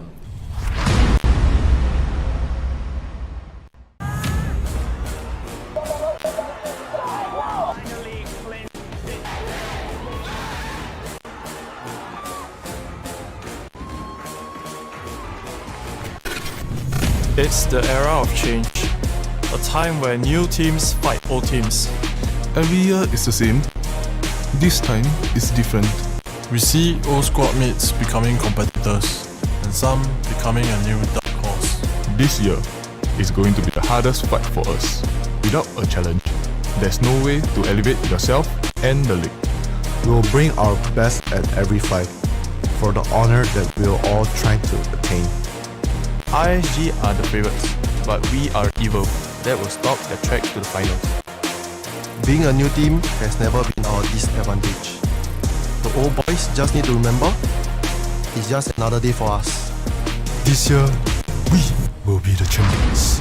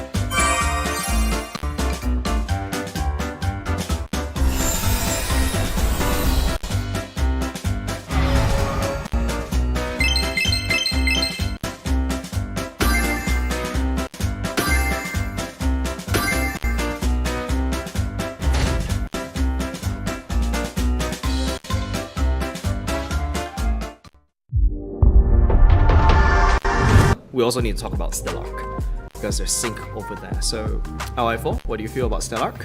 I'm kind of glad to see Sing come back into the scene again. That's correct. Because I think it's been a very long time since he has played MPL, and we used to be very close together. Actually, to be honest, I don't know much about that team. Only the main names like Bambi, Sing. I think only these two, right? It's like the more famous one in SG, there's MPL. also and also there's also Fossa. Oh yeah, Fossa, yeah. Yeah, there's also Fossa. So basically, that team is all quite old, basically. I would believe that I can expect seeing BZ, randomly going overly aggressive at times. If it happens, what would you guys do? We'll try to tone down his level of playing, right? Because it's a bit unmatched. And what we have here in the local scene, if you compare to other countries, the playstyle is very different. Let's talk about other teams. What do you feel? Is there a player that you want to point out? You're scared of him, or is that an admiration? All the teams, I think, because we have played with them in rank or what, I feel it's quite equal in the strengths and weakness. It's just that it's just basically who trained the hardest for this season will win. Okay, so BZ, of course you are from a different country. In Laos, is this the same case for you? Are your parents supportive? No, my parents don't support me to playing this game. They just lock me in the room and don't let me play this. But I just try a lot to show them that I play this game. I'm good in this game, and they give me a chance to continue study university here for playing MPLs. I also don't think about it I just arrived here 2 weeks. I didn't think about I will get in the MPL too fast like this. I'm still thinking I'm not ready for it, but yeah, I get in already. No choice, have to try it. Yeah, no choice. No choice. No choice.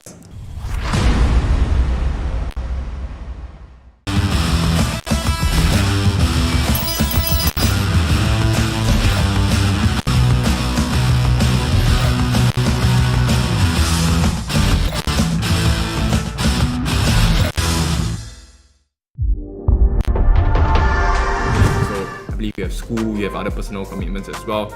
How big of a factor does that affect you guys when you guys go into games like this? It's gonna be very tough for me because I literally just started my university last week. I'm spending way much more time studying than I think I should be if I want to really properly balance out these two different lives. I can only hope that moving forward, I'll be able to find the right balance for it. how have you built that kind of resilience as a new team entering the scene, experiences from qualifiers and so on? When we are qualifying, we are definitely like quite worried about will we be able to win it, because somehow we are a random team like nobody knows, and we are 5 men without any ex-MPL player. That's why we are very worried, because we are up against all the MPL teams like Forsaken so we are not that confident during the qualifier. But when we managed to do it, then now we are training hard. What do you feel about Evo when they beat you last season? It's good to see like this kind of teams having a chance against like us and then even RSG, because they took a game off RSG in the regular season.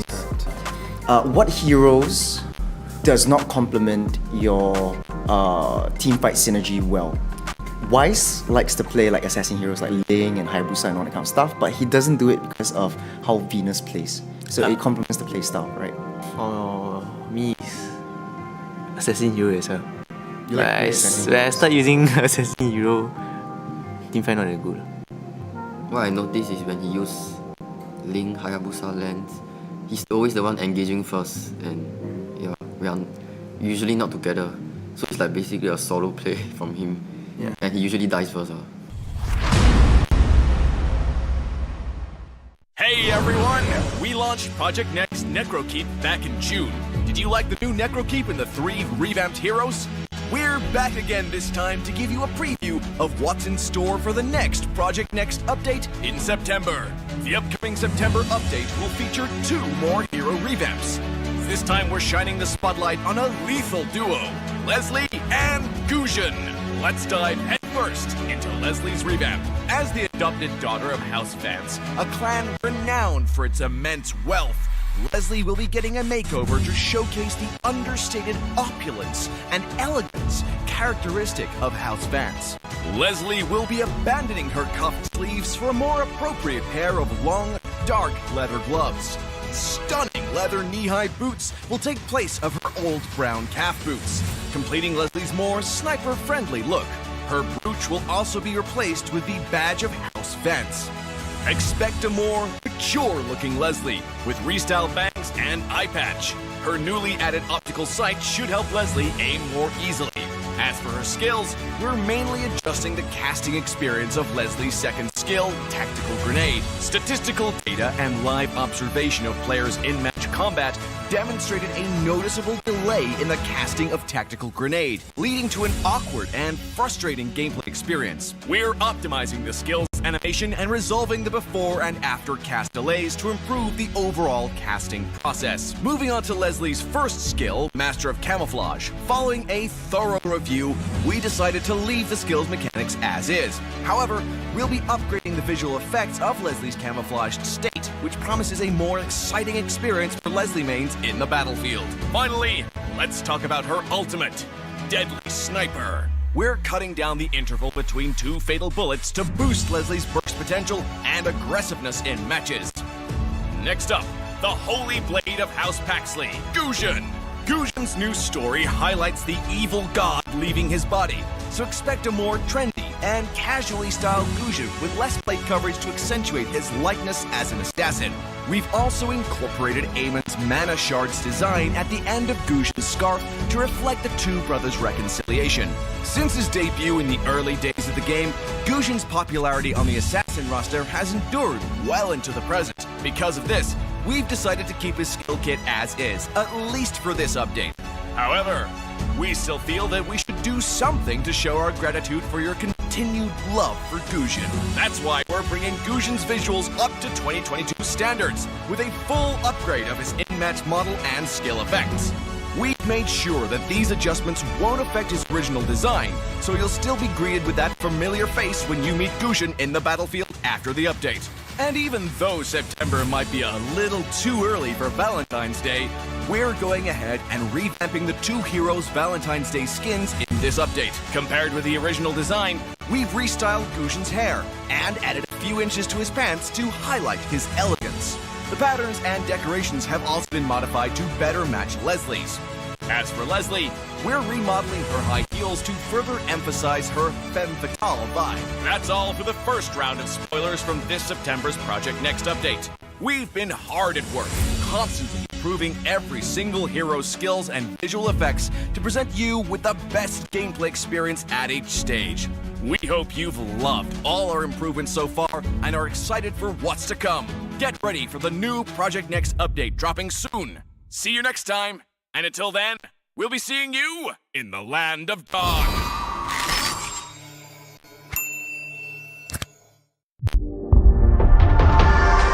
Who do you think is the weakest team? Okay, this one I'll just say team, right? I won't say player. I think SMG because they last minute get their members, you know. Yeah, that's true. Last one week before MPL qualifiers, then they have 1 more week to train for MPL. Yeah. Do you think that's enough time? 1 week? I'm not so sure unless they play a lot play a lot together and build up chemistry. Yeah. It looked good on paper, you know what I mean? Yeah, it looked good on paper. Everyone have their own strength, but it's whether need to see how they can execute it as a team. Among the whole, okay, let's say on a scale of 1 to 10, right, on your mage skill level, you know, what do you think, where do you think you place? 1 being the highest and 10 being the lowest? If I had to humble myself, I'll put 5. 5, like a just pass. Yeah, because this is technically my first season as well. So when it comes to first season wise, definitely we have some issues also because you're quite fresh to the scene as well. Anything that you want to say to the fans of Zion Esports? I hope you guys continue to support us, even though we changed our roster and only me and Supergirl left. Sadly. I mean, you still have Potato. Potato as a coach. Yeah. The best coach in SG. My heart. In Potato we trust. Hopefully we can bring you the glory that we didn't manage to get last season. We're all aiming for the same thing, so you can look forward to our new roster. There are quite a lot of people. They just go into the game and play how they usually would. Just muscle memory, just all the experience. Doesn't really need a lot of strategy, those kind of stuff. Are you the kind of team also? Maybe if we are going by the book, maybe we put some pocket picks, pocket strategy. Okay. So they have pocket picks. They have hidden Minisita? picks. I don't know. Minisita? We will dig a bit further off cam. Wait and find out. We will dig a bit off cam.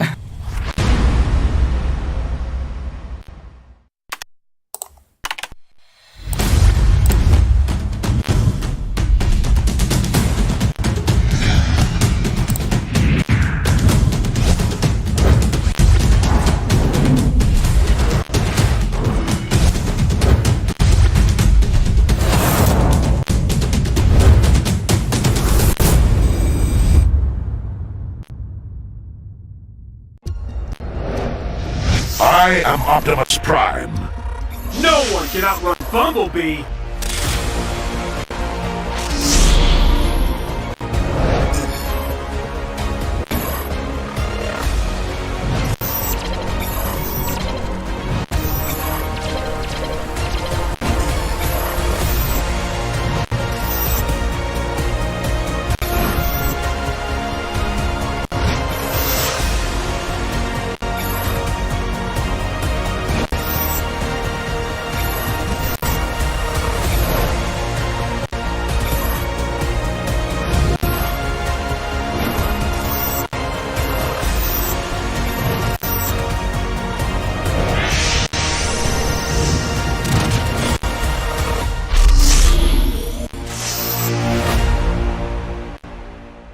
OSIM. Who do you think will be your greatest rivals this season? I think they will be more afraid of us because we're the only team that's unchanged. So it's finally we have a season that teams are actually afraid of us, I guess. So I wouldn't say we are the underdogs. So I think we should be the favorites. Miku RSG. Yeah. He has been benched for quite a bit. So, thoughts? To me, he's just not working hard enough. I think he's a player with potential, and having played with him previously, I think that he's very good at those positioning heroes. But then the thing is he just doesn't have a very strong fire for the game, or he's willing to be carried to a championship like he was the previous season. So we shall see whether he can get off the bench this season. So what would be the reason why he is still benched? Probably because 505 is just a better player than him at the current moment lah. Like it's as simple as that. So how do you think other teams need to prepare against you? They don't need to really prepare for us. Like, because our coach just came in from Indonesia, right? So like the way he drafts, right, it's not like streamlined targeting that team. It's like open, you know. Like even if we scream like other teams in Indonesia, Philippines, right? When we scream their teams, we also ban the same things and we open the heroes like widely. Like, you know, you want to use this, just let you use, and we'll just find a way to deal with it lah. And that's, I wouldn't say like you there's a particular like strat you can prepare against us, because like we are kind of open to, you know, giving you your heroes lah. Yeah. Okay, so we have to know from your perspective who is the weakest player in the league as well. To me, I think the weakest player should be Mikumi, cause he go to RSG, then he say RSG picked him up because he's the strongest impunity player. But actually RSG approached me also. It's just that like I didn't sign with them. And being the strongest impunity player, he should at least be playing some matches in MPL.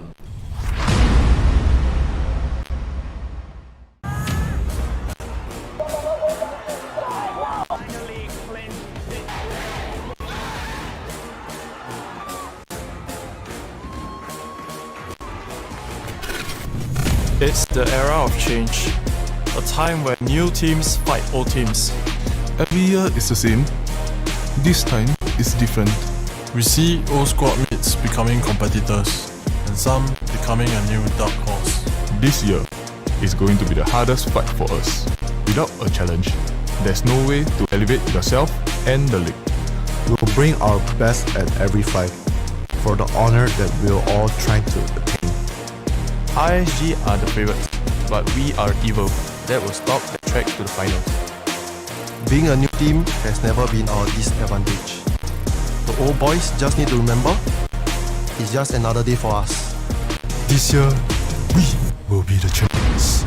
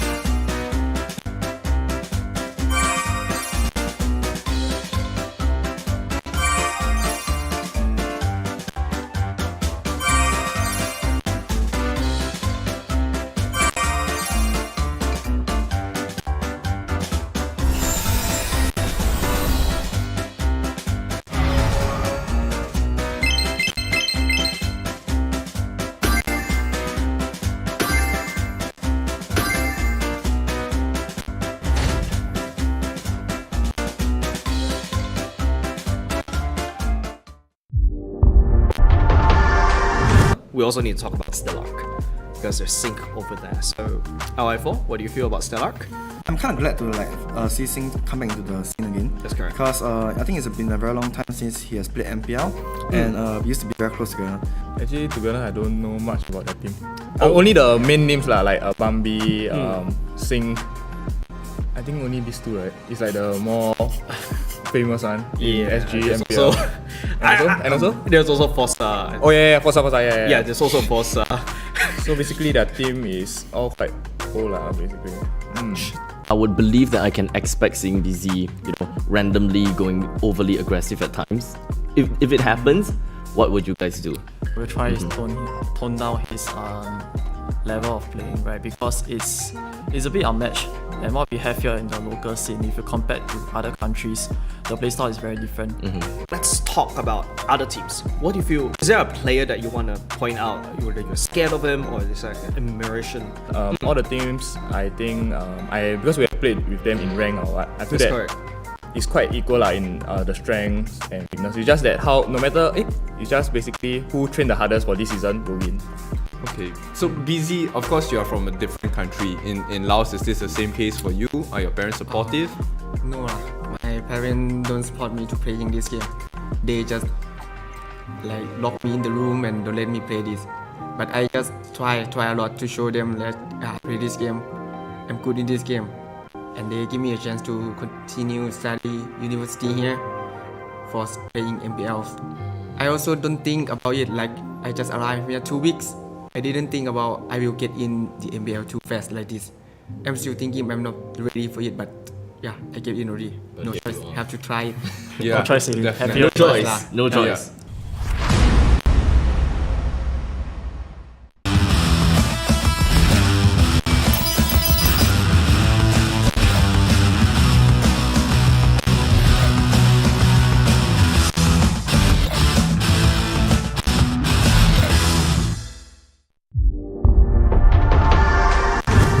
You have school, you have other personal commitments as well.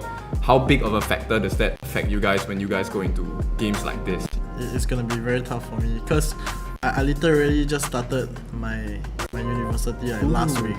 I'm spending way much more time studying than I think I should be if I want to really properly balance out these two different lives.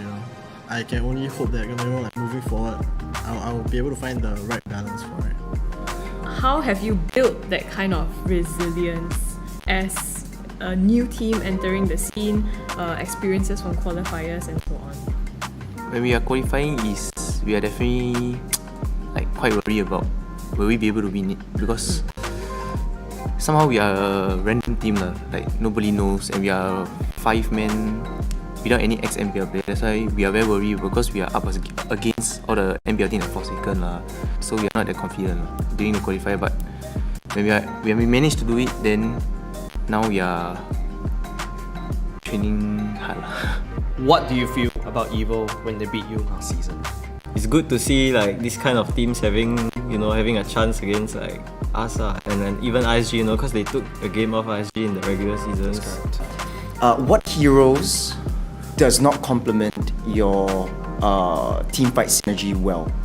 Wise likes to play assassin heroes like Ling and Hayabusa and all that kind of stuff, but he doesn't do it because of how Venus plays. So it complements the play style, right?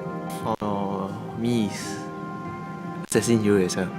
You like to play assassin when I start using assassin hero, team fight not that good. What I noticed is when he use Ling, Hayabusa, Lance, he's always the one engaging first, and yeah, we are usually not together. So it's basically a solo play from him. Yeah. And he usually dies first. Hey everyone! We launched Project Next Necrokeep back in June. Did you like the new Necrokeep and the 3 revamped heroes? We're back again this time to give you a preview of what's in store for the next Project Next update in September. The upcoming September update will feature 2 more hero revamps. This time we're shining the spotlight on a lethal duo, Leslie and Gusion. Let's dive headfirst into Leslie's revamp. As the adopted daughter of House Vance, a clan renowned for its immense wealth, Leslie will be getting a makeover to showcase the understated opulence and elegance characteristic of House Vance. Leslie will be abandoning her cuffed sleeves for a more appropriate pair of long, dark leather gloves. Stunning leather knee-high boots will take place of her old brown calf boots, completing Leslie's more sniper-friendly look. Her brooch will also be replaced with the badge of House Vance. Expect a more mature-looking Leslie, with restyled bangs and eye patch. Her newly added optical sight should help Leslie aim more easily. As for her skills, we're mainly adjusting the casting experience of Leslie's second skill, Tactical Grenade. Statistical data and live observation of players in match combat demonstrated a noticeable delay in the casting of Tactical Grenade, leading to an awkward and frustrating gameplay experience. We're optimizing the skills animation and resolving the before and after cast delays to improve the overall casting process. Moving on to Leslie's first skill, Master of Camouflage. Following a thorough review, we decided to leave the skills mechanics as is. However, we'll be upgrading the visual effects of Leslie's camouflaged state, which promises a more exciting experience for Leslie mains in the battlefield. Finally, let's talk about her ultimate. deadly sniper. We're cutting down the interval between two fatal bullets to boost Leslie's burst potential and aggressiveness in matches. Next up, the holy blade of House Paxley, Guzhan. Guzhan's new story highlights the evil god leaving his body, so expect a more trendy and casually styled Guzhan with less plate coverage to accentuate his likeness as an assassin. We've also incorporated Eamon's mana shards design at the end of Guzhan's scarf to reflect the two brothers' reconciliation. Since his debut in the early days of the game, Guzhan's popularity on the assassin roster has endured well into the present. Because of this, we've decided to keep his skill kit as is, at least for this update. However, we still feel that we should do something to show our gratitude for your continued love for Guzhan. That's why we're bringing Guzhan's visuals up to 2022 standards, with a full upgrade of his in-match model and skill effects. We've made sure that these adjustments won't affect his original design, so you'll still be greeted with that familiar face when you meet Guzhan in the battlefield after the update. And even though September might be a little too early for Valentine's Day, we're going ahead and revamping the two heroes' Valentine's Day skins in this update. Compared with the original design, we've restyled Guzhan's hair and added a few inches to his pants to highlight his elegance. The patterns and decorations have also been modified to better match Leslie's. As for Leslie, we're remodeling her high heels to further emphasize her femme fatale vibe. That's all for the first round of spoilers from this September's Project Next update. We've been hard at work, constantly improving every single hero's skills and visual effects to present you with the best gameplay experience at each stage. We hope you've loved all our improvements so far and are excited for what's to come. Get ready for the new Project Next update dropping soon. See you next time, and until then, we'll be seeing you in the Land of Dawn.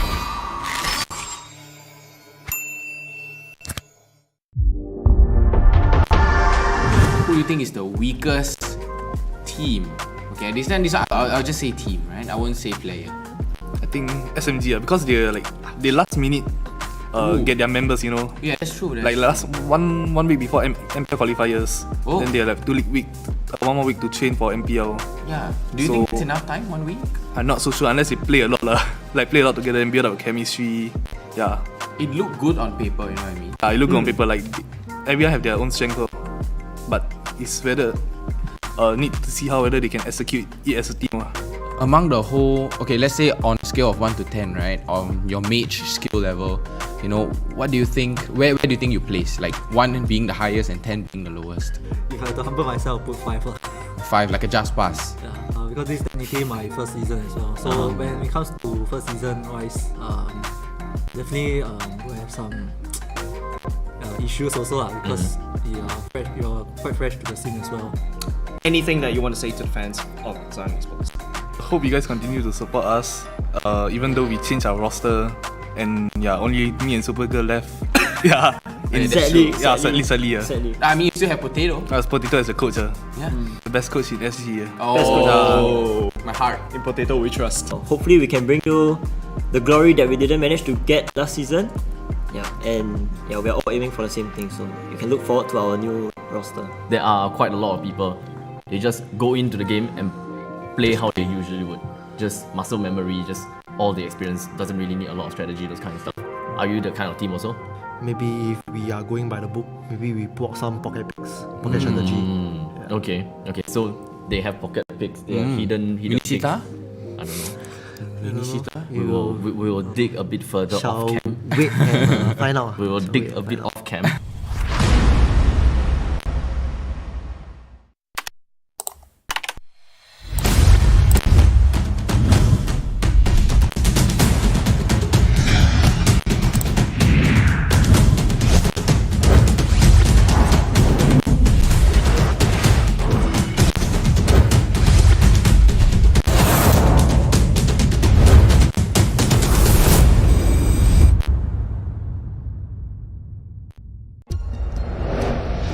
I am Optimus Prime. No one can outrun Bumblebee!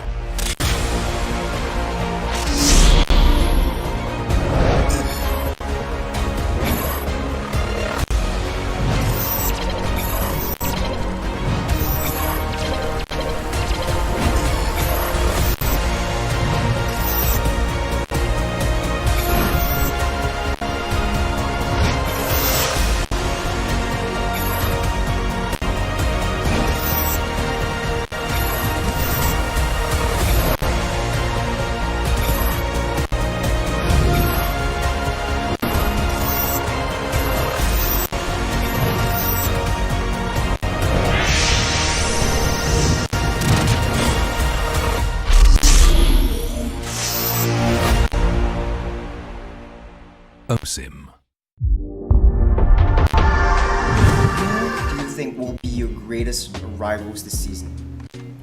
I actually think like they will be more afraid of us because we are like the only team that's unchanged. So you know, it's like finally we have a season that like teams are actually afraid of us, I guess. So I wouldn't say we are the underdogs. I think we should be the favorites. Miku Mikumi, RSG. Yeah. He has been benched for quite a bit. So, thoughts? To me, he's just not working hard enough. I think he's a player with like potential, and having played with him previously, yeah, I think that he's very good at those positioning heroes. But then the thing is like he just doesn't have a very strong fire for the game, or like he's willing to be carried to a championship like he was the previous season. So we shall see whether he can get off the bench this season. So what would be the reason why he is still benched? Probably because 505 is just a better player than him at the current moment lah. Yeah, like it's as simple as that. So how do you think other teams need to prepare against you? They don't need to really prepare for us. Like, because our coach just came in from Indonesia, right? So like the way he drafts, right, it's not like streamlined targeting that team. It's like open, you know, like even if we scream like other teams in Indonesia, Philippines, right, when we scream their teams, we also ban the same things and we open the heroes like widely, like, you know, you want to use this, just let you use and we'll just find a way to deal with it lah. And that's, I wouldn't say like you there's a particular like strat you can prepare against us, because like we are kind of open to, you know, giving you your heroes lah. Okay, so we have to know from your perspective who is the weakest player in the league as well. To me, I think the weakest player should be Miku Mikumi, because he go to RSG, then he say RSG picked him up because he's the strongest impunity player, but actually RSG approached me, so it's just that like I didn't sign with them. And being the strongest impunity player, he should at least be playing some matches in MPL.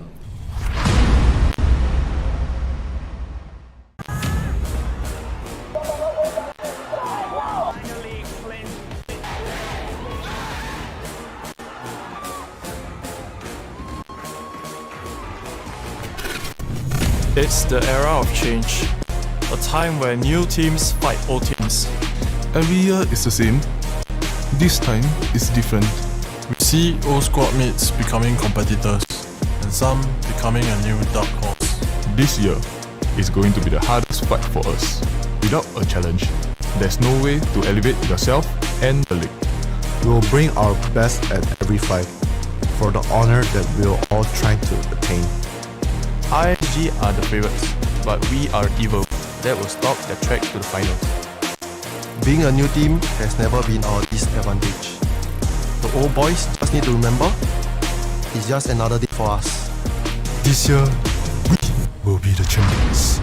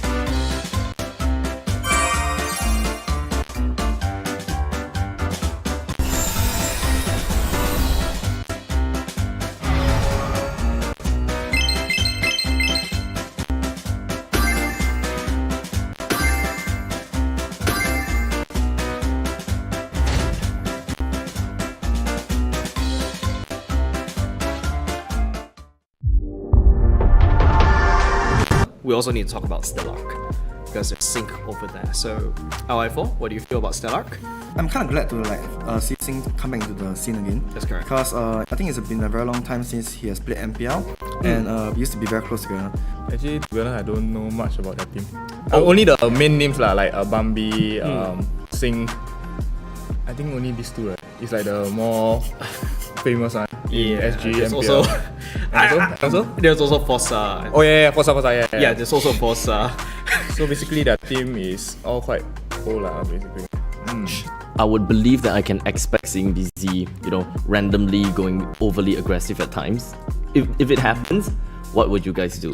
We'll try to tone down his level of playing, right? Because it's a bit unmatched. And what we have here in the local scene, if you compare to other countries, the playstyle is very different. Let's talk about other teams. What do you feel? Is there a player that you want to point out that you're scared of him, or is there an admiration? All the teams, I think, because we have played with them in rank or what, I feel that it's quite equal in the strengths and weakness. It's just that it's just basically who trained the hardest for this season will win. Okay, so BZ, of course you are from a different country. In Laos, is this the same case for you? Are your parents supportive? No, my parents don't support me to playing this game. They just lock me in the room and don't let me play this. But I just try a lot to show them that I play this game and put in this game. And they give me a chance to continue study university here for playing MPLs. I also don't think about it I just arrived here 2 weeks. I didn't think about I will get in the MPL too fast like this. I'm still thinking I'm not ready for it, but yeah, I get in already. No choice, have to try it. No choice, No choice. No choice.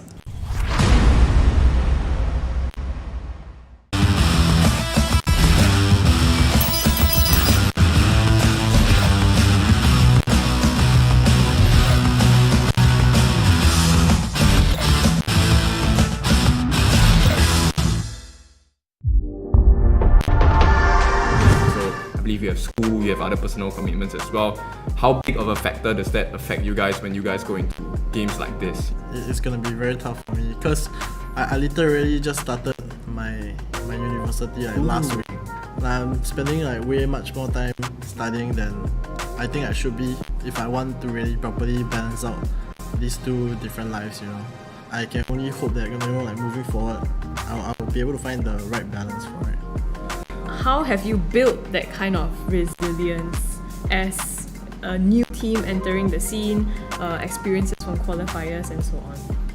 When we are qualifying, we are definitely quite worried about will we be able to win it, because somehow we are a random team nobody knows, and we are 5 men without any ex-MPL player. That's why we are very worried, because we are up against all the MPL team at 4 seconds so we are not that confident during the qualifier. But when we managed to do it, then now we are training hard.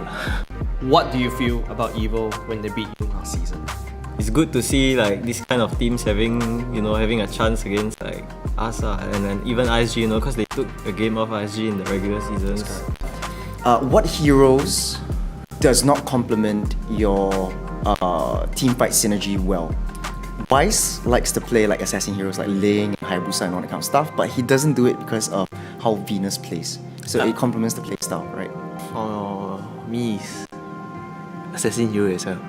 You like when I start using assassin hero, team fight not that good. What I noticed is when he use Ling, Hayabusa lands, he's always the one engaging first, and yeah, we are usually not together. So it's basically a solo play from him. Yeah. And he usually dies first. Hey everyone! We launched Project Next Necrokeep back in June. Did you like the new Necrokeep and the 3 revamped heroes?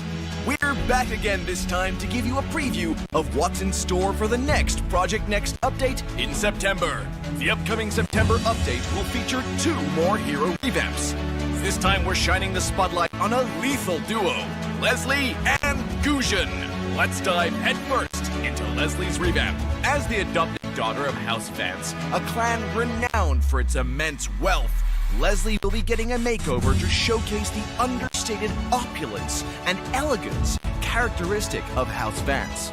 Leslie will be abandoning her cuffed sleeves for a more appropriate pair of long, dark leather gloves.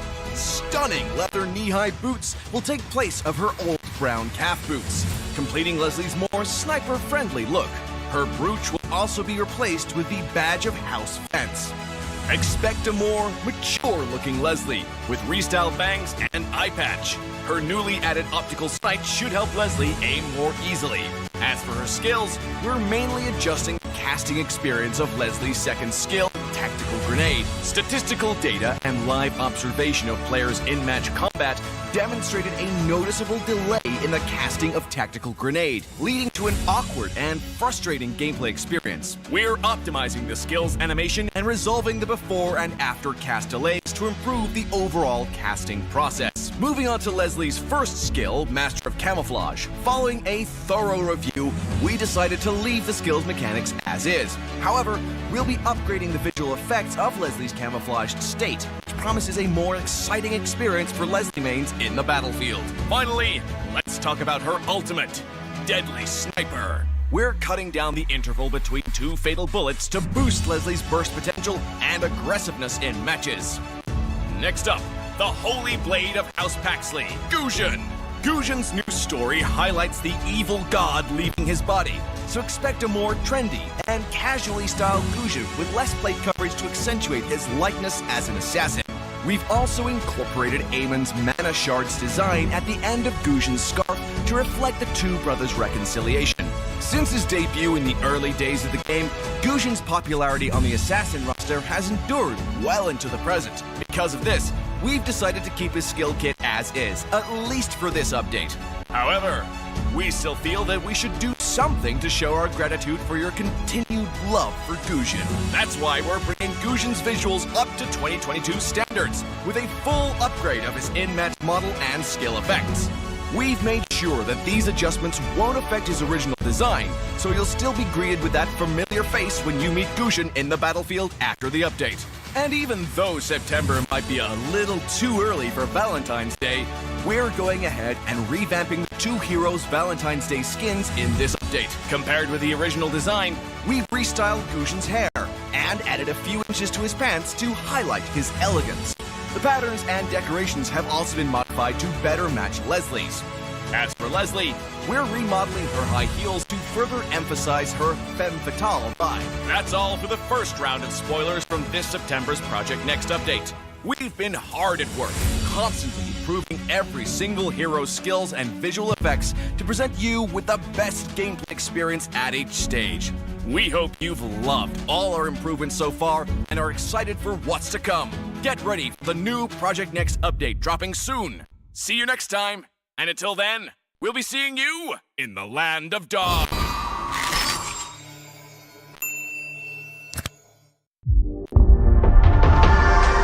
Who do you think is the weakest team? Okay, this one I'll just say team, right? I won't say player. I think SMG because they last minute their members, you know. Yeah, that's true. Like last one week before MPL qualifiers, then they have 1 more week to train for MPL. Yeah. Do you think that's enough time? 1 week? I'm not so sure unless they play a lot like play a lot together and build up chemistry. Yeah. It looked good on paper, you know what I mean? Yeah, it looked good on paper. Like everyone have their own strength, but it's whether need to see whether they can execute it as a team. Among the whole, okay, let's say on a scale of 1 to 10, right? On your mage skill level, you know, what do you think? Where do you think you place? Like 1 being the highest and 10 being the lowest. If I had to humble myself, I'll put 5. 5, like a just pass. Yeah, because this is technically my first season as well. So when it comes to first season wise, definitely we have some issues also because you're quite fresh to the scene as well. Anything that you want to say to the fans of Zion Esports? Hope you guys continue to support us, even though we changed our roster and only me and Supergirl left. Sadly. I mean, you still have Potato. Potato as a coach. Yeah. The best coach in SG. My heart. In Potato we trust. Hopefully we can bring you the glory that we didn't manage to get last season. We're all aiming for the same thing, so you can look forward to our new roster. There are quite a lot of people. They just go into the game and play how they usually would. Just muscle memory, just all the experience. Doesn't really need a lot of strategy, those kind of stuff. Are you the kind of team also? Maybe if we are going by the book, maybe we put some pocket picks, pocket strategy. Okay, so they have pocket picks, they are hidden Minisita? picks. I don't know. Minisita? We will dig a bit further off cam. Wait and find out. We will dig a bit off cam.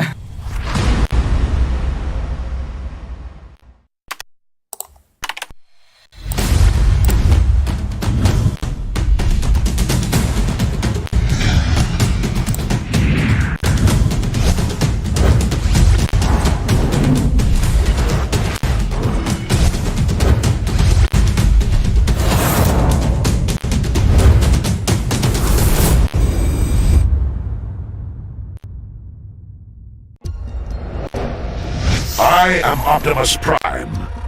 No one can outrun Bumblebee!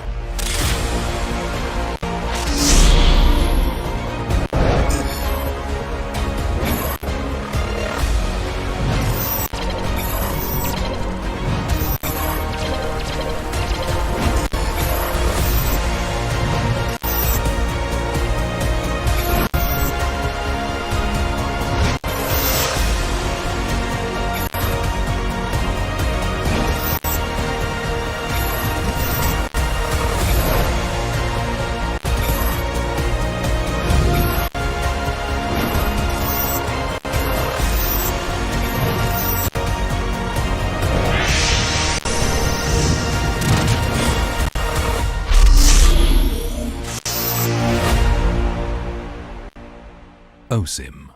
Who do you think will be your greatest rivals this season? I actually think like they will be more afraid of us because we are like the only team that's unchanged. So it's like finally we have a season that like teams are actually afraid of us, I guess. So I wouldn't say we are the underdogs. So I think we should be the favorites.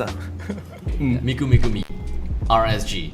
Yeah, he has been benched for quite a bit. So thoughts?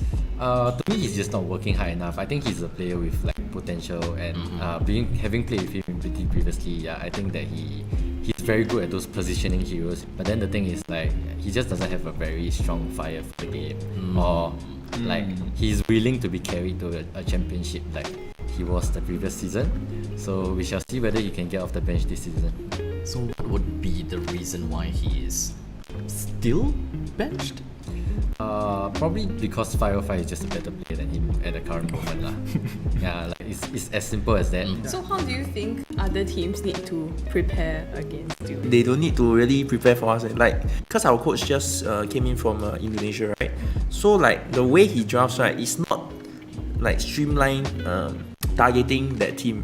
It's like open, like even if we scream like other teams in Indonesia, Philippines, right? When we scream their teams, we also ban the same things and we open the heroes like widely. Like you want to use this, just let you use, and we'll just find a way to deal with it lah. And that's, I wouldn't say like you there's a particular like strat you can prepare against us, because like we are kind of open to giving you your heroes lah.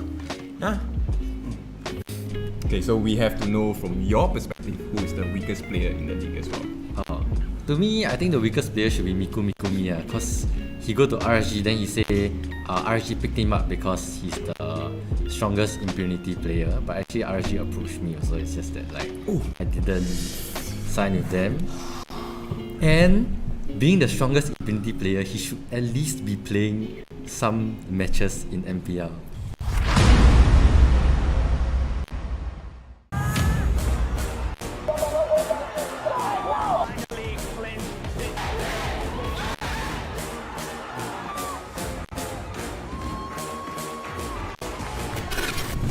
It's the era of change, a time where new teams fight old teams. Every year is the same. This time is different. We see old squad mates becoming competitors, and some becoming a new dark horse. This year is going to be the hardest fight for us. Without a challenge, there's no way to elevate yourself and the league. We'll bring our best at every fight for the honor that we're all trying to attain. RSG are the favorites, but we are evil. That will stop the track to the finals. Being a new team has never been our disadvantage. The old boys just need to remember, it's just another day for us. This year, we will be the champions.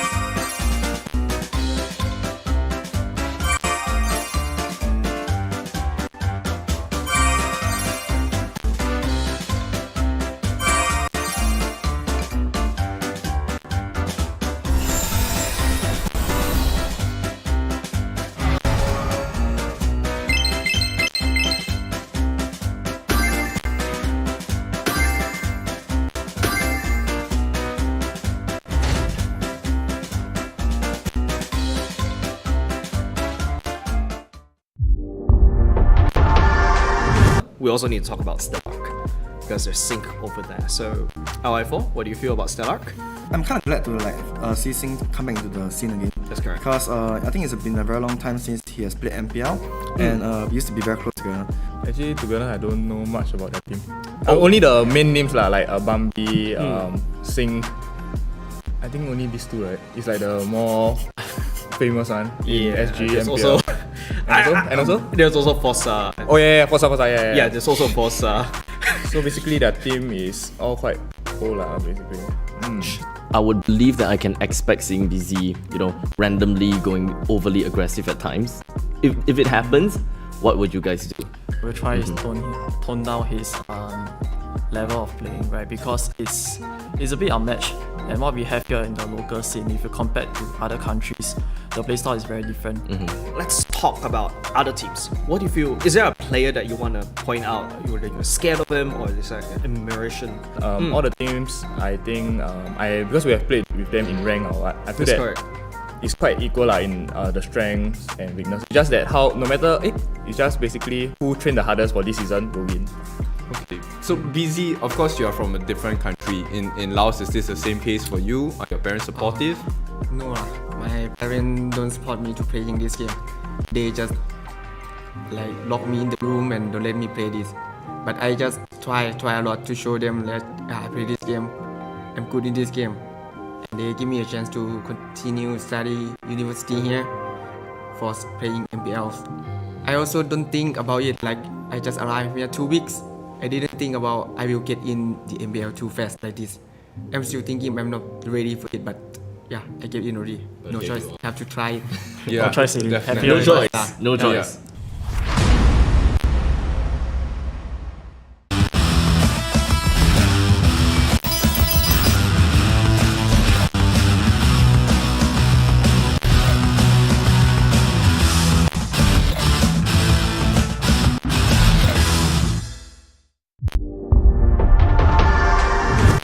You have school, you have other personal commitments as well.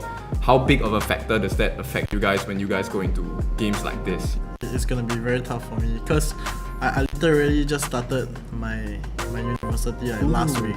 I'm spending way much more time studying than I think I should be if I want to really properly balance out these two different lives. I can only hope that moving forward, I'll be able to find the right balance for it. How have you built that kind of resilience as a new team entering the scene, experiences from qualifiers and so on? When we are qualifying, we are definitely quite worried about will we be able to win it, because somehow we are a random team nobody knows, and we are 5 men without any ex-MPL player. That's why we are very worried, because we are up against all the MPL team at 4-second so we are not that confident during the qualifier. But when we managed to do it, then now we are training hard. What do you feel about EVO when they beat you last season? It's good to see this kind of teams having a chance against us and even RSG, because they took a game off RSG in the regular season. That's correct. What heroes does not complement your team fight synergy well? Wise likes to play assassin heroes like Ling and Hayabusa and all that kind of stuff, but he doesn't do it because of how Venus plays. So it complements the playstyle, right? For me, it's assassin hero as well. You like when I start using assassin hero, team fight not that good. What I noticed is when he use Ling, Hayabusa, Land, he's always the one engaging first, and we are usually not together. So it's basically a solo play from him. Yeah. And he usually dies first. Hey everyone! We launched Project Next Necrokeep back in June. Did you like the new Necrokeep and the 3 revamped heroes? We're back again this time to give you a preview of what's in store for the next Project Next update in September. The upcoming September update will feature 2 more hero revamps. This time we're shining the spotlight on a lethal duo, Leslie and Gusion. Let's dive headfirst into Leslie's revamp. As the adopted daughter of House Vance, a clan renowned for its immense wealth, Leslie will be getting a makeover to showcase the understated opulence and elegance characteristic of House Vance. Leslie will be abandoning her cuffed sleeves for a more appropriate pair of long, dark leather gloves. Stunning leather knee-high boots will take place of her old brown calf boots, completing Leslie's more sniper-friendly look. Her brooch will also be replaced with the badge of House Vents. Expect a more mature-looking Leslie with restyled bangs and eye patch. Her newly added optical sight should help Leslie aim more easily. As for her skills, we're mainly adjusting the casting experience of Leslie's second skill, Tactical Grenade. Statistical data and live observation of players in match combat demonstrated a noticeable delay in the casting of Tactical Grenade, leading to an awkward and frustrating gameplay experience. We're optimizing the skills animation and resolving the before and after cast delays to improve the overall casting process. Moving on to Leslie's first skill, Master of Camouflage. Following a thorough review, we decided to leave the skill's mechanics as is. However, we'll be upgrading the visual effects of Leslie's camouflaged state, which promises a more exciting experience for Leslie mains in the battlefield. Finally, let's talk about her ultimate, Deadly Sniper. We're cutting down the interval between two fatal bullets to boost Leslie's burst potential and aggressiveness in matches. Next up, the Holy Blade of House Paxley, Guzhan. Guzhan's new story highlights the evil god leaving his body, so expect a more trendy and casually styled Guzhan with less plate coverage to accentuate his likeness as an assassin. We've also incorporated Eamon's Mana Shards design at the end of Guzhan's scarf to reflect the two brothers' reconciliation. Since his debut in the early days of the game, Guzhan's popularity on the assassin roster has endured well into the present. Because of this, we've decided to keep his skill kit as is, at least for this update. However, we still feel that we should do something to show our gratitude for your continued love for Guzhan. That's why we're bringing Guzhan's visuals up to 2022 standards, with a full upgrade of his in-match model and skill effects. We've made sure that these adjustments won't affect his original design, so you'll still be greeted with that familiar face when you meet Guzhan in the battlefield after the update. And even though September might be a little too early for Valentine's Day, we're going ahead and revamping the two heroes' Valentine's Day skins in this update. Compared with the original design, we've restyled Guzhan's hair and added a few inches to his pants to highlight his elegance. The patterns and decorations have also been modified to better match Leslie's. As for Leslie, we're remodeling her high heels to further emphasize her femme fatale vibe. That's all for the first round of spoilers from this September's Project Next update. We've been hard at work, constantly improving every single hero's skills and visual effects to present you with the best gameplay experience at each stage. We hope you've loved all our improvements so far and are excited for what's to come. Get ready for the new Project Next update dropping soon. See you next time, and until then, we'll be seeing you in the Land of Dawn.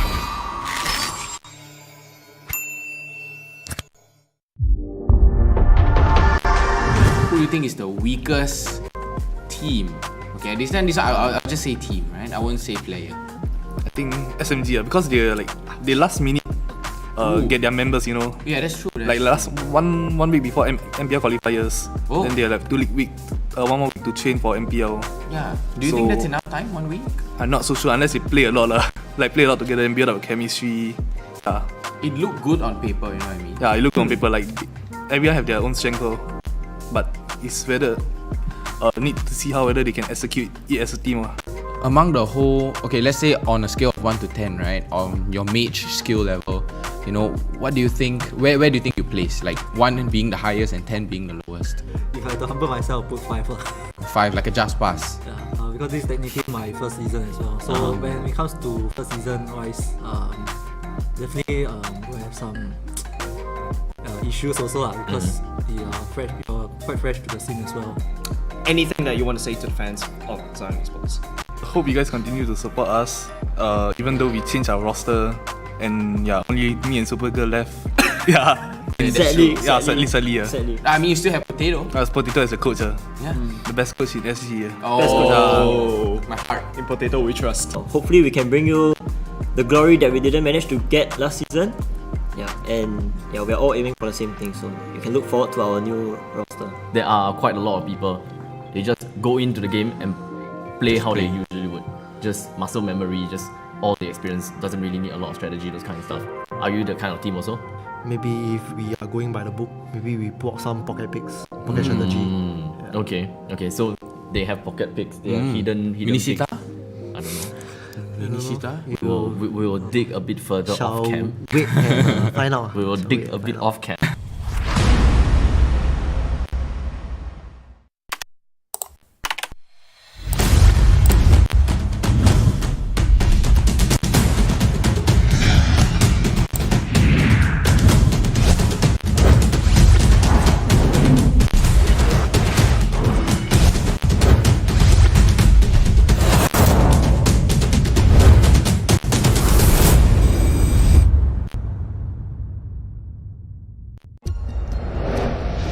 I am Optimus Prime. No one can outrun Bumblebee!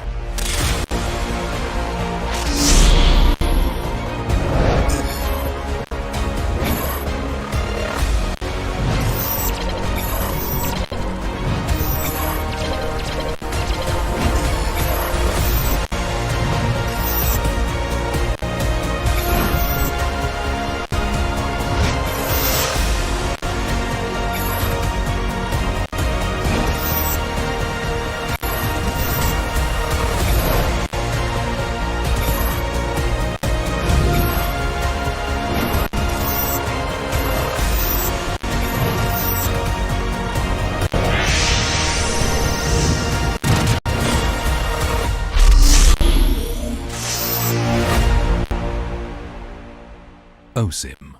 Who do you think will be your greatest rivals this season? I actually think like they will be more afraid of us because we are like the only team that's unchanged. So you know, it's like finally we have a season that like teams are actually afraid of us, I guess. So I wouldn't say we are the underdogs. So I think we should be the favorites. Miku Mikumi, RSG. Yeah, he has been benched for quite a bit. So, thoughts? To me, he's just not working hard enough. I think he's a player with like potential, and having played with him previously, yeah, I think that he's very good at those positioning heroes. But then the thing is like he just doesn't have a very strong fire for the game, or like he's willing to be carried to a championship like he was the previous season. So we shall see whether he can get off the bench this season. So what would be the reason why he is still benched? Probably because Firefly is just a better player than him at the current moment. Yeah, like it's as simple as that. So how do you think other teams need to prepare against you? They don't need to really prepare for us. Like, because our coach just came in from Indonesia, right? So like the way he drafts, right, it's not like streamlined targeting that team. It's like open, you know, like even if we scream like other teams in Indonesia, Philippines, right? When we scream their teams, we also ban the same things and we open the heroes like widely, like, you know, you want to use this, just let you use and we'll just find a way to deal with it lah. And that's, I wouldn't say like you there's a particular like strat you can prepare against us, because like we are kind of open to, you know, giving you your heroes lah. Yeah. Okay, so we have to know from your perspective who is the weakest player in the league as well. To me, I think the weakest player should be Miku Mikumi, because he go to RSG, then he say RSG picked him up because he's the strongest Impunity player, but actually RSG approached me, so it's just that like I didn't sign with them. And being the strongest Impunity player, he should at least be playing some matches in MPL.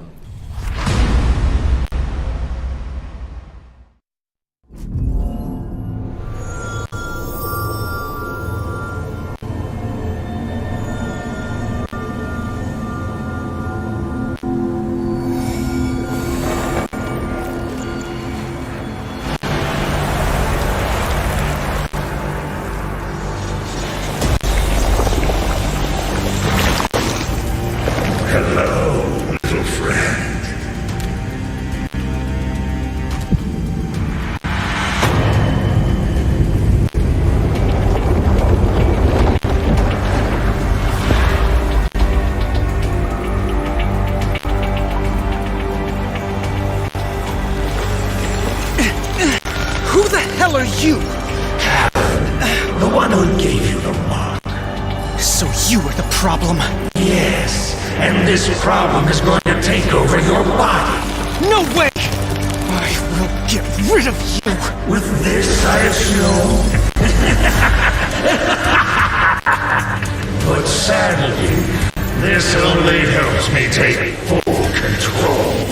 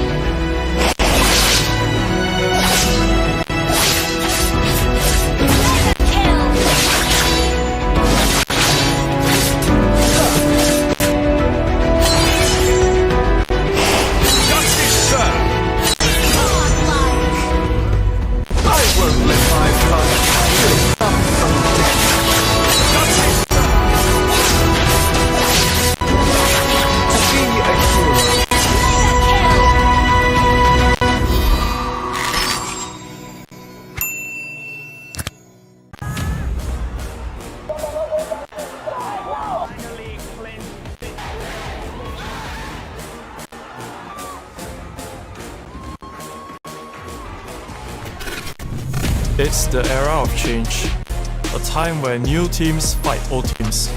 Every year is the same. This time is different. You see old squad mates becoming competitors, and some becoming a new dark horse. This year is going to be the hardest fight for us. Without a challenge, there's no way to elevate yourself and the league.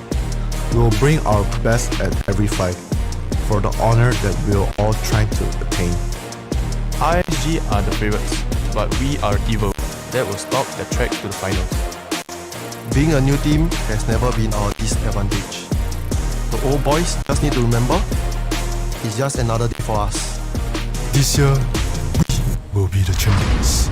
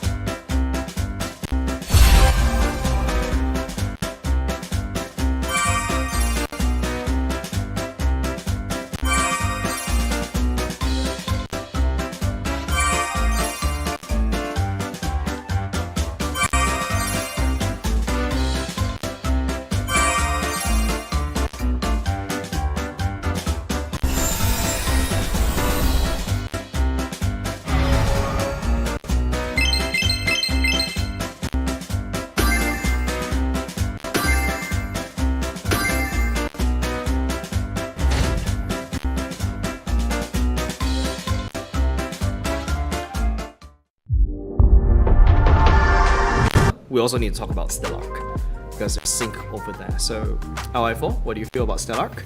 I'm kind of glad to see Sing come back into the scene again. That's correct. Because I think it's been a very long time since he has played MPL, and we used to be very close together. Actually, to be honest, I don't know much about that team. Only the main names like Bambi, Sing. I think only these two. Right? It's like the more famous one. SG, there's MPL. also there's also Fossa. Oh yeah, Fossa, yeah. Yeah, there's also Fossa. So basically, that team is all quite old basically. I would believe that I can expect seeing BZ, randomly going overly aggressive at times. If it happens, what would you guys do? We'll try to tone down his level of playing, right? Because it's a bit unmatched. And what we have here in the local scene, if you compare to other countries, the playstyle is very different. Let's talk about other teams. What do you feel? Is there a player that you want to point out? You're scared of him, or is it like an admiration? All the teams, I think, because we have played with them in rank or what, I feel that it's quite equal in the strengths and weakness. It's just that it's just basically who trained the hardest for this season will win. Okay, so BZ, of course you are from a different country. In Laos, is this the same case for you? Are your parents supportive? No, my parents don't support me to playing this game. They just lock me in the room and don't let me play this. But I just try a lot to show them that I play this game. I'm good in this game. And they give me a chance to continue study university here for playing MPLs. I also don't think about it I just arrived here 2 weeks. I didn't think about I will get in the MPL too fast like this. I'm still thinking I'm not ready for it, but yeah, I get in already. No choice, have to try it. Yeah, no choice, definitely. No choice. No choice.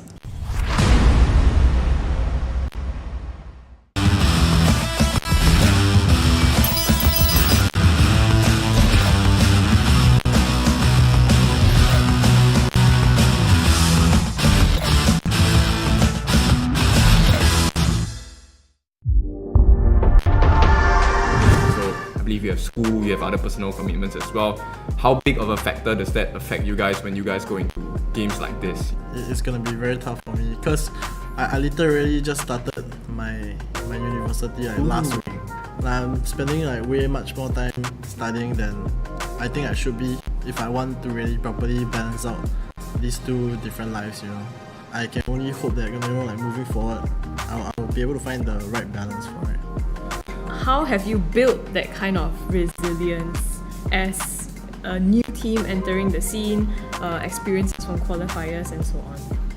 When we are qualifying, we are definitely quite worried about will we be able to win it, because somehow we are a random team nobody knows, and we are 5 men without any ex-MPL player. That's why we are very worried because we are up against all the MPL team at Forsaken so we are not that confident during the qualifier. But when we managed to do it, then now we are training hard. What do you feel about EVO when they beat you last season? It's good to see this kind of teams having a chance against us and then even RSG, because they took a game off RSG in the regular season. What heroes does not complement your team fight synergy well? Wise likes to play assassin heroes like Ling and Hayabusa and all that kind of stuff, but he doesn't do it because of how Venus plays. So it complements the playstyle, right? For me, it's assassin hero as well. You like when I start using assassin hero, team fight not that good. What I noticed is when he use Ling, Hayabusa, Lance, he's always the one engaging first, and we are usually not together. So it's basically a solo play from him. Yeah. And he usually dies first. Hey everyone! We launched Project Next Necrokeep back in June. Did you like the new Necrokeep and the 3 revamped heroes? We're back again this time to give you a preview of what's in store for the next Project Next update in September. The upcoming September update will feature 2 more hero revamps. This time we're shining the spotlight on a lethal duo, Leslie and Gusion. Let's dive headfirst into Leslie's revamp. As the adopted daughter of House Vance, a clan renowned for its immense wealth, Leslie will be getting a makeover to showcase the understated opulence and elegance characteristic of house fans. Leslie will be abandoning her cuffed sleeves for a more appropriate pair of long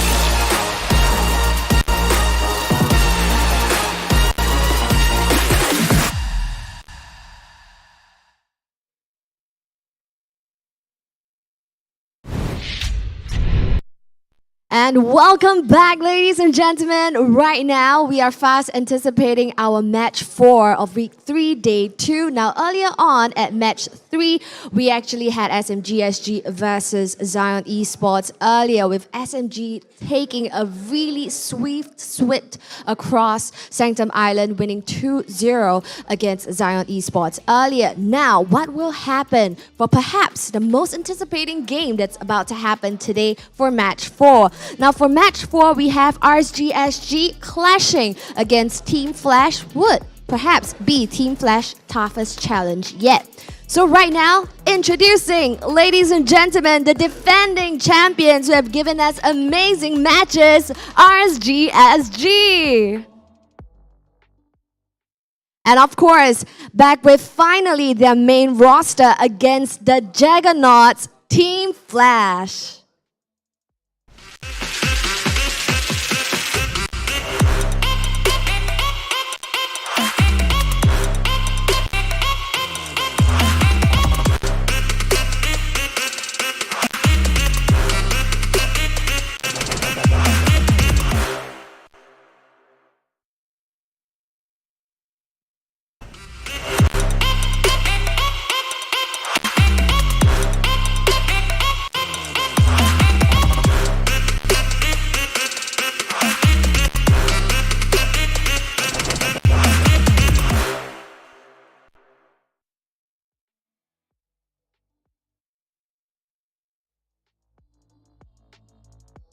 Alrighty, so this is perhaps our most anticipated game of week 3, day 2. What can we anticipate? Do the breakdown for us, handing our time over to you, casters.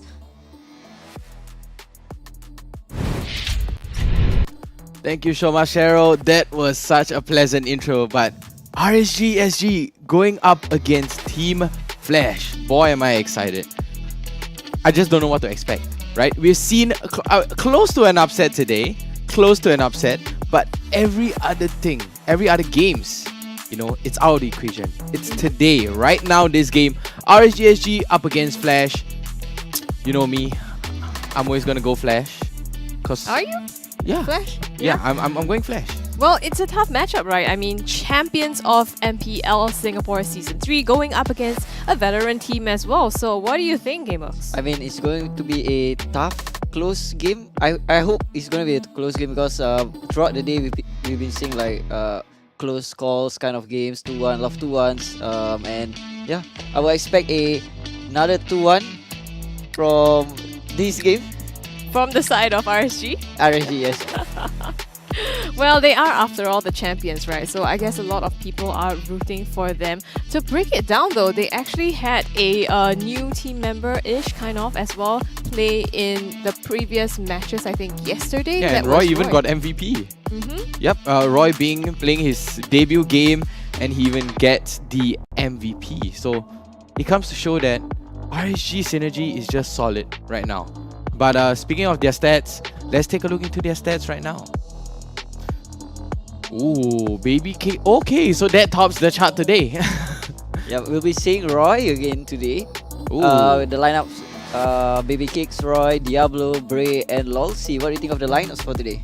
I mean, it looks good, right? Signature heroes all across. And earlier on, Amox, you were also talking about the average GPM on the gold laners, 800-ish, and Baby Cakes is in that range. Yep, I mean, apart from Baby Cakes, Bray isn't that far. I guess he's hitting the 700 marks alongside with I think Gear from Slate. I think these are the two teams that's hitting a 700 mark for their jugglers. Wow, one of two teams that actually hit the 700 mark for the GPM. Is that the standards, Amos? I mean, in the Singapore scene, it's pretty high, but regionally, it's 800 for the junglers. But they're close. They're close. Yeah. Honestly, I feel 800 to 900. It's already pretty good for a jungler itself. But 700, wow! I think that should be the highest among all the team right now, right? Yep, Slate and RSG, both of their teams. Well, I mean, this just shows that they funnel a lot into their gold laner, right? But we also have to take a look at the statistics for Team Flash here. So what are we looking at? we're looking at, although Reminiscence is playing like those tanky kind of heroes, it's the same goes for Bray, right? But we can see here, although he's not hitting as much as Bray, but they are actually doing quite well for throughout the whole team. Like Pokemon is hitting the almost 700 mark for their kill participation throughout. It's kind of, if they are there, they are there. Yep. I mean, it's not that high like other teams, but yeah, the performance so far has been good. Yeah, and I think the signature hero so far has been quite objective oriented, right? Usually you find it on a Balmond or on an Archai, and this is quite a shift from previous season's meta as well. People like players like Reminiscent, they are very comfortable on assassin-like junglers, but having to make this pivot in order to suit the meta and be able to be more objective oriented. Let's take a look at the keys to victory now for RSG Singapore, being hyper aggressive early game, centering all plays on shutting down Pokemon and focus on objective and extend their early game lead. Yeah, I mean RSG, right? They like to play those snowball kind of games, be aggressive, dominate the early phase, and Lolsy being the roamer, setting up for everyone, being in the bushes. So yeah, I'll be looking forward to see those aggressive plays kind of from RSG. Very aggressive. I mean, Lolsy can play the pick-off game too, right? With his this is what I call the godlike Franco. Like, I mean, only for this region, I guess. I mean, there are more monsters out there, but honestly, for this region itself, Singapore, Lolsy plays a mean Franco. But enough of that. Let's talk about Team Flash. For their keys to victory, it is to lock down Baby Cakes early game. It's just the mirror of the other side, right? This is what all teams is supposed to do. Pick crowd control heroes to prevent RSG from ganking. Okay, this one is a little subjective, right? It's very subjective. Like, yes, you may have a lot of very high CC composition, but if you're just gonna get bursted down, then the CC is essentially useless. I mean, Flash has been playing those like you say, those objective based, those split pushes, like Marsha and so on. So they would want to like avoid the early skirmishes, I believe. Yeah. Yeah, and usually we see Flash playing exactly as it is, playing safe in the early game, because I feel like their compositions usually scale towards the mid and the late game. Yeah. It seems like they like to play the long game, so being able to be safe in the early part will help them to extend the timer a little bit and hopefully close out the games. Wow, and we're going to take a look at the audience prediction right now on the screen. It is going to be a landslide day today. Wow. 95% to 5%. 90% to 10% on YouTube, and that's a pretty big landslide, honestly. I mean, so long as Flash believes that they can try and win, I guess it's fine for them. Yeah. I mean, hats off to the RSG fans though. Their fan base has been growing and it's a huge community. They've been very supportive. So I believe down in the audience area they will be flooded with RSG fans. Yeah. And it's good to see those kind of fans, supporting the local scene. Exactly. Coming down every weekend, pushing away all their schedules to support their so-called idols. Yeah. Yep. Even I wasn't working yesterday. I was watching SG MPL. I was enjoying my time, and then I was like, you know what? Let's just tune in, right? Let's just tune in and see the action. And guess what? I got hooked on, and I watched till the end all the way, which was a pleasant experience. Yeah, this is the championship, right, for Mobile Legends in the local scene. So, I mean, to see the audience also participate so actively in voting for their favorite teams is very, very nice. I must admit, I'm surprised though by, how big the difference is between. I mean, I would give Flash some credit as well because they have played some very good games in this season so far, right? They closed out, I think it was Zion as well as Stellark, and managed to take these sets. And they have the experience of veterans. Ooh, veterans. I'm gravitating so much towards KZP right now. Just towards KZP and Pokemon. KZP and Pokemon would have a better gauge on the draft phase, and looking at the draft phase, they've banned out Brace, Fanny, and Baby Cakes 1-1. And on the side of RSG, we see a Bellman and Akai ban. That's a pretty objective ban coming up from RSG. And for Flash, it's just a matter of respecting bans, respecting Bray, respecting Baby Cakes. I mean, it can't be a Franco ban here, right? They can't. Nah, they wouldn't go for a Franco ban. I wouldn't go for a Franco ban. I was like, come on, if you're gonna leak out, you do not leak out at Valentina, but the Paquito can be leaked out though, but I'm not sure if Bray wants to pick it up. I mean, Faramis is still wide open at this stage. I don't know if they would want to open it or if RSG has something on their sleeves to play around with this last ban. Well, it definitely feels like they have something, right? I mean, taking out both the Akai and Bauman is not something typically that I would expect to see. Maybe you leave one of them open, wait for Team Flash to decide it, but like you called it out, Avox, it's going to be the Faramis ban here as the last one in this phase. The thing about being on the second pick, right? You have, like in this case, you have the Digi wide open. So there's an option for you to pick if the opponent picks a CC. And we might see a Bray Assassin coming out here since Akai is being banned out, Bauman is being banned out, Paquito is being picked. So that's left us with, if we are going tanky, it's like Baxia. Yeah, there's also Baby Cake's favorite Beatrix is still open.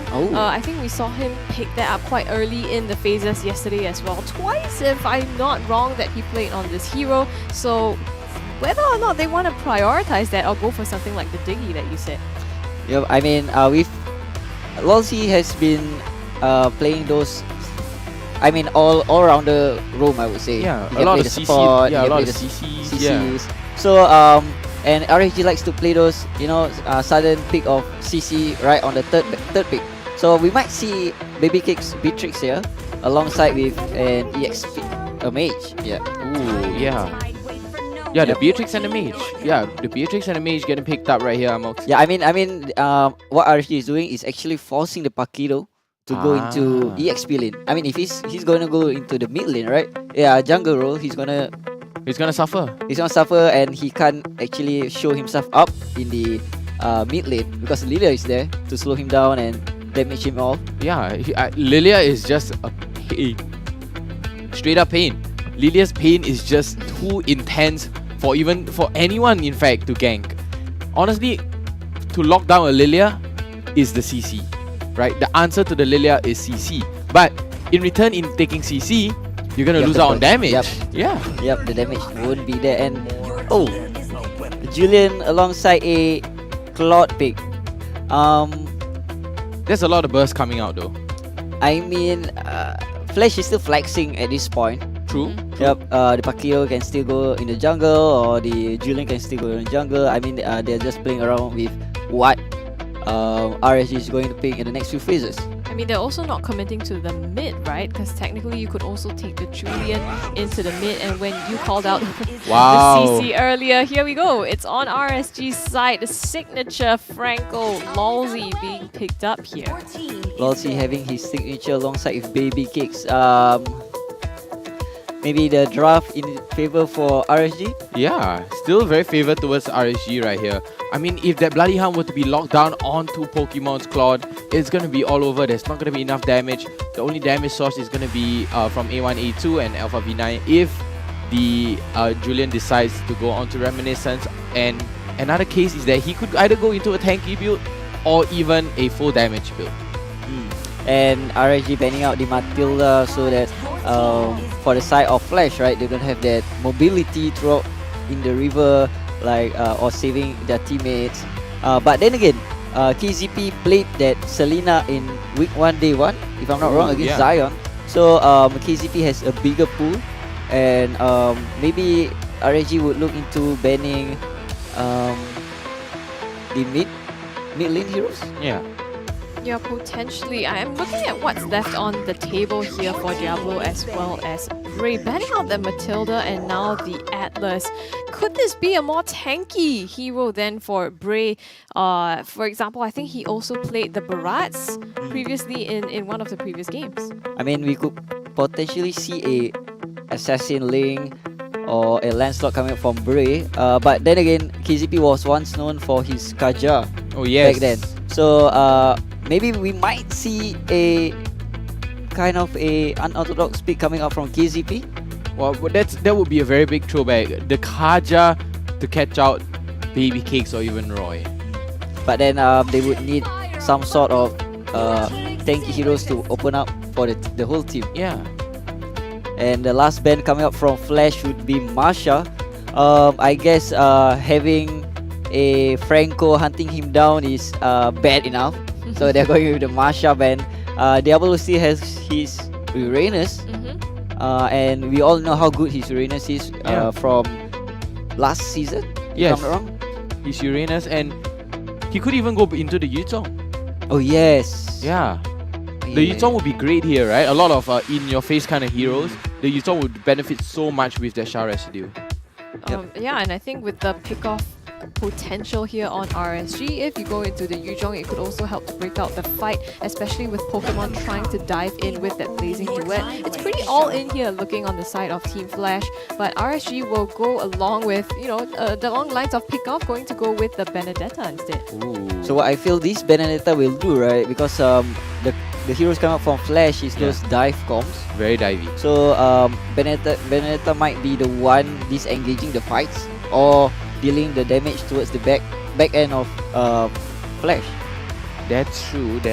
I mean, maybe they might foresee Flash picking up the Eve, or they are actually negating Flash from picking up the Eve, because the Benedetta is like a direct counter for the Eve. Yeah, it goes straight into your face, starts slashing you down, and then as that Eve, all you have to do, this is why he's the analyst and we're not. Well, he said they were going to prevent them from picking up an Eve, but here we go. They instantly pick up an Eve into this Benedetta regardless. And to couple that, top that off, they're also going with the Selena here. So I guess that potentially provides some cover for the Eve as well. I mean, getting a Yuzong here would be the best situation for RSG. Yeah, the Yuzong is a good counter towards A1, E2 too, right? Onto the Eve. Yeah, there's the Eve, there's the Yuzong, there's the Benedetta. I mean, the Eve would be unplayable. Yeah, unplayable. Looking at the early to mid. Oh, hold on. Okay. Hold like on. I said, he's going with the assassin jungle. So it's gonna be Diablo on this Benedetta and Bray taking this link into the jungle. There you go, Amos called it out. Yeah. An assassin for Bray. I thought of something. I was like, hey, I asked Evil actually. I was like, are you gonna bust out the Ling, or or maybe like assassins, like very unorthodox picks, like like Hanzo? And then he's like, no, we won't pick out the Ling. And then guess what? A Ling gets picked up here. And this is a very good example. We can see how RSG uses the Ling up against a very nice, thick, and I would say bursty kind of composition. Thick and bursty coming up from the side of Flash. Yeah. Yep,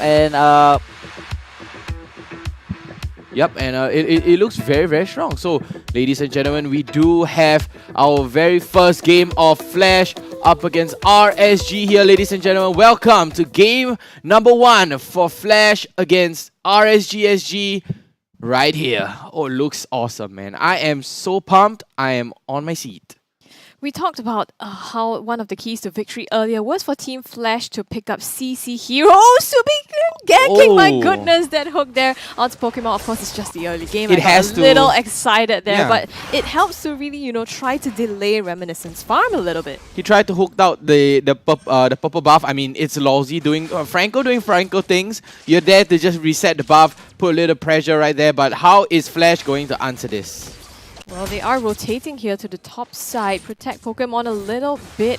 Lawsy hooks a minion here, but looking at the matchups here, right? Benedetta Diablo pressuring down Alpha V9 into this lane, and because of this, he's able to start, rotating a little bit, but spots Reminiscent out. Exactly, and Diablo right now still not going to go for that Benedetta proxy though, not trying to cut any waves, just feeling out for Alpha V9 right now on that Paquido. Not much movement here, very, very passive plays, but good damage coming out from Diablo onto Alpha V9, and he is going to come out victorious in that little skirmish. Yeah, I mean, it's a little bit uncomfortable, right? Alpha V9, usually you want to see him holding down his lane as well, but up against this Benedetta here, looking a little tough. That being said though, both of these teams probably going to set up and try to regain some control over the top side before they rotate to the turtle. Exactly, and the turtle is going to be coming up in about 15 seconds right now. RSG SG, they look like they want to secure this turtle, but Flash, can they contest this turtle though, or are they going to prioritize the buff while Reminiscence is trying to secure his purple buff instead of the turtle for some reason? Well, he does have the Demon Slayer and is slowly rotating down to the bottom, but maybe they want to go for the kills instead, though. This is Oh, the hook onto Reminiscence right there. Ladies and gentlemen, that's your first blood. Look at Lozzy showing his hand sign. He's like, that's how you do it. This is how you Franco, and still showing the crying emote there. And it is going to be a no contest coming out from Flash there. And the hook Reminiscence in the midst of it all. Perfect timing on this objective as well, and I think it's just really unfortunate for Reminiscent. I think they wanted to gank or set that up with the enhanced change really well, but just the hooks, you know? Yeah, just the hooks. I mean, the enhanced change actually caught out onto Roy, but it didn't matter much. And then Lozzy is like, hold. And then after that, that hook just literally demolishes Reminiscence, even finishing it off with a flicker. So the first turtle now goes in favor of RSG. That has them now about a 1k gold lead ahead of Team Flash. Now Reminiscent again is not great. I think in previous games as well, when he had to play catch up on this jungle, it didn't quite work out for him. And that being said, he does have the Demon Slayer emblem on him compared to Bray, who has the killing spree. Ooh. So we can see that, you know, even though he has this slight advantage in terms of getting damage to the monsters, so far it's still Bray being able to the suppression comes down. KZP runs a little low, but he is going to be able to get break out. But here comes Bray with the Tempest of Place. Is going to be able to secure him. And look, Tree Sword instantly secured here by Bray. Very, very fast fingers from this young man right here. I mean, the Prodigy, right? They It's call the him. Prodigy. Just as we were pointing out that killing spree emblem, right? Being able to take the kills in these team fights instead of just farming. And this is going to get him to scale even more quickly into the late game. And a big hook there onto Pokemon, but a big knock-up coming out from Reminiscence to save him. Pokemon, honestly, that was a good hook coming out from Lozzy. Lozzy is landing his hooks in this game. I'm not surprised. Yeah, I'm not surprised I mean, either. that's Lozzy, right? It is his signature hero after all. So we know for sure that these are comfortable for him. And looking across the draft for RSG, actually, these are really comfort picks as well. Yep, very comfortable picks, especially with Bray on that link, Lozzy on that Franco, Baby Cakes on the Beatrix, Diablo on the Benedetta, and Roy on the Lilia. Honestly, RSG could take this game by a storm. Yeah, for sure. I mean, they're counting on that, and you can see that they've already gotten a lot of control from this early game. KZP now throwing some Abyssal Arrows for zoning, but again! A big hook down onto A1A2. Lozzy just keeps on catching and catching. He doesn't miss. A1A2 gets caught out and even finishing off with the flicker again. Lozzy, what is he eating, man? What is he eating? Oh, hold on though, the Abyssal Arrow! Oh, the Abyssal Arrow catches down, but here comes Bray with the Tempest of Blaze. Oh, 4 swords down, and the turtle runs low. Here comes Reminiscent. He is going to be able to secure onto the turtle right now, and Lozzy is going to get chased down by the 3 members of Flash right now, and he is going to be secured alongside the turtle. One apiece, both sides. Nice steal there by Reminiscent, and this really helps to even out the difference between him and Bray now. So they have kind of kept this gold lead rather at about 1k-ish between the two teams, and I think winning that team fight was huge. We talked about the CC, and being able to use these Abyssal Arrows especially to convert into kills is really important, baby cakes. Real world manipulation though, but look at Lozzy cancelling it along with a bloody hunt here to push A1A2 hook into the turret's nose, and just like that, Lozzy, what a play, honestly. Alpha V9 though with the punches here might get Lozzy. Oh, but the Abyssal Arrow is gonna go wide. Lozzy is gonna get down though, but he is gonna get traded back for Alpha V9. Good amount of damage from Alpha V9. Good idea though, but RSG, they were one step quicker. They were Bray along with Roy, and just not enough, along with Baby Cakes too. Yeah, taking down the bottom tier 1 turret, Bray stealing the jungle here, forcing Pokemon back as well. So that's the difference between, you know, a Franco hook and a Selena arrow. I mean, yes, they are both single target CCs, but the thing is, with a Selena arrow, you have to commit so much into it after you hit it, whereas for Lozzy, you hook someone into your comfort zone. And so far, they've been able to play that perfectly. In Flash, it's difficult because even if you land the arrow, sometimes it's just not a good position for you to fully dive into that fight, as their competition composition is made for. Exactly, and KZP, all he has to do right now is pull off a lolzy. He is supposed to try to catch somebody out there with a Abyssal Arrow, and hopefully the team dives in alongside KZP on that Selena. But can he do it though? We have to see. I mean, the Abyssal Arrow does land from time to time, but to what extent? So far it's been used, it does land of course, but so far it's also been used a lot for zoning. So right now we're going to see both of them contest the turtle, Reminiscent being the first one to pull it over. Yep, very nice turtle dance here over, but the Bloody Hunt is going to land down onto Alpha V9, gets the two-man knockout, real world manipulation is going to get popped, but it is going to get cancelled. Pokemon with the blazing duet, he's going to get killed. Double kill coming out for Roy right here. Reminiscent runs very, very low. Lolzy, can he finish this alongside Roy? Hook goes a little bit wide, but here comes Bray, clean up crew to secure it all. This is what happens when the EXP laners join the fight. Diablo doing so much work to zone out the members of Team Flash. And Alpha V9, even though he got a great knockup onto two members onto RSG, they were not able to close it out because of how the team fight was split up. So Pokemon diving in with that blazing duet, but he was left alone together with Reminiscent after that. Exactly, very good follow-up from Flash, but just not enough coming out. Damage, not enough damage right there, and RSG SG, they just burst him down like free. But Roy right here on their Lilia, 4-1 and 3.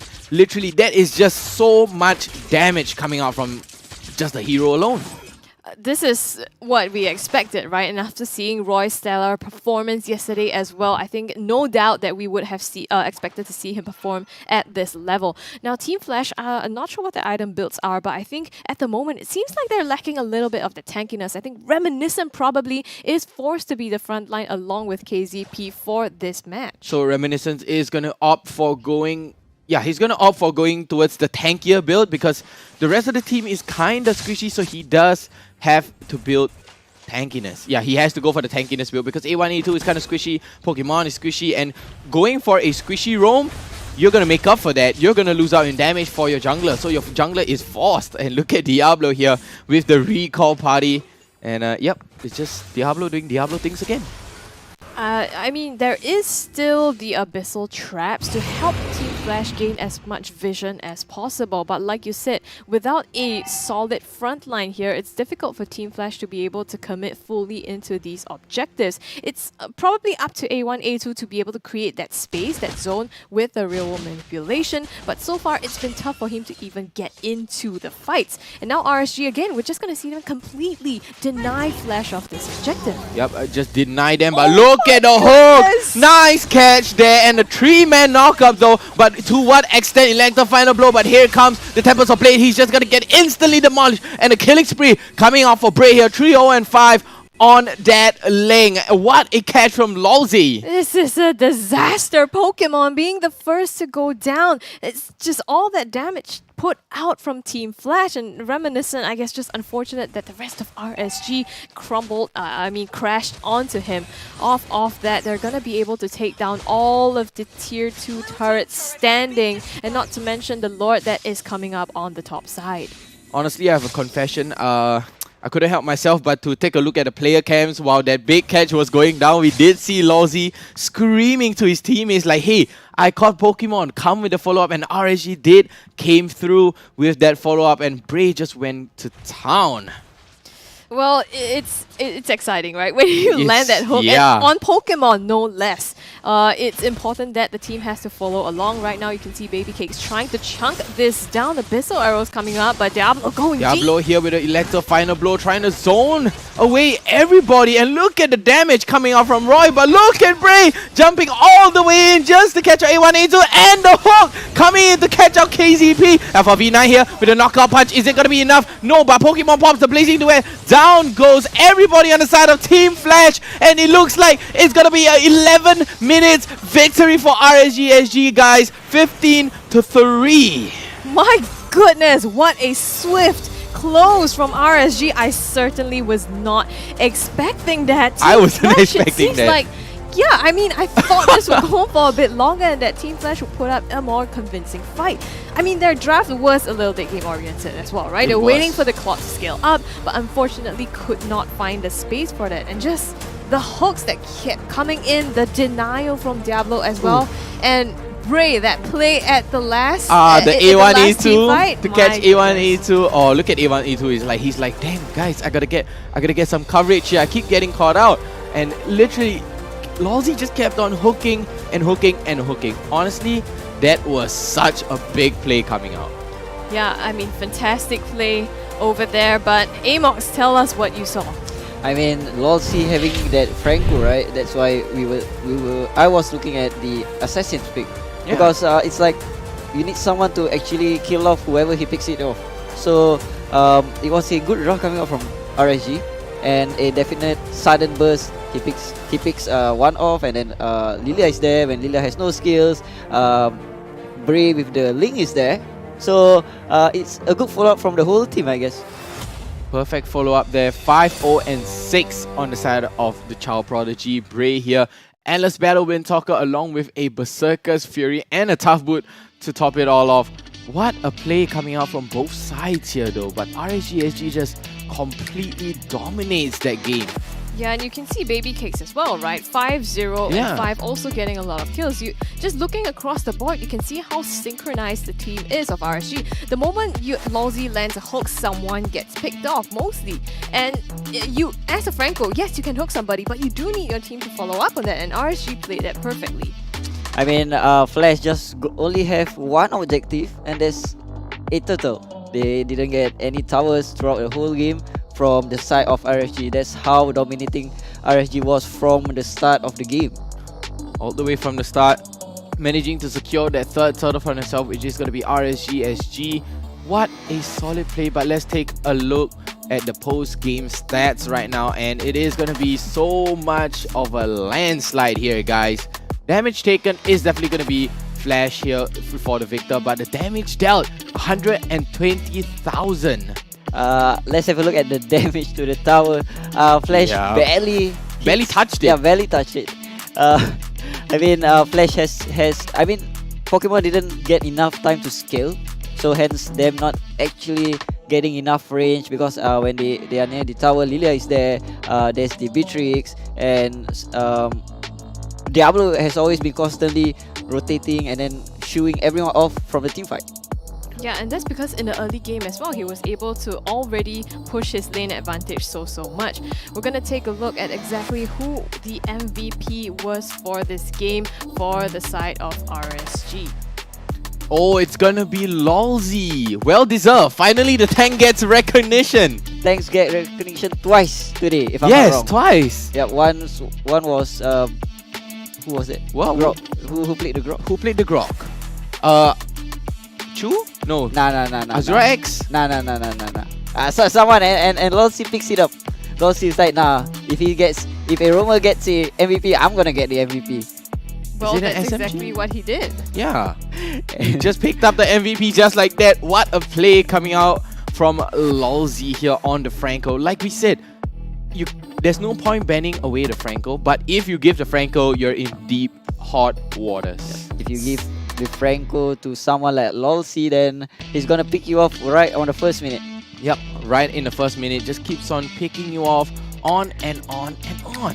So this is gonna be interesting, right? Lolzy with the Franco as the MVP as well, and we know it's his signature hero. Now, we said it wasn't ban worthy, but what is Flash going to do in this case? Can they pick it up? I guess that's a question for when we relook at the draft again. You know, it is up to Team Flash now to be able to have to recalculate what they're going to take into Game 2. But before that, we're going to see exactly what went down in this previous game with the highlight reel.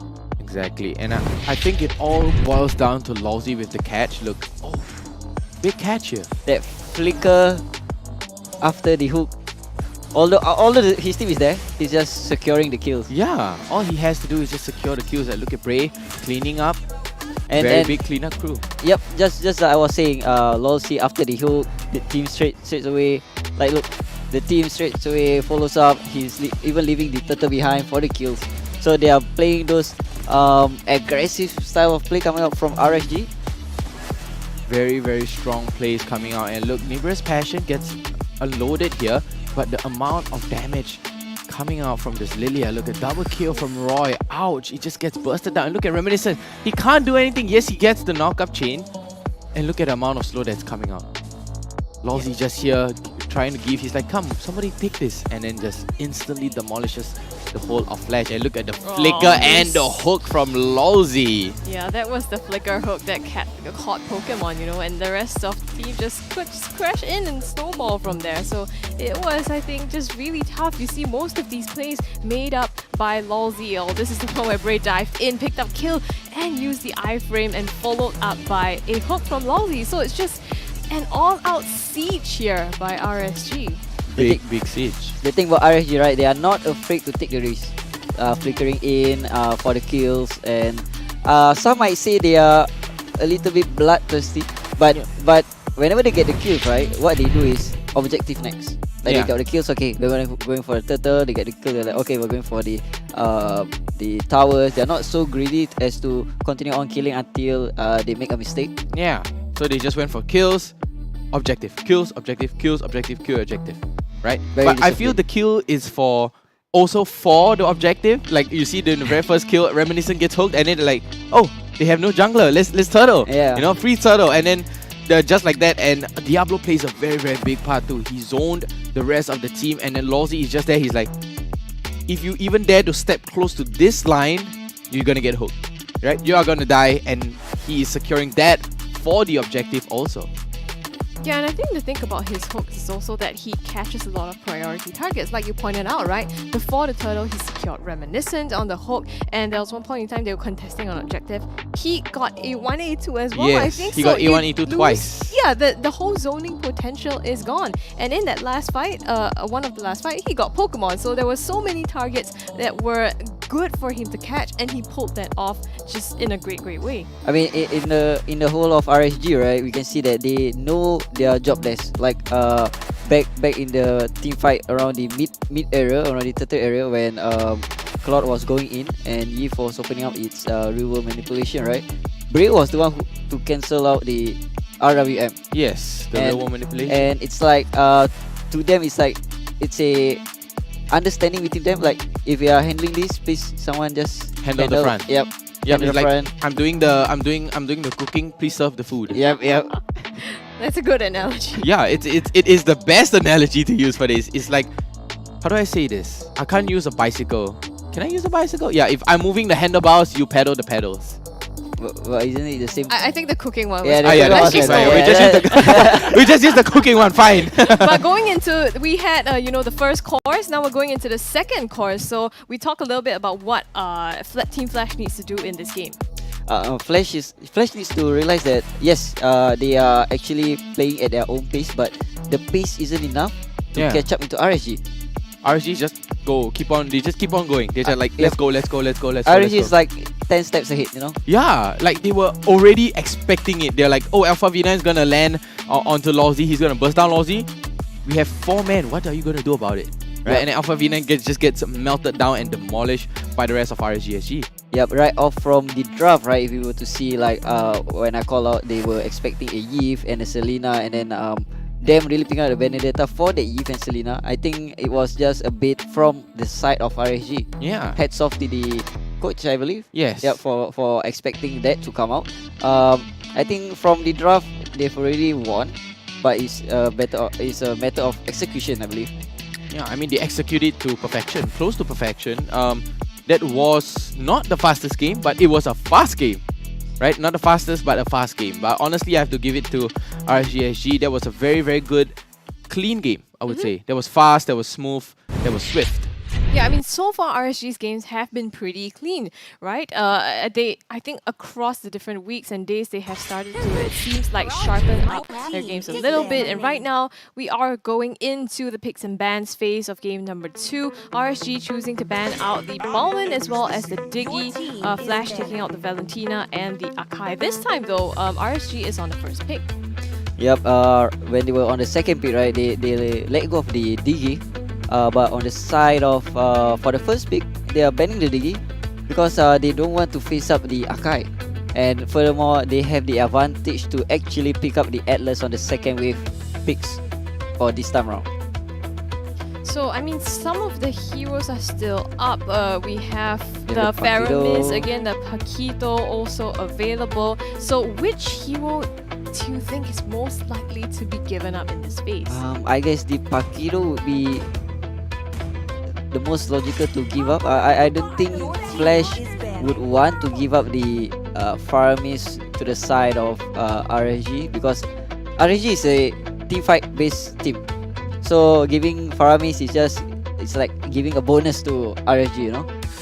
But then again, Flash is just being Flash. They're gonna stick with their compositions because they've been doing so good so far. So it's not, I wouldn't be shocked if they don't actually ban the Faramis. This is interesting though that here you go. A Franco respect ban over to Lawsy, so they actually burned a ban here. Now RSG has more options in terms of who they want to pick as first priority. There you go. The Faramis, they actually gave it over. It's interesting, I think, that RSG banned out the Popo and Cooper. Because they are actually forcing them, Flash, to think that, oh, we're gonna pick the 1-1. So right now, when they pick the Faramis, right, Flash is still having those dilemmas whereby, oh, should we steal 1-1 from Baby Cakes, or are we actually gonna give it to him? So this puts Flash in a really deep, hard position to play. Like right now, yes, they have the Pakido. So right now, A1, A2 has to pick a respect pick, or maybe just a counter pick for the side of Flash.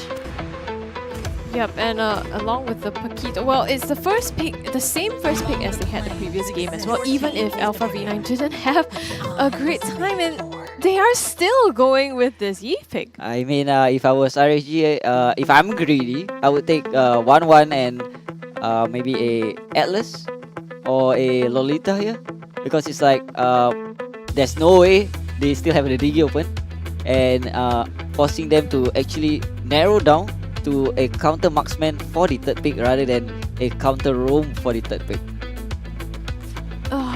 Would this be a little early though, right? I mean, Eve opening up this early, you could potentially have a lot of counter picks into that, and yeah, you're absolutely right. Going into the 1-1 immediately for Baby Cakes as well as Esmeralda for Diablo.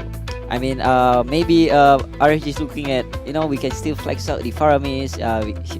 Faramis can still go as a roam or as a mid lane.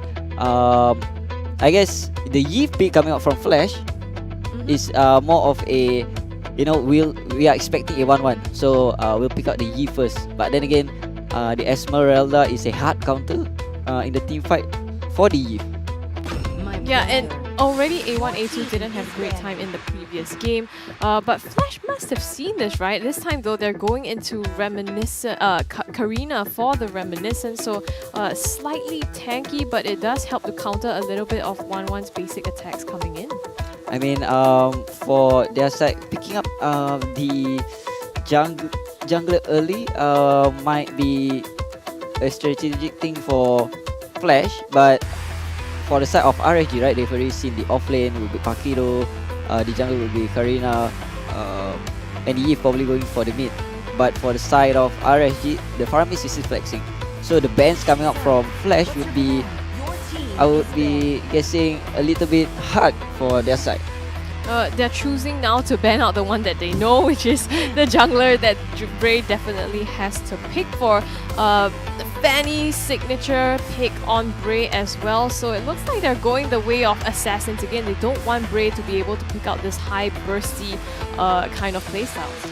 But then again, Bray still has heroes like Link still open, and I mean, Bray was known for his Assassins before this, right? And yeah, I mean, maybe he's just gonna tell everyone like, hey, you know, I'm still good at Assassins, and don't you look down on me. So it's like, for the side of RSG, they might ban out the roamers coming out for Flash, but okay, they decide to go for Pokemon ban. I mean, earlier on they also shut down Pokemon and prevented him from, you know, getting his farm and scaling up. They didn't even make it to the late game, so maybe they are choosing to thin down really his pool of heroes. The 1-1 Popo and Koopa and Irithel are already off the bat, and it doesn't seem like they would want to go into a Claude again. That seems like it will be a little bit risky. I mean, an Atlas at this point of time, if it's not banned, it will be a highly contested hero for the last 4 picks, because both of the teams are going to be really good with an Atlas. So, but then in favors to RSG, right? They still have the Kufra to counter the dive out of Karina and Pakido. Well, we are down to the gold laner here as well as the roamer for Team Flash. So they have the option of also waiting out to see RSG's picks at this time, because Roy, I mean the Pharaoh on this side could be played by Roy, could also be played by Lawsy as the roam if they wanted to. How do you think they might play this one? At this point, maybe we'll see a Pakido goaling. I don't know. I mean, Pokemon is left with Beatrix, and that might be RSG's strategy, forcing out the Beatrix because they're banning Irithel, they're banning Melissa. So it's like maybe forcing Flash to actually pick up the Beatrix for the last pick. But for the picks coming out from Flash, they picked up the Matilda. I'm not so sure about the Matilda pick because Esmeralda is actually countering two heroes coming out from Flash. The Matilda as well as the Eve. So Diablo is going to have a good time this game. Furthermore, it's his signature hero for the Esmeralda. Yep, and like I say, there goes the Atlas, and yes, Julian is still wide open up until the last pick for this game. Well, so it's very huge CC potential wombo combo team fights. Not only do you have the Atlas for the huge fatal links, you also have the enhanced chains, and then not to mention you can reset with the cult altar as well. So this is looking really scary coming from RSG. I mean, they are playing that aggressive kind of composition right off the early game. Julian doesn't need to be level 4 to actually wait up for his ult. Level 3 is enough, so we'll be seeing an early skirmishes as early as the 2nd minute for this game. And like I said, they are forcing the Beatrix, and Flash just picks up the Beatrix for this game. It's surprising to see that Beatrix was a forced pick actually, given that, you know, it's usually always a priority pick. But how do you feel between these two compositions? I mean, for Flash, right, it's more of a hit and run. If we can pick off and kill, and then we'll just run off with the Matilda. But for the side of RSG, they're more towards team fight base, and you know, just CC Nation the whole of Team Flash. CC Nations indeed. Oh, I'm so excited, man. The Atlas pick. I was begging for the Atlas to come out. I was like, this Atlas is supposed to come out. Come on, give me the Atlas. And then the Atlas finally came. Well, I mean, it seemed like they were building towards it as well, right? So I'm not sure. Team Flash must have anticipated this, but they are responding exactly with the Beatrix pick, like Amux pointed out. So I'm curious to see how Team Flash, what they have up their sleeves as well in terms of how they want to execute this. But game number 2, here we are in the Land of Dawn. Game number 2 indeed. I would say Atlas would go great with a Beatrix. A Fatal Links with New Burst Passion is just going to melt everybody off. And look at Lawsy already putting so much pressure here for Roy, giving him so much space to farm. Instantaneous a level 2 here coming out for Roy on the Faramis. Honestly, right now, RSG SG draft it looks solid, right? But Flash, on the other hand, I feel there's a fighting chance. There is a fighting chance because you have the Snowball coming out from Reminiscence, very good Snowball coming out from Pokemon, and an Alpha V9, not to mention it's a Pakido. You are going to Snowball on the Pakido if done well.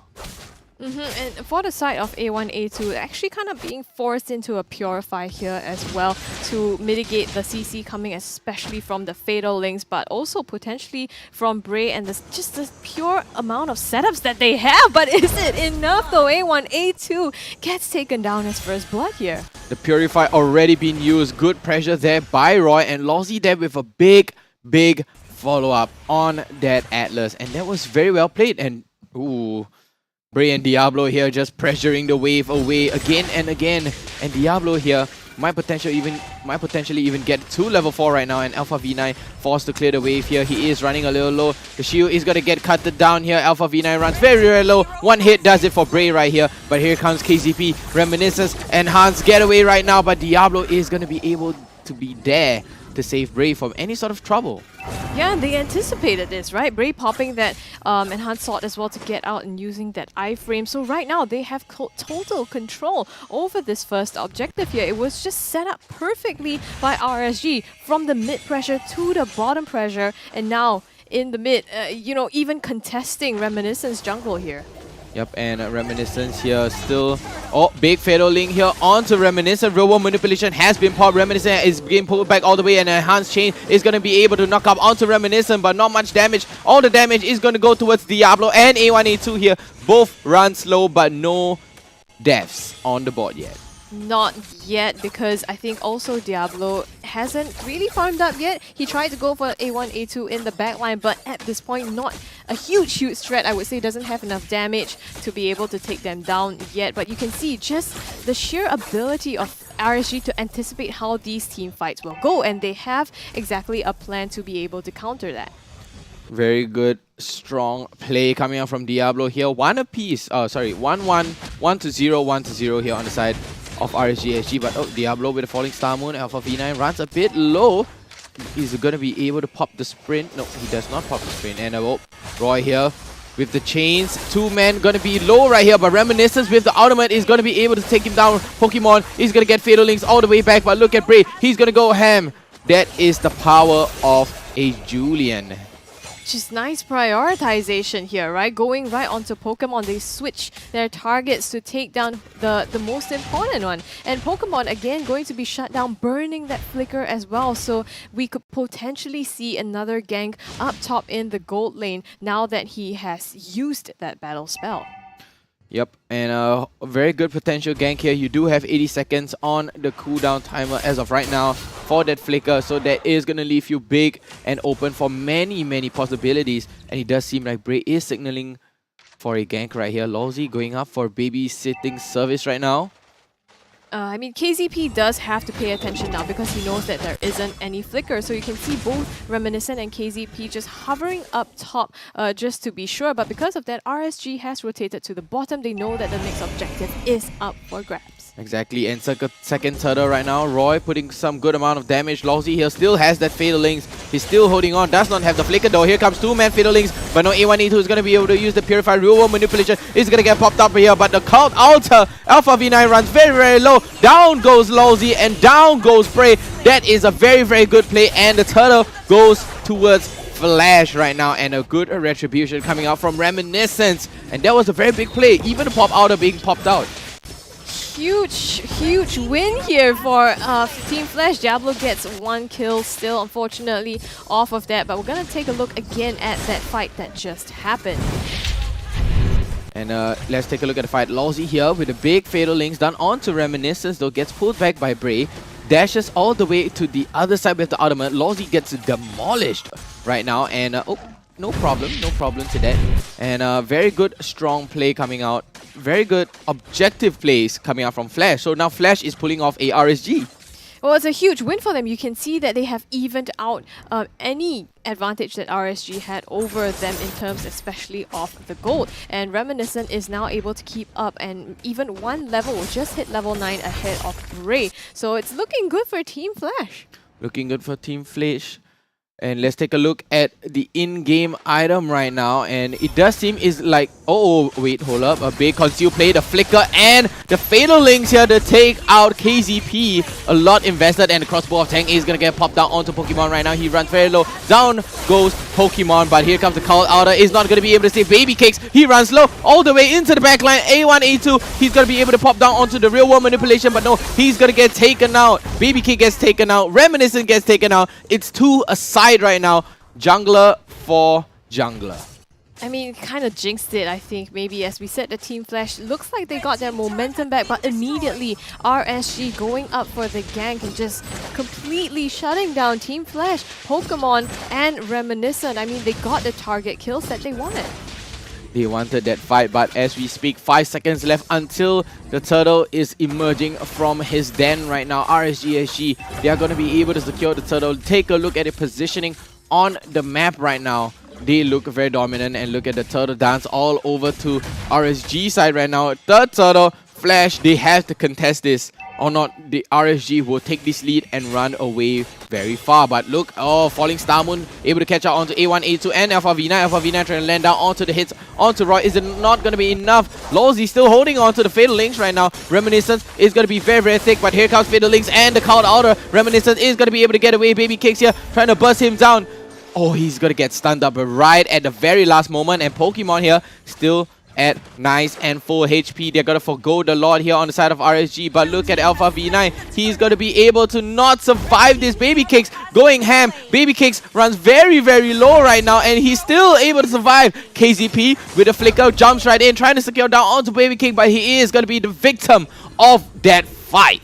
Oh my goodness, the bait by Baby Cakes and the dance around on that 1-1, absolutely insane. You know, KZP even flickered in to try to secure that kill, but unfortunately was not able to take it. RSG just swiped everything off the table. The turtle, they got the team fight as well, so everything is looking in their favor at this moment, pressuring down this mid-tier 1 turret. Exactly, and 3k goal here on the side of RSG SG. Roy picking up the Clockwork of Destiny. Diablo is pushing up the lanes very well. Take a look at the tier 2 top turret, ladies and gentlemen. It's running at 10 HP. Look at Baby Cakes here. Managed to secure that tier 1 bottom turret, and Diablo gonna get chased down a little bit by KZP here.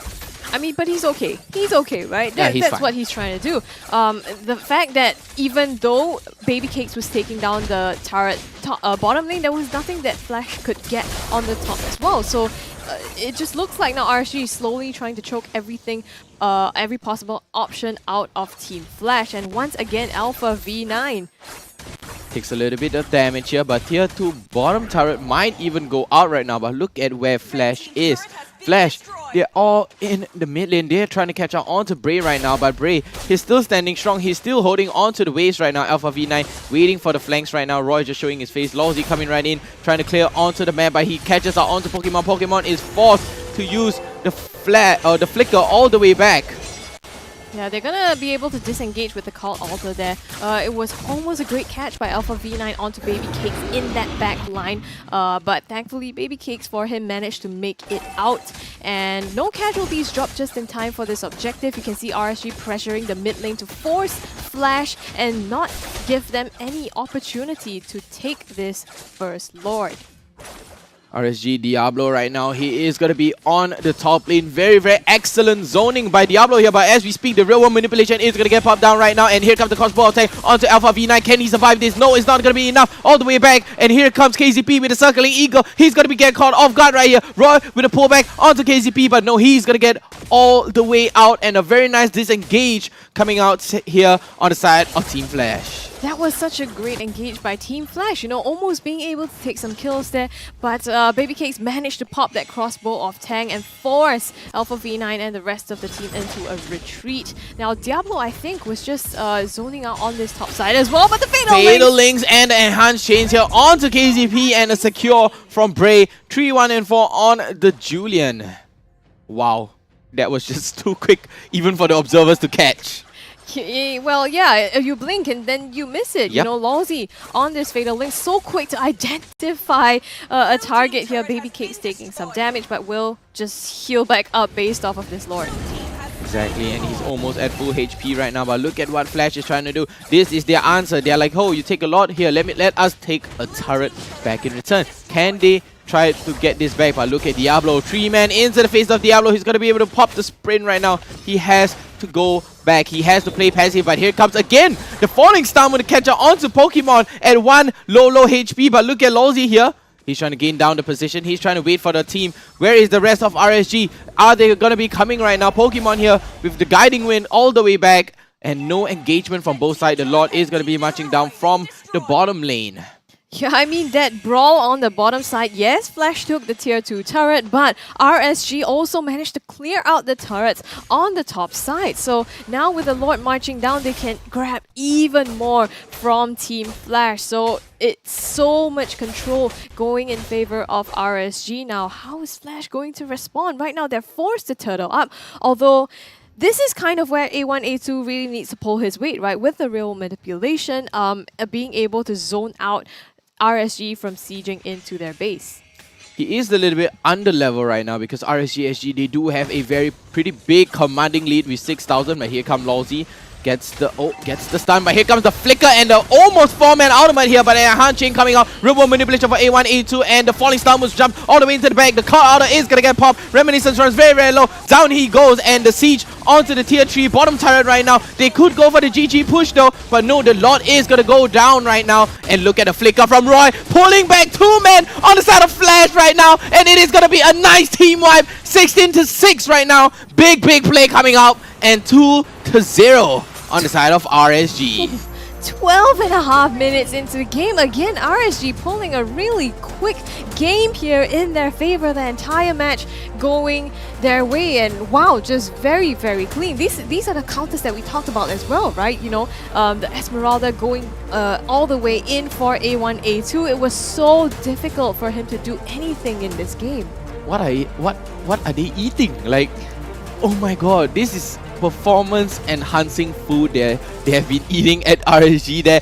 Clean games the whole season. Just what are they doing? I mean, like I was saying, Flash has been baited towards RSG's draft right from the get-go, and maybe Flash is like testing some stuff, like okay, maybe we'll just go up against our own counters and see how it will do, but then looks like it doesn't go well for the side of Flash. Yeah, the draft's the draft, right? Yep. If you try to, like, if it's all on paper and it's like it shows right there, the counter is definitely gonna win you, and you know there's no way of trying to brawl your way through this, and yeah, they literally lost by a landslide. I mean, then again, RSG being one of the favorites in MPL SG, playing it cleanly throughout both games. Yeah.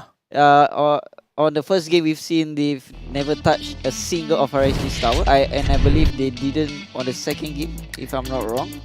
We can check it later. Well, Alpha V9 went to split push at the bottom, so they got some towers. They got some towers.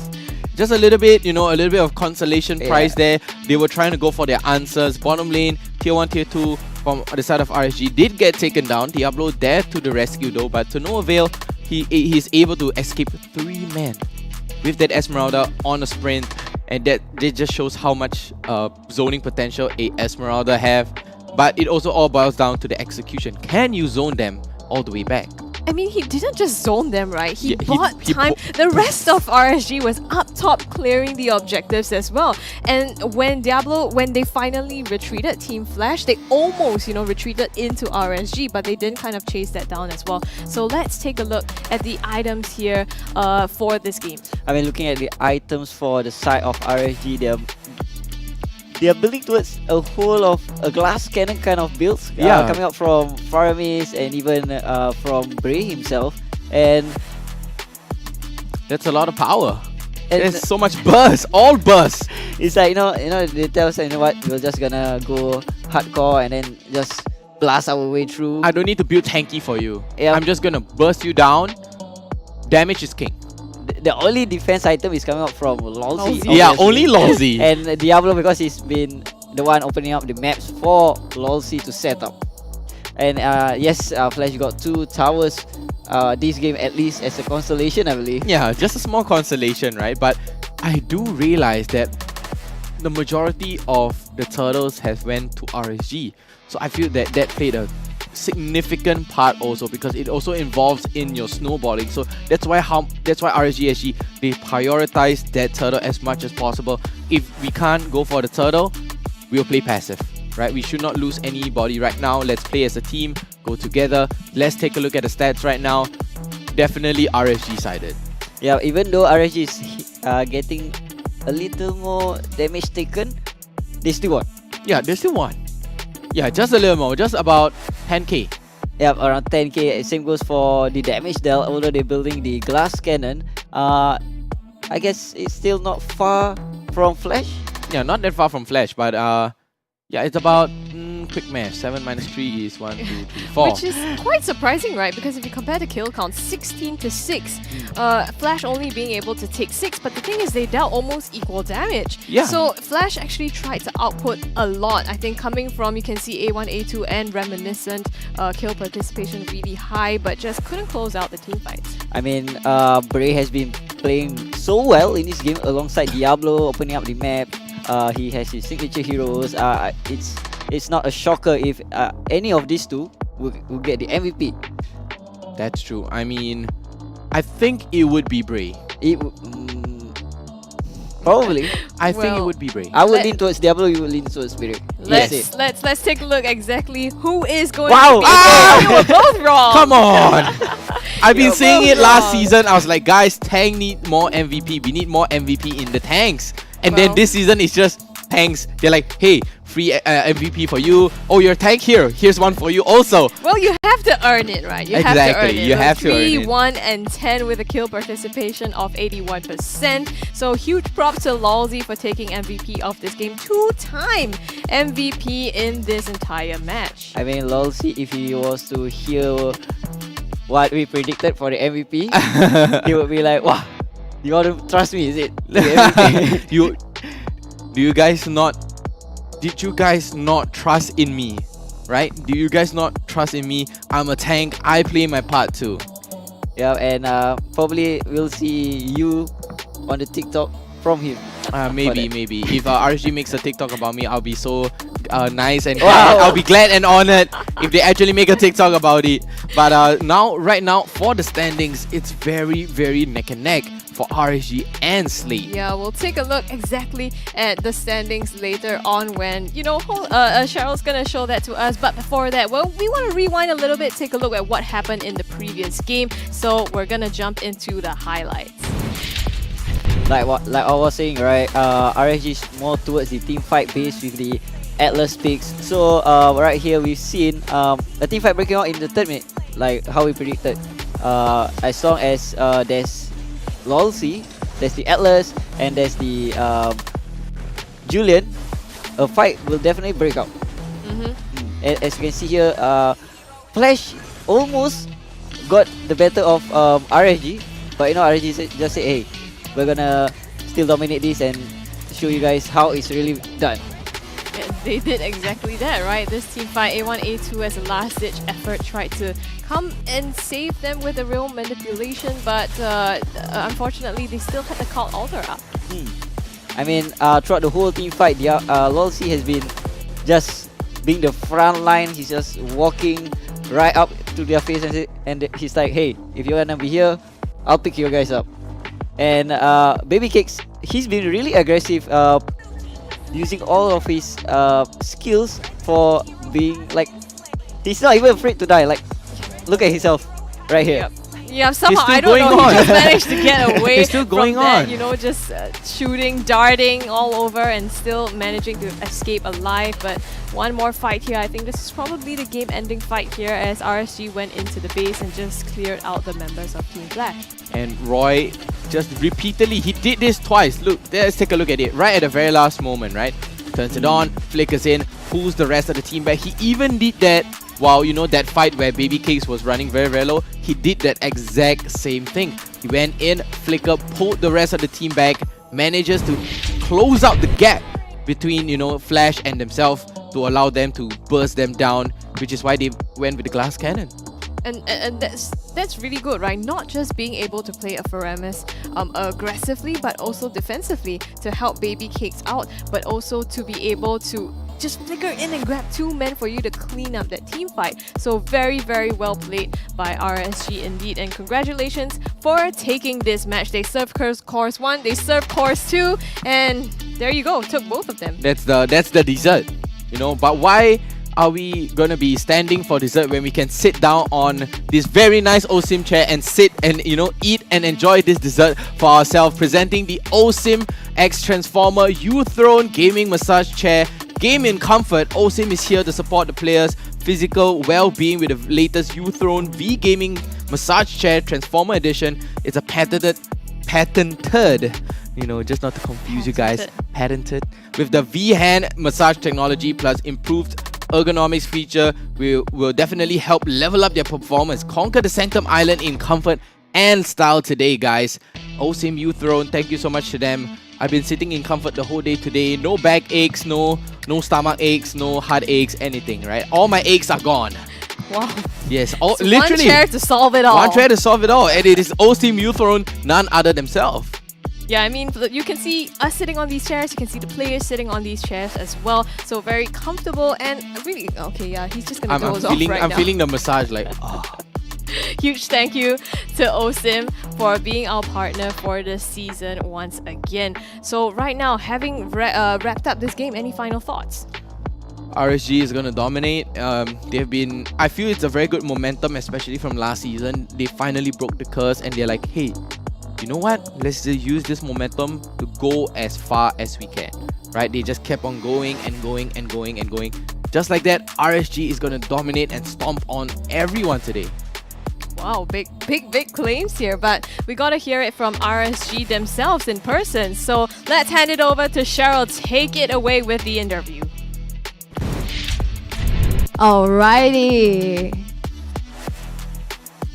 ladies and gentlemen. Yes, definitely RSG once again, as expected, totally destroyed Sanctum Island as well as their opponents.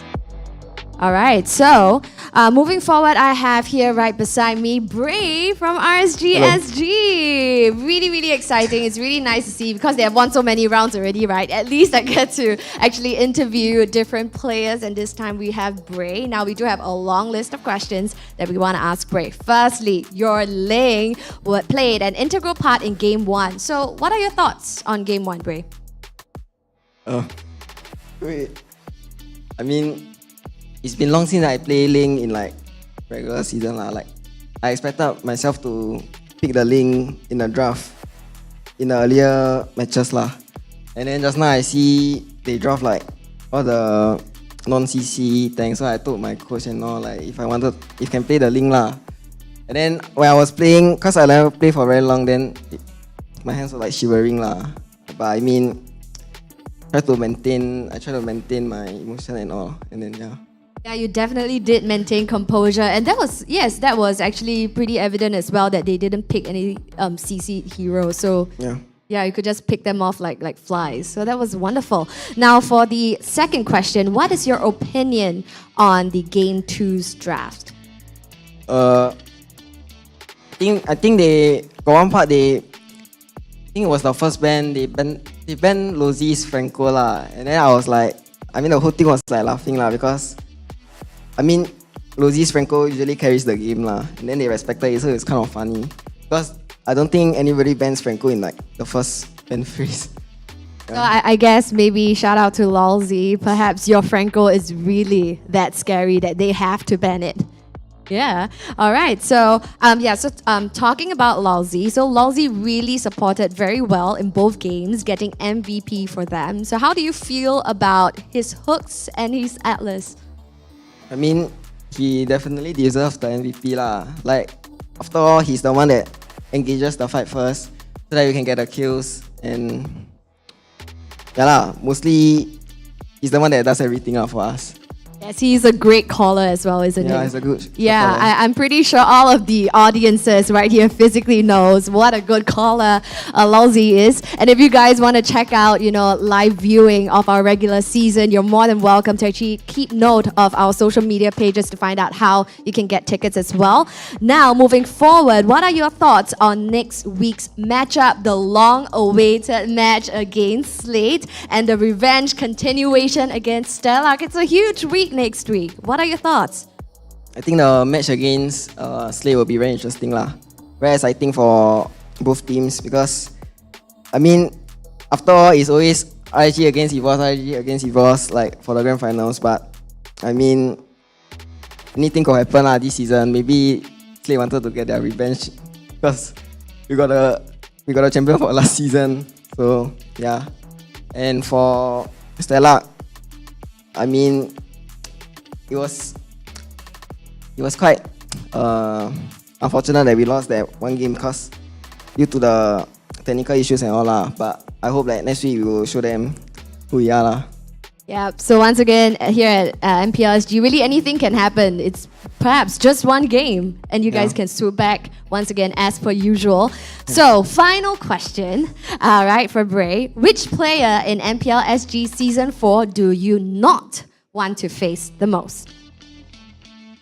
For me, I think it will be JPL lah. Like, I actually respect his tank a lot lah. After last season I played against him in the regular season. I didn't respect him that much, and I got caught off guard a lot lah. So after then, I respected his tank a lot, and like try not to do so much cool stuff lah. Yeah. So less flowery, more about the game. So JPL would be the one that you're like, Yeah lah. I mean, he's always the scariest one. All right. So yes. So JPL's the one. All right. Thank you so much, Bray, for sharing. That was really, really awesome. Thank you so very much. So yes, ladies and gentlemen, that was Bray from RSG SG. So yes, we have today's matches have concluded, and we have 1 week left before the conclusion of the regular seasons. Now, next week is a very, very important week because the teams have one last chance to decipher the strategies of their opponents to grab the extra life for the playoffs, which is extremely crucial. So, moving on to the schedules for next week, the team facing off on next week on day 1 are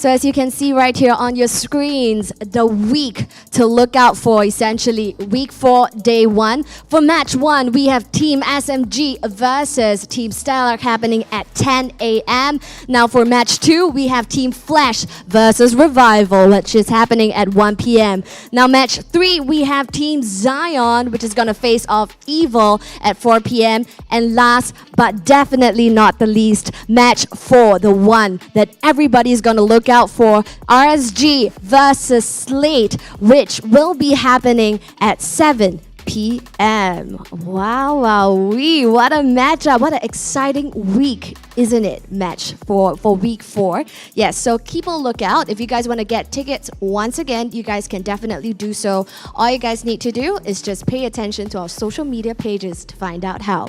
All right, so right now we're going to move on to our current standings. As you guys can see right here on your screens, the current standings are RSG SG currently at 15 points, but they're actually tied with Slate because of the previous matches. Now we have SMG SG currently at 9 points. Revival, once again reviving from the dead, really coming in at 4th position, earning their spot in the upper bracket this time around, pushing Flash down. And now Flash and Stellark are currently tied neck to neck at 5 points. And we have Zion in 7th position and Evil at 8. Alrighty, what an interesting day, wasn't it, ladies and gentlemen? Once again, proving anything and everything can happen right here at MPL SG Season 4. So once again, right now, we'd like to take this opportunity to thank everyone right here today. For those of you guys who are viewing online and for those of you guys right here physically with us, thank you so much for spending your Sunday watching us happening right here at MPL SG Season 4, Week 3, Day 2. Now we're fast approaching our last week of playoffs, and you guys can definitely once again still get tickets to view our regular seasons. All you guys need to do is just pay attention to our social media pages to find out how. Remember, MPL SG Season 4, right now it is going on every weekend, so don't miss out. Literally don't miss out. Saturdays and Sundays, the match to watch out for is happening over on Week 4. Now, MPL SG Season 4 is powered by Moontan Games and Zenway Productions, supported by Frank Bio CBC, OSIM, and TikTok. Join us next week as 8 teams face off in a different matchups and probably the highlight of the whole season. And for more MLBB action, please do not forget to follow us right here on our relevant platforms. It's me, Cheryl Yao, your host for the season. Thank you, and we'll see you next week.